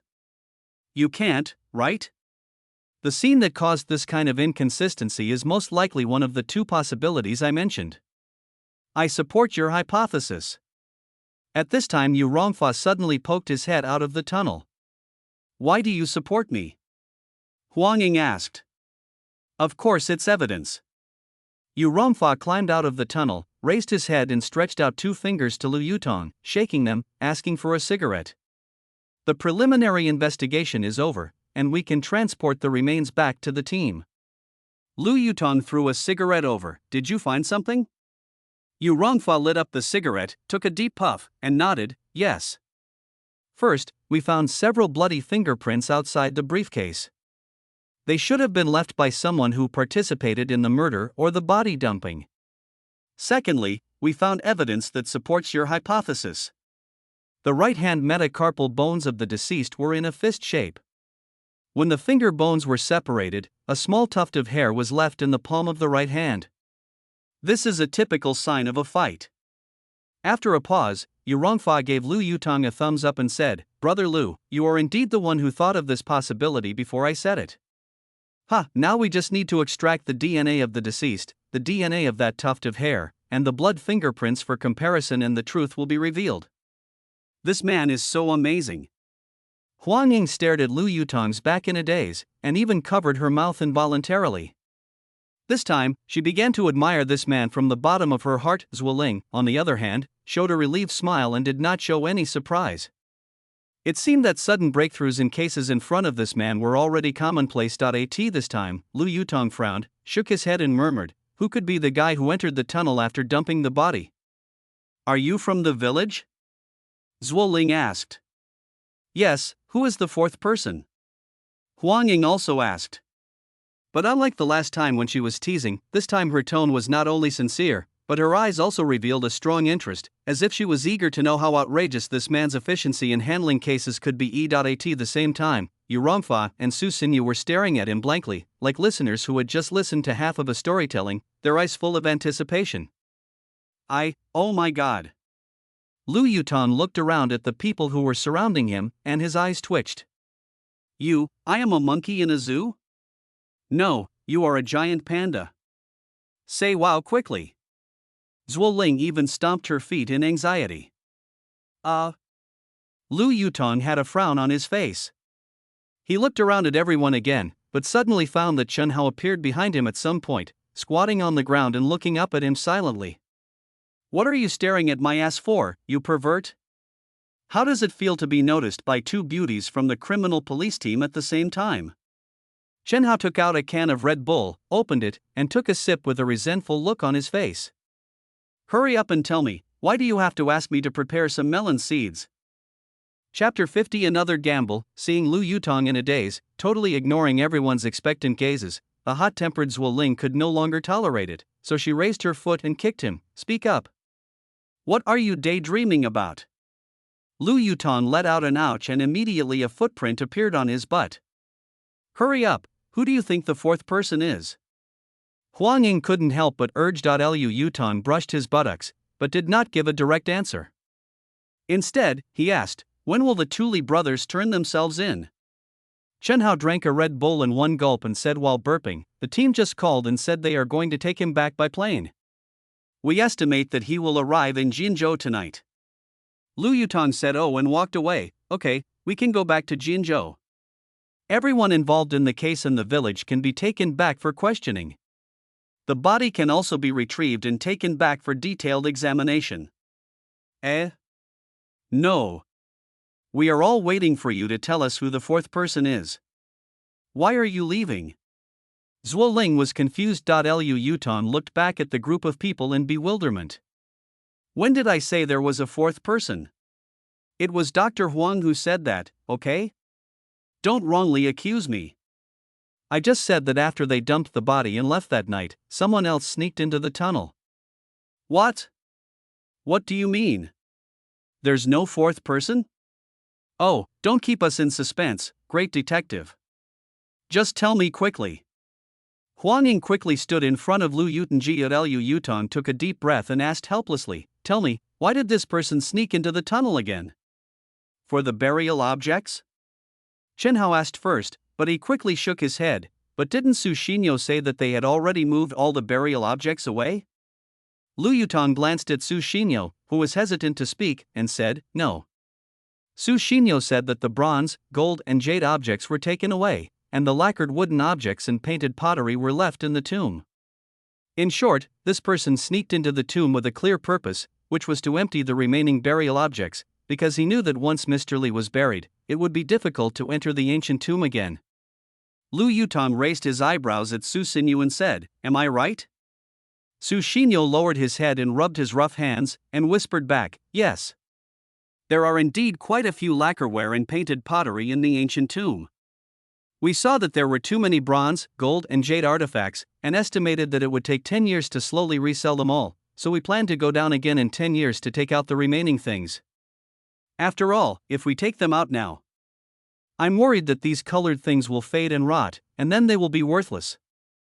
So this person's purpose is very clear, which is to make money." Zhuo Ling asked. Lu Yutong laughed and said, "What else? If not for the money, then for the body of Taoist Zhang? Is this person from the village? Let me ask you, the only people who know about the existence of this ancient tomb are the villagers of Xiaoyuan village, right?" Zhuo Ling and the others looked at each other and nodded in unison. "Then we have a general scope of suspicion, right? Well, let's continue to narrow the scope of suspicion. Who was the person who knew that evening that Mr. Li would be buried above the tomb robber's hole and that it would be difficult for him to enter the tomb robber's hole at will in the future?" Zhuo Ling and others all looked at Su Xinyo. Lu Yutong nodded, "Yes. They are Su Xinyo, Li Mao and Li Feng, the murder and corpse dumping trio." Hearing this, Su Xinyo immediately became anxious and waved his hands in panic, shouting, "I have never gone down there again after the cement slab was put up. Besides, I didn't kill anyone, so don't wrongly accuse me." Lu Yutong raised his lips and said, "This is a matter of life and death. Even if I am inclined to believe you, it is useless. We still need evidence to prove it. The DNA will naturally tell us which of the three of you the hair in Taoist Zhang's hand belongs to. Are you so sure it's one of these three? Is there no possibility of other villagers?" Zhuo Ling asked. Lu Yutong grinned, "There is such a possibility, but compared with the three of them, this possibility is not advantageous. Why don't we take another gamble? Zhuoling immediately raised her little face. Okay, what's the bet? Betting on seafood again? Chen Hao asked. Liu Yutong glared at Chen Hao with disdain. Why, are you addicted to seafood? Why don't we just bet on a motorcycle this time? My old Jeep is too fuel consuming. It consumes too much fuel. It hurts my heart every time I fill up the gas tank. What if I win? Zhuoling asked. You say. Zhuoling immediately said, if you lose, you must help me get to the bottom of my brother's case. No matter how much it costs or how long it takes, I won't stop until the case is solved. Okay. Lu Yutong made an okay gesture without thinking. At this time, Yu Rongfa scratched his head and smiled at Zhuoling. Xiaozhua, I have a feeling that you will lose the bet. Don't talk nonsense. Zhuoling glared at Yu Rongfa fiercely. Because Brother Lu always predicts things. Look, he was right again about the ancient tomb being completely emptied. Yu Rongfa picked up the camera and shook it. I just looked in the ancient tomb for a long time. Not only the main tomb chamber, but even the burial objects in the side chambers were moved out. I didn't see any lacquered wooden objects or painted pottery. Really? Zhuoling snatched the camera and started checking the photos. Yu Rongfa was obviously heading for the fish pond. Looking at Zhuoling's anxious face, he said proudly, I wasn't kidding you, was I? There's nothing down there. But even if they were all moved away, it might have been other villagers who moved them away. Why did it have to be just the three of them? Zhuoling stared at the camera with obvious disappointment on his face, but he still spoke toughly. Liu Yutong rubbed his hands together and said with a smile, thanks to the rich lady for the motorcycle. The DNA matching results are out? Couldn't the tomb have been emptied by other villagers? Do you know I'm going to lose? Even though Zhuoling had lost confidence in the bet at this point, she still stubbornly insisted on her opinion. She doesn't want to give up, because winning this bet can force Lu Yutong to do her best to investigate the case of her brother's murder, which means a lot to her. This time, Lu Yutong seemed to see through Zhuoling's thoughts. After hesitating for a moment with a faint smile on his face, he finally chose not to confront her directly. Okay, I won't provoke you. I don't have anything to do for the time being, so I'll go back to Jinzhou first. I might as well go to the motorcycle store to check out the models first. How are you going back? Did you drive here? Zhuoling's voice came faintly from behind him. This. Lu Yutong stopped walking, turned around with a wry smile on his face. Aren't you leaving now? The villagers involved in the case have not been taken back yet, and there is still a lot to do. If you can't wait, why don't you go back one by one? It's okay. At this time, Yu Rongfa waved his hand and grinned at Lu Yutong. It's Xiao's job to escort the suspect, and it's Xiao Huang's job to extract and transport the remains back to the team. They haven't finished most of their work, but my on-site investigation can come to an end. Come on, take my car, and go back to Jinzhou first. In the evening, I'll call the cousin I mentioned last time out for you to meet, and then we'll have a drink. Oh? There are beauties in wine? Nice. Such a happy decision. Lu Yutong high-fived Yu Rongfa and deliberately grinned at Zhuoling, then put his arm around Yu Rongfa's shoulder and walked away talking and laughing. Oh, well, it's getting late. I have to start extracting the remains. Huang Ying saw Zhuoling's face turn pale and wisely chose to leave. He quickly called his assistant to go down the tunnel together. Then, I'll go to the village first and help my colleagues register the villagers' information. After saying that, Chen Hao ran away. What about me? Su Xinyu looked at Zhuoling blankly. Zhuoling stared at him with resentment in her eyes. After a long while, she finally squeezed out a few words from between her clenched teeth. How about I let you go? Su Xinyu's left eyelid began to twitch. This moment he finally realized that something was wrong with the atmosphere. He seemed to see blue smoke coming out of the head of the beautiful policewoman in front of him, and it felt like she would explode at any time. That's not what I meant. I'm a criminal, how can I just walk away? I still have to strive for leniency from the government. Although Su Xinyu had a smile on his face, he unconsciously took a few steps back. Ha! You want to run away? What? Su Xinyu was confused. Before he could react, Zhuo Ling rushed over and knocked Su Xinyu down with a standard shoulder throw. Oh my god. Su Xinyu was seeing stars and kicking his legs in pain from the fall. As a result, he accidentally kicked Zhuo Ling's calf. Not only did he try to escape, but he also attacked a police officer? Without further ado, Zhuo Ling grabbed Su Xinyu's hair, pulled him up, and threw him over his shoulder again. Boom! This time Su Xinyu lay straight on the ground, not daring to react or even cry out in pain. He just stared blankly at the sky, tears silently flowing from the corners of his eyes. What sin have I committed? Chapter 51 Underestimate. When Gu Chang went to work the next morning, he was shocked because the several detention rooms in the unit were packed with people. In addition to the villagers of Xiaoyuan village involved in the case, the two brothers Li Feng and Li Mao have also been arrested. Su Zeping didn't react much, as if he had expected a sudden breakthrough in this unsolved case. After all, he was from the Grey Tower, and he knew how powerful an S-level special operative was in carrying out missions. He even thought that this was the level that Lu Yutong should have, otherwise he would not be worthy of the S-level. Ge Chang was different. He hadn't come to his senses for the entire morning. He couldn't believe that a breakthrough had been made in less than 3 days on this case that had caused such a huge impact back then. In the next few days, everyone in the criminal police brigade was busy.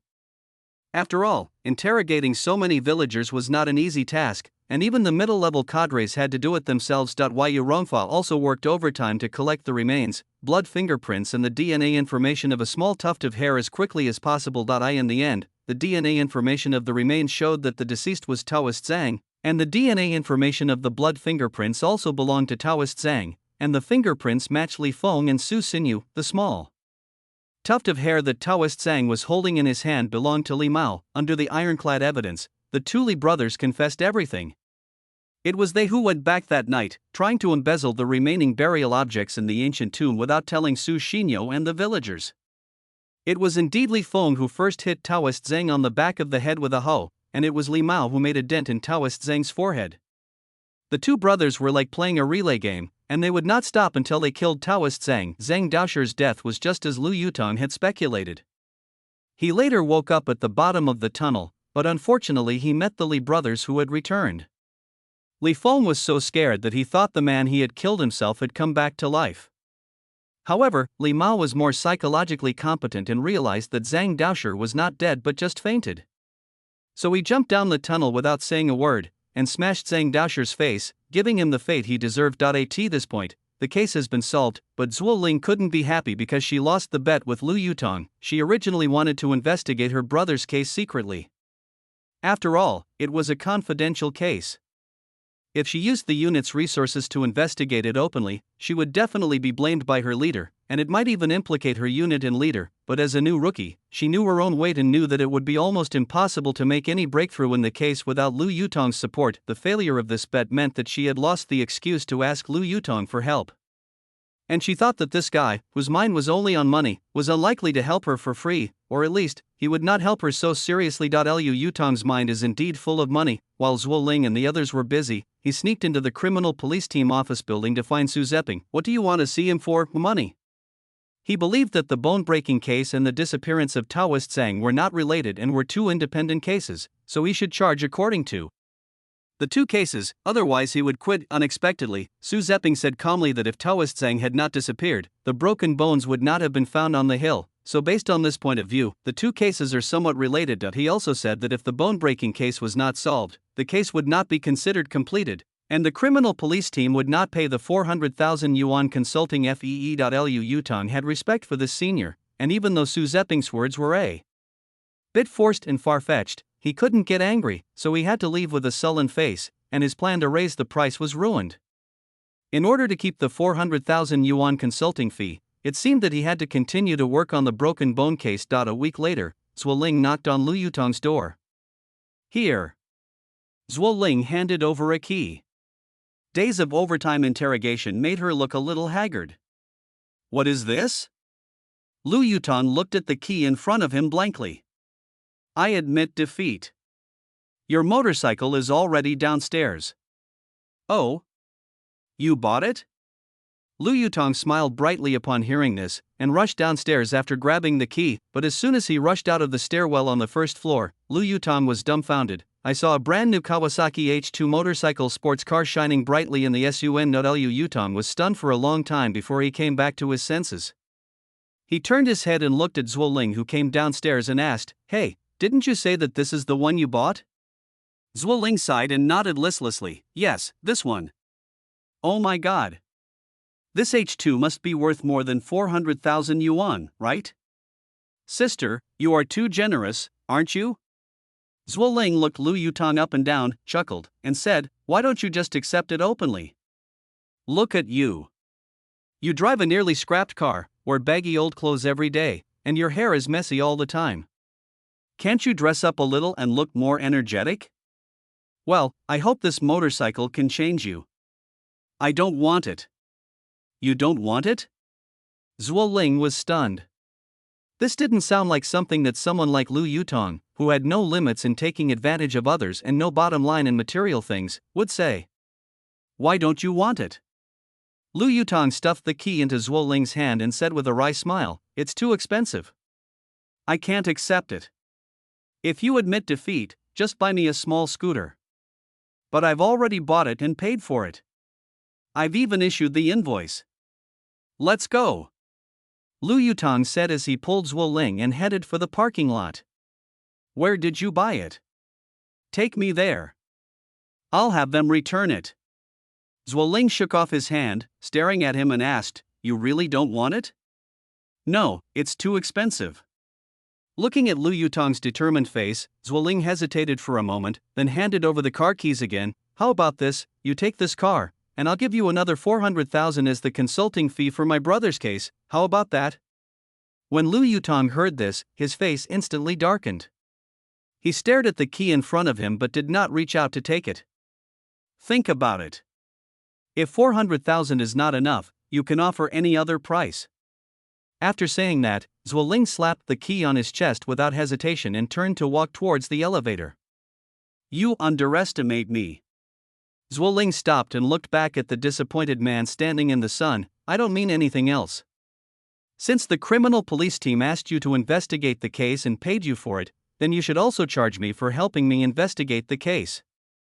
This is normal. Do you know why I didn't move away?" Zhuo Ling was startled when she heard this, then slowly lowered her head and said softly, "Isn't it because you're worried that you won't be able to find such a cheap apartment again?" "No. It's because of the essay you wrote. I and evil are incompatible. I was ready to help you from the beginning. At least, I will move out after I help you solve the case." Zhuo Ling was shocked when she heard this, and then she covered her mouth unconsciously, her eyes sore. Okay, stop talking." Lu Yutong interrupted her and threw the car keys over. "If I'm not mistaken, your brother secretly made a copy of the case file before you returned it, right?" Zhuo Ling lowered her head and stared at the key that fell at her feet. She wiped her eyes and said softly.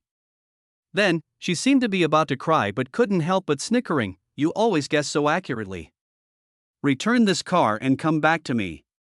Remember to bring the case file." After saying that, Lu Yutong put his hands in his pockets and walked out with a loose step. "I'm going to buy some vegetables. If you're hungry, I don't mind you coming over for dinner tonight." This time Zhuo Ling couldn't hold back, and tears rolled down her cheeks. Looking at the figure humming a little tune, Zhuo Ling nodded heavily, "Yes."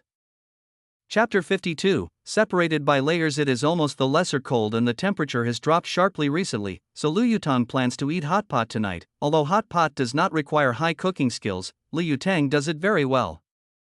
The tomato shacha sauce flavored soup base is made from pork bones. The ingredients for the hot pot include a plate of freshly killed and cut grouper fillets, a plate of grass-fed beef fillets, a plate of black bone chicken pieces, a handful of spinach, and a basket of chrysanthemum. Just after arranging the dishes, Zhuo Ling knocked on Lu Yutong's door holding the case file. Lu Yutong quickly invited him in and joked, "Oh, I was just being polite, but you really came to eat for free." Zhuo Ling looked at the steaming hot pot, swallowed her saliva, and said with a smile, "They say the saddest thing is to eat hot pot alone. Didn't I come here just in time to save you?" Lu Yutong brought the bowls and chopsticks with a smile. "I'm kidding, I wouldn't prepare so many things if I were eating alone. I've already counted your portion. Come and eat quickly, hot pot will warm you up when it's cold. Here. Zhuo Ling threw the key on the table, picked up 2 slices of beef and started eating. I listened to you. I returned the motorcycle and replaced it with a Honda scooter. It only cost more than 4,000 yuan. Are you satisfied now? Lu Yutong hummed several times and happily accepted the key. Hee, I really hope you will make more bets with me in the future. Maybe I can make a fortune from this. You wish. Zhuo Ling rolled her eyes and stuffed a piece of beef into her mouth. You can just return that Kawasaki H2? It costs over 400,000 yuan. Is the dealer so easy to talk to? Zhuo Ling was sweating profusely while eating, and exclaimed that it was so satisfying. The person selling the motorcycle is my classmate, it was just a matter of a word. It smells so good, how did you make this soup base, it's so delicious. Is it delicious? Hee, I won't tell you. Lu Yutong suddenly stretched out his hand to her, let me see that thing. What? Zhuo Ling was stunned while holding a piece of fish. Case file. The case file of your brother's case. Hearing this, Zhuo Ling quickly put down his chopsticks, stood up and handed over the case with both hands. Looking at her serious expression, Lu Yutong couldn't help laughing. Why are you so nervous? You eat first. I don't have much appetite tonight. Zhuo Ling said and immediately switched back to his eating and drinking state, while Lu Yutong lit a cigarette, crossed his legs and opened the copy of the case file. As soon as he opened the first page, the 2 words in the first line of the case file made Lu Yutong's pupils shrink sharply. Poison. 26 years ago, the police anti-drug team intensively cracked more than 10 cases of small package drug trafficking within 3 months. The police felt something was wrong with the abnormal and sudden increase in the volume of underground drug transactions in the city. After interrogation, the confessions of these drug dealers were surprisingly consistent, that is, they did not know who the real online seller was, had never seen him, and each time they went to pick up the goods themselves. Moreover, they had never seen the person who contacted them to pick up the goods, and that person's phone number was often changed, but at the same time, they also confessed that there were hundreds of small-scale drug dealers like them in Golden State at the time, and the scale of the incident shocked the police who were involved in the interrogation. What surprised the police even more was that the test results of the seized small packages of drugs showed that these drugs all came from the same batch.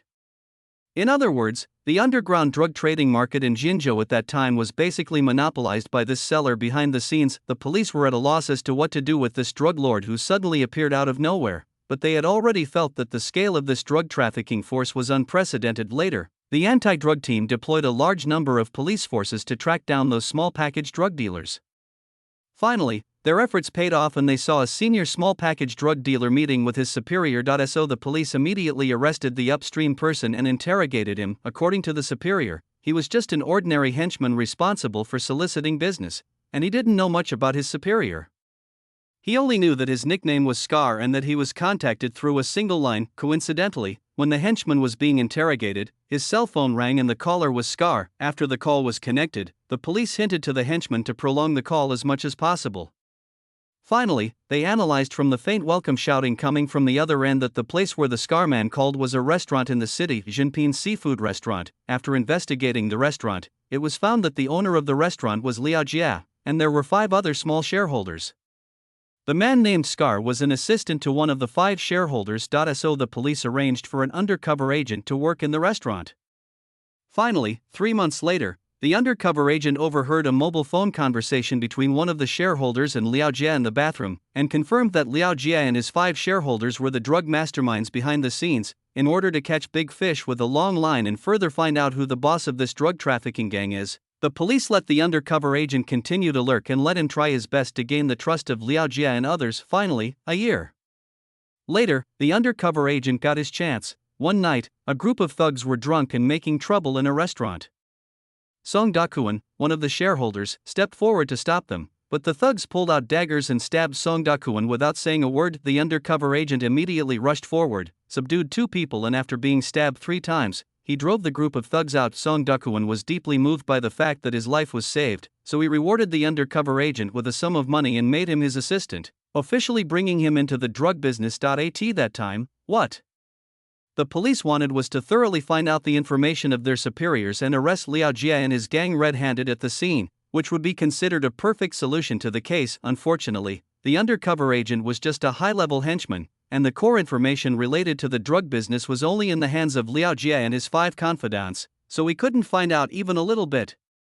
What is even more regrettable is that the undercover agent had been working as a henchman for more than a year, but he had never seen Liao Jie and his confidants with drugs at the same time, leaving the police with basically no possibility of catching them red-handed, and he acted very cautiously, but it was not completely without gain, as the undercover agent had basically figured out how they sold drugs. In general, their sales methods are a real headache for the police. The thugs of this drug trafficking gang are divided into 3 parts. One part is the senior thugs, namely Liao Jie and 5 trusted assistants, who are responsible for commanding the ordinary thugs below. The other 2 parts are ordinary thugs, some of them solicit business in the market, and the other part is responsible for transactions. Liao Jie's 5 confidants would occasionally ask their assistants to pick up the goods at a certain location and pack them into small packages for sale over a period of time. Of course, these goods were placed in advance by the 5 confidants, and the assistants had no idea where their boss got these goods from. When the business henchmen receive the drug money from the buyer, they will inform the senior henchman through social software, and then the transaction henchman will receive a text message informing them of the pickup location, and this location will change every time and will not be fixed. The drug money will be remitted to an overseas account by the business henchman. When the trader picks up the goods, he will receive another text message, temporarily informing him of the location where the goods will be placed. Similarly, this position is also decided temporarily and is different each time. When the goods are delivered to the designated location, the transaction henchman will immediately inform his superior and leave quickly. At this time, the business henchman will receive the location information of the goods and then notify the buyer to pick up the goods himself. What's even worse is that these ordinary henchmen don't know each other, and they are all connected to Liao Jie's confidants. In this way, even if one of the henchmen is caught, it will not be of much use, because they are separated by layers, and the police cannot obtain more information and testimony through the henchmen. Even if they caught those high-ranking henchmen, it would not be very meaningful, and would only alert the enemy. Although the amount of drugs they possessed was enough to be sentenced to death, compared with the amount of drugs that their boss behind the scenes might have handled, it was definitely not worth mentioning. The police analyzed that Liao Jie and his henchmen must have a warehouse where they stored large quantities of drugs, and only when they appeared in that warehouse would it be the most appropriate time to close the net. But almost 2 years have passed and the police still haven't gotten this opportunity. Faced with this cautious opponent they had never encountered before, the police were at a loss. After 2 years of efforts, they still had not found the right opportunity to close the net. The undercover even urged the leader to just close the net, and catching a few high-ranking henchmen with some drugs would be considered an achievement. But just when the police were about to withdraw the undercover, a sudden turn of events came. Chapter 53 Big Shot. One noon that summer, the undercover agent who was taking a nap was suddenly awakened by Song Dakuan, who called him into his office mysteriously. The undercover agent immediately asked the boss if he had any instructions. Song Dakuan smoked 2 cigarettes before telling him to go to the warehouse with him. The undercover policeman was so excited when he heard this, he immediately realized that the opportunity he had been waiting for nearly 2 years was coming. At that time, the undercover policeman asked if something had happened, otherwise how could he, a henchman, go to the warehouse? Song Dakuan already trusted the undercover agent very much at that time, so he told him the truth. It turned out that conflicts had recently arisen among Liao Jie's 5 confidants, and had reached a point where they could no longer be resolved. So Liao Jie said that this was not a solution, and sooner or later problems would arise due to internal strife. So Liao Jie invited these 5 confidants to meet in the warehouse. Liao Jie meant that, firstly, he wanted to try to mediate, and secondly, if mediation failed, then he would simply split up the business and let the shareholder who refused to listen to advice take away a portion of the drugs and set up his own business, and Song Dakuan is one of the shareholders who intends to go it alone. The reason why Song Dakuan took the risk of bringing the undercover agent with him was that he first expressed his determination to split up the business. After all, according to the previous rules, as long as anyone other than the 6 of them knew the location of the warehouse would be immediately decommissioned and moved to another location. Secondly, Song Dakuan was worried that Liao Jie would take advantage of his own gang and harm him, so he asked this undercover agent who had followed him for 4 years to carry a gun to protect him. The undercover policeman immediately vowed to follow his boss to the death, and would protect his boss even at the cost of his life. Song Dakwon was overjoyed when he heard this statement, and said on the spot that if he succeeded in working alone, he would let him be his partner. When the undercover police officer learned the location of the warehouse from Song Dakwon, he was not surprised. It was almost as remote as he had imagined. This warehouse is located in an abandoned bamboo and wood checkpoint beside the national highway in the suburbs. It is called the former bamboo and wood checkpoint, but it is only 3 bungalows of about 20 square meters, which have been rented by Liao Jie for a long time. 2 of them have been converted into a small car wash shop, which is usually looked after by 2 of Liao Jie's confidants, and the other one has been converted into the bedroom of the 2 confidants, which is where the drugs are stored. These 2 confidants are considered the top thugs in their drug trafficking gang, because Liao Jie and his men would not go to the warehouse easily in normal times, for fear of being followed by the police. High-risk tasks such as picking up goods and distributing goods to senior henchmen were all completed by these 2 trusted men. When they arrived at the warehouse, the undercover found that Liao Jie and the other 4 confidants had already arrived. At that time, the undercover police secretly told Song Dakwon that he had forgotten his gun in the car and asked him to go in first and he would come right away. So, taking advantage of the time when he was alone in the car, the undercover police quickly informed the criminal police brigade of his location via text message. 15 minutes later, a large number of fully armed police officers arrived and quickly surrounded the 3 bungalows. Liao Jie immediately realized that there was a traitor, so he shot and killed his 2 confidants without saying a word. Seeing this, Song Dakwon drew his gun without hesitation and pointed it at his once most trusted subordinate, the undercover policeman. As a result, after a gunshot, the policeman who had been lurking for nearly 2 years and was about to see the dawn of victory fell in a pool of blood and died with regret immediately. Liao Jie and 6 others engaged in a gun battle with the police. As a result, 3 people, including Song Dakwon, were shot dead on the spot, and Liao Jie was shot and fell into coma. The remaining 2 took advantage of the chaos to get into a car and escape, and later Zhuo Zijia was kidnapped and brutally murdered. To this day, the 2 men have yet to be brought to justice. The amount of drugs seized by the police at that time was an astonishing 37 kilograms. According to Liao Jie's later confession, he admitted that the person who supplied him with drugs was a big shot, but he had no information about that big shot. Just like he separated his subordinates, this big shot never showed up with the drugs at the same time. He usually put the money in a location temporarily designated by the other party, and then the drugs he ordered would appear at a certain location in an unexpected way on an uncertain day, and then they would pick them up themselves. So the police asked how he got in touch with this big shot in the first place. Liao Jie said it was at the cost of human lives. It turned out that this big shot had sent one of his men to look for potential and powerful downline channels in Jinzhou and surrounding areas. Liao Jie, who had a serious drug addiction and became rich in the catering business, was successfully selected. After the 2 sides completed the first transaction, the subordinate who was in charge of the matchmaking was ruthlessly killed by the big shot. From then on, the big shot would only contact Liao Jie in a single line and at an uncertain day to ask if he wanted the goods. The bond between the 2 sides was completely severed with the killing of the subordinate. Finally, Liao Jie confessed that the man who acted as a matchmaker had told him a few days before he was killed that there were subordinates like him all over the country, and that the strength and influence of that mysterious big man were absolutely unimaginable for ordinary people. A year later, Liao Jie was executed. The case was closed at this point. Apart from still being on the lookout for the 2 people who killed Zhuo Zijia, the police had no intention of continuing the investigation, because there is absolutely no clue to investigate further. Seeing this, Lu Yutong put down the case file and looked solemn. This time, Zhuo Ling also put down her chopsticks and looked at him expectantly. After a long silence, Zhuo Ling asked softly, "How is it?" Lu Yutong sneered, "Captain Su is really steady." "What's the meaning?" Lu Yutong tapped the case file and said, "No matter how complicated the case is, no matter how difficult the opponent is, it is just a drug trafficking case after all. How can a drug trafficking case be classified as confidential information?" "Oh, I think the case file that your Captain Su brought out has been censored, and it is a case file that has deleted all sensitive information." Zhuo Ling nodded slightly. "I felt that, too. But no matter what, he still showed me the basic situation of the case, and I am grateful for that. The most important thing is, I know some basic information about the 2 people who killed my brother. Do you want to catch those 2 people to avenge your brother, or do you want to completely eradicate this mysterious drug lord?" Lu Yutong suddenly asked. "Of course, we must completely eradicate the source. Zhuo Ling said excitedly. Unexpectedly, Lu Yutong waved his hand and said with a wry smile, I advise you to set a more realistic goal. It is more practical to hope that the murderer who killed your brother will be caught. Zhuo Ling was startled when she heard this. Do you also think it's difficult to eliminate that big shot?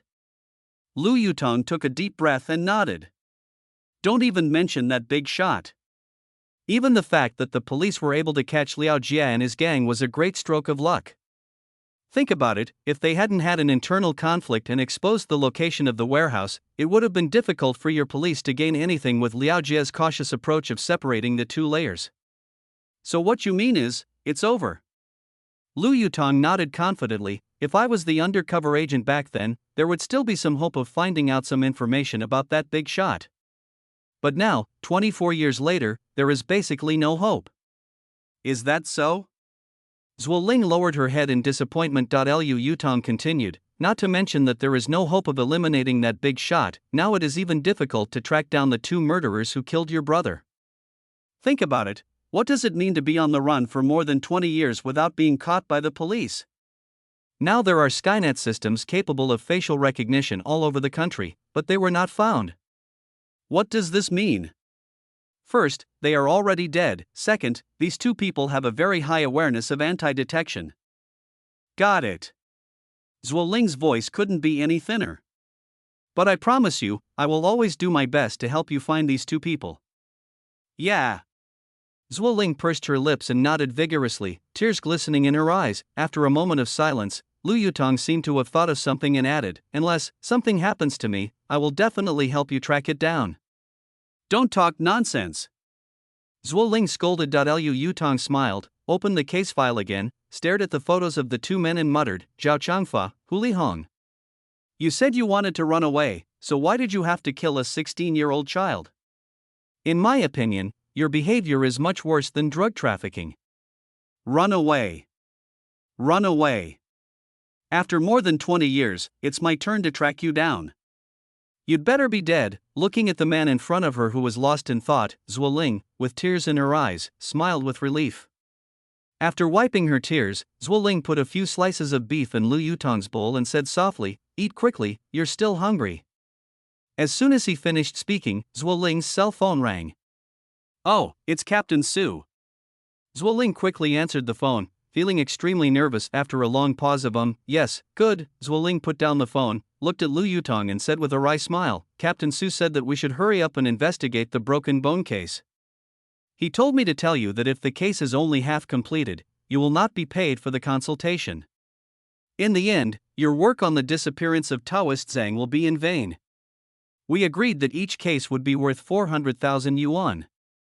These are obviously two independent cases, but now they insist on saying they are one.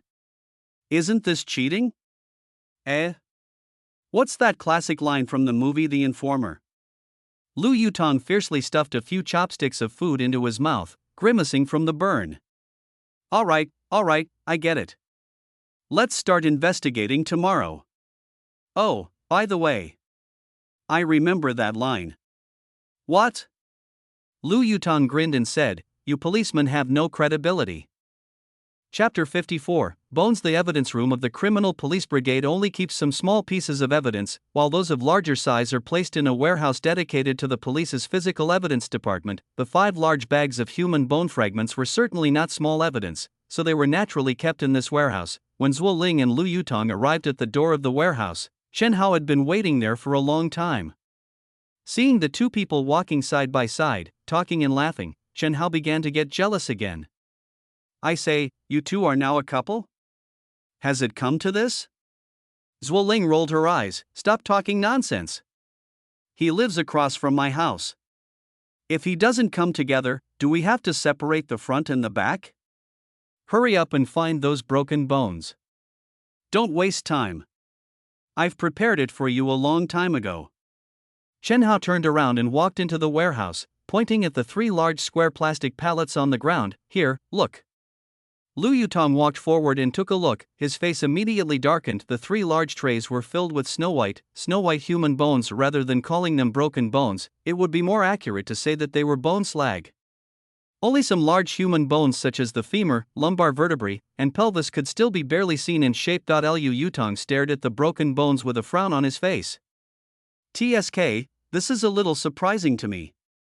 What kind of accident? Zhuo Ling asked. Bones so white? Could it be that these dead did not go through the natural decay process of the flesh, but were burned? Zhuo Ling nodded, yes. The police have already reached this conclusion. The bodies of these deceased people have been burned. Lu Yutong put on a pair of gloves and squatted down. He picked up a few pieces of broken bones from the tray and examined them carefully, muttering, "White, very white. There are no black or yellowish brown marks that are common in burning. This shows that the temperature was very high and only pure inorganic matter was left." After observing for a while, Lu Yutong stood up, clapped his hands, and asked, "How far did your police investigation go?" "Our police conducted an investigation along 2 lines back then," Chen Hao answered quickly. Liu Yutong glanced at the words "no fireworks" on the wall of the warehouse, took out a cigarette and put it in his mouth. "Which 2 clues?" "The 5 bags of broken bones and the high temperature burning are 2 clues." Lu Yutong walked outside the warehouse and lit a cigarette. "Go on." "The 5 fertilizer bags containing the broken bones all had the manufacturer's name on them. They were all from a large fertilizer manufacturer in Jinzhou. The police took the 5 bags to the manufacturer for questioning, but the manufacturer said they sold millions of bags of fertilizer a year. Fertilizer bags like these are very common in rural areas across the country. That means we can't investigate this clue any further?" Lu Yutong asked leisurely. Chen Hao nodded, yes. "What about the other clue?" "High temperature incineration." Chen Hao immediately replied, "At the time, the police experts believed that in order to burn the body so thoroughly, in addition to extremely high temperatures, large-scale incineration equipment was also required." "Why do you think a large incineration facility is necessary?" "By analyzing the broken shapes of these bones, we can determine that these bones were broken after burning, rather than being cut into pieces before burning.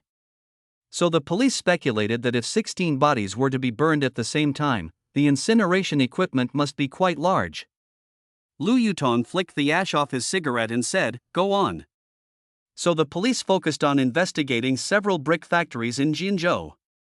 Unfortunately, they did not find any valuable clues in those brick kilns." "Wow, they actually found the brick factory. Isn't this a waste of time?" Lu Yutong laughed. "A waste of time?" Chen Hao was immediately unhappy when he heard this. "What are you laughing at?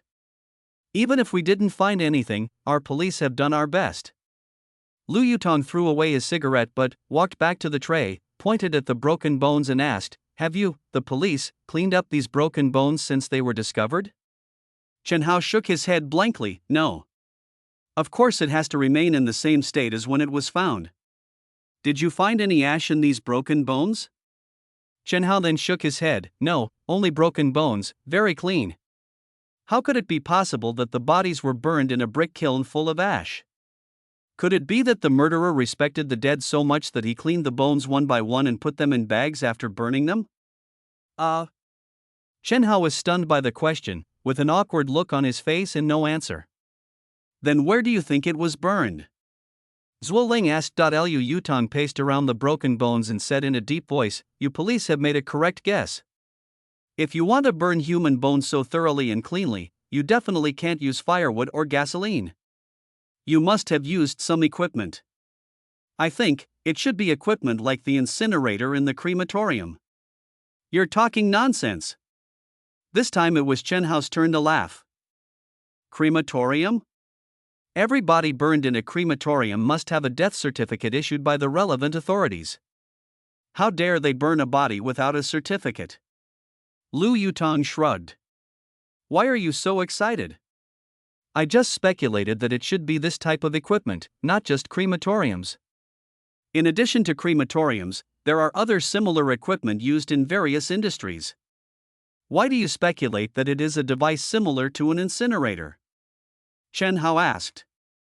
It's very simple. If you want to burn the bones until only inorganic matter is left and no burn marks are left, you shouldn't attach the fuel to the body before igniting it, because this will easily cause the fuel to burn incompletely, resulting in charred or yellow-brown burn marks. Equipment like incinerators use the spraying method, which is to spray the fuel at high speed through a special nozzle and ignite it, directly burning the body with a high-temperature flame. This is the only way to achieve such a clean and thorough burning effect. Chen Hao scratched his head and asked, "So what you mean is, we should investigate those companies that own spray furnaces now?" Lu Yutong covered his face with his hands. "It's been 4 years. Even if it was done by a certain company, there wouldn't be any traces left now." "Then where should we start this case?" Zhuo Ling suddenly spoke. "Of course, it's still a hypothesis. A bold hypothesis based on the phenomenon." "Phenomenon? What phenomenon?" Lu Yutong stared solemnly at the pile of bones under his feet. After a moment's silence, he said, 16 lives. This is a shocking number in peacetime. By the way, were there a large number of missing persons reports back then? Zhuo Ling rolled her eyes and thought for a moment, then shook her head. Jianzhou is a populous city, and there are reports of missing persons every year. But 16 missing persons cases occurring at the same time, well, it seems that this has never happened before, otherwise the police would have definitely recorded it in the case file. That is to say, these 16 people probably did not die at the same time, but were killed one after another. And now these broken bones have been burned without any organic matter left, and DNA comparison cannot be performed. After a pause, Lu Yutong patted his face, as if to cheer himself up. "Okay. Let's put all this aside and speculate. The murderer killed 16 people one after another. What was the murderer's purpose? In other words, why did these 16 people suffer persecution from the murderer? These 16 people must have something in common that attracted the murderer, so what is this similarity?" What? Zhuo Ling and Chen Hao were both stunned after hearing Lu Yutong's barrage of questions. Hey, can you speak slower? You rented your mouth and you're in a hurry to return it?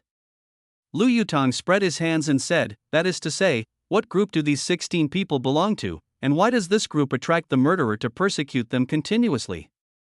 Why? The two were still confused. Lu Yutong grinned, "So, we have to make assumptions. When we have nothing at hand, we can only start from assumptions." Chapter 55, Negligence Again, Another Assumption? Zhuo Ling frowned and muttered, staring at the white bones in a daze. The same goes for Chen Hao. After a long silence, Zhuo Ling slowly raised her eyes and looked towards Lu Yutong, seeming to want to say something but stopping herself. "It's okay, just speak out the hypothesis you have thought of." Lu Yutong encouraged. Zhuo Ling said softly, "Could these victims be street vagrants? After all, this group doesn't receive much attention from society, and most of them have been separated from their families for a long time. I even think that after they disappeared, there was no one to help them call the police. They just disappeared without a trace." Lu Yutong nodded. "That's a good hypothesis. They may indeed belong to a group that is not being paid attention to." After getting Lu Yutong's approval, Zhuo Ling breathed a sigh of relief, but Lu Yutong's questioning voice soon rang out. "But these vagrants have neither money nor social resources, so why would the murderer want to kill them?" In most cases, the murderer's motive for killing is nothing more than love, hatred, or economic benefits.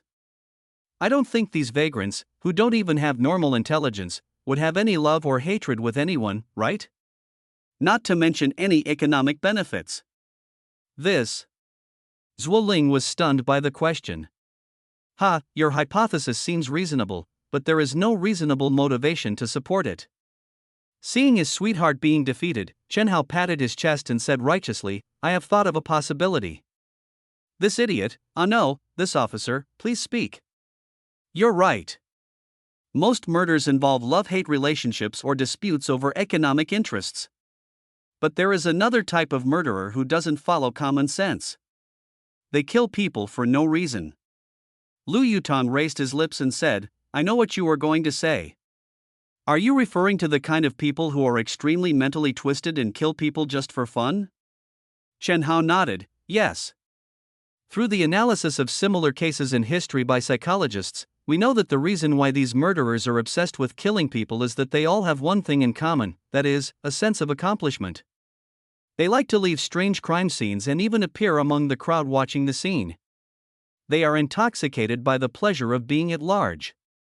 If it is this type of murderer, then Zhuo Ling's assumption is completely correct. The homeless people in the vulnerable group happen to be the best targets for these perverted murderers. That sounds reasonable. Your hypothetical group of victims is also homeless, and the murderer is a psychopath who likes to show off his skills, right? Yes.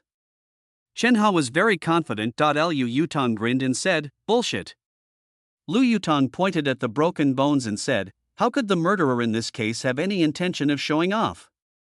The murderer burned the body to the point where no clues could be extracted, and then put it in a bag and abandoned it in the deep mountains and forests. What kind of behavior is this? This is a typical behavior of intentionally dealing with the aftermath, an act of avoiding the police from getting hold of the clues. Showing off? What kind of show off?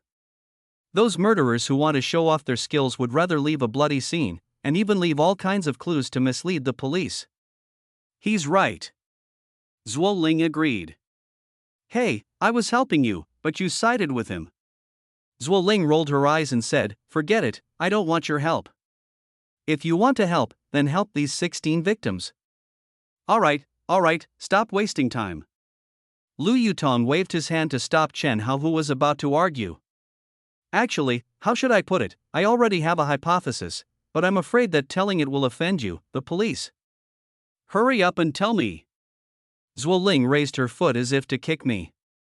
Are you addicted to keeping me in suspense? You always do this. Lu Yutong hid aside, holding his buttocks, and said with a smile, "In fact, from the last Suli case, we can see that your police's ability to observe details." Well, I dare not compliment you, otherwise the Suli case would not have been my turn to take action. I am afraid it would have been solved long ago. Zhuo Ling took a breath when she heard this and asked in shock, "What do you mean? What have we overlooked in this case? Are you sure you have carefully observed these broken bones?" What do you mean? Zhuo Ling stared blankly at the densely packed bone fragments in the tray. You mean, there are clues in these bone fragments that we have overlooked? Chen Hao said disapprovingly, "How could there be any negligence? Aren't these broken bones burned and then crushed and packed?" At that time, our police cleaned it up carefully. It was really clean. We didn't find anything except bone residue. What a bullshit. Lu Yutong grinned again. That's enough. You've scolded me twice. Chen Hao rolled up his sleeves, looking like he was ready to lose his temper. Liu Yutong said leisurely, "Are you sure you want to fight me? Do you think I'm afraid of you? You always bully me, I've had enough." After being teased repeatedly in front of his sweetheart, Chen Hao really couldn't hold it in this time. This time, Zhuo Ling secretly tugged at the corner of Chen Hao's clothes and reminded him in a low voice, You haven't forgotten who single-handedly suppressed the rioting villagers in Xiaoyuan village, right? I advise you to think twice before you take action. As the saying goes, a word of advice can wake a person up from a dream. After hearing this, Chen Hao was stunned, and the anger in his chest immediately subsided by 8 points. Yes, the skills and mentality displayed by this guy at that time were indeed far beyond what I could compare to. Then tell me, what did our police neglect this time? If you can't explain it, I will still fight you. Chen Hao felt uneasy in his heart, but he still said toughly. What are you moving? Go move the baby cabbages. Lu Yutong put on his gloves again and picked up a broken bone about the thickness of a thumb and about 7 centimeters long from a tray. This is where you police officers neglected it. Isn't this just an ordinary piece of broken bone? Where in the human body is this bone from? Zhuo Ling asked puzzledly. Liu Yutong pointed to his chest and said, "This is a piece of sternum." Zhuo Ling nodded blankly. Sternum, then what? Lu Yutong shook the broken bones in his hand and said, "The cross-section of one end of this sternum is irregular. It is indeed like other bones, and it is consistent with the characteristics of being crushed. But the cross-section of the other end is different." Different? Zhuo Ling snatched the piece of sternum and held it close to her eyes to observe it carefully. Soon, she found something unusual, because the broken end of the sternum looked very neat, as if it had been cut off quickly by some tool. What tool was used to cut it? Why did the murderer cut the bone?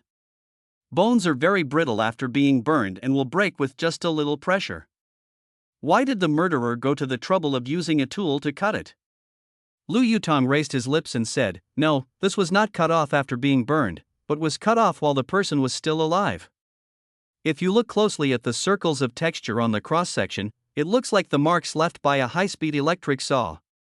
This reminds me of a tool. What? Zhuoling and Chen Hao asked in unison. Bone saw. Bone saw. Lu Yutong nodded, yes, the electric bone saw commonly used in orthopedic surgery. The two were stunned when they heard this.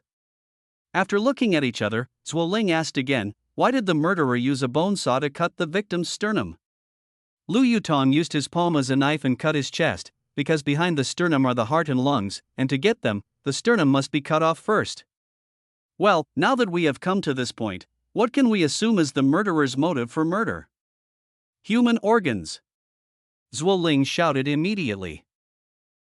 How come you have such sharp eyes?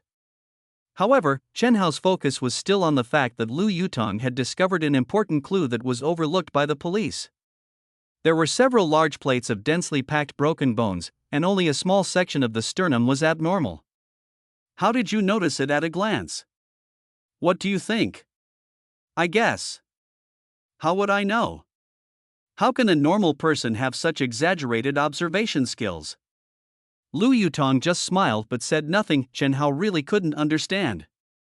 How could he know that the man in front of him had experienced hellish and cruel training since he was a child, and that training to quickly discover the details that ordinary people didn't pay much attention to was just one of the basic trainings? Don't interrupt. Zhuoling pushed Chen Hao unhappily, then turned her head and stared at Lu Yutong. You mean, this is a case of human organ trafficking? Lu Yutong carefully put down the sternum, smiled bitterly and shook his head. You still have the same old problem. It's too easy to be preconceived and jump to conclusions. I just assumed a seemingly reasonable direction of investigation, otherwise we would be like a headless fly and don't know where to start. Hypothesis, sister, hypothesis. Be bold in hypothesis and be cautious in verification. After a pause, Lu Yutong stood up and clapped his hands, then added, yes, my hypothesis is human organ trafficking. If you agree, we might as well explore this hypothesis first. I agree. Zhuoling answered without hesitation. Well, the deceased's sternum was cut. Could it be that he had undergone a thoracotomy before his death? Chen Hao questioned this time. Lu Yutong didn't need to speak. Zhuoling immediately refuted. This piece of bone showed no signs of healing or growth after being cut. How could it be a normal operation? It's obvious that this person died after his sternum was cut, so there is no sign of any growth on the cut surface of the bone. Add 10 points. Lu Yutong gave a thumbs up. Chen Hao angrily shook his hands and said, okay, I also agree to proceed according to this hypothesis. But the reason I agree is, if this is the motive for the murder, then Zhuoling's speculation on the victim group is more reliable. I support Zhuoling. Hearing this, Zhuoling couldn't help but shudder, took 2 steps back, and said with disgust, forget it, I don't want you to support me. What? You still want to confront them? Lu Yutong was so happy when he heard this that his teeth almost popped out of his mouth. Are you trying to bully your colleagues? Chapter 56. Another death. Just as the two were about to beat Lu Yutong up because of this joke, Gu Chang rushed into the warehouse. Hey! Leader, why are you here? Zhuoling quickly retracted her hand that was about to pull Lu Yutong's hair. Ge Chang panted as he looked at the broken bones in the large trays, then looked at Lu Yutong. Busy with that? How's it going? Any progress? It's just the beginning, so there's no progress yet. What? Old Gu, is there something wrong? Lu Yutong noticed the seriousness on Gu Chang's face. Ge Chang nodded, stared at the broken bones and said in a deep voice, this morning, we received news from Datian Township that local villagers found 2 bags while cleaning an irrigation canal. They contained the same broken bones as these. What? Found something again. Lu Yutong waved his hand to Zhuoling to indicate that she should be patient, and asked, can you be sure when she was abandoned there? Gu Chang ignored the warning on the wall of the warehouse that no fireworks was prohibited. He lit a cigarette, took a few puffs, and then said, this time, the broken bones were contained in 2 flour bags with a production date marked on them, which was March last year. In other words, the 2 bags of broken bones were thrown there after March last year. It's not good. Lu Yutong shook his head. The bags here were found 4 years ago, and today we found the broken bones that were abandoned last year. This shows that the murderer has been committing crimes over the years. I'm afraid there are more broken bones that have not been discovered yet. Too bad. Too arrogant. Gu Chang threw the cigarette but fiercely on the ground. So many lives have been taken, and they have committed crimes so recklessly. This is simply lawless. Seeing their leader furious, Zhuo Ling and Chen Hao were so frightened that they didn't even dare to raise their heads, let alone say a word. However, Lu Yutong's eyes started to roll around, as if he was thinking about something. Does Captain Su know about this? Gu Chang nodded heavily. Of course I know. Such an important situation must be reported immediately. Is he anxious? Lu Yutong raised a sly smile. How can we not be anxious? The discovery of several bags of human bones 4 years ago caused panic at the time. Now, 2 more bags have been found. How will the people view our Jinzhou police? As he was speaking, Gu Chang's cell phone rang. He hurriedly took it out and saw that it was Su Zeping calling. Is Lu Yutong next to you? Everyone could hear Su Zeping's roar clearly without turning on the speakerphone. Yes, yes, yes. Gu Chang nodded vigorously, breaking out in a cold sweat. Let him answer the phone. Here. Gu Chang immediately stuffed the phone into Lu Yutong's hand. Lu Yutong directly pressed the hands-free button and greeted with a smile. Hello, Captain Su. What the hell? I'm so worried now. I'm telling you, Xiao Lu, if this case was just left hanging, it would be fine, but after 4 years, the number of victims has increased again. What does this mean? It means that our police are incompetent. I just received a call from the director of the municipal police headquarters, ordering us to solve the case as soon as possible, otherwise the cadres of our Jinzhou City police system will be reshuffled by the Ministry of Police. Lu Yutong grinned. I understand. I completely understand how you feel right now. It's no use just to understand. Hurry up and help me, Xiao Lu. No matter what, since I'm your senior, hello, hey, I'm on the hands-free mode. Lu Yutong reminded hurriedly. Oh. Su Zeping on the phone quickly stopped talking. No, I'm talking to you. Why are you on speakerphone? Did you hear me? Hurry up and help us solve this case. Okay, I'll do my best. But... Lu Yutong glanced at Gu Chang and smiled brightly. Hey, Captain Su, I told you that this case and the disappearance of Taoist Zhang are 2 independent cases. As for my consulting fee, should it also be calculated based on 2 cases? Good boy, are you taking advantage of the situation? Lu Yutong waved his hand and said sternly, no. I'm just raising the price. Bang! The sound of a teacup falling to the ground came from the other end of the phone. Okay, you can do it. I'll do as you said and pay you consulting fees based on the 2 cases. Just get this case done quickly. I'll try my best. After saying that, Lu Yutong hung up the phone and returned the phone to Gu Chang with a smile. Zhuo Ling and Chen Hao were stunned. They couldn't believe that this guy had no scruples about blackmailing the head of the Jinzhou City Criminal Police Brigade in front of him. His obsession with money was simply extraordinary. When can the 2 bags of broken bones found today be delivered? Asked Lu Yutong. We're on our way. How long will it take? Don't worry, I'll urge them to deliver it before noon. After saying that, Gu Chang hurried away while making a phone call. Lu Yutong paced around the trays again, muttering, 2 more bags of human bones, at least 5 or 6 lives. There are more than 20 lives that have been discovered, and we don't know how many lives have not been discovered yet. It's so horrible. He actually killed so many people. TSK. This murderer is too powerful, right? Zhuo Ling sighed. How dare you blackmail Captain Su? Chen Hao's focus never seemed to be on the rhythm. Lu Yutong shook his head slightly. With so many victims, and being able to continue committing crimes for so many years without being discovered, I don't think it's something that a single person could do. I'm afraid we're facing a criminal gang. What should we do now? Zhuo Ling asked. Let's wait until the 2 bags of human bones are delivered and see if there will be any new discoveries. After saying that, Lu Yutong moved a chair and sat at the door of the warehouse, taking a nap in the sun. Chen Hao seized the opportunity to be alone with Zhuo Ling and boldly asked, "Well, my birthday is in 2 days, how about I treat you to a meal then?" Wow, you really know how to pick the right time. Zhuo Ling joked. What do you mean? Timing? Zhuo Ling pouted at the broken bones on the ground and said, "You are really good." Inviting a girl on a date next to a pile of human bones, do you think it will work? Yes, it's just like when you pursue a rich woman and ask her for a doll. It's really tactless. Lu Yutong's voice came from the warehouse door. You? Chen Hao was instantly furious and was about to rush to the door. I've had enough of you. Come here. Come here.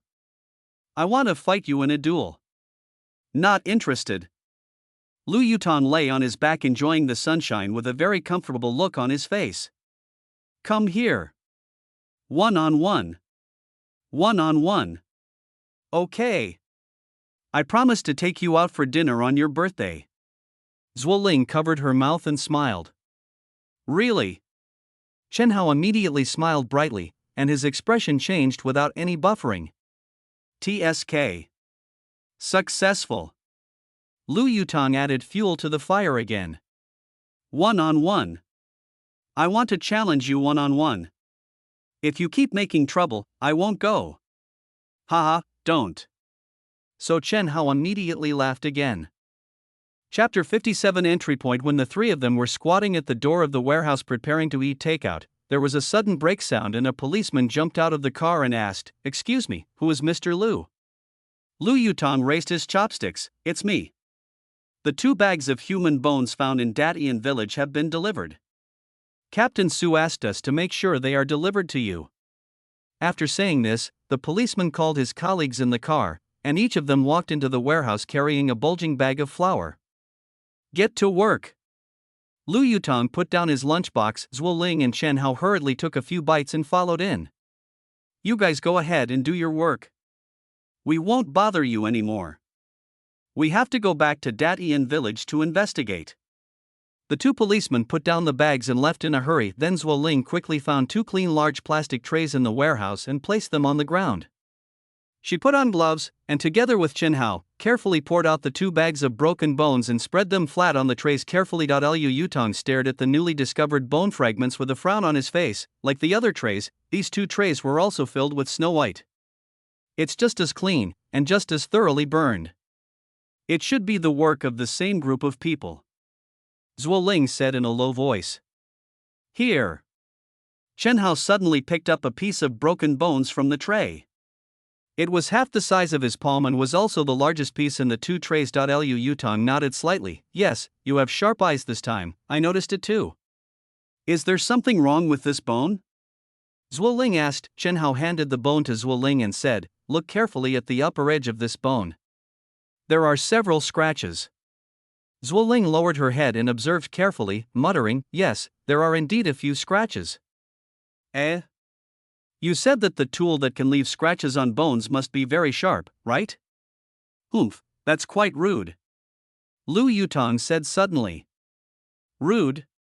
What do you mean? They both turned to look at him. This is a fragment of a human pelvic bone, belonging to the iliac crest part of the pelvis. What is the most important organ of the human body near the pelvis? JJ? Chen Hao asked without hesitation. Lu Yutong gave a thumbs up and said, "Great. 10 points. What are you going to add? You are sick." Zhuo Ling was going crazy. Of course it's the kidneys. Eh? I say, old Lu, how come you know so much about the human body structure? Chen Hao lost his rhythm again. Lu Yutong ignored Chen Hao, who was out of line, and nodded to Zhuo Ling. Yes, the kidney, and the scratch on this bone was undoubtedly left by a scalpel. If we speculate based on the premise that the motive was human organs, then you can imagine how rough these people were when they took the kidney. They even pulled the scalpel to the pelvis. To put it bluntly, it's like slaughtering a pig during the Chinese New Year, completely disemboweling it, and not treating the victim as a human being at all. Zhuoling gently put the broken bones in his hand back on the tray and asked, if we continue with this assumption, where should we start to verify it? Lu Yutan looked up and sighed, then smiled bitterly and said, yeah, where is the best place to start? It seems like I don't know where to start. It's troublesome. Why not start with the victims? Chen Hao finally caught up with the rhythm. Zhuoling just speculated that the victims are homeless vagrants. We can contact the Civil Affairs Department to investigate the data of the homeless groups in this city in recent years. Or you can check the reports of missing persons in recent years, Zhuoling added. Lu Yutong waved his hand and said, of course you can, but the method you mentioned is too slow and the probability of obtaining results is not high. Huh, can't you see that your leaders are almost going crazy? How can you adopt such an inefficient investigation method? Then, should we start with the incineration equipment? Lu Yutong shook his head this time. Equipment? Let's not talk about the whole country. Do you know how many companies in Jinzhou and the surrounding areas have incineration equipment? And even if the equipment used to cremate the body was one of these companies, they would have already cleaned up the bone residue left in the furnace. So this is an even more inefficient way of investigation. Don't consider it. Oh, this doesn't work, and that doesn't work. What should I do? Zhuoling stamped her feet, at a loss. Give me a few minutes. After saying that, Lu Yutong squatted down in front of the broken bones, holding his chin with both hands. But he was not in a daze, his eyes were scanning back and forth at a very fast speed, as if he was trying to dig out some new clues from these white broken bones. Are you all thirsty? I'll go get some drinks. What would you like to drink? Zhuoling looked at Chen Hao. Chen Hao patted his chest and said, of course a tough guy should drink Red Bull.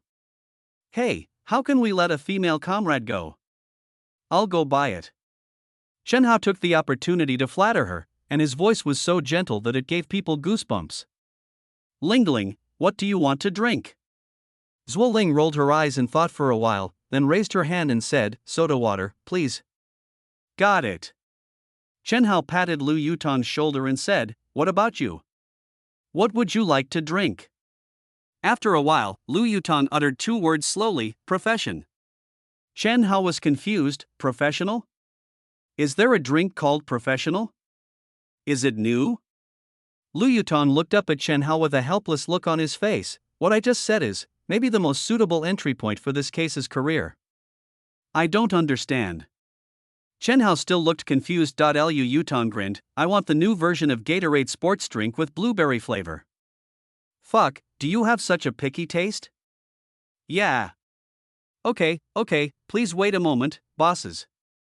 Chen Hao shrugged, turned around and ran out of the warehouse. What do you mean by occupation? Zhuoling asked. Lu Yutong pointed at the broken bones under his feet and said, think about it. If they want to sell human organs, they must have surgeons to remove the organs, right? If we expand on this, human organs have a shelf life after they are removed, and how can regular hospitals dare to accept organs of unknown origin? This means that they are likely to also provide organ transplant services. In this case, they must have doctors with experience in organ transplant surgery, right? Upon hearing this, Zhuoling clapped his hands and shouted excitedly, right. Let's check those doctors who have experience in transplant surgery. This way, the scope of the investigation can be greatly narrowed. After all, there are only a few doctors who can perform organ transplants in hospitals in Jinzhou and surrounding areas. It's easy to check. Oh my god. Lu Yutong covered his face with his hands. Sister, please think about what you are saying before you say it, okay? Zhuoling was startled. What?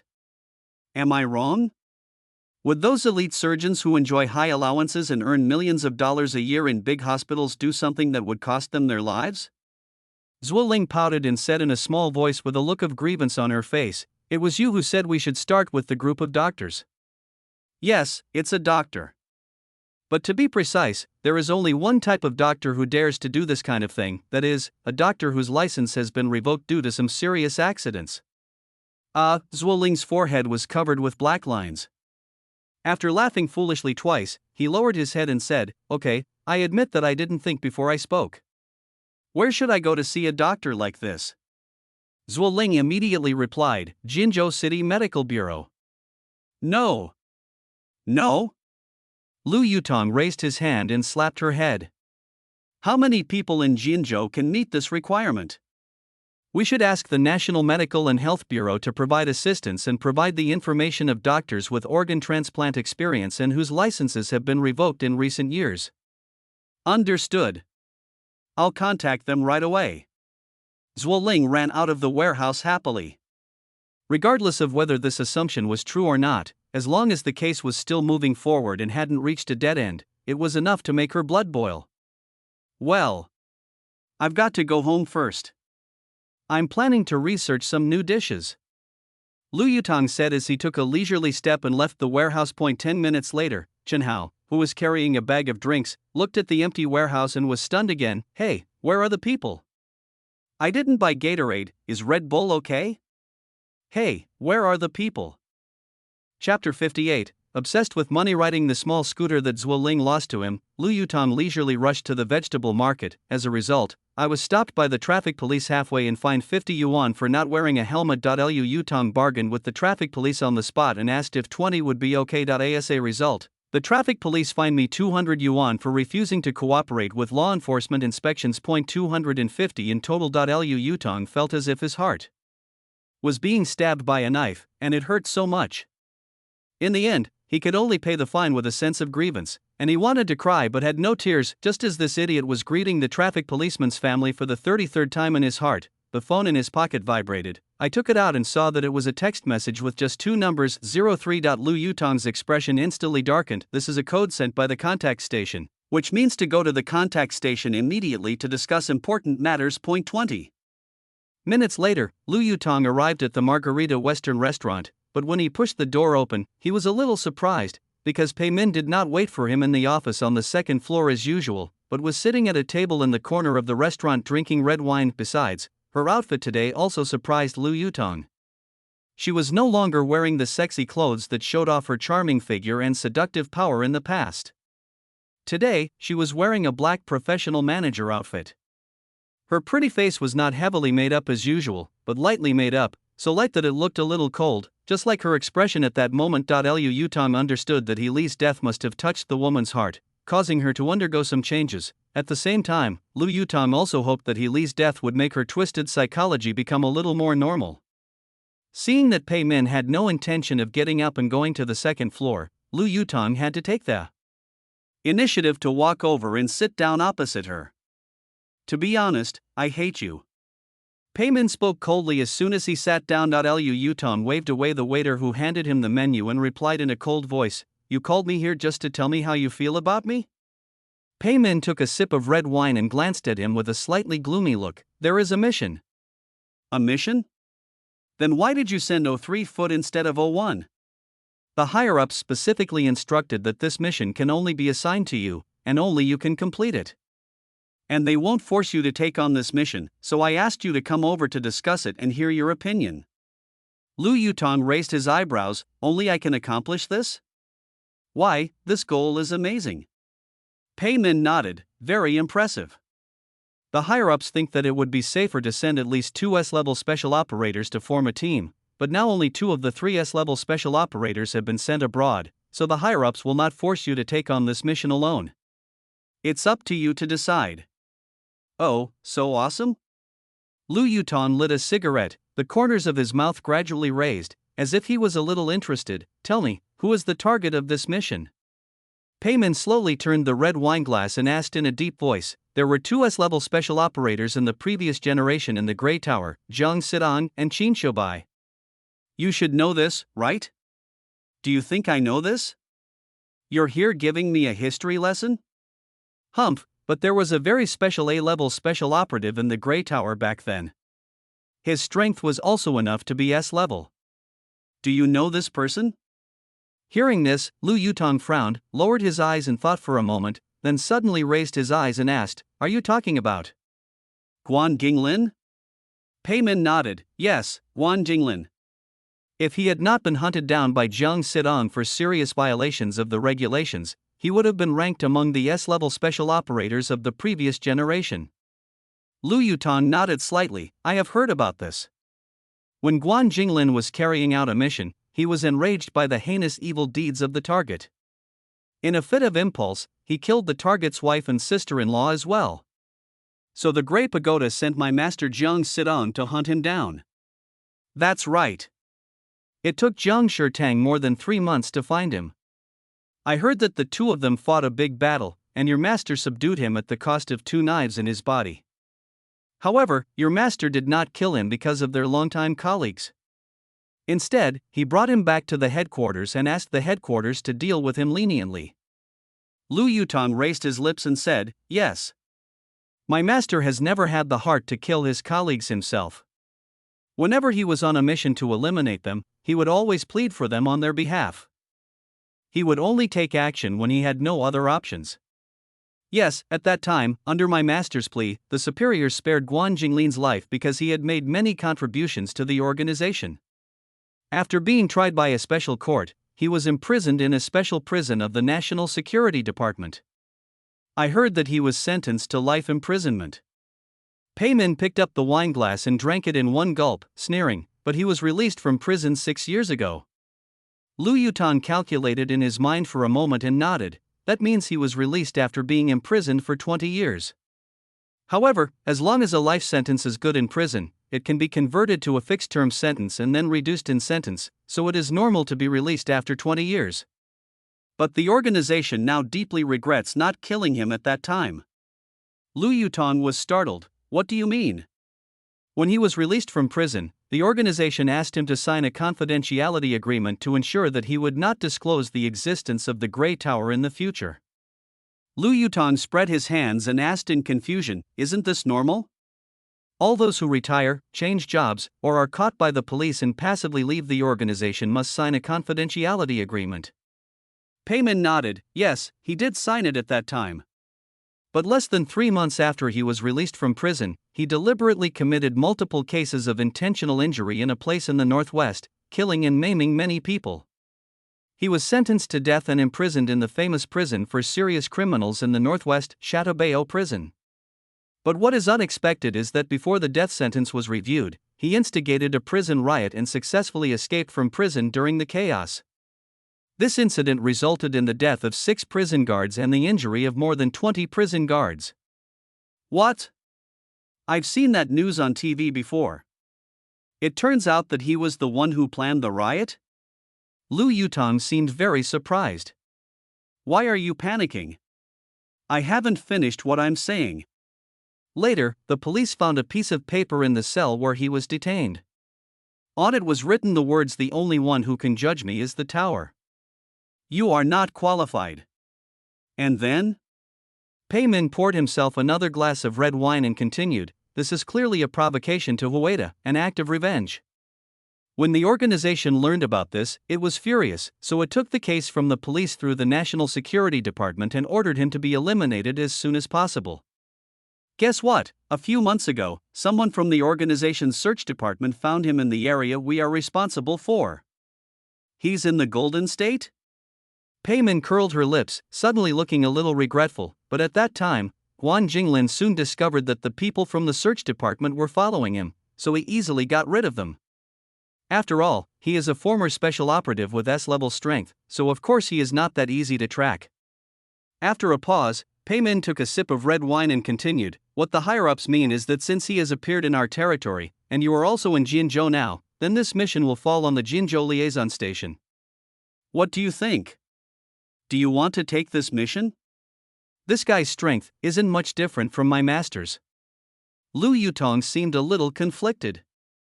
"Oh, are you still afraid?" This doesn't seem like the behavior of the dreaded Lu Yutong.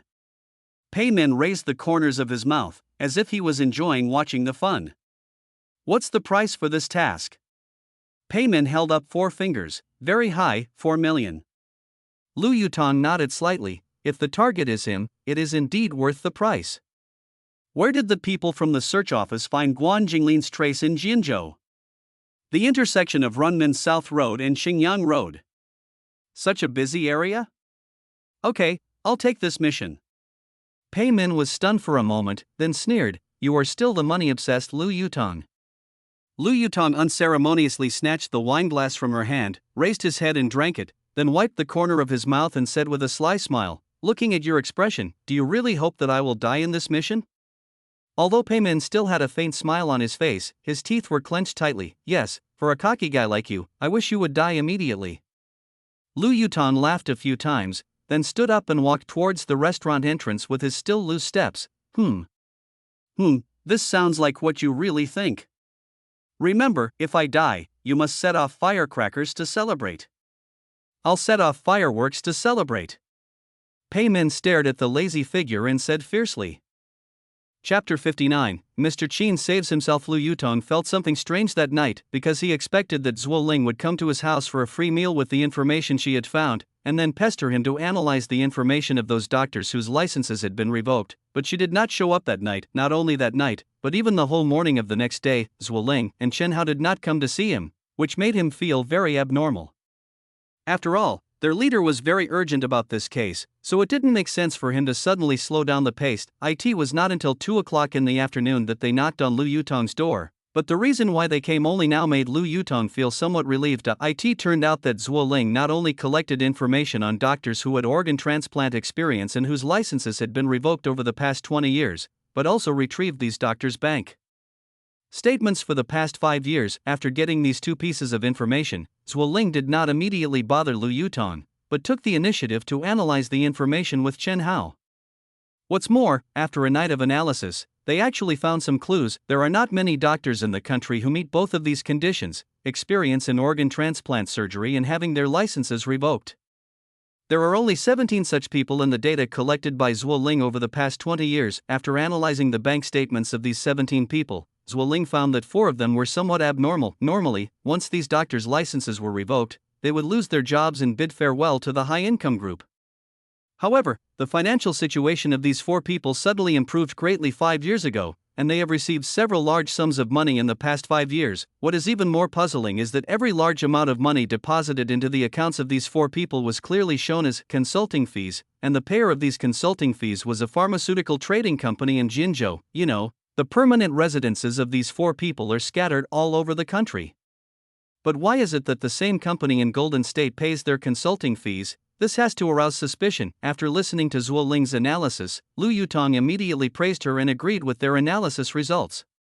But he also immediately opposed Zhuo Ling's proposal to summon the 4 people to the criminal police brigade, because even if there is really something wrong with these 4 people, the police currently have no evidence that they have performed illegal operations, and in the end they can only let them go. This will alert the enemy and put the police in a very passive position. What Lu Yutong meant was that, up to now, the motive for murder in this case is still at the hypothetical stage. To be on the safe side, a direct investigation should be launched only after the possibility of this hypothesis being true has been greatly increased. Zhuo Ling hurriedly asked what to do next. Lu Yutong thought for a moment, then pointed to the bank statements and said, "Use the 6 months before and after the 4 people first received consulting fees as the time period, and go to the hospitals in Jinzhou and surrounding cities to check the records of patients who needed organ transplants but did not wait in line at the hospital to receive organ donations and were discharged. Clear." After another 2 days of collecting information, Zhuo Ling brought back a file containing information on 43 patients. Zhuo Ling then mobilized several colleagues to investigate the 43 patients one by one. They found that 21 of them were discharged from the hospital and went home to wait for death because their physical conditions could not withstand the long waiting process.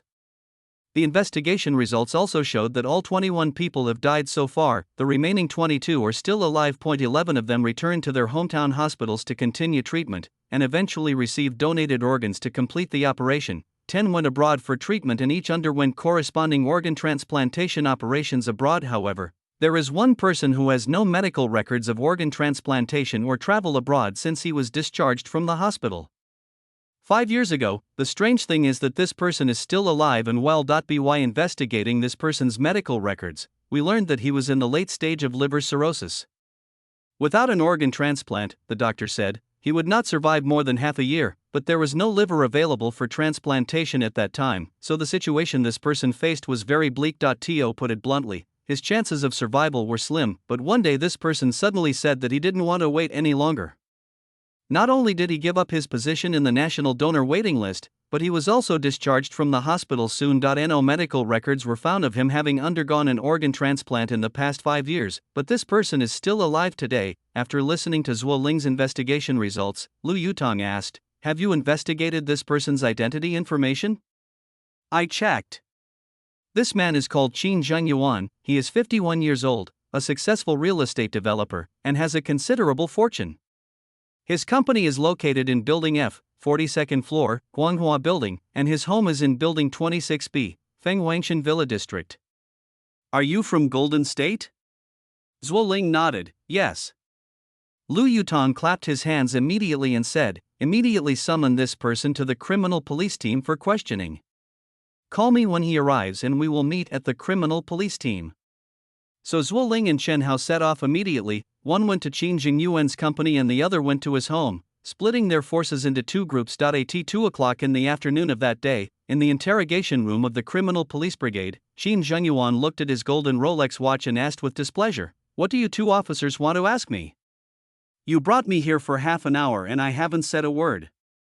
I'm busy with my business. You should also be considerate of me." Zhuo Ling covered her mouth and asked in a low voice, "Did you call that guy?" Chen Hao nodded vigorously with a bitter face, "Of course I beat him. How could I not beat him? I beat him when I first brought him here." "TSK, why haven't you come yet? I'll go out and give him another one." Chen Hao stood up and walked out in a hurry, but almost bumped into Lu Yutong, who suddenly pushed the door open. "You finally decided to come," Zhuo Ling said angrily. "Ah, sorry. I saw a supermarket having a promotion on the road, so I went in to take a look." Lu Yutong said as he pouted at Qin Zhengyuan, "Is this Mr. Qin, right?" "Hello, Mr. Qin." Lu Yutong lit a cigarette and sat down next to Zhuo Ling. He crossed his legs and looked at Qin Zhengyuan, who was sitting opposite him, with a smile. "Oh, Mr. Qin looks rosy-cheeked." "He looks good." Qin Zhengyuan took a quick look at the young man with messy hair, frowned and said, "If you have anything to say, please ask me quickly." "I really have something else to do." "Okay, then I'll get straight to the point.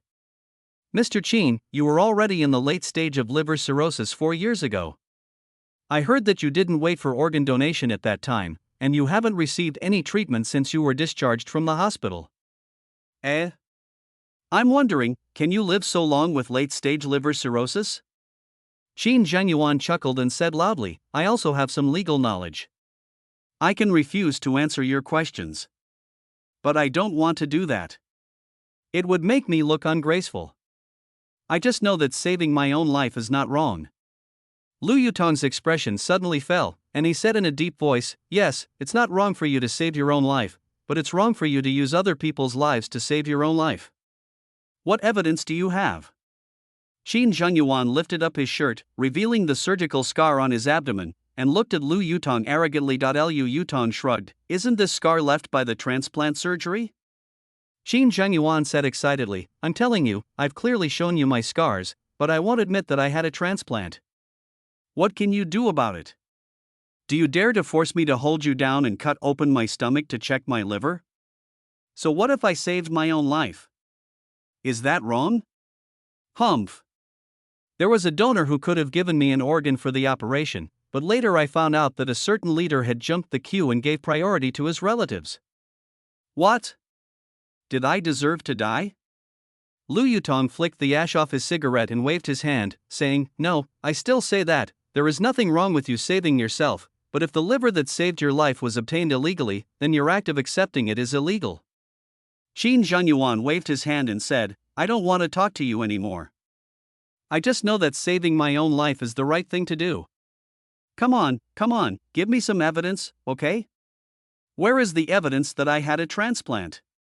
Where is the evidence that the liver in my stomach is not mine?"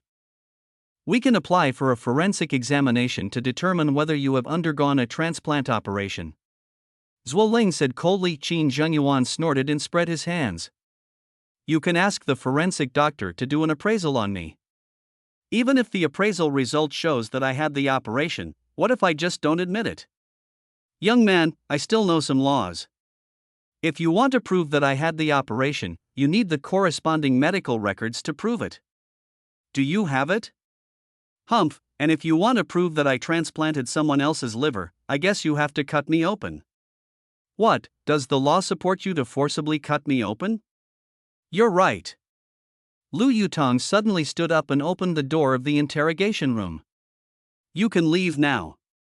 Let him go just like that. Zhuo Ling was very surprised by Lu Yutong's action. We can keep him for up to 24 hours. Lu Yutong shrugged, no need. Because what Mr. Qin just said is very true, he really understands it. Take him to the technical department to draw blood, and then you can let him go. Although Zhuo Ling didn't know what Lu Yutong was up to, she knew that this man wouldn't summon Qin Zhenyuan for no reason, so she nodded and said, okay, I'll listen to you. Chen Hao, take him to get his blood drawn. Oh. Confused Chen Hao stood up and made a pleased gesture to Qin Zhenyuan. Just take the test. What can a blood test reveal? TSK. You're wasting my time. After saying that, Qin Zhenyuan angrily followed Chen Hao. Lu Yutong walked out of the interrogation room, looked at Qin Zhenyuan's back and said to himself, you understand the law, right? Okay, we will meet again soon, and then we can talk about the law. Mr. Qin who saved himself. Chapter 60, Mr. Qin saves himself again. Zhuo Ling pushed Lu Yutong from behind in annoyance and said, hey, what on earth are you doing? We summoned the person here just because you told us to, but you let him go without asking any questions. Lu Yutong said expressionlessly, do you really think I expect him to confess on his own initiative? What do you mean? Lu Yutong waved his hand, don't ask for now. You may have to do a hard job next. Zhuo Ling shrugged, you are the expert we hired at a cost of hundreds of thousands of dollars. You are the boss, just give us your orders. In the past 5 years, how many missing persons cases have there been in Jianzhou? Well, those where the person has not been found, dead or alive. Those who have been found do not count. Zhuo Ling rolled his eyes and thought for a while, then replied, I did a rough count last time, and there are probably still about 300 cases that have not been found yet. Lu Yutong nodded slightly, well, remove the missing persons who are over 60 years old and minors under 16 years old and see how many are left. Now. Lu Yutong nodded, yes, I want it now. I'll wait here. Okay. Zhuo Ling ran to her office. About an hour later, Zhuo Ling came back with a stack of documents. How many? Lu Yutong almost fell asleep. According to your terms, 71 people. There are still 71? Lu Yutong shook his head, then your next job will be really tiring. It's okay. I'm not afraid of being tired. Just tell me what you want to say. Lu Yutong waved his hand and said, listen carefully. Find the immediate family members of these 71 people, preferably their parents or children, and collect their DNA information. Hearing this, Zhuo Ling burst out laughing, what's so tiring about this? I'm just running errands. It's the people in the technical department who are tired. By the way, why do you want to collect DNA information from the immediate family members of the missing people? Just now you also asked Mr. Qin to take blood samples. Is there any connection between the two? Lu Yutong stroked his stubble and raised his lips. Didn't Mr. Qin ask us to provide evidence that can hold him accountable? Then we'll give it to him. But what is the relationship between Mr. Qin's DNA and the DNA of the immediate relatives of those missing persons? Of course. At this time, a woman's voice came from the door of the interrogation room.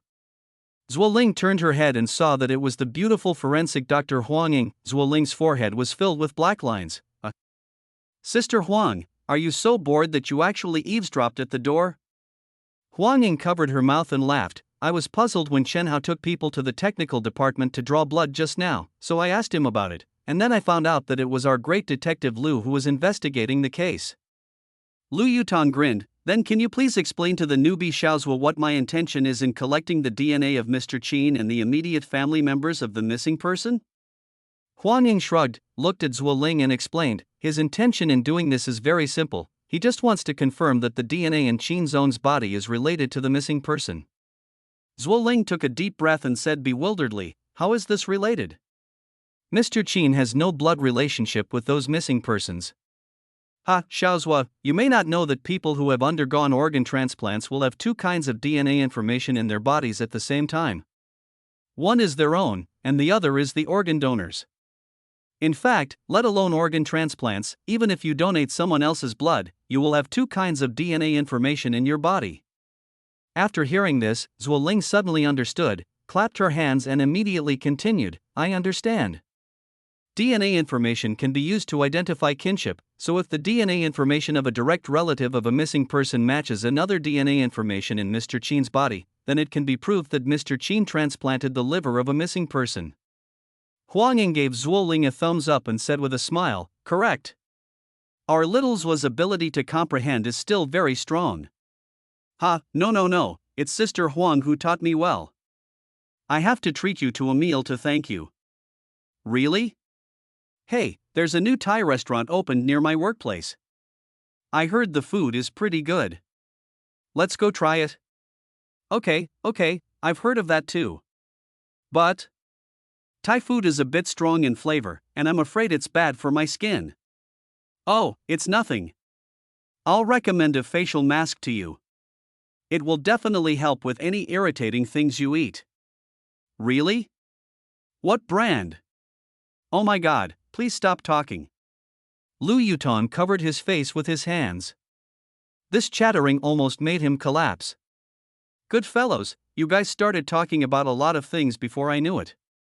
I say you women really shouldn't hang out together, like cicadas on the trees.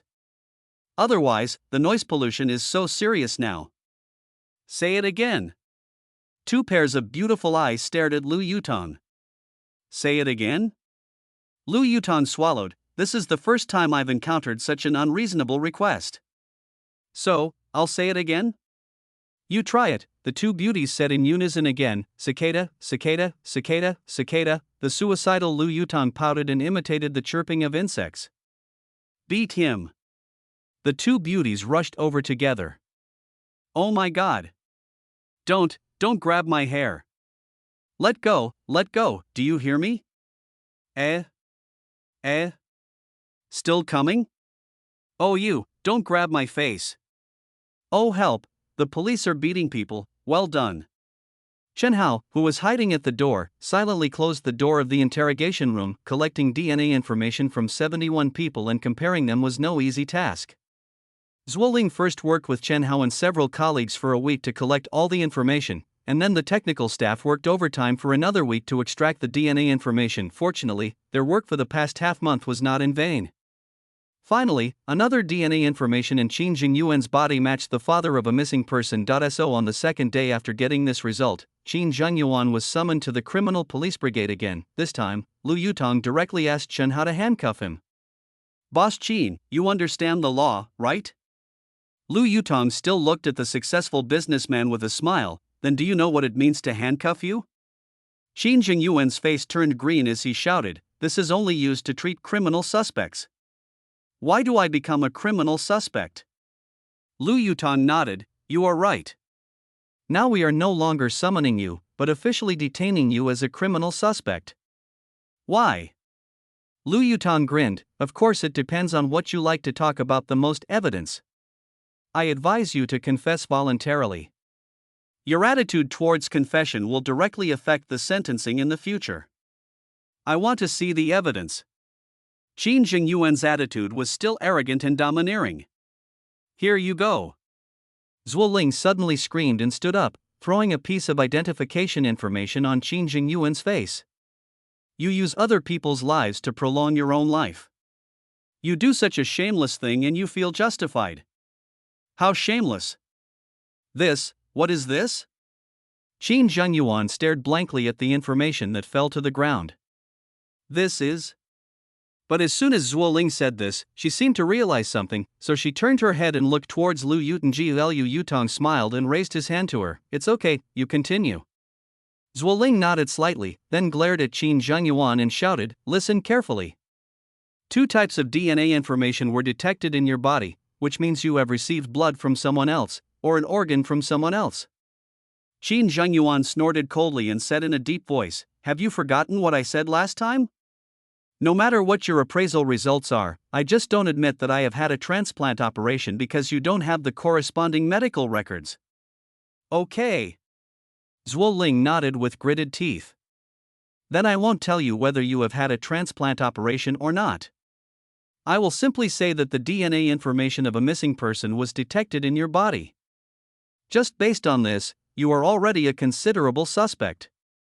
Well, I will simply ask you, why did the DNA information of the missing person appear in your body? What caused the missing person's DNA information to appear in your body? This is the ironclad evidence that you are related to the missing person. Qin Zhengyuan was no longer arrogant this time. He opened his mouth halfway, speechless. Not only that, his face quickly turned pale, his head gradually drooped, and he stared at the identification document on the ground without saying a word. At this time, Lu Yutong patted Zhuo Ling's arm, signaling her to calm down, then lit a cigarette, looked at Qin Zhengyuan with a smile and said, "Boss Qin, I hope you can realize the seriousness of the matter now, okay? You have the DNA of the missing person in your body, which is indisputable evidence. Combined with the forensic report, then legally it can be determined that you have undergone an organ transplant operation, and that you transplanted the missing person's organ." After a pause, Lu Yutong stood up and walked to Qin Zhengyuan, handing him a cigarette. "Believe me, if you still insist on holding on, the result will most likely be a conviction without a confession, and you will spend the rest of your life in prison." Qin Zhengyuan finally raised his head, looking as if he wanted to say something but hesitated. Lu Yutong would never miss the opportunity to defeat the other party's psychological defenses, so he immediately said, "Paying for illegal organ transplant surgery and killing people for organs are two different things. One is to go to jail, and the other is to see God. Don't hurt yourself. Yes, you saved yourself once, and now, I will give you another chance to save yourself. It depends on whether you want to seize it." Qin Zhengyuan stared up at Lu Yutong, beads of sweat rolling down his forehead. After a long while, he took the cigarette that Lu Yutong handed over with his mouth, and nodded heavily. "I confess." Chapter 61 Assumptions. Lu Yutong got angry with Qin Zhengyuan, then sat back next to Zhuo Ling, and the two of them looked at him silently. Qin Zhengyuan took a few deep sips, then frowned in the smoke and said, "When I learned that the liver I had waited so long for was snatched away by someone else, I knew I couldn't survive. I knew I didn't have time to wait for the next donor. So when you were in despair, someone came to you?" Lu Yutong continued. Qin Zhengyuan nodded sadly. "My wife's phone suddenly rang in the middle of the night. She hung up when she saw the incoming call number was a bunch of strange numbers, thinking it might be a scam call or something. Later, the number called several times in a row, and my wife answered the phone. As soon as she got through, the person on the phone said directly, 'If you want your husband to live, it's best to meet him.'" "Is your wife gone?" Qin Zhengyuan sighed and nodded again. "I had reached that point. I could say that I could hardly see any hope of survival, so my wife went there with the idea of trying her best to save her life." "And then?" "About 3 hours later, at dawn, my wife came back to the ward and seemed very agitated. I asked her what was going on. There were 2 other patients in the ward at the time, so my wife helped me out of the ward and told me in the hospital corridor." Lu Yutong stood up and poured him a glass of water. "Go on."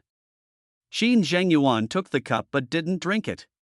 He just held it with his handcuffed hands, staring blankly at the ground. "My wife said that the place where she met that man was very remote, on the national highway in the western suburbs of the city, and in a car. As soon as my wife got in the car, the man directly revealed his identity. After hearing that, my wife felt hopeful at that moment." "What is your identity?" "The man directly said that he was engaged in the business of reselling human organs, and that he was just short of a liver to complete a business."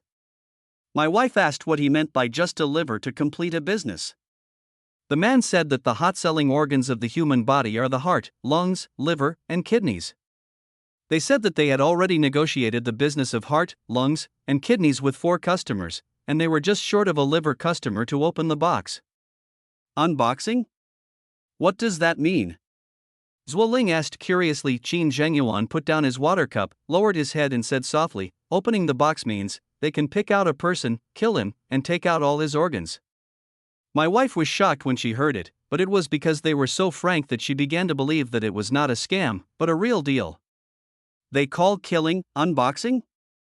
Zhuoling looked at Lu Yutong in disbelief. Lu Yutong nodded solemnly, opened the box to take the goods. Humph, you really don't treat me as a human being. What happened next? Qin Zhengyuan went on to say, later, my wife asked how much it would cost. The man said that a young person's liver plus the transplant surgery would cost a total of 4 million. He also said that he had checked my basic matching information and said that this liver was just right for me. My wife was still a little wary at the time, so she asked what would happen if we paid and you ran away. Unexpectedly, the man generously said that we just had to save your husband first, and we could pay after the surgery was completed, or even after he could get out of bed and walk. Oh? Aren't those people worried that you'll cheat and not pay me after you get better? Qin Zhengyuan smiled bitterly and said, my wife asked the same question at the time. They said that they were in the business of killing people after all, so they wouldn't be afraid that we would default on our debts. They said that if the money wasn't in place, they wouldn't let me go, and they might even kill me and use my organs to trade. Although my wife was frightened by what they said at the time, she believed them completely. After all, this was a business where you received the goods first and paid later, so it sounded more reliable. Do you remember what the man who met with your wife looked like? Qin Zhengyuan shook his head. My wife said that the place was pitch black, there were no streetlights, and the man in the car was wearing a hat and a mask, so I couldn't see his face at all. Lu Yutong sneered and nodded, not exposing your appearance? That's to be expected. Then, how was the operation carried out? On the third night after I was discharged from the hospital, the man called me and gave me an address, which was also near a suburban highway. In short, it was very remote. When we arrived, we saw a white commercial vehicle. The man asked us to get in. After we got in, we found that there were 3 other people in the car, all wearing hats and masks. Lu Yutong laughed and said, are you frightened by this scene? Qin Zhengyuan nodded like a chicken pecking at rice. Of course I was scared, it was like being kidnapped. But at that time, we didn't care about so much in order to survive, so we had to bite the bullet and take this gamble. After the commercial vehicle started, the people in the car said that in order to keep it confidential, my wife and I had to put on hoods and blindfolds, and then we had to search our bodies and hand over our mobile phones. My wife and I did it at the time. And then? I felt like 2 or 3 hours had passed before the car stopped and my wife and I were let out of the car. After they took off my eye mask and headgear, I found myself in a ward. What kind of ward? Qin Zhengyuan frowned and thought for a moment, then said, it's a very strange place. It's just a large ward, the facilities look quite advanced, the decoration is also good, and there is a supporting toilet and bathroom. But, the room has no windows, and there are people guarding the door of the ward, so you can't go out. So you have no idea what kind of building you are in? And you have no idea where in the Golden State this building is? Qin Zhengyuan immediately shook his head, I have no idea. On the first day, a doctor in a white coat gave me a physical examination. On the second morning, 2 doctors came in and said I would be taken to the operating room soon. Then they anesthetized me in the ward. When I opened my eyes, I was back in the ward. My wife said the liver transplant had been successfully completed. Even when we left the ward, we were blindfolded. They sent me to the national highway and left. So cautious. Zhuoling sighed softly. Lu Yutong chuckled, of course we have to be cautious. After all, they are doing a business that could cost you your life. Lu Yutong pointed his finger at Qin Zhengyuan and said, that's all? Qin Zhengyuan nodded, this is all I know about them, and I have told them the truth. After a pause, Qin Zhengyuan seemed to remember something and continued, oh, right, my wife asked them to give her an account number so she could transfer money to them via mobile phone, but they told her not to use a bank transfer and asked her to bring cash. So I called the finance department of my company and asked them to withdraw 4 million in cash, and then they followed my wife to get the money. How did you get the money? Where did you get it? Qin Zhengyuan replied, it's the old way, at night. They chose a remote location, and then accompanied my wife to get the money. Where is that remote place? Where were the specific locations of your previous 2 meetings? Especially the time they took you away, be more specific about the location. Zhuo Ling asked immediately, but just as Qin Zhengyuan was about to speak, Lu Yutong interrupted him with a wave of his hand. Okay, Xiaozhua, I know what you want to do. You can ask him to take notes on these irrelevant information later. Now we have to discuss how to move forward.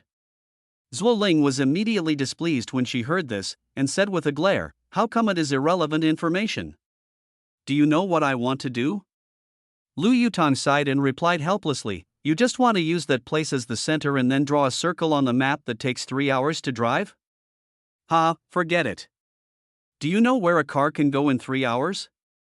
It can go to Lianhua Township where we went last time. Can you check such a radius of nearly 300 kilometers? Besides, it was a few years ago. So how do we proceed now? Lu Yutong asked Chen how to take Qin Zhenyuan out of the interrogation room. He rolled his eyes and thought for a while, then suddenly grinned. Although we didn't get any important information from Mr. Qin, we still made important progress. Zhuo Ling shrugged and asked blankly, what's the progress? Or do we still not know any information about that group of people? The progress is, our initial hypothesis was correct. Those broken bones are from the missing people who were disemboweled and their organs were taken out. Then what? Then? Lu Yutong raised his lips and stood up. Since the hypothesis is established, then, of course we should start a direct investigation. Call the people from the tax bureau, and go. Where to? Zhuo Ling was confused. What was the name of the company that paid the consulting fees to those 4 doctors? Zhuo Ling flipped through the information in a hurry and replied, Jinzhou City Keister Pharmaceutical Trading Company. The company is located on the 62nd floor of Zijin Building. Lu Yutong opened the door and waved behind him. What are you waiting for? Let's go. So urgent? Not eating lunch? Is it time for dinner? Zhuo Ling nodded. You just said there's a new Thai restaurant nearby? Zhuo Ling nodded again. Then it's your treat. Chapter 62 Checking the Accounts. Keister Pharmaceutical Trading Company, Limited was established more than 20 years ago. To put it bluntly, this type of company is engaged in the business of pharmaceutical middlemen. Its business targets private clinics and village hospitals in Jinzhou and surrounding counties and cities. Although it cannot be compared with those large trading companies that have firmly grasped public hospitals, it at least wins by quantity, and the company's business has been showing a good development trend of steady progress. Lu Yutong and his team arrived at the company at 1:30 p.m., but the front desk informed them that their general manager was out on business. Lu Yutong said it was okay and asked the 2 tax officers accompanying him to go to their finance office to check the accounts first. The accountant in the finance department was very surprised to see the tax bureau staff suddenly visit. When he heard that they wanted to check the accounts, he hurriedly handed over the company's account books for the past 5 years and a cup of hot tea. As Zhuo Ling and Chen Hao were in the finance office, helping the tax officials check the accounts, while Lu Yutong went to someone else's reception room and took a nap, as if he hadn't slept the night before. He did sleep last night, but he didn't sleep well. When Lu Yutong was about to go to bed at 10 o'clock last night, he suddenly thought of Guan Jinglin, and his sleepiness disappeared immediately. After all, this mission was different from the usual ones. The target was the best of the former special operators, whose strength was at the S level. He originally wanted to call Jiang Shitang to hear his master's opinion on this man. After all, they had worked together for many years, and even if they didn't know each other well, they at least knew his strengths and weaknesses. After much thought, he didn't make the call, because he knew his master's character very well, and he was extremely concerned about his reputation. At this point, it can be said that Jiang Shitang's decision to let Guan Jinglin go was a complete mistake. This mistake gave Guan Jinglin the opportunity to retaliate against the organization and society after he was released from prison, resulting in the deaths of several prison guards and innocent civilians. How could Jiang Shitang not know this at this moment? He must be regretting what he did, and he wished he could travel back in time and cut Guan Jinglin's neck with a knife. So if Lu Yutong called Guan Jinglin to consult him at this time, it would be like bringing up something irrelevant and deliberately embarrassing him, right? Not to mention that he knew very well that his master had a hot temper, and the consequence would most likely be that he would be scolded even without asking any questions. Well, it's better not to recruit him. So Lu Yutong immediately thought of another person who was suitable for consultation. Besides his master, there was another S-class special operative, Jin Shobai, that is the current head of Jinzhou City Criminal Police Brigade, Su Zeping. When Su Zeping received the call from Lu Yutong, he was overjoyed. He originally thought that there had been some major progress in the bone-crushing case. However, when he heard that this guy just came to inquire about Guan Jinglin's background, he immediately wilted. Su Zeping told him listlessly that it was true that this man's overall strength was comparable to Jiang Shitong's in the past. Although he was once first-rate in face-to-face fighting, he was old now and naturally was no match for the current young S-class special operators, so there was no need to worry too much about that. Su Zeping emphasized that this person's real strengths were the arrangement of traps and the use of poisons. He was very good at combining poisons and traps, and he was extremely meticulous and calculating. He also said that most of the targets killed by him did not know how they were killed until they died, so he could be considered a true assassination expert. Lu Yutong was overwhelmed when he heard this. He himself was once an expert in using poison, and was confident that he was no worse than Guan Jinglin. But unfortunately, the Grey Tower no longer allowed special operators to complete tasks by poisoning, otherwise it would be a violation, but Guan Jinglin is different. He is no longer bound by the rules of the Grey Tower. If we really meet him one day, how should we deal with it? Facing such an opponent, I am afraid that while I am planning how to assassinate the opponent, I have to be on guard against being assassinated by the opponent at all times. It seems that the original plan of the superiors to send at least 2 S-level special operators to complete this task is reasonable. At least, it is a safer measure. Thinking of this, Lu Yutong tossed and turned all night and couldn't get a good sleep. Nearly 3 hours later, the 2 tax officers had almost understood the company's financial situation in the past 5 years, so Zhuoling found the meeting room, but saw this guy sleeping on the table, snoring loudly. "Hey, get up!" Zhuoling reached out and patted his shoulder, but who would have thought that before her hand touched Lu Yutong's shoulder, the man who was snoring the moment before suddenly turned around and used his elbow to open her hand. Almost at the same time, Lu Yutong quickly pulled out something from his lower back and stabbed it into Zhuoling's throat like lightning. "Ah!" Zhuoling couldn't help but scream and covered her throat with her hands. Lu Yutong, who suddenly came to his senses, exclaimed and hurriedly pushed Zhuoling away. "Zhuoling!" Lu Yutong was obviously frightened by the situation, but when he noticed that the hand he stabbed out was just grasping the air, he raised his head and breathed a sigh of relief. "Fortunately, I don't have any weapons with me." "What are you doing? You scared me to death." Zhuoling was still in shock and gasping for breath. Lu Yutong covered his face with his hands and sighed, then waved his hand to Zhuoling. "Maybe I just had a nightmare. Don't scare me like this next time." Zhuoling covered her chest with both hands and whispered, "What kind of nightmare did you have? Why did you react so strongly? Did you dream about fighting with someone?" Lu Yutong wiped the sweat from his forehead and said with a wry smile, "It seems so." Okay, I'm sorry to scare you.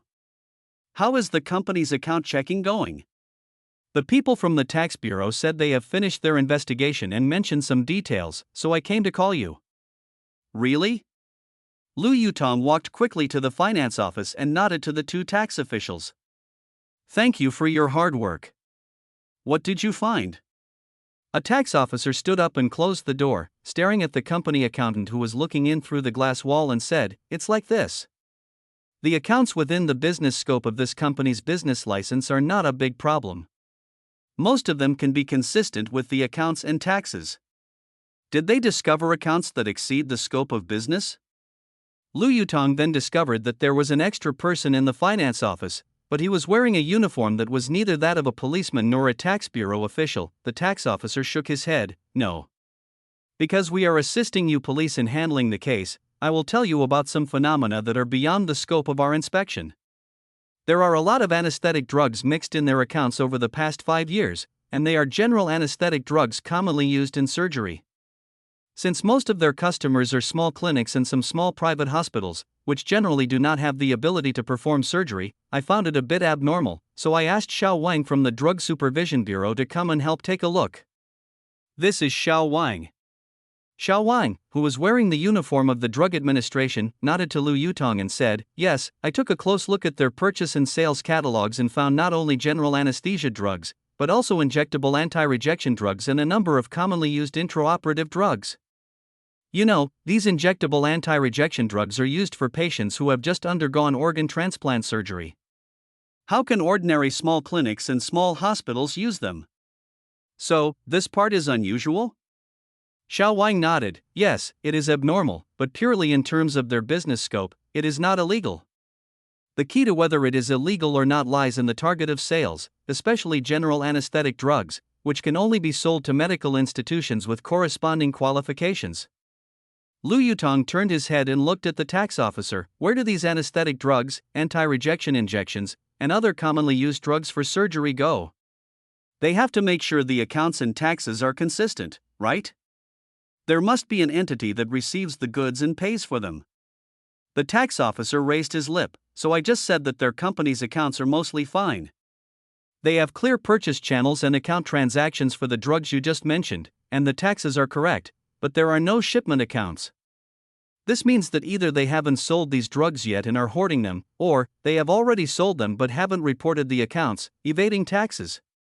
Lu Yutong took a breath and said, if it was tax evasion, then wouldn't it be unfair when you check their company accounts over the years? There are many ways to avoid taxes, and there are many ways to balance the accounts. The drugs you mentioned only account for a small part of their turnover, which is a small hole. It is very easy to balance the accounts. However, if we investigate carefully, we will still find evidence. Well, how should I put it? The economic environment has been relatively poor in recent years, so the instructions from above are to relax the policies and encourage the development of private enterprises. Therefore, our tax department will not investigate so strictly. If the problem is not serious, we will just point it out and remind them to correct the mistakes and pay the tax and reimbursements on their own. We will investigate again next time. Lu Yutong nodded slightly. I understand, thank you for your explanation. Then, when you were checking the accounts just now, did you notice the consulting fees they paid to the 4 people? The tax officer nodded, yes. Chapter 63, Foreshadowing. Then what account were the consulting fees paid to these 4 people used? Is it against regulations? Lu Yutong asked immediately. No violation. The tax officer handed over several contracts. The consulting fees of these 4 people were paid through salary accounts, and they have formal employment contracts. Although the amount of each consulting fee of these 4 people is relatively large, they have paid personal income tax on each payment. This part is still very regular and there is nothing wrong with it. Lu Yutong flipped through the contract and sneered, isn't it strange? A pharmaceutical middleman, to put it bluntly, is just a business of reselling drugs to make a profit, but he hired several consultants at high prices. Is this necessary? What's more interesting is that Jinzhou City's medical conditions are second to none in the country, and it has the most medical talents. Why do they have to hire consultants from 4 different provinces and cities? The tax officer spread his hands and said, we don't know about that. Whether there is a problem in this regard is up to you police to decide. Okay, thank you for your help. I'm sorry for taking up your time. You're welcome. After sending off the 3 people who assisted in the investigation, Lu Yutong looked at the pile of account books and invoices and asked, after listening to the investigation results of the Taxation Bureau and the Medical Supervision Bureau, what do you think? Zhuo Ling shrugged. What else can I think of? The case we are investigating can already be classified as a human organ trafficking case. This company not only hired 4 doctors with organ transplant experience whose licenses have been revoked as consultants, but also has a large number of anti-rejection drugs and surgical drugs purchased. This shows that this company is a major suspect in the case.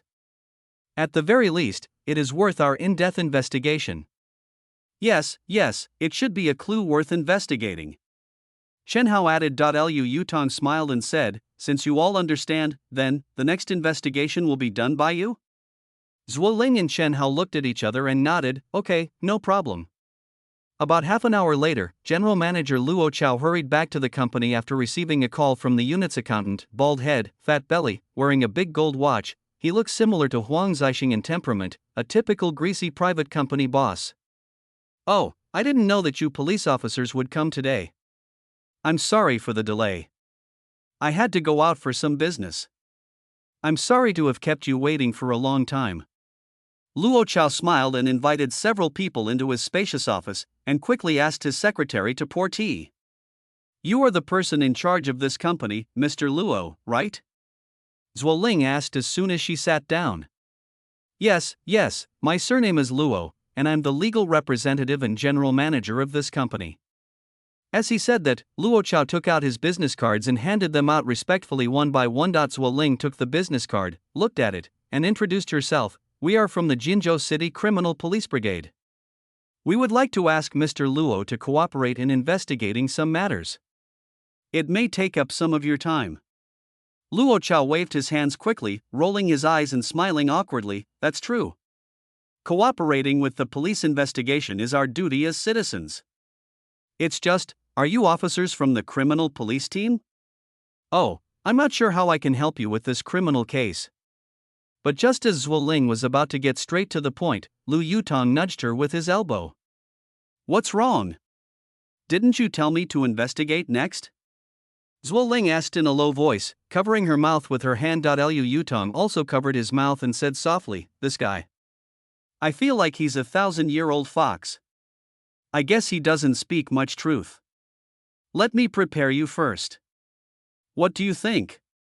Zhuo Ling glanced at Luo Chao's fake smile and nodded, "Okay. Mr. Luo, right?" Lu Yutong stood up and walked to his large desk, then sat down across from him. "Before the police begin questioning, I want to remind you that you'd better tell the truth and don't beat around the bush. This will save everyone's time." Luo Chao was startled when he heard this, and then hurriedly handed over a cigarette. "Of course. I, Luo Chao, have always been honest in doing business, otherwise the company would not have been open for so many years. I am the same as a person. Officers can rest assured on this point. I will tell the truth and cooperate with you fully." Lu Yutong took the cigarette, but waved his hand to refuse the light offered by the other party. "You said you just went out for business?" Yes. I just contacted a pharmaceutical company, and I wanted to strive for the distribution rights of some of their drugs, so I invited their business manager to have lunch at noon. Although it was just a meal at a nearby Cantonese restaurant, I had to chat with them for several hours because it involved the key stage of the business. So I kept you waiting for a long time, sorry." "Really?" Lu Yutong chuckled and took out his lighter to light a cigarette. Seeing Lu Yutong light up the cigarette, Luo Chao dared to light a cigarette for himself. "These business social events happen almost every day, it's normal, there's nothing to hide from the officers, hee." Lu Yutong crossed his legs and swayed, blowing out a wisp of smoke from his face. "But you lied when you came here. How can we believe that you are an honest person? This young, no, officer, what do you mean by that?" Lu Yutong stared at Luo Chao's face expressionlessly and said calmly, "The collar of your shirt exposed from inside your coat is higher on one side and lower on the other. This means that your shirt is not buttoned properly and you must have put it on in a hurry. There are 2 small scratches behind your left ear. Judging from the shape of the scratches, they should have been made by fingernails, and judging from the subcutaneous bruises that have not yet faded, you must have been scratched today. Also, you have a faint fragrance coming from your body, which is composed of 2 scents. One is the smell of the white tea fragrance most commonly used in hotel lobbies, and the other is the smell of women's perfume." After saying this, the fake smile on Luo Chao's face froze. He was seen staring at the young man in front of him who was not wearing a police uniform and had messy hair, holding a cigarette in his mouth, without saying a word for a long time, but at this moment, his heart was in turmoil. He thought to himself that he had been in the business world for decades and had seen countless people, but he had never met anyone with such terrifying insight. Lu Yutong flicked the ash off his cigarette and said with a smile, "Why, Mr. Luo just discussed business in the hotel? Didn't he say it was in some Cantonese restaurant nearby? And he even took off his clothes and got tickled? TSK, I've never heard of such an unrestrained way of discussing business. Well, that's amazing, 10 points." After a pause, Lu Yutong pouted at Luo Chao and said, "Also, your cigarette ash fell into your crotch." Luo Chao slowly pressed the cigarette into the ashtray, but ignored the ash on his crotch. After staring at the ashtray for a long time, he suddenly shook his head and said with a wry smile, "I'm convinced by you. It seems that our Jinzhou criminal police are still quite capable." Lu Yutong stretched himself and said, "Come on, try to quibble." No, explain why you lied as soon as you got here? Luo Chao nodded heavily. Okay, I'll tell you. Actually, I didn't go to meet a client just now, but. Yes, just as you said, I went to the hotel, too. Hee, you should know what I was going to do, we are all men. It's just that I definitely can't say this kind of thing openly, so I made up a lie. I had no choice but to do it, not on purpose, you should understand. Lying for a romantic affair? Yeah, I understand. Lu Yutong stood up and tapped the table a few times. I still say that you'd better answer the police's questions truthfully. Don't try to deceive the police with your so-called smart business mind. Do you understand? Luo Chao swallowed, and for the first time, a hint of restraint appeared on his face. I understand. Lu Yutong pointed to a large sofa in the office and said, I'm taking a nap on that sofa now. If you bother me to expose your lies again, even if you only bother me to say half a sentence, then we can go back to the criminal police team and talk again, okay? Luo Chao glanced at the sofa and nodded like a chicken pecking at rice. Oh, okay. Okay, you start. Lu Yutong nodded to Zhuo Ling, then actually fell headfirst onto the sofa, straight and stiff, as if he had suddenly died.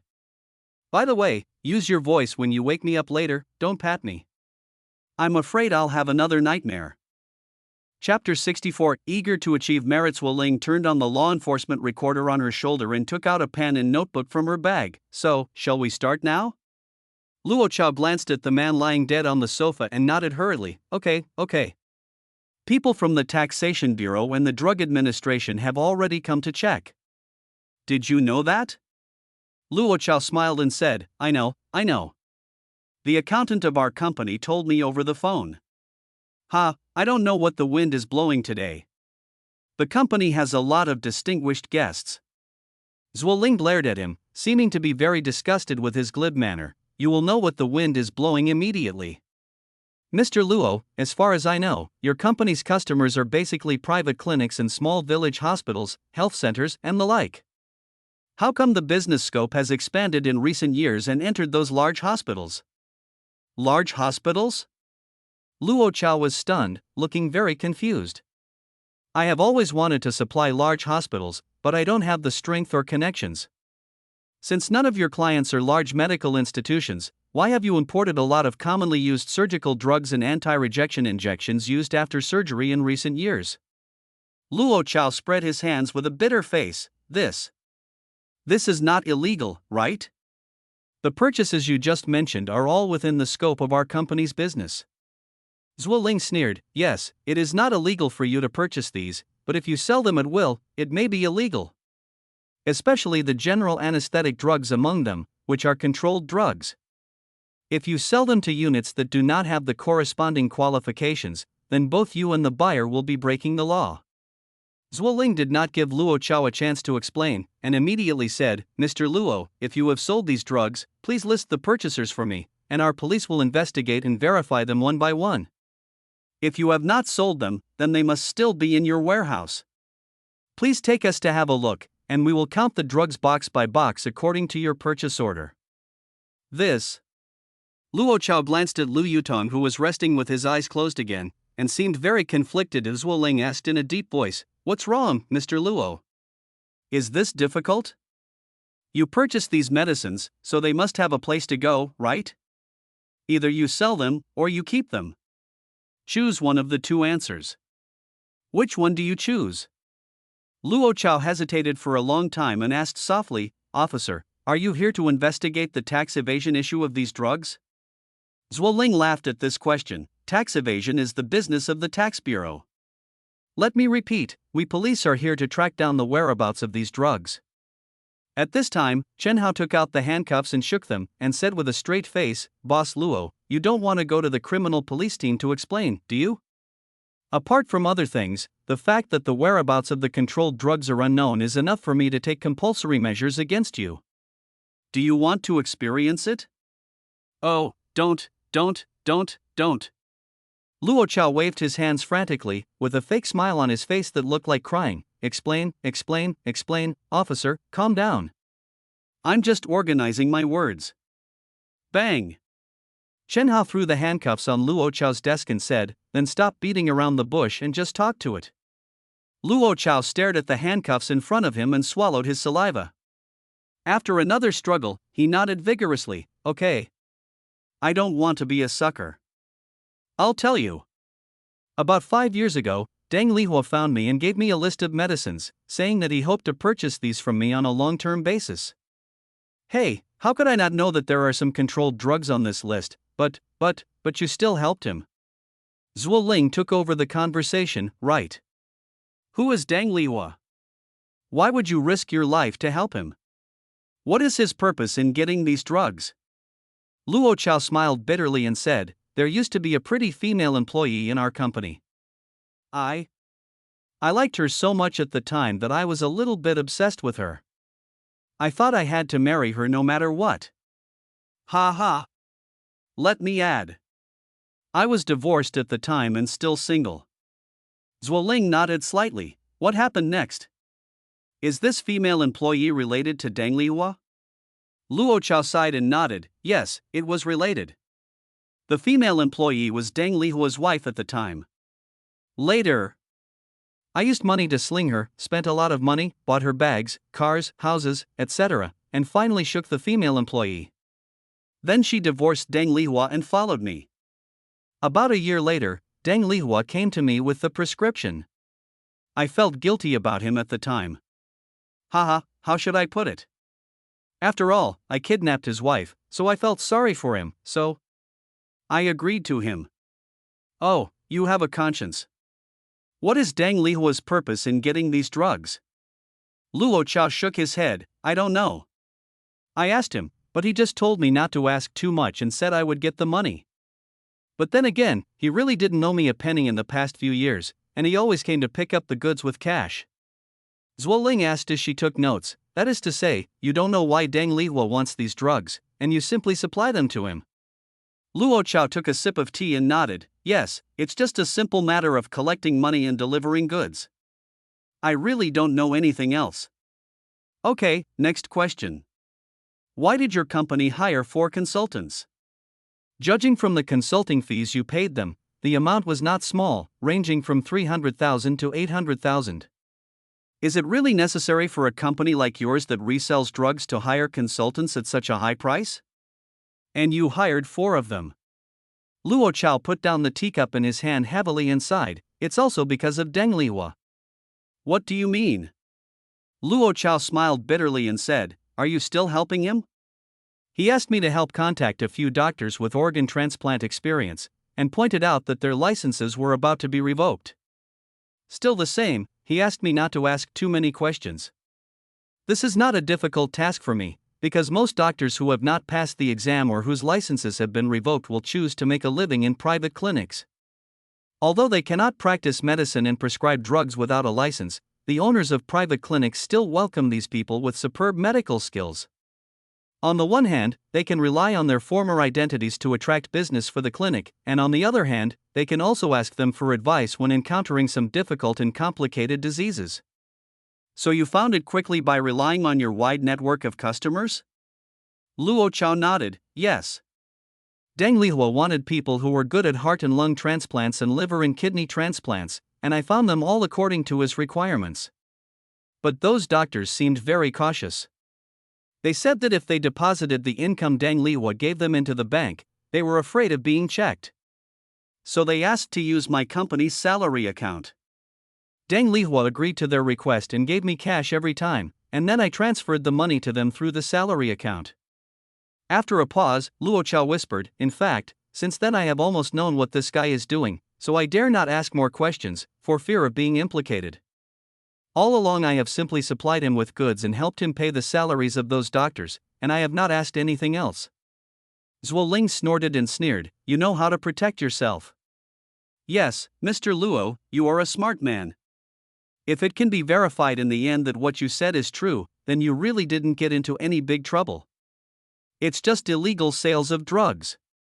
Luo Chao heaved a sigh of relief when he heard this. That's good, that's good." But Zhuo Ling suddenly changed the subject. "But if Deng Lihua committed a serious crime with the drugs you illegally sold him, then you'll be in trouble. Also, if the doctors you paid did something that cost them their lives, then you'll be suspected of being the mastermind behind it. Oh, what shall I do? Zhuo Ling said slowly, but if it can be proven in the end that you really didn't know what they were doing, then your crime will be much lighter. And if you actively assist the police in investigating this case and make significant contributions, maybe in the end you will only be given a suspended sentence or be executed outside prison. I will definitely cooperate with you with all my strength. I will definitely cooperate with you with all my strength. Luo Chao shouted excitedly as Zhuo Ling shrugged. So if the police ask you to help catch this Deng Lihua now, what will you do? Luo Chao hurriedly took out his cell phone and shouted excitedly, I have a way. I can make a contribution. Chapter 65. None of them are fun. Strange. Luo Chao suddenly put down his phone. How? This guy turned off his phone? Luo Chao was not giving up and called again. It's really strange. He needed a batch of goods urgently and called me in the morning to urge him.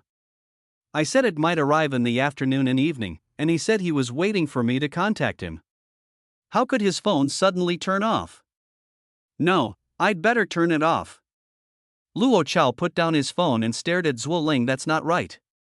Every time I see him, this guy always has a power bank in his hand. How can he turn off his phone in broad daylight? Boss Luo, I have something to ask you. Lu Yutong opened his eyes without knowing when. Now that I think about it, an accountant in the finance department seems to have a very special status in your company. It seems that all the employees in your company are very respectful to her. If I'm not mistaken, it's the boss's wife? Luo Chao nodded dully. Yes, my wife is the accountant of the company. Is that Deng Lihua's ex-wife? Luo Chao's eyes twitched and he nodded again. Yes. Lu Yutong sat up and stretched his body. That's it. Your wife must have told Deng Lihua about the police investigation at the company. I guess, well, this time they've alerted the enemy. What? Luo Chao was furious. That bastard. Isn't this delaying my achievement? Lu Yutong said with a wicked smile, it seems that your wife still has feelings for her ex-husband. Are you sure they don't have any lingering feelings for each other? Bitch.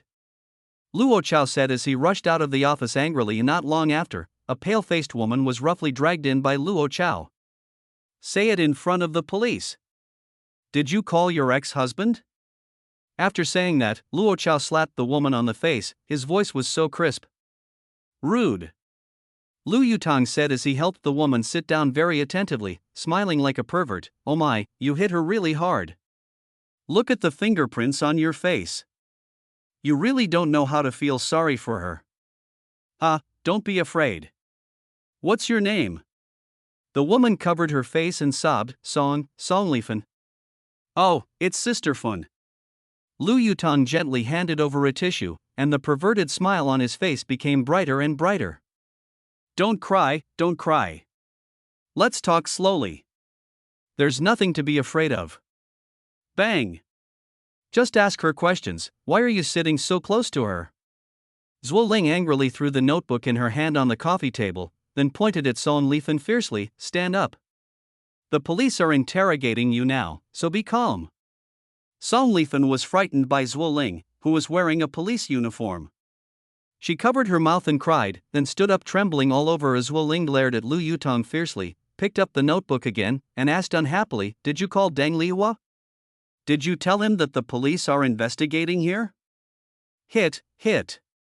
Song Lifen seemed very at a loss. Why tell him? When asked this question, Song Lifen covered her mouth and cried even harder. Lao Luo and I can feel that he must have done something illegal outside these years. I saw that you police have investigated here, and I was worried about him, so I told him to be careful, you cheap thing. Luo Chao roared and grabbed her hair, raising his hand to hit her. Tell me what I've done to you over the years. Tell me what I've done to your ex-husband.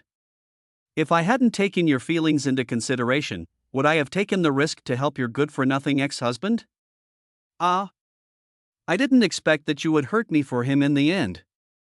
Are you happy that I can't accomplish anything meritorious now? Are you still worried about him? Tell me. Do you often tell me about what's going on with him? I didn't mean to hurt you. I really don't know what meritorious service or not is. Song Lifan was crying. You bitch. That's enough. Chen Hao stepped forward and grabbed Luo Chao's hand that was about to pull away. Your behavior is affecting the police's handling of the case. I advise you to restrain yourself, otherwise I will immediately take compulsory measures against you. Humph. Luo Chao finally let go of his hand, sat back in his boss chair angrily, and smoked silently. What time did you call Deng Lihua? Zhuo Ling asked. Song Lifan took out her phone and looked at it, then replied, around 2 o'clock, when you were checking the accounts. Zhuo Ling looked at her watch. It was 5 o'clock. Then she looked at Lu Yutong blankly. What should I do? It's been 3 hours. If Deng Lihua wanted to escape, he would be very far away. He will definitely escape. Lu Yutong said confidently, TSK, this is troublesome. It seems that the investigation progress will have to slow down. What should I do now? Seeing that Lu Yutong frowned and didn't answer, Chen Hao said, what else can we do? We can use the traditional method. First, we will check the last location where Deng Lihua's cell phone signal disappeared, and then retrieve the surveillance footage nearby to study it slowly. At the same time, we will go to Deng Lihua's residence to see if there are any clues that can help the case continue. Zhuo Ling hesitated for a moment and nodded. This is the only way for now. So, you go and check according to what you just said, and Lu Yutong and I will think of a solution here. Okay. Chen Hao put on his police hat, asked Song Lifan for Deng Lihua's address, and then left in a hurry. After this, the huge office fell into silence. Zhuo Ling stared at the crying Song Lifan with resentment in her eyes, as if blaming this materialistic woman for ruining the situation. Luo Chao, who missed the opportunity to make meritorious service, looked extremely upset and aggrieved. He smoked one cigarette after another, filling the office with smoke. Lu Yutong, like Zhuo Ling, was also staring at Song Lifan, but unlike Zhuo Ling's purely complaining look, Lu Yutong seemed to be analyzing something. After a long while, Song Lifan gradually stopped sobbing and asked softly, what does meritorious service mean? Lu Yutong immediately replied, it's like this. If Deng Lihua really committed a serious crime outside, then Mr. Luo would definitely be implicated. He can't escape jail, it's just a matter of a few years. But if you hadn't tipped off Deng Lihua just now, then Mr. Luo would have helped the police catch him. In this way, Mr. Luo would have made meritorious contributions, which would affect his future sentencing. Maybe, he wouldn't have to go to jail, or get a suspended sentence or serve his sentence outside prison. If I had known this would happen, I would never have harmed Lao Luo. Song Lifan started crying again. Lu Yutong observed her meaningfully for a moment, then smiled and said, it's never too late to mend the fence after the sheep have been lost. If you can help our police catch him, it will be considered a meritorious service, and it will also help reduce Mr. Luo's sentence. Song Lifan looked back at Luo Chao with tears in her eyes, then took a deep breath and wiped away her tears fiercely as if she had made a great decision. Okay, in order to help Lao Luo reduce his sentence, I'll tell you. In fact, Deng Lihua has another residence that he never tells anyone about. Never mentioned it to anyone else? Then how did you know? Song Lifan lowered her eyes and said softly, that's where he and I secretly did that over the years. Oh. Lu Yutong suddenly realized Luo Chao, however, did not get angry again. He just smiled miserably and said, I just said you were a bitch, but actually I am a bitch myself. I put a lot of effort into pursuing you, and I also tried my best to help that guy because of your relationship as husband and wife. In the end, it was all in vain. Humph, I ruined myself. Lu Yutong waved his hand. Boss Luo, don't think like that. Song Lifan took the initiative to speak out about this today in order to reduce your sentence. This shows that she still cares about you the most. Otherwise, she could have just kept silent and watched you go to jail, right?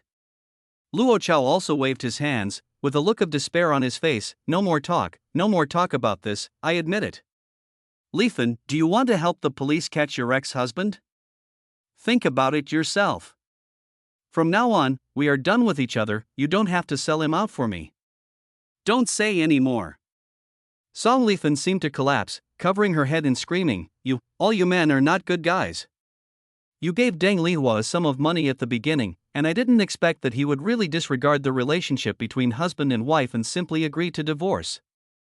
And he has been pestering me for these years just to use me to get what he wants from you. And you, do you think I don't know that you have been messing around outside these years?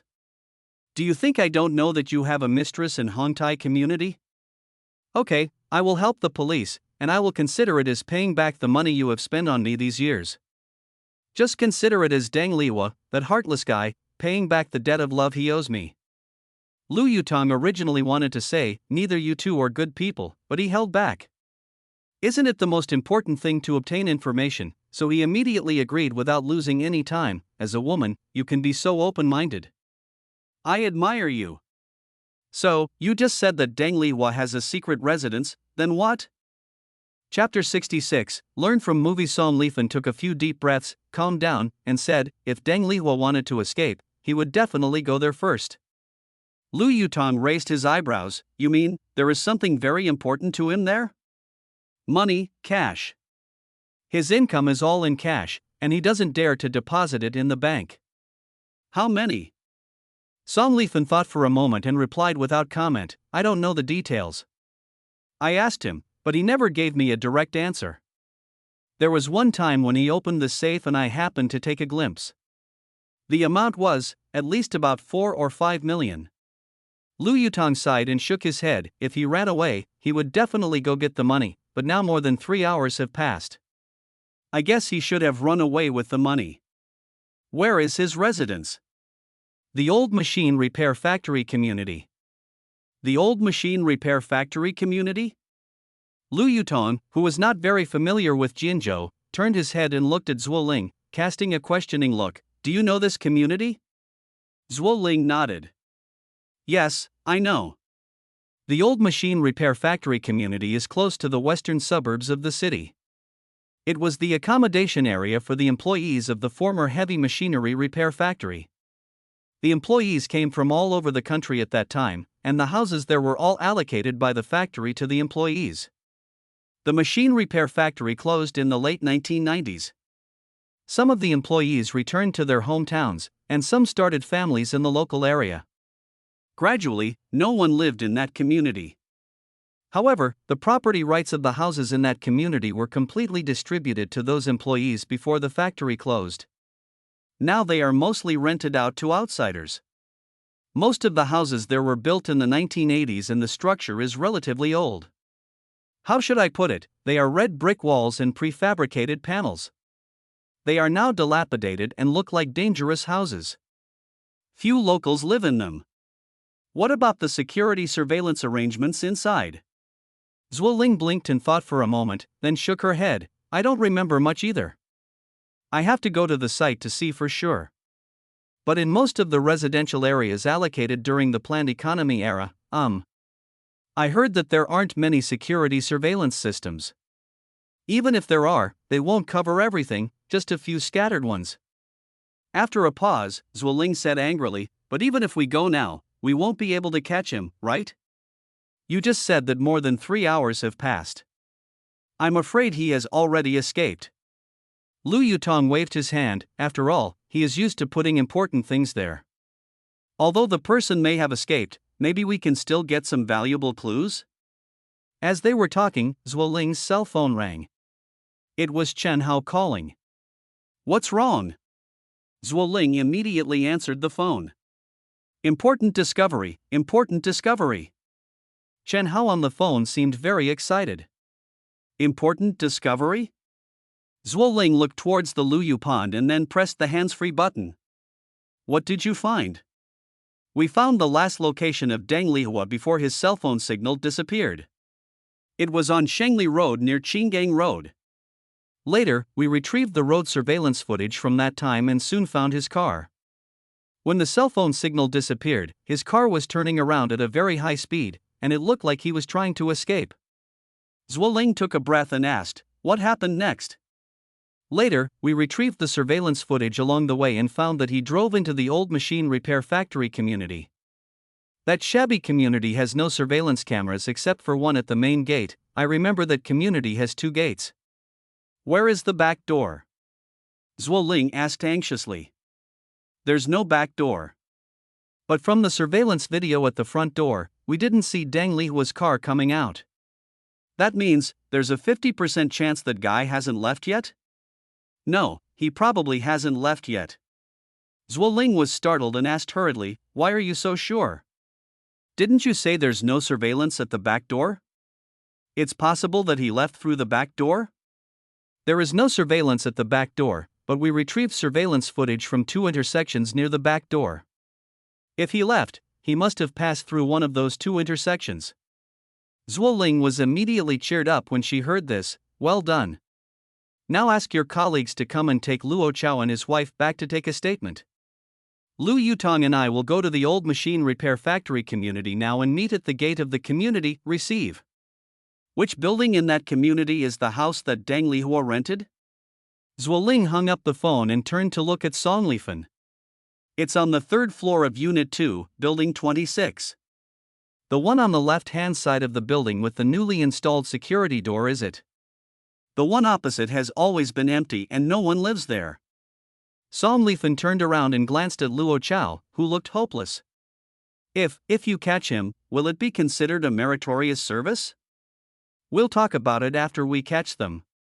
But, no matter whether you have made major contributions or not, you still have to go through the judicial process as accomplices. Before that, you just stay in the detention center honestly. After saying that, Zhuo Ling handcuffed Luo Chao and Song Lifan, a pair of perfect couple, to the guardrails of the 2 floor-to-ceiling windows of the office, and then hurried to the old machine repair factory area with Lu Yutong. With sirens blaring, Zhuo Ling drove the police car through red lights all the way and arrived at the main entrance of the old machine repair factory community more than 20 minutes later. Not long after, Chen Hao also arrived in a police car. After finding Building 26, Chen Hao immediately recognized the white car parked in front of the building, and was even more certain that Deng Lihua had not escaped. So Chen Hao took the lead, and the 3 of them entered the dark stairwell one after another. After tiptoeing to the security door on the 3rd floor, Chen Hao raised his hand to knock on the door. Slow down. Lu Yutong shouted softly. What's wrong? Chen Hao turned around and looked at him blankly. Do you have guns? Zhuo Ling patted the holster on his waist and shook his head. It's empty. I haven't been back to the unit and I didn't bring it with me. I brought it, Chen Hao said as he pulled out a black pistol from his holster. Hey, your police force's equipment is pretty good. Is this a Glock 23 9mm pistol? Huh? You know about guns too? Lu Yutong grinned and said, I learned it from the movies. At this time, veins on Zhuo Ling's forehead were throbbing. He pushed Chen Hao unhappily and shouted softly, Are you two here to chat or to arrest someone? Ah, right. Lu Yutong pointed at the security door and said, Chen Hao, after all, this is a vicious case involving multiple lives, so it is possible that this guy is a desperate criminal. I don't know what he has on hand. Otherwise, we should be cautious and use tactics to open the door? Upon hearing this, Chen Hao immediately aimed his gun at the crack in the door with both hands. Understood. Knock on the door, and as long as this guy pushes the door open a crack, you forcefully pull the door open, and leave the rest to me. Lu Yutong nodded, gently grasped the door handle, and then looked at Chen Hao again. Are you ready? Chen Hao held the pistol tightly and nodded heavily. Ready, strike. Stupid, the safety on your gun is not on. What the hell? Chen Hao tilted his head to look at the gun in his hand, then pushed the safety open with his thumb. Oh, it's not fired yet. I'm a little nervous. Hey, you're awesome. You know all this. I learned it from the movies. Zhuo Ling covered her face with her hands. Okay, we're chatting again. You won't stop until you alert the people inside, right? Okay, let's start now. Chen Hao, get ready. Lu Yutong said as he held the door handle tightly with his right hand and slowly raised his left hand to knock on the door. Chen Hao held his breath and focused on the gap in the door. Boom. Boom boom. Chapter 67, almost died after several knocks on the door. The 3 of them held their breath and listened attentively, but there was no movement from inside the door. Lu Yutong and Chen Hao looked at each other and knocked on the door again. Boom, boom, boom. Half a minute passed and still no one answered. Not here? Zhuo Ling asked. Chen Hao remained highly focused, holding the gun with both hands and aiming at the crack in the door. Impossible, his car is parked downstairs, and the surveillance also shows that he has never left this community. Could it be that he is not at home, but somewhere else in the community? Shoo! Lu Yutong made a gesture to keep quiet, put his ear to the door and listened. Then he lay on the ground and looked inside through the crack at the bottom of the door. Zhuo Ling, knock on the door hard. Good. Bang, bang, bang. Bang, bang. How about it? Lu Yutong, who was lying on the ground, shook his head. No movement, no one came in. You're really not here? That's strange. Where can it go? Lu Yutong stood up and clapped his hands, but his eyes were searching Zhuo Ling's hair. What are you looking at? Zhuo Ling touched her head and seemed to realize something. Oh. I know what you want to do. Sorry, I'm not wearing a hairpin today. Issuing cards? What's the purpose of issuing cards? Chen Hao looked confused. Zhuo Ling patted Lu Yutong on the shoulder and said, "This guy has a lot of skills. Last time at Xintai Garden Community, he showed me how to open a door with a hairpin. Maybe next time he can show me how to break a rock with his chest." TSK. He wasted a good hairpin of mine, which cost more than 2,000 yuan. Lu Yutong smiled bitterly and said, "No wonder you didn't wear a hairpin when you went out today. I guess you were on guard against me. How about a vernier caliper? I sometimes use it to measure evidence. I have one in my police car." Chen Hao suddenly asked. Zhuo Ling rolled her eyes. "Use your brain, how can you use a vernier caliper that big?" No, he just used his brain to think of the vernier caliper. Lu Yutong touched the keyhole of the anti-theft door. The depth gauge pushed out by the vernier caliper is thin and narrow, just right to fit into the keyhole. I'll get it. Chen Hao put away the gun, turned around and ran down the stairs. Soon, Chen Hao rushed back with a stainless steel vernier caliper. Lu Yutong took it, pushed out the depth gauge, and slowly inserted it into the keyhole. Next, Lu Yutong was seen moving the door handle up and down with his left hand from time to time, and moving the vernier caliper in his right hand back and forth to adjust the position. After a while, a click sound was heard, and the door handle was completely pulled down. The door lock is opened. At this time, Chen Hao pulled out his pistol again and quickly aimed at the crack in the door. After taking a deep breath, he nodded and said, "Open." Then, accompanied by a slight creaking sound, the security door was slowly opened by Lu Yutong. There's no one behind the door. Chen Hao walked in first with a gun. No one in the living room. Chen Hao's voice came from inside. "I'm going to check those 2 rooms now." Lu Yutong and Zhuo Ling tiptoed in. It was a small living room with the curtains drawn tightly and the light was very dim. Bedroom, no one. At this time Chen Hao walked out of a room, holding a gun in his right hand and slowly approaching another door. Then he leaned against the door and pushed it open with his left hand. He looked inside through the crack for a moment before pushing the door open and walking in. Not long after, Chen Hao walked out of that room and shook his head with a disappointed look. There's still no one in the other bedroom. Don't look for it anymore, Lu Yutong suddenly said. He stared coldly at the kitchen door with a serious expression. The person is there. Where? Zhuo Ling and Chen Hao followed Lu Yutong's gaze and saw a foot sticking out from the ground inside the kitchen door. Judging from the fact that the heel was pointing upwards, it was certain that there was a person lying on the ground behind the door. Don't go over there yet. Chen Hao immediately aimed the gun in his hand at the kitchen door, then slowly approached. Let me go and take a look first.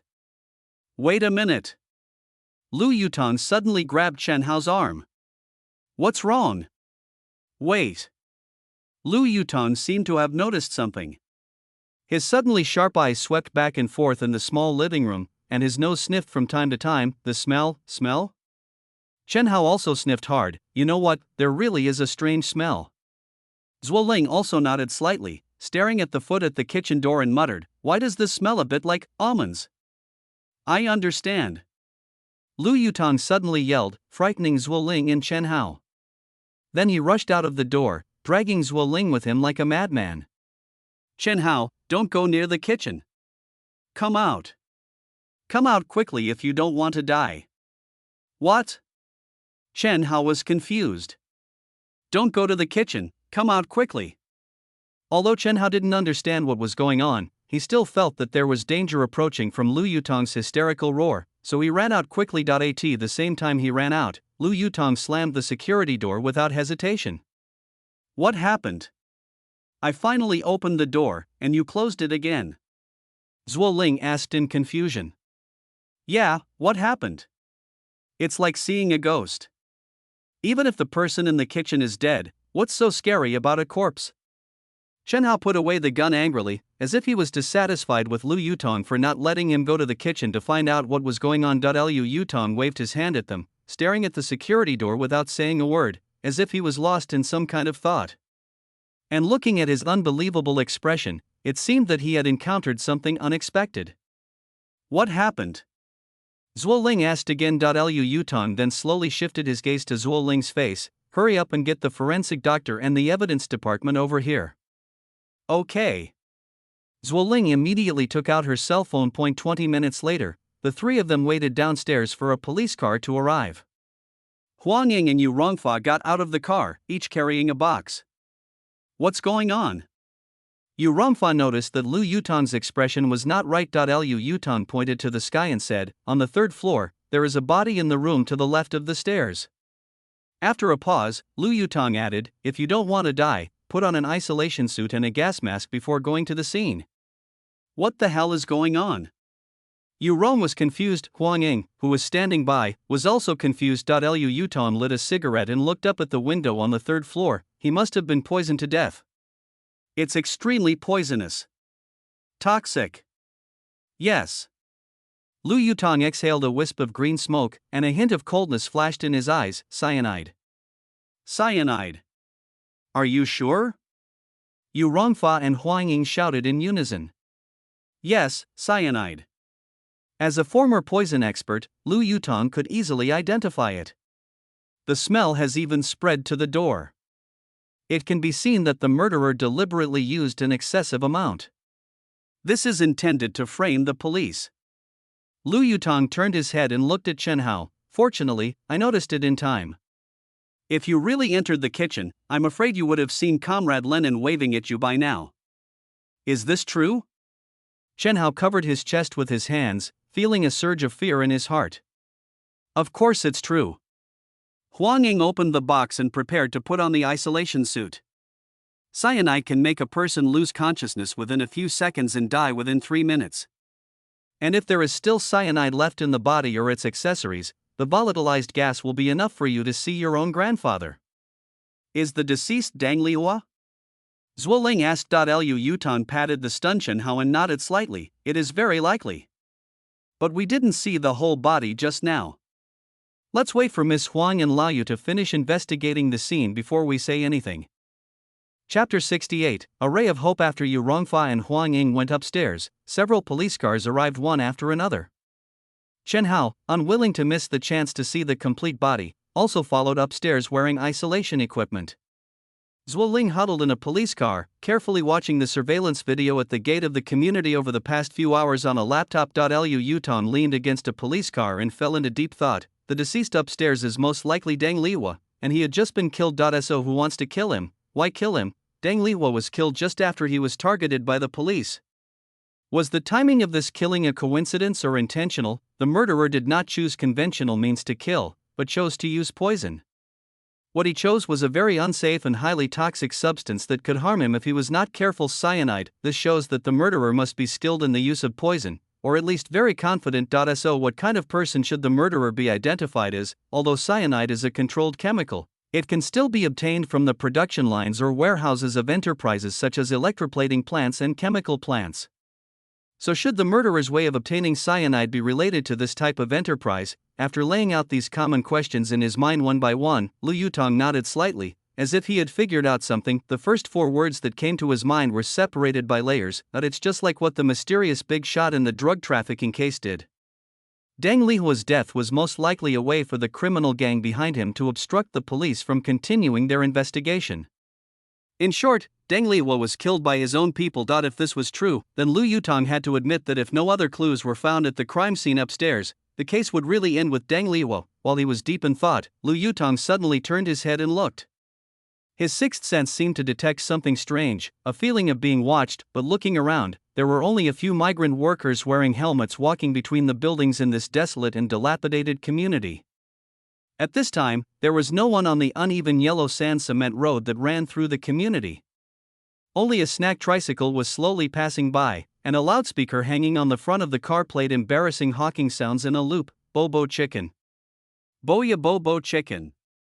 Bobo chicken for 1 yuan a skewer. About an hour later, Huang Ying went downstairs first, followed by several policemen who were also wearing isolation suits and carrying a heavy body bag. After spraying his whole body with bleach solution, Huang Ying took off his isolation suit and gas mask, and walked towards the Luyu pond with a tired face. What's the situation? Lu Yutong asked. Huang Ying smiled bitterly and said, "It's just as you said. The murderer used the body as bait to frame the police. If we approach the body without any preparation, someone will die. You saved Chen Hao's life." After a pause, Huang Ying took out a thermos from the police car and drank some water, then continued, "The deceased is Deng Lihua." A wallet with an ID card was found on the body. There was also a towel next to the body. There was a little white powder in the lips and nostrils of the deceased. It can be inferred that the murderer sprinkled cyanide crystal powder on a towel and then covered the victim's mouth and nose. The victim should have lost consciousness instantly. So the murderer you mentioned used the body as bait to frame, yes. Huang Ying immediately took over the conversation. The murderer was deliberately trying to harm the police. He deliberately sprinkled some cyanide powder around the body, and then poured a little water on it. This way, the cyanide is in a state of continuous volatility. If you enter the kitchen without a gas mask, you will definitely die. As they were talking, Yu Rongfa and Chen Hao also came down, so Huang Ying left first, saying that she had to hurry back to do the autopsy. The dead person is really Deng Lihua. Chen Hao took off his isolation suit and said in annoyance. Lu Yutong ignored him and looked at Yu Rongfa. "What's the situation at the scene?" Yu Rongfa sighed and said, "There were no obvious signs of a fight in the victim's home. It is speculated that someone must have covered his mouth and nose from behind, or someone familiar attacked him suddenly, so the victim was completely unprepared." A safe was found in the victim's bedroom. It was opened when it was discovered, and it was empty. What about fingerprints? Yu Rongfa shook his head. "Forget about the fingerprints in the house. As long as there are people living in the house, there will be many kinds of fingerprints. In addition to the deceased's own, there may be fingerprints left by previous visitors. We have to slowly extract and identify them. There is no rush. I only extracted the fingerprints on the safe door and sent them back to enter the fingerprint database for comparison." After a pause, Yu Rongfa continued, "Don't hold your hopes too high. Since the murderer dared to use cyanide to commit the crime, I guess he must have worn gloves. After all, cyanide can be absorbed through the skin, and the poisoner should be aware of this." Lu Yutong nodded slightly. "I think so too." "Then, are there any other discoveries?" "Basically nothing. I mean, there are basically no clues that can help advance the case. The furnishings in the deceased's home are very simple. There is no computer or any paper materials. Even a mobile phone was not found. It is estimated that it was taken away by the murderer." After saying that, Yu Rongfa put on his gloves again, called 2 assistants together, and prepared to check Deng Lihua's car. This time, Zhuo Ling came out of the police car holding a laptop and said, "I just watched the surveillance video of people entering and leaving this community in the past few hours. It's useless." Lu Yutong waved her hand to interrupt her. "The murderer must know that this community only has surveillance cameras at the gate. If I want to avoid having my facial features captured by the camera, I will choose to enter the community by car. Then let me ask you, even if you suspect this car, even if you find the driver of this car, and the driver insists that he was the only one in the car at the time, what should you do? You don't have evidence to refute it, right? To put it bluntly, it is difficult for us to identify a suspect vehicle or person without surveillance footage of entering and leaving this building. Then I will check all the vehicles that entered the community in the past few hours and ask them one by one what their purpose was at the time. After all, this community is very deserted. In the surveillance video of the past few hours, there were only about 50 cars entering the community. It is not too much work to check them one by one. Lu Yutong was so angry that he laughed. He patted his chest and said, "Well, if I am the driver of the vehicle you think is suspicious, you come and ask me questions." Upon hearing this, Zhuo Ling immediately frowned, as if he was being interrogated. "Okay, then let me ask you, what is your purpose in coming to this community?" Lu Yutong picked his nose and answered nonchalantly, "Just wandering around and investigating." Investigation?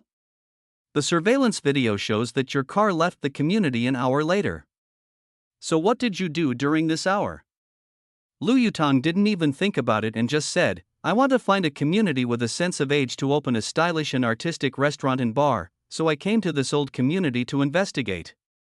Through observation, I found that most of the residents in this community are migrant workers, the sanitary conditions and supporting facilities are also very poor, and the greening is in a mess. These are somewhat different from the atmosphere I imagined, so I finally decided not to open here. Zhuo Ling was speechless. Lu Yutong grinned and said, "I can come up with 10 more reasonable excuses like this." How should you respond? Hey! Zhuo Ling hung his head, looking listless. "So how do we investigate further now?" "Yes, how can I check it?" Lu Yutong replied casually, but glanced at the car that Yu Rongfa had opened with technical means. "Huh. What's wrong?" "Wait a minute." As he said that, Lu Yutong rushed over and got into Deng Lihua's car, which scared Yu Rongfa. "Oh my god, you stepped on my foot, what are you going to do?" Lu Yutong pointed at the rearview mirror and said, "Look, old Yu, I didn't expect that this junky car that looks like it's about to be scrapped would have this thing installed on it." Yu Rongfa poked his head into the car and immediately grinned. "Dashcam. You kid, there's more to check." "Yoshi." Lu Yutong rubbed his hands and took out the memory card of the dashcam. "I'm really at the end of my rope." You take over the next sentence. Hua Luming and Dark is another village? Great. I give you 10 points. Please keep this syphilitic away from me, thank you. Chapter 69. The man behind the scenes. Oh, what did you discover? Why are you so happy? Looking at Lu Yutong, who was running towards her with a smile, Zhuo Ling's big eyes flickered with doubt. Quick, give me the laptop. Ah, okay. Not knowing what was going on, Zhuo Ling quickly opened the police car and took out the computer. After taking the computer, Lu Yutong impatiently inserted the memory card into the card reader. At this time, Chen Hao, who was helping to seal off the scene, raised the phone in his hand and shouted, "Zhuo Ling, why don't you answer the phone?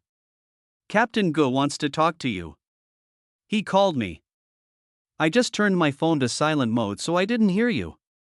Here you come." Zhuo Ling ran over reluctantly. This time, Lu Yutong, who had just opened the storage card directory on the computer, frowned. There should be many folders with dates as file names under the storage directory of a general driving recorder, and each folder will contain video files generated during the time period when the driving recorder was turned on that day, but the directory of this memory card was empty, without any folders, only a lonely ordinary text document there. What's going on? Did Deng Lihua install a dashcam just for decoration and never turn it on and use it? Lu Yutong hesitated and moved the mouse to the text and double-clicked to open it, but when this text file was opened, Lu Yutong's pupils suddenly shrank. There were only a few words preserved in this equally empty text. "The only one who can judge me is that tower." Guan Jinglin. Lu Yutong almost shouted out loud. Could it be that the mastermind behind this human organ trafficking case is Guan Jinglin, who was once as powerful as an S-class special operative? In other words, Guan Jinglin was involved in this criminal gang. This is not strange, not strange.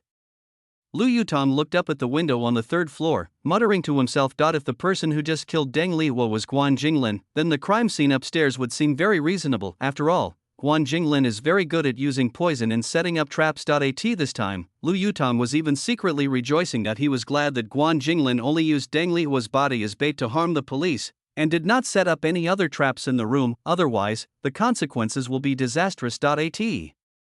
Least, Chen Hao, who rushed in first, must have been in great danger. Hello, what did you find out? Zhuo Ling, who had just answered the phone, walked over quickly. Lu Yutong quickly deleted the text and said with a wry smile, "There's nothing there, just a blank memory card." Nothing? What's the matter? Does your Captain Ge want to talk to you about something? Lu Yutong quickly changed the subject. Zhuo Ling rolled her eyes. He's still asking about the progress of the case. Captain Su has asked him several times. He keeps asking me to hurry up. It's so annoying. A case this big has to have a process of advancement.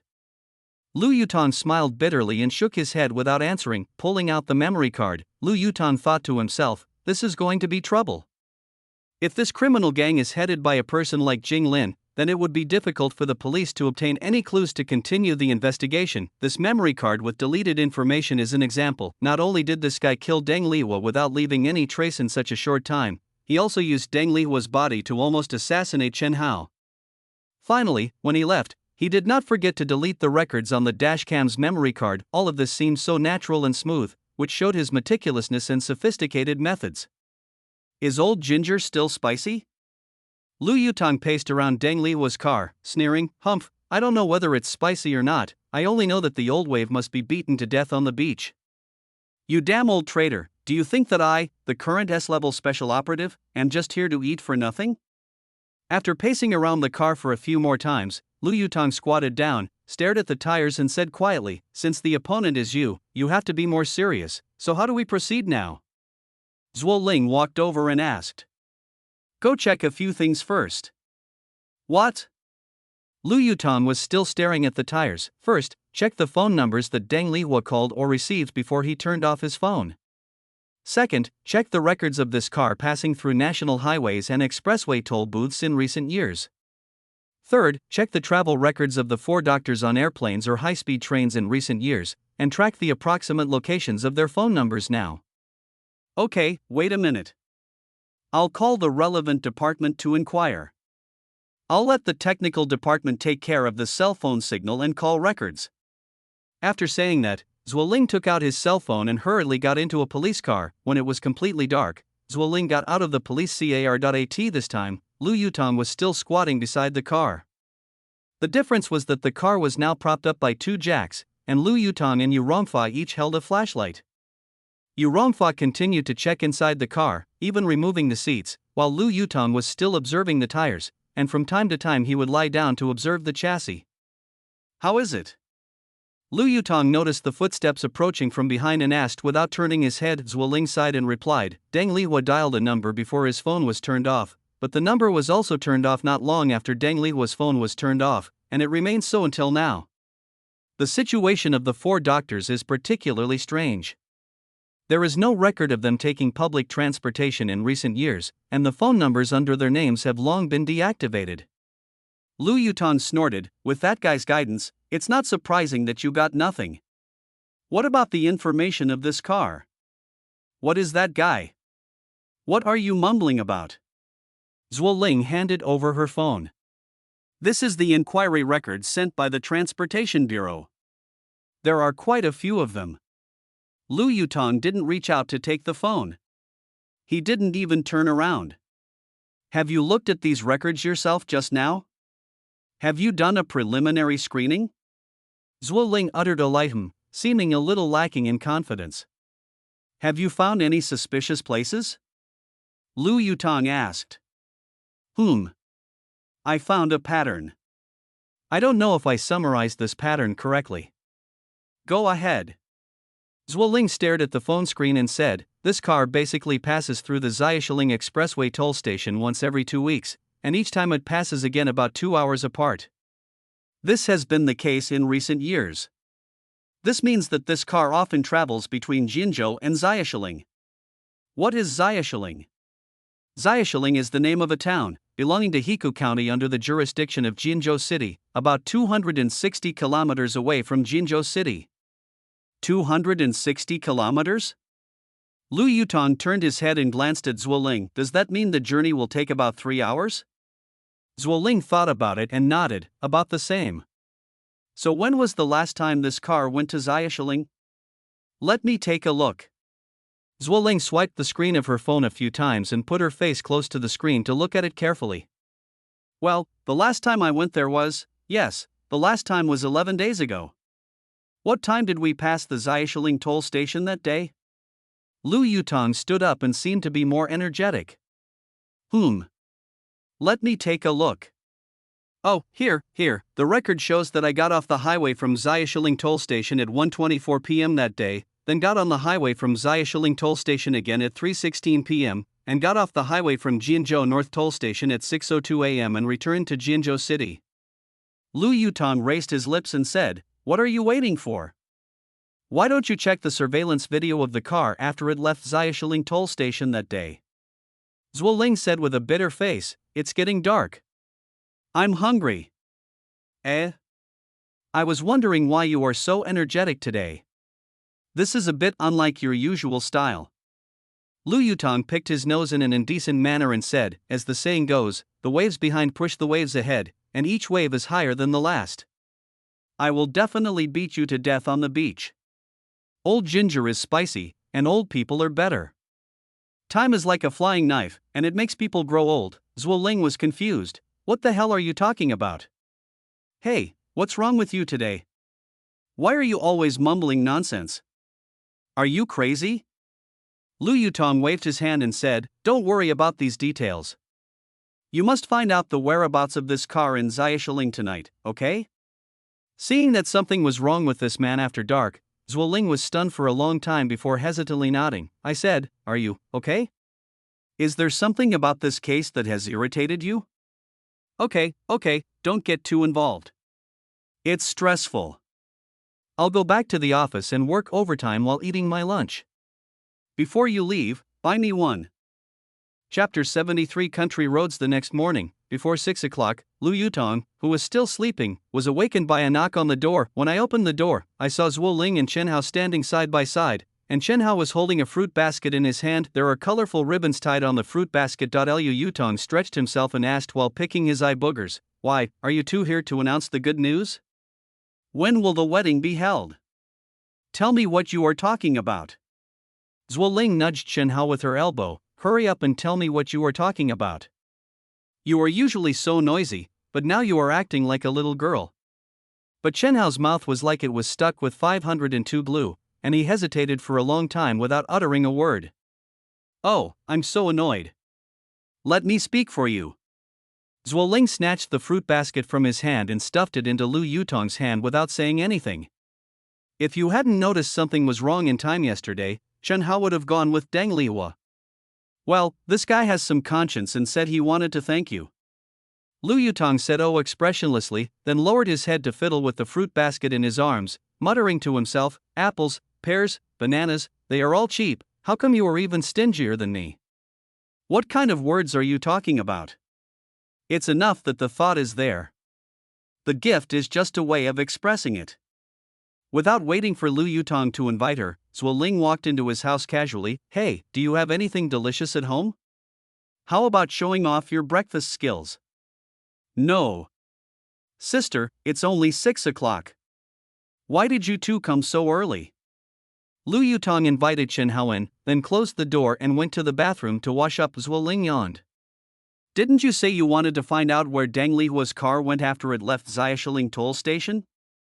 So last night, Chen Hao and I worked overtime at the company. We watched the surveillance video for most of the night, and then we both fell asleep on the table. How is it?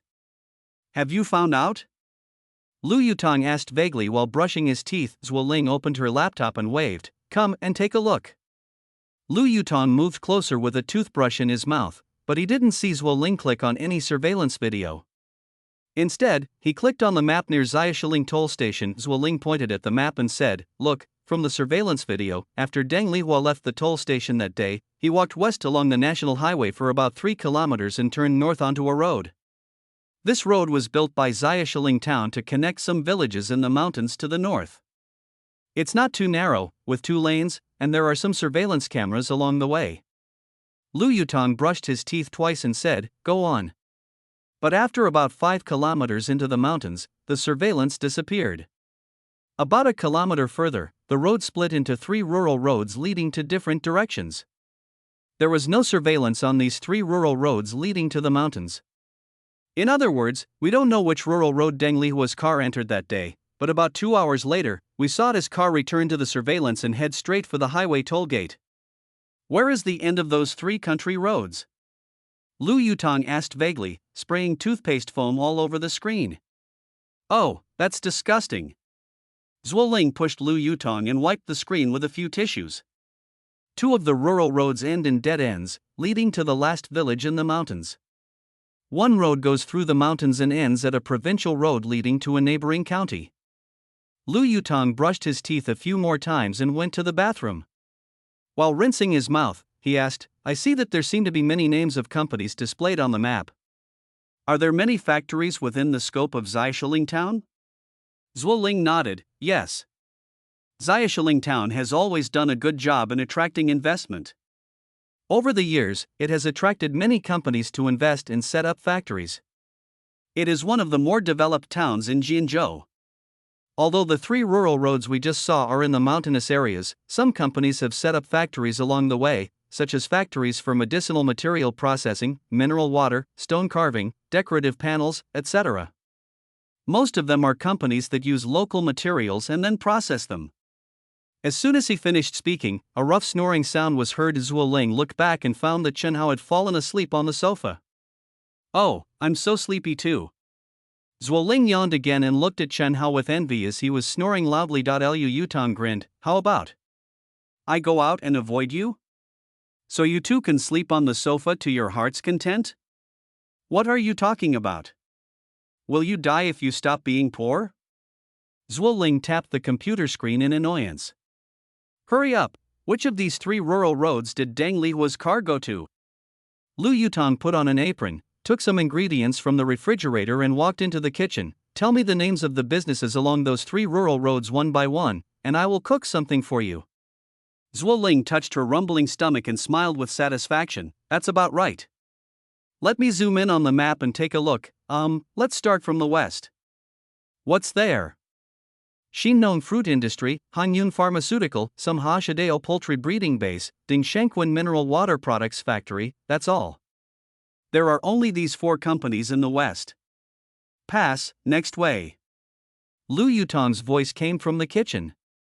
The one in the middle is Tiangong Stone Products Factory, Levi Decorative Panel Factory, Daok Sinuan Ceramic Crafts Factory, Weilog Furniture Factory, and Yusan Wooden Door Factory. Just these five. Pass. Zhuo Ling curled her lips and zoomed in on the map of the rural road in the east. This road in the east. Oh my, it's full of heavily polluting enterprises. Such as Juwei Construction Fine Stone Processing Plant, Juxia Commercial Concrete Mixing Plant, Xingxintan Mining, and Shangyu Electroplating Products Factory. Well, that's it. This time there was no pass sound coming from the kitchen, only the sizzling sound of the vegetables being put into the oil pan. Zhuo Ling thought Lu Yutong didn't hear her, so she shrugged, leaned back on the sofa, closed her eyes, and prepared to talk later. Not long after, Lu Yutong came out of the kitchen carrying 3 bowls of steaming hot noodles with stir-fried eel shreds and scallions, and greeted them gently. Come and eat it while it's hot, and talk while you eat. Okay. Zhuo Ling rushed to the dining table impatiently. Zhuo Ling thought that Lu Yutong would continue to invite Chen Hao to eat in this gentle way, but unexpectedly, Lu Yutong strode over and slapped Chen Hao on the forehead. Bang. Fuck. Chen Hao jumped up from the sofa, almost frightened to death. What are you doing? Have a meal. Oh. Chen Hao stood up and walked towards Lu Yutong's bedroom. Are you fucking sleepy? Why did you go to my room when I asked you to eat? Oh. Chen Hao, who was in a daze, followed the smell and walked towards the dining table. How did you fry the shredded eel? It smells so good. Zhuo Ling slurped the noodles and drank the soup without any girlish reserve. I just reported the names of the businesses along the 3 rural roads. Did you hear them clearly? Go check the road on the east side. Lu Yutong said casually. Why did you go to the east? Chen Hao finally came to his senses. Also, why is there the least amount of eel in my bowl? It's good enough that I gave it to you. You picked it out. Lu Yutong took a piece of food from Chen Hao's bowl and put it into Zhuo Ling's bowl, which made Zhuo Ling very happy. Why did we go to the east road? Because I found something in Deng Lihua's car last night. What? Chen Hao protected his bowl desperately. Lu Yutong put down his chopsticks, his face gradually darkening. Zhuo Ling just said that there is a construction fine stone processing factory, a commercial concrete factory, and an electroplating products factory on the road to the east, right? Chen Hao nodded blankly. Well, then what? Last night, I found fine stones used in the construction industry stuck in the tread patterns of all 4 of Deng Lihua's tires. There was also a lot of solidified splattered concrete on the chassis of his car. In addition, the cyanide used by the murderer to kill people is a necessary chemical product for the electroplating workshop production line. All 3 of these things are available on the road to the east, so isn't it the most reasonable for Deng Lihua's car to go to the road to the east? Zhuo Ling suddenly realized what was going on and clapped her hands, saying, I was wondering why you were squatting next to the car yesterday. You look like a mushroom in your brown coat. It turns out you found something. Right, that's right. Usually, roads with concrete plants and fine stone mining plants are extremely dirty. If the car passes by twice, the chassis must be splashed with dirt. Lu Yutong slurped a mouthful of noodles and said, Then let you guys sleep for the morning, and we'll go to Xiaoshiling in the afternoon? Shen Hao nodded, okay. Fuck you. Zhuo Ling slapped Shen Hao on the back of his head. Shen Hao almost choked to death on a mouthful of soup. Eat quickly, and we'll set off after you finish eating. Chapter 71. The feeling of 2 people. At this time, in an office of a certain company, a man in his early 40s was chewing a cigar with a worried look on his face. There is no time to lose, it is better to make a decision as soon as possible. A male assistant reminded in a low voice. The cigar man let out a light tsk and said with a dark face, Sir, is he too sensitive? The assistant took a deep breath and waved his hands repeatedly, saying, Boss, please don't say anything nonsense. No one has ever dared to question the gentleman over the years. He is the kind of person that we cannot speculate about. It is better to do what he says. The cigar man raised his head and sighed, helplessly saying, I know. How could I dare to provoke him, unless I don't want to live? But, we have been running so smoothly over the years, and every detail has been kept secret. And now Deng Lihua is dead. Do the police really have the ability to come here? The assistant nodded and said, The boss said he didn't feel well this time, so it's better to take those cooks and move them.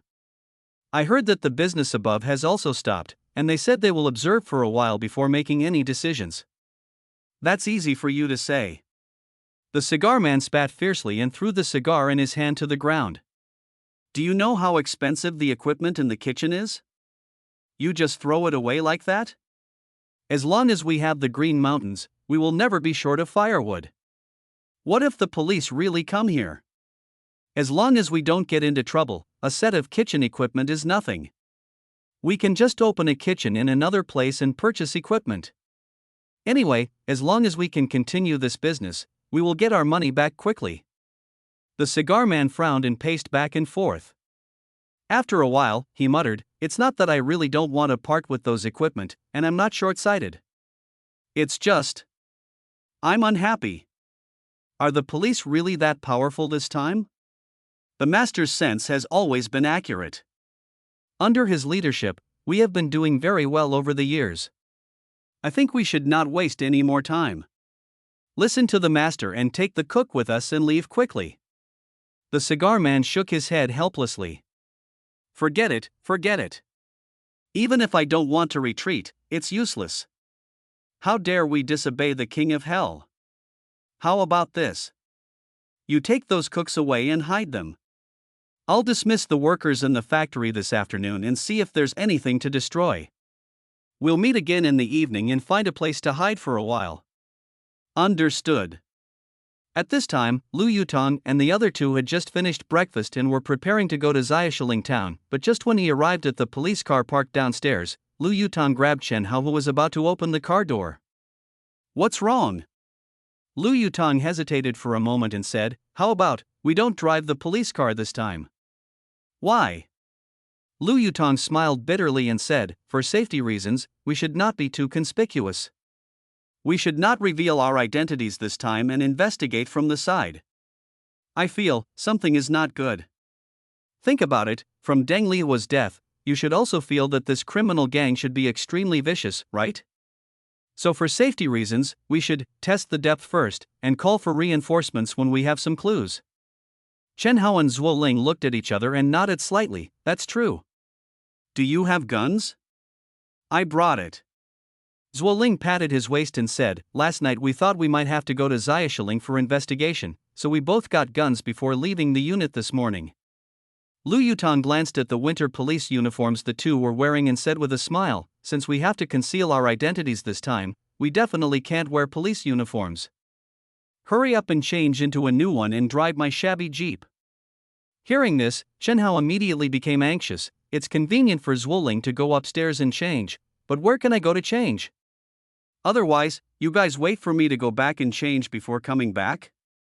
Zhuoling was immediately unhappy. "I don't have the patience to wait for you. Hey, just go to Lu Yutong's house and find something to change into." You are all men, it's not a big deal. So 10 minutes later, the three of them came down from upstairs again. Zhuoling changed into a puffy off-white long bubble-down jacket, wore a furry cat ear hat on her head, and wore a pair of snow boots that looked very soft on her feet. With this outfit, she looks like a cute and pretentious girl.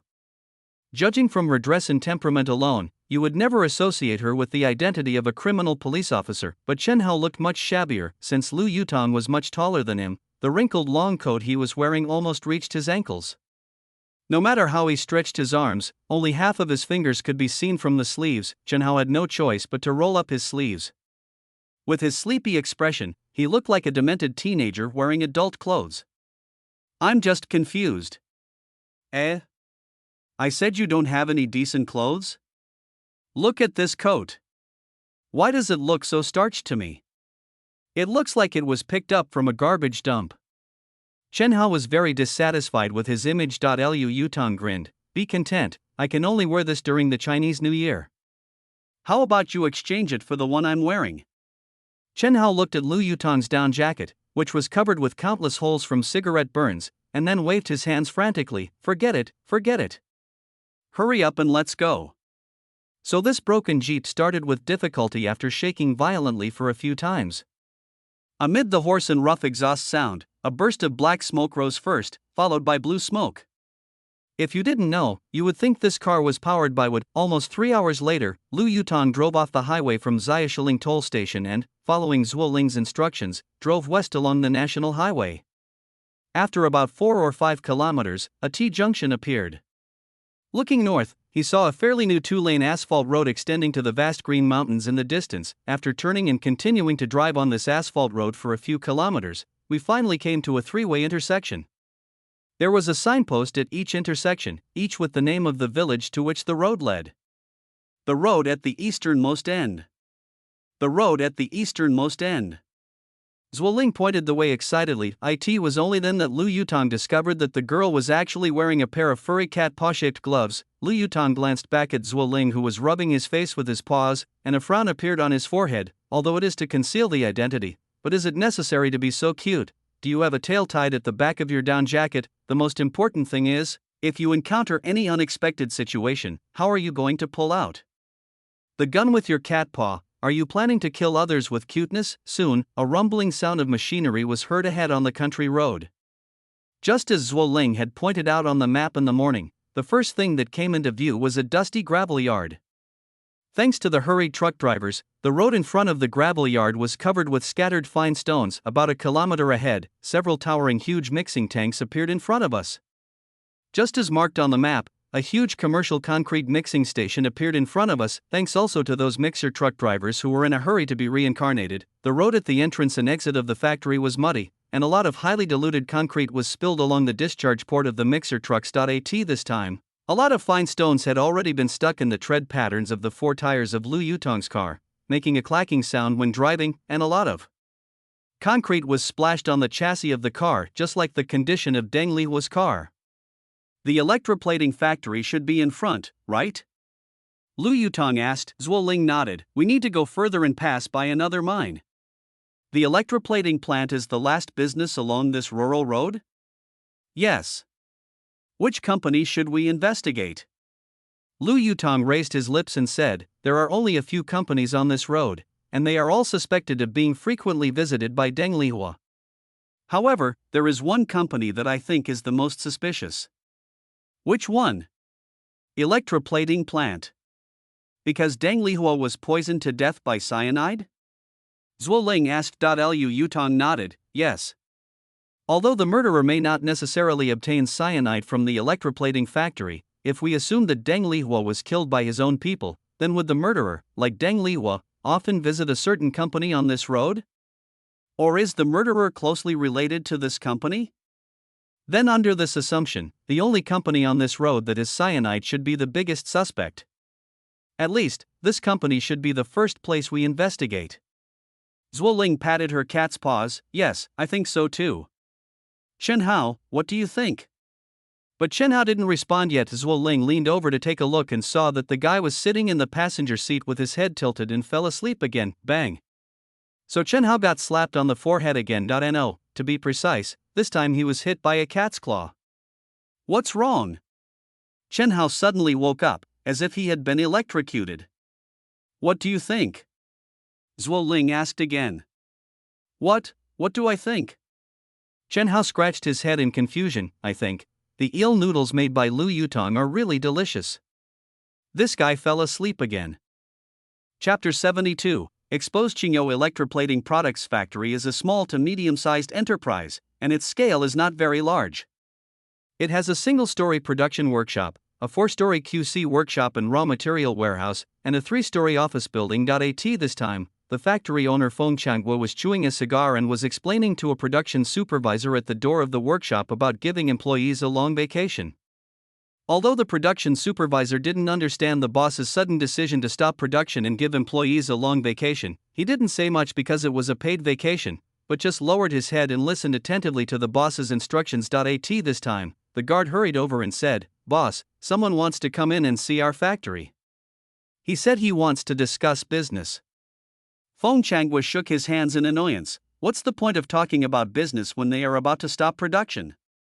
Let them find another factory. The production supervisor looked towards the factory gate and said with a smile, "How can you dress like a businessman? Dress up?"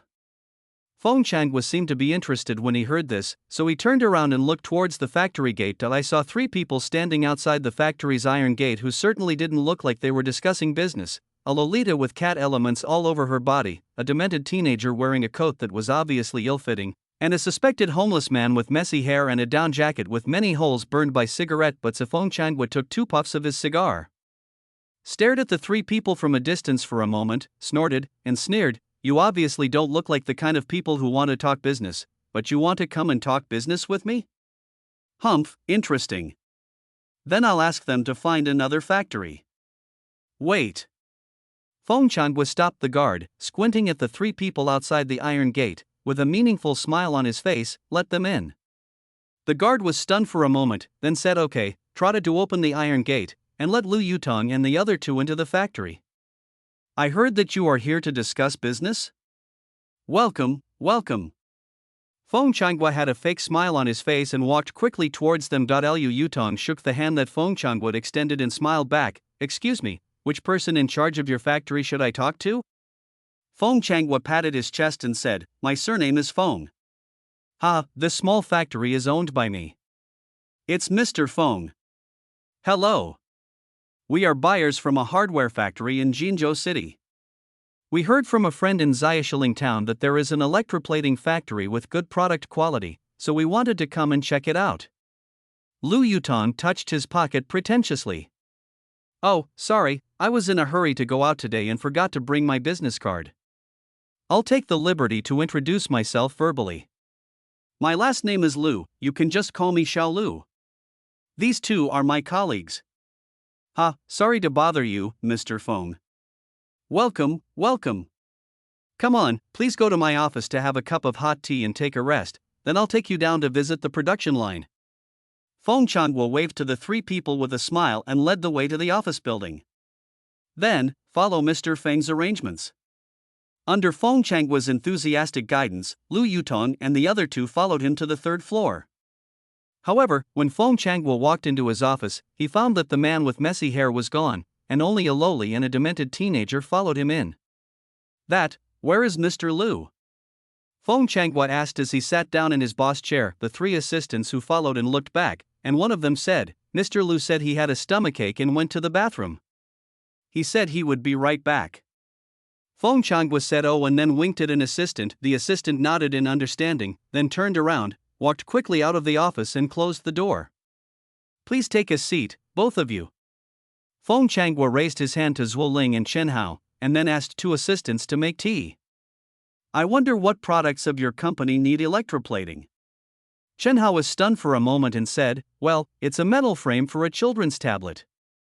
Feng Changhua smiled and asked, what is the material of the frame? Stainless steel? Aluminum? Or alloy? Chen Hao swallowed his saliva and said, nonsense, it's made of aluminum.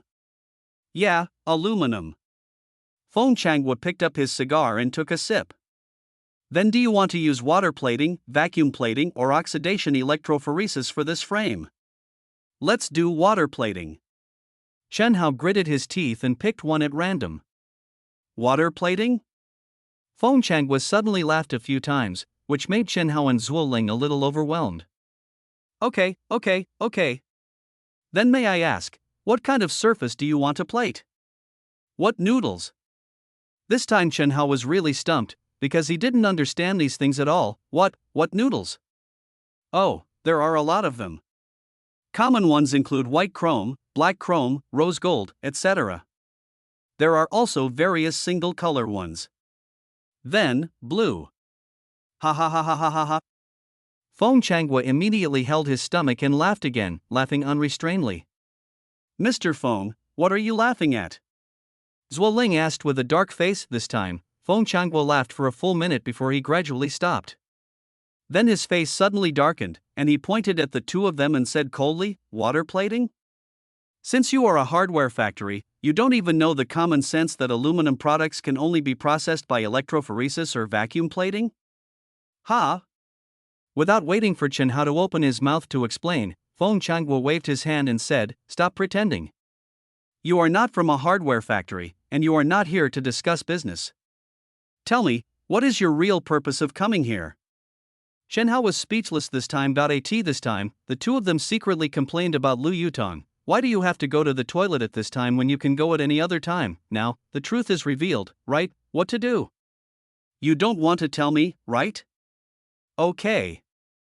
Feng Changhua nodded behind them. Just as he finished speaking, two crisp click sounds suddenly rang out behind Zhuo Ling and Chen Hao, and then they felt something hit heavily on the back of their heads. As criminal police, they were of course very familiar with those two click sounds, because that is the sound of pulling the bolt to load the bullet, and the thing pressing against the back of their heads at this moment was, of course, a gun.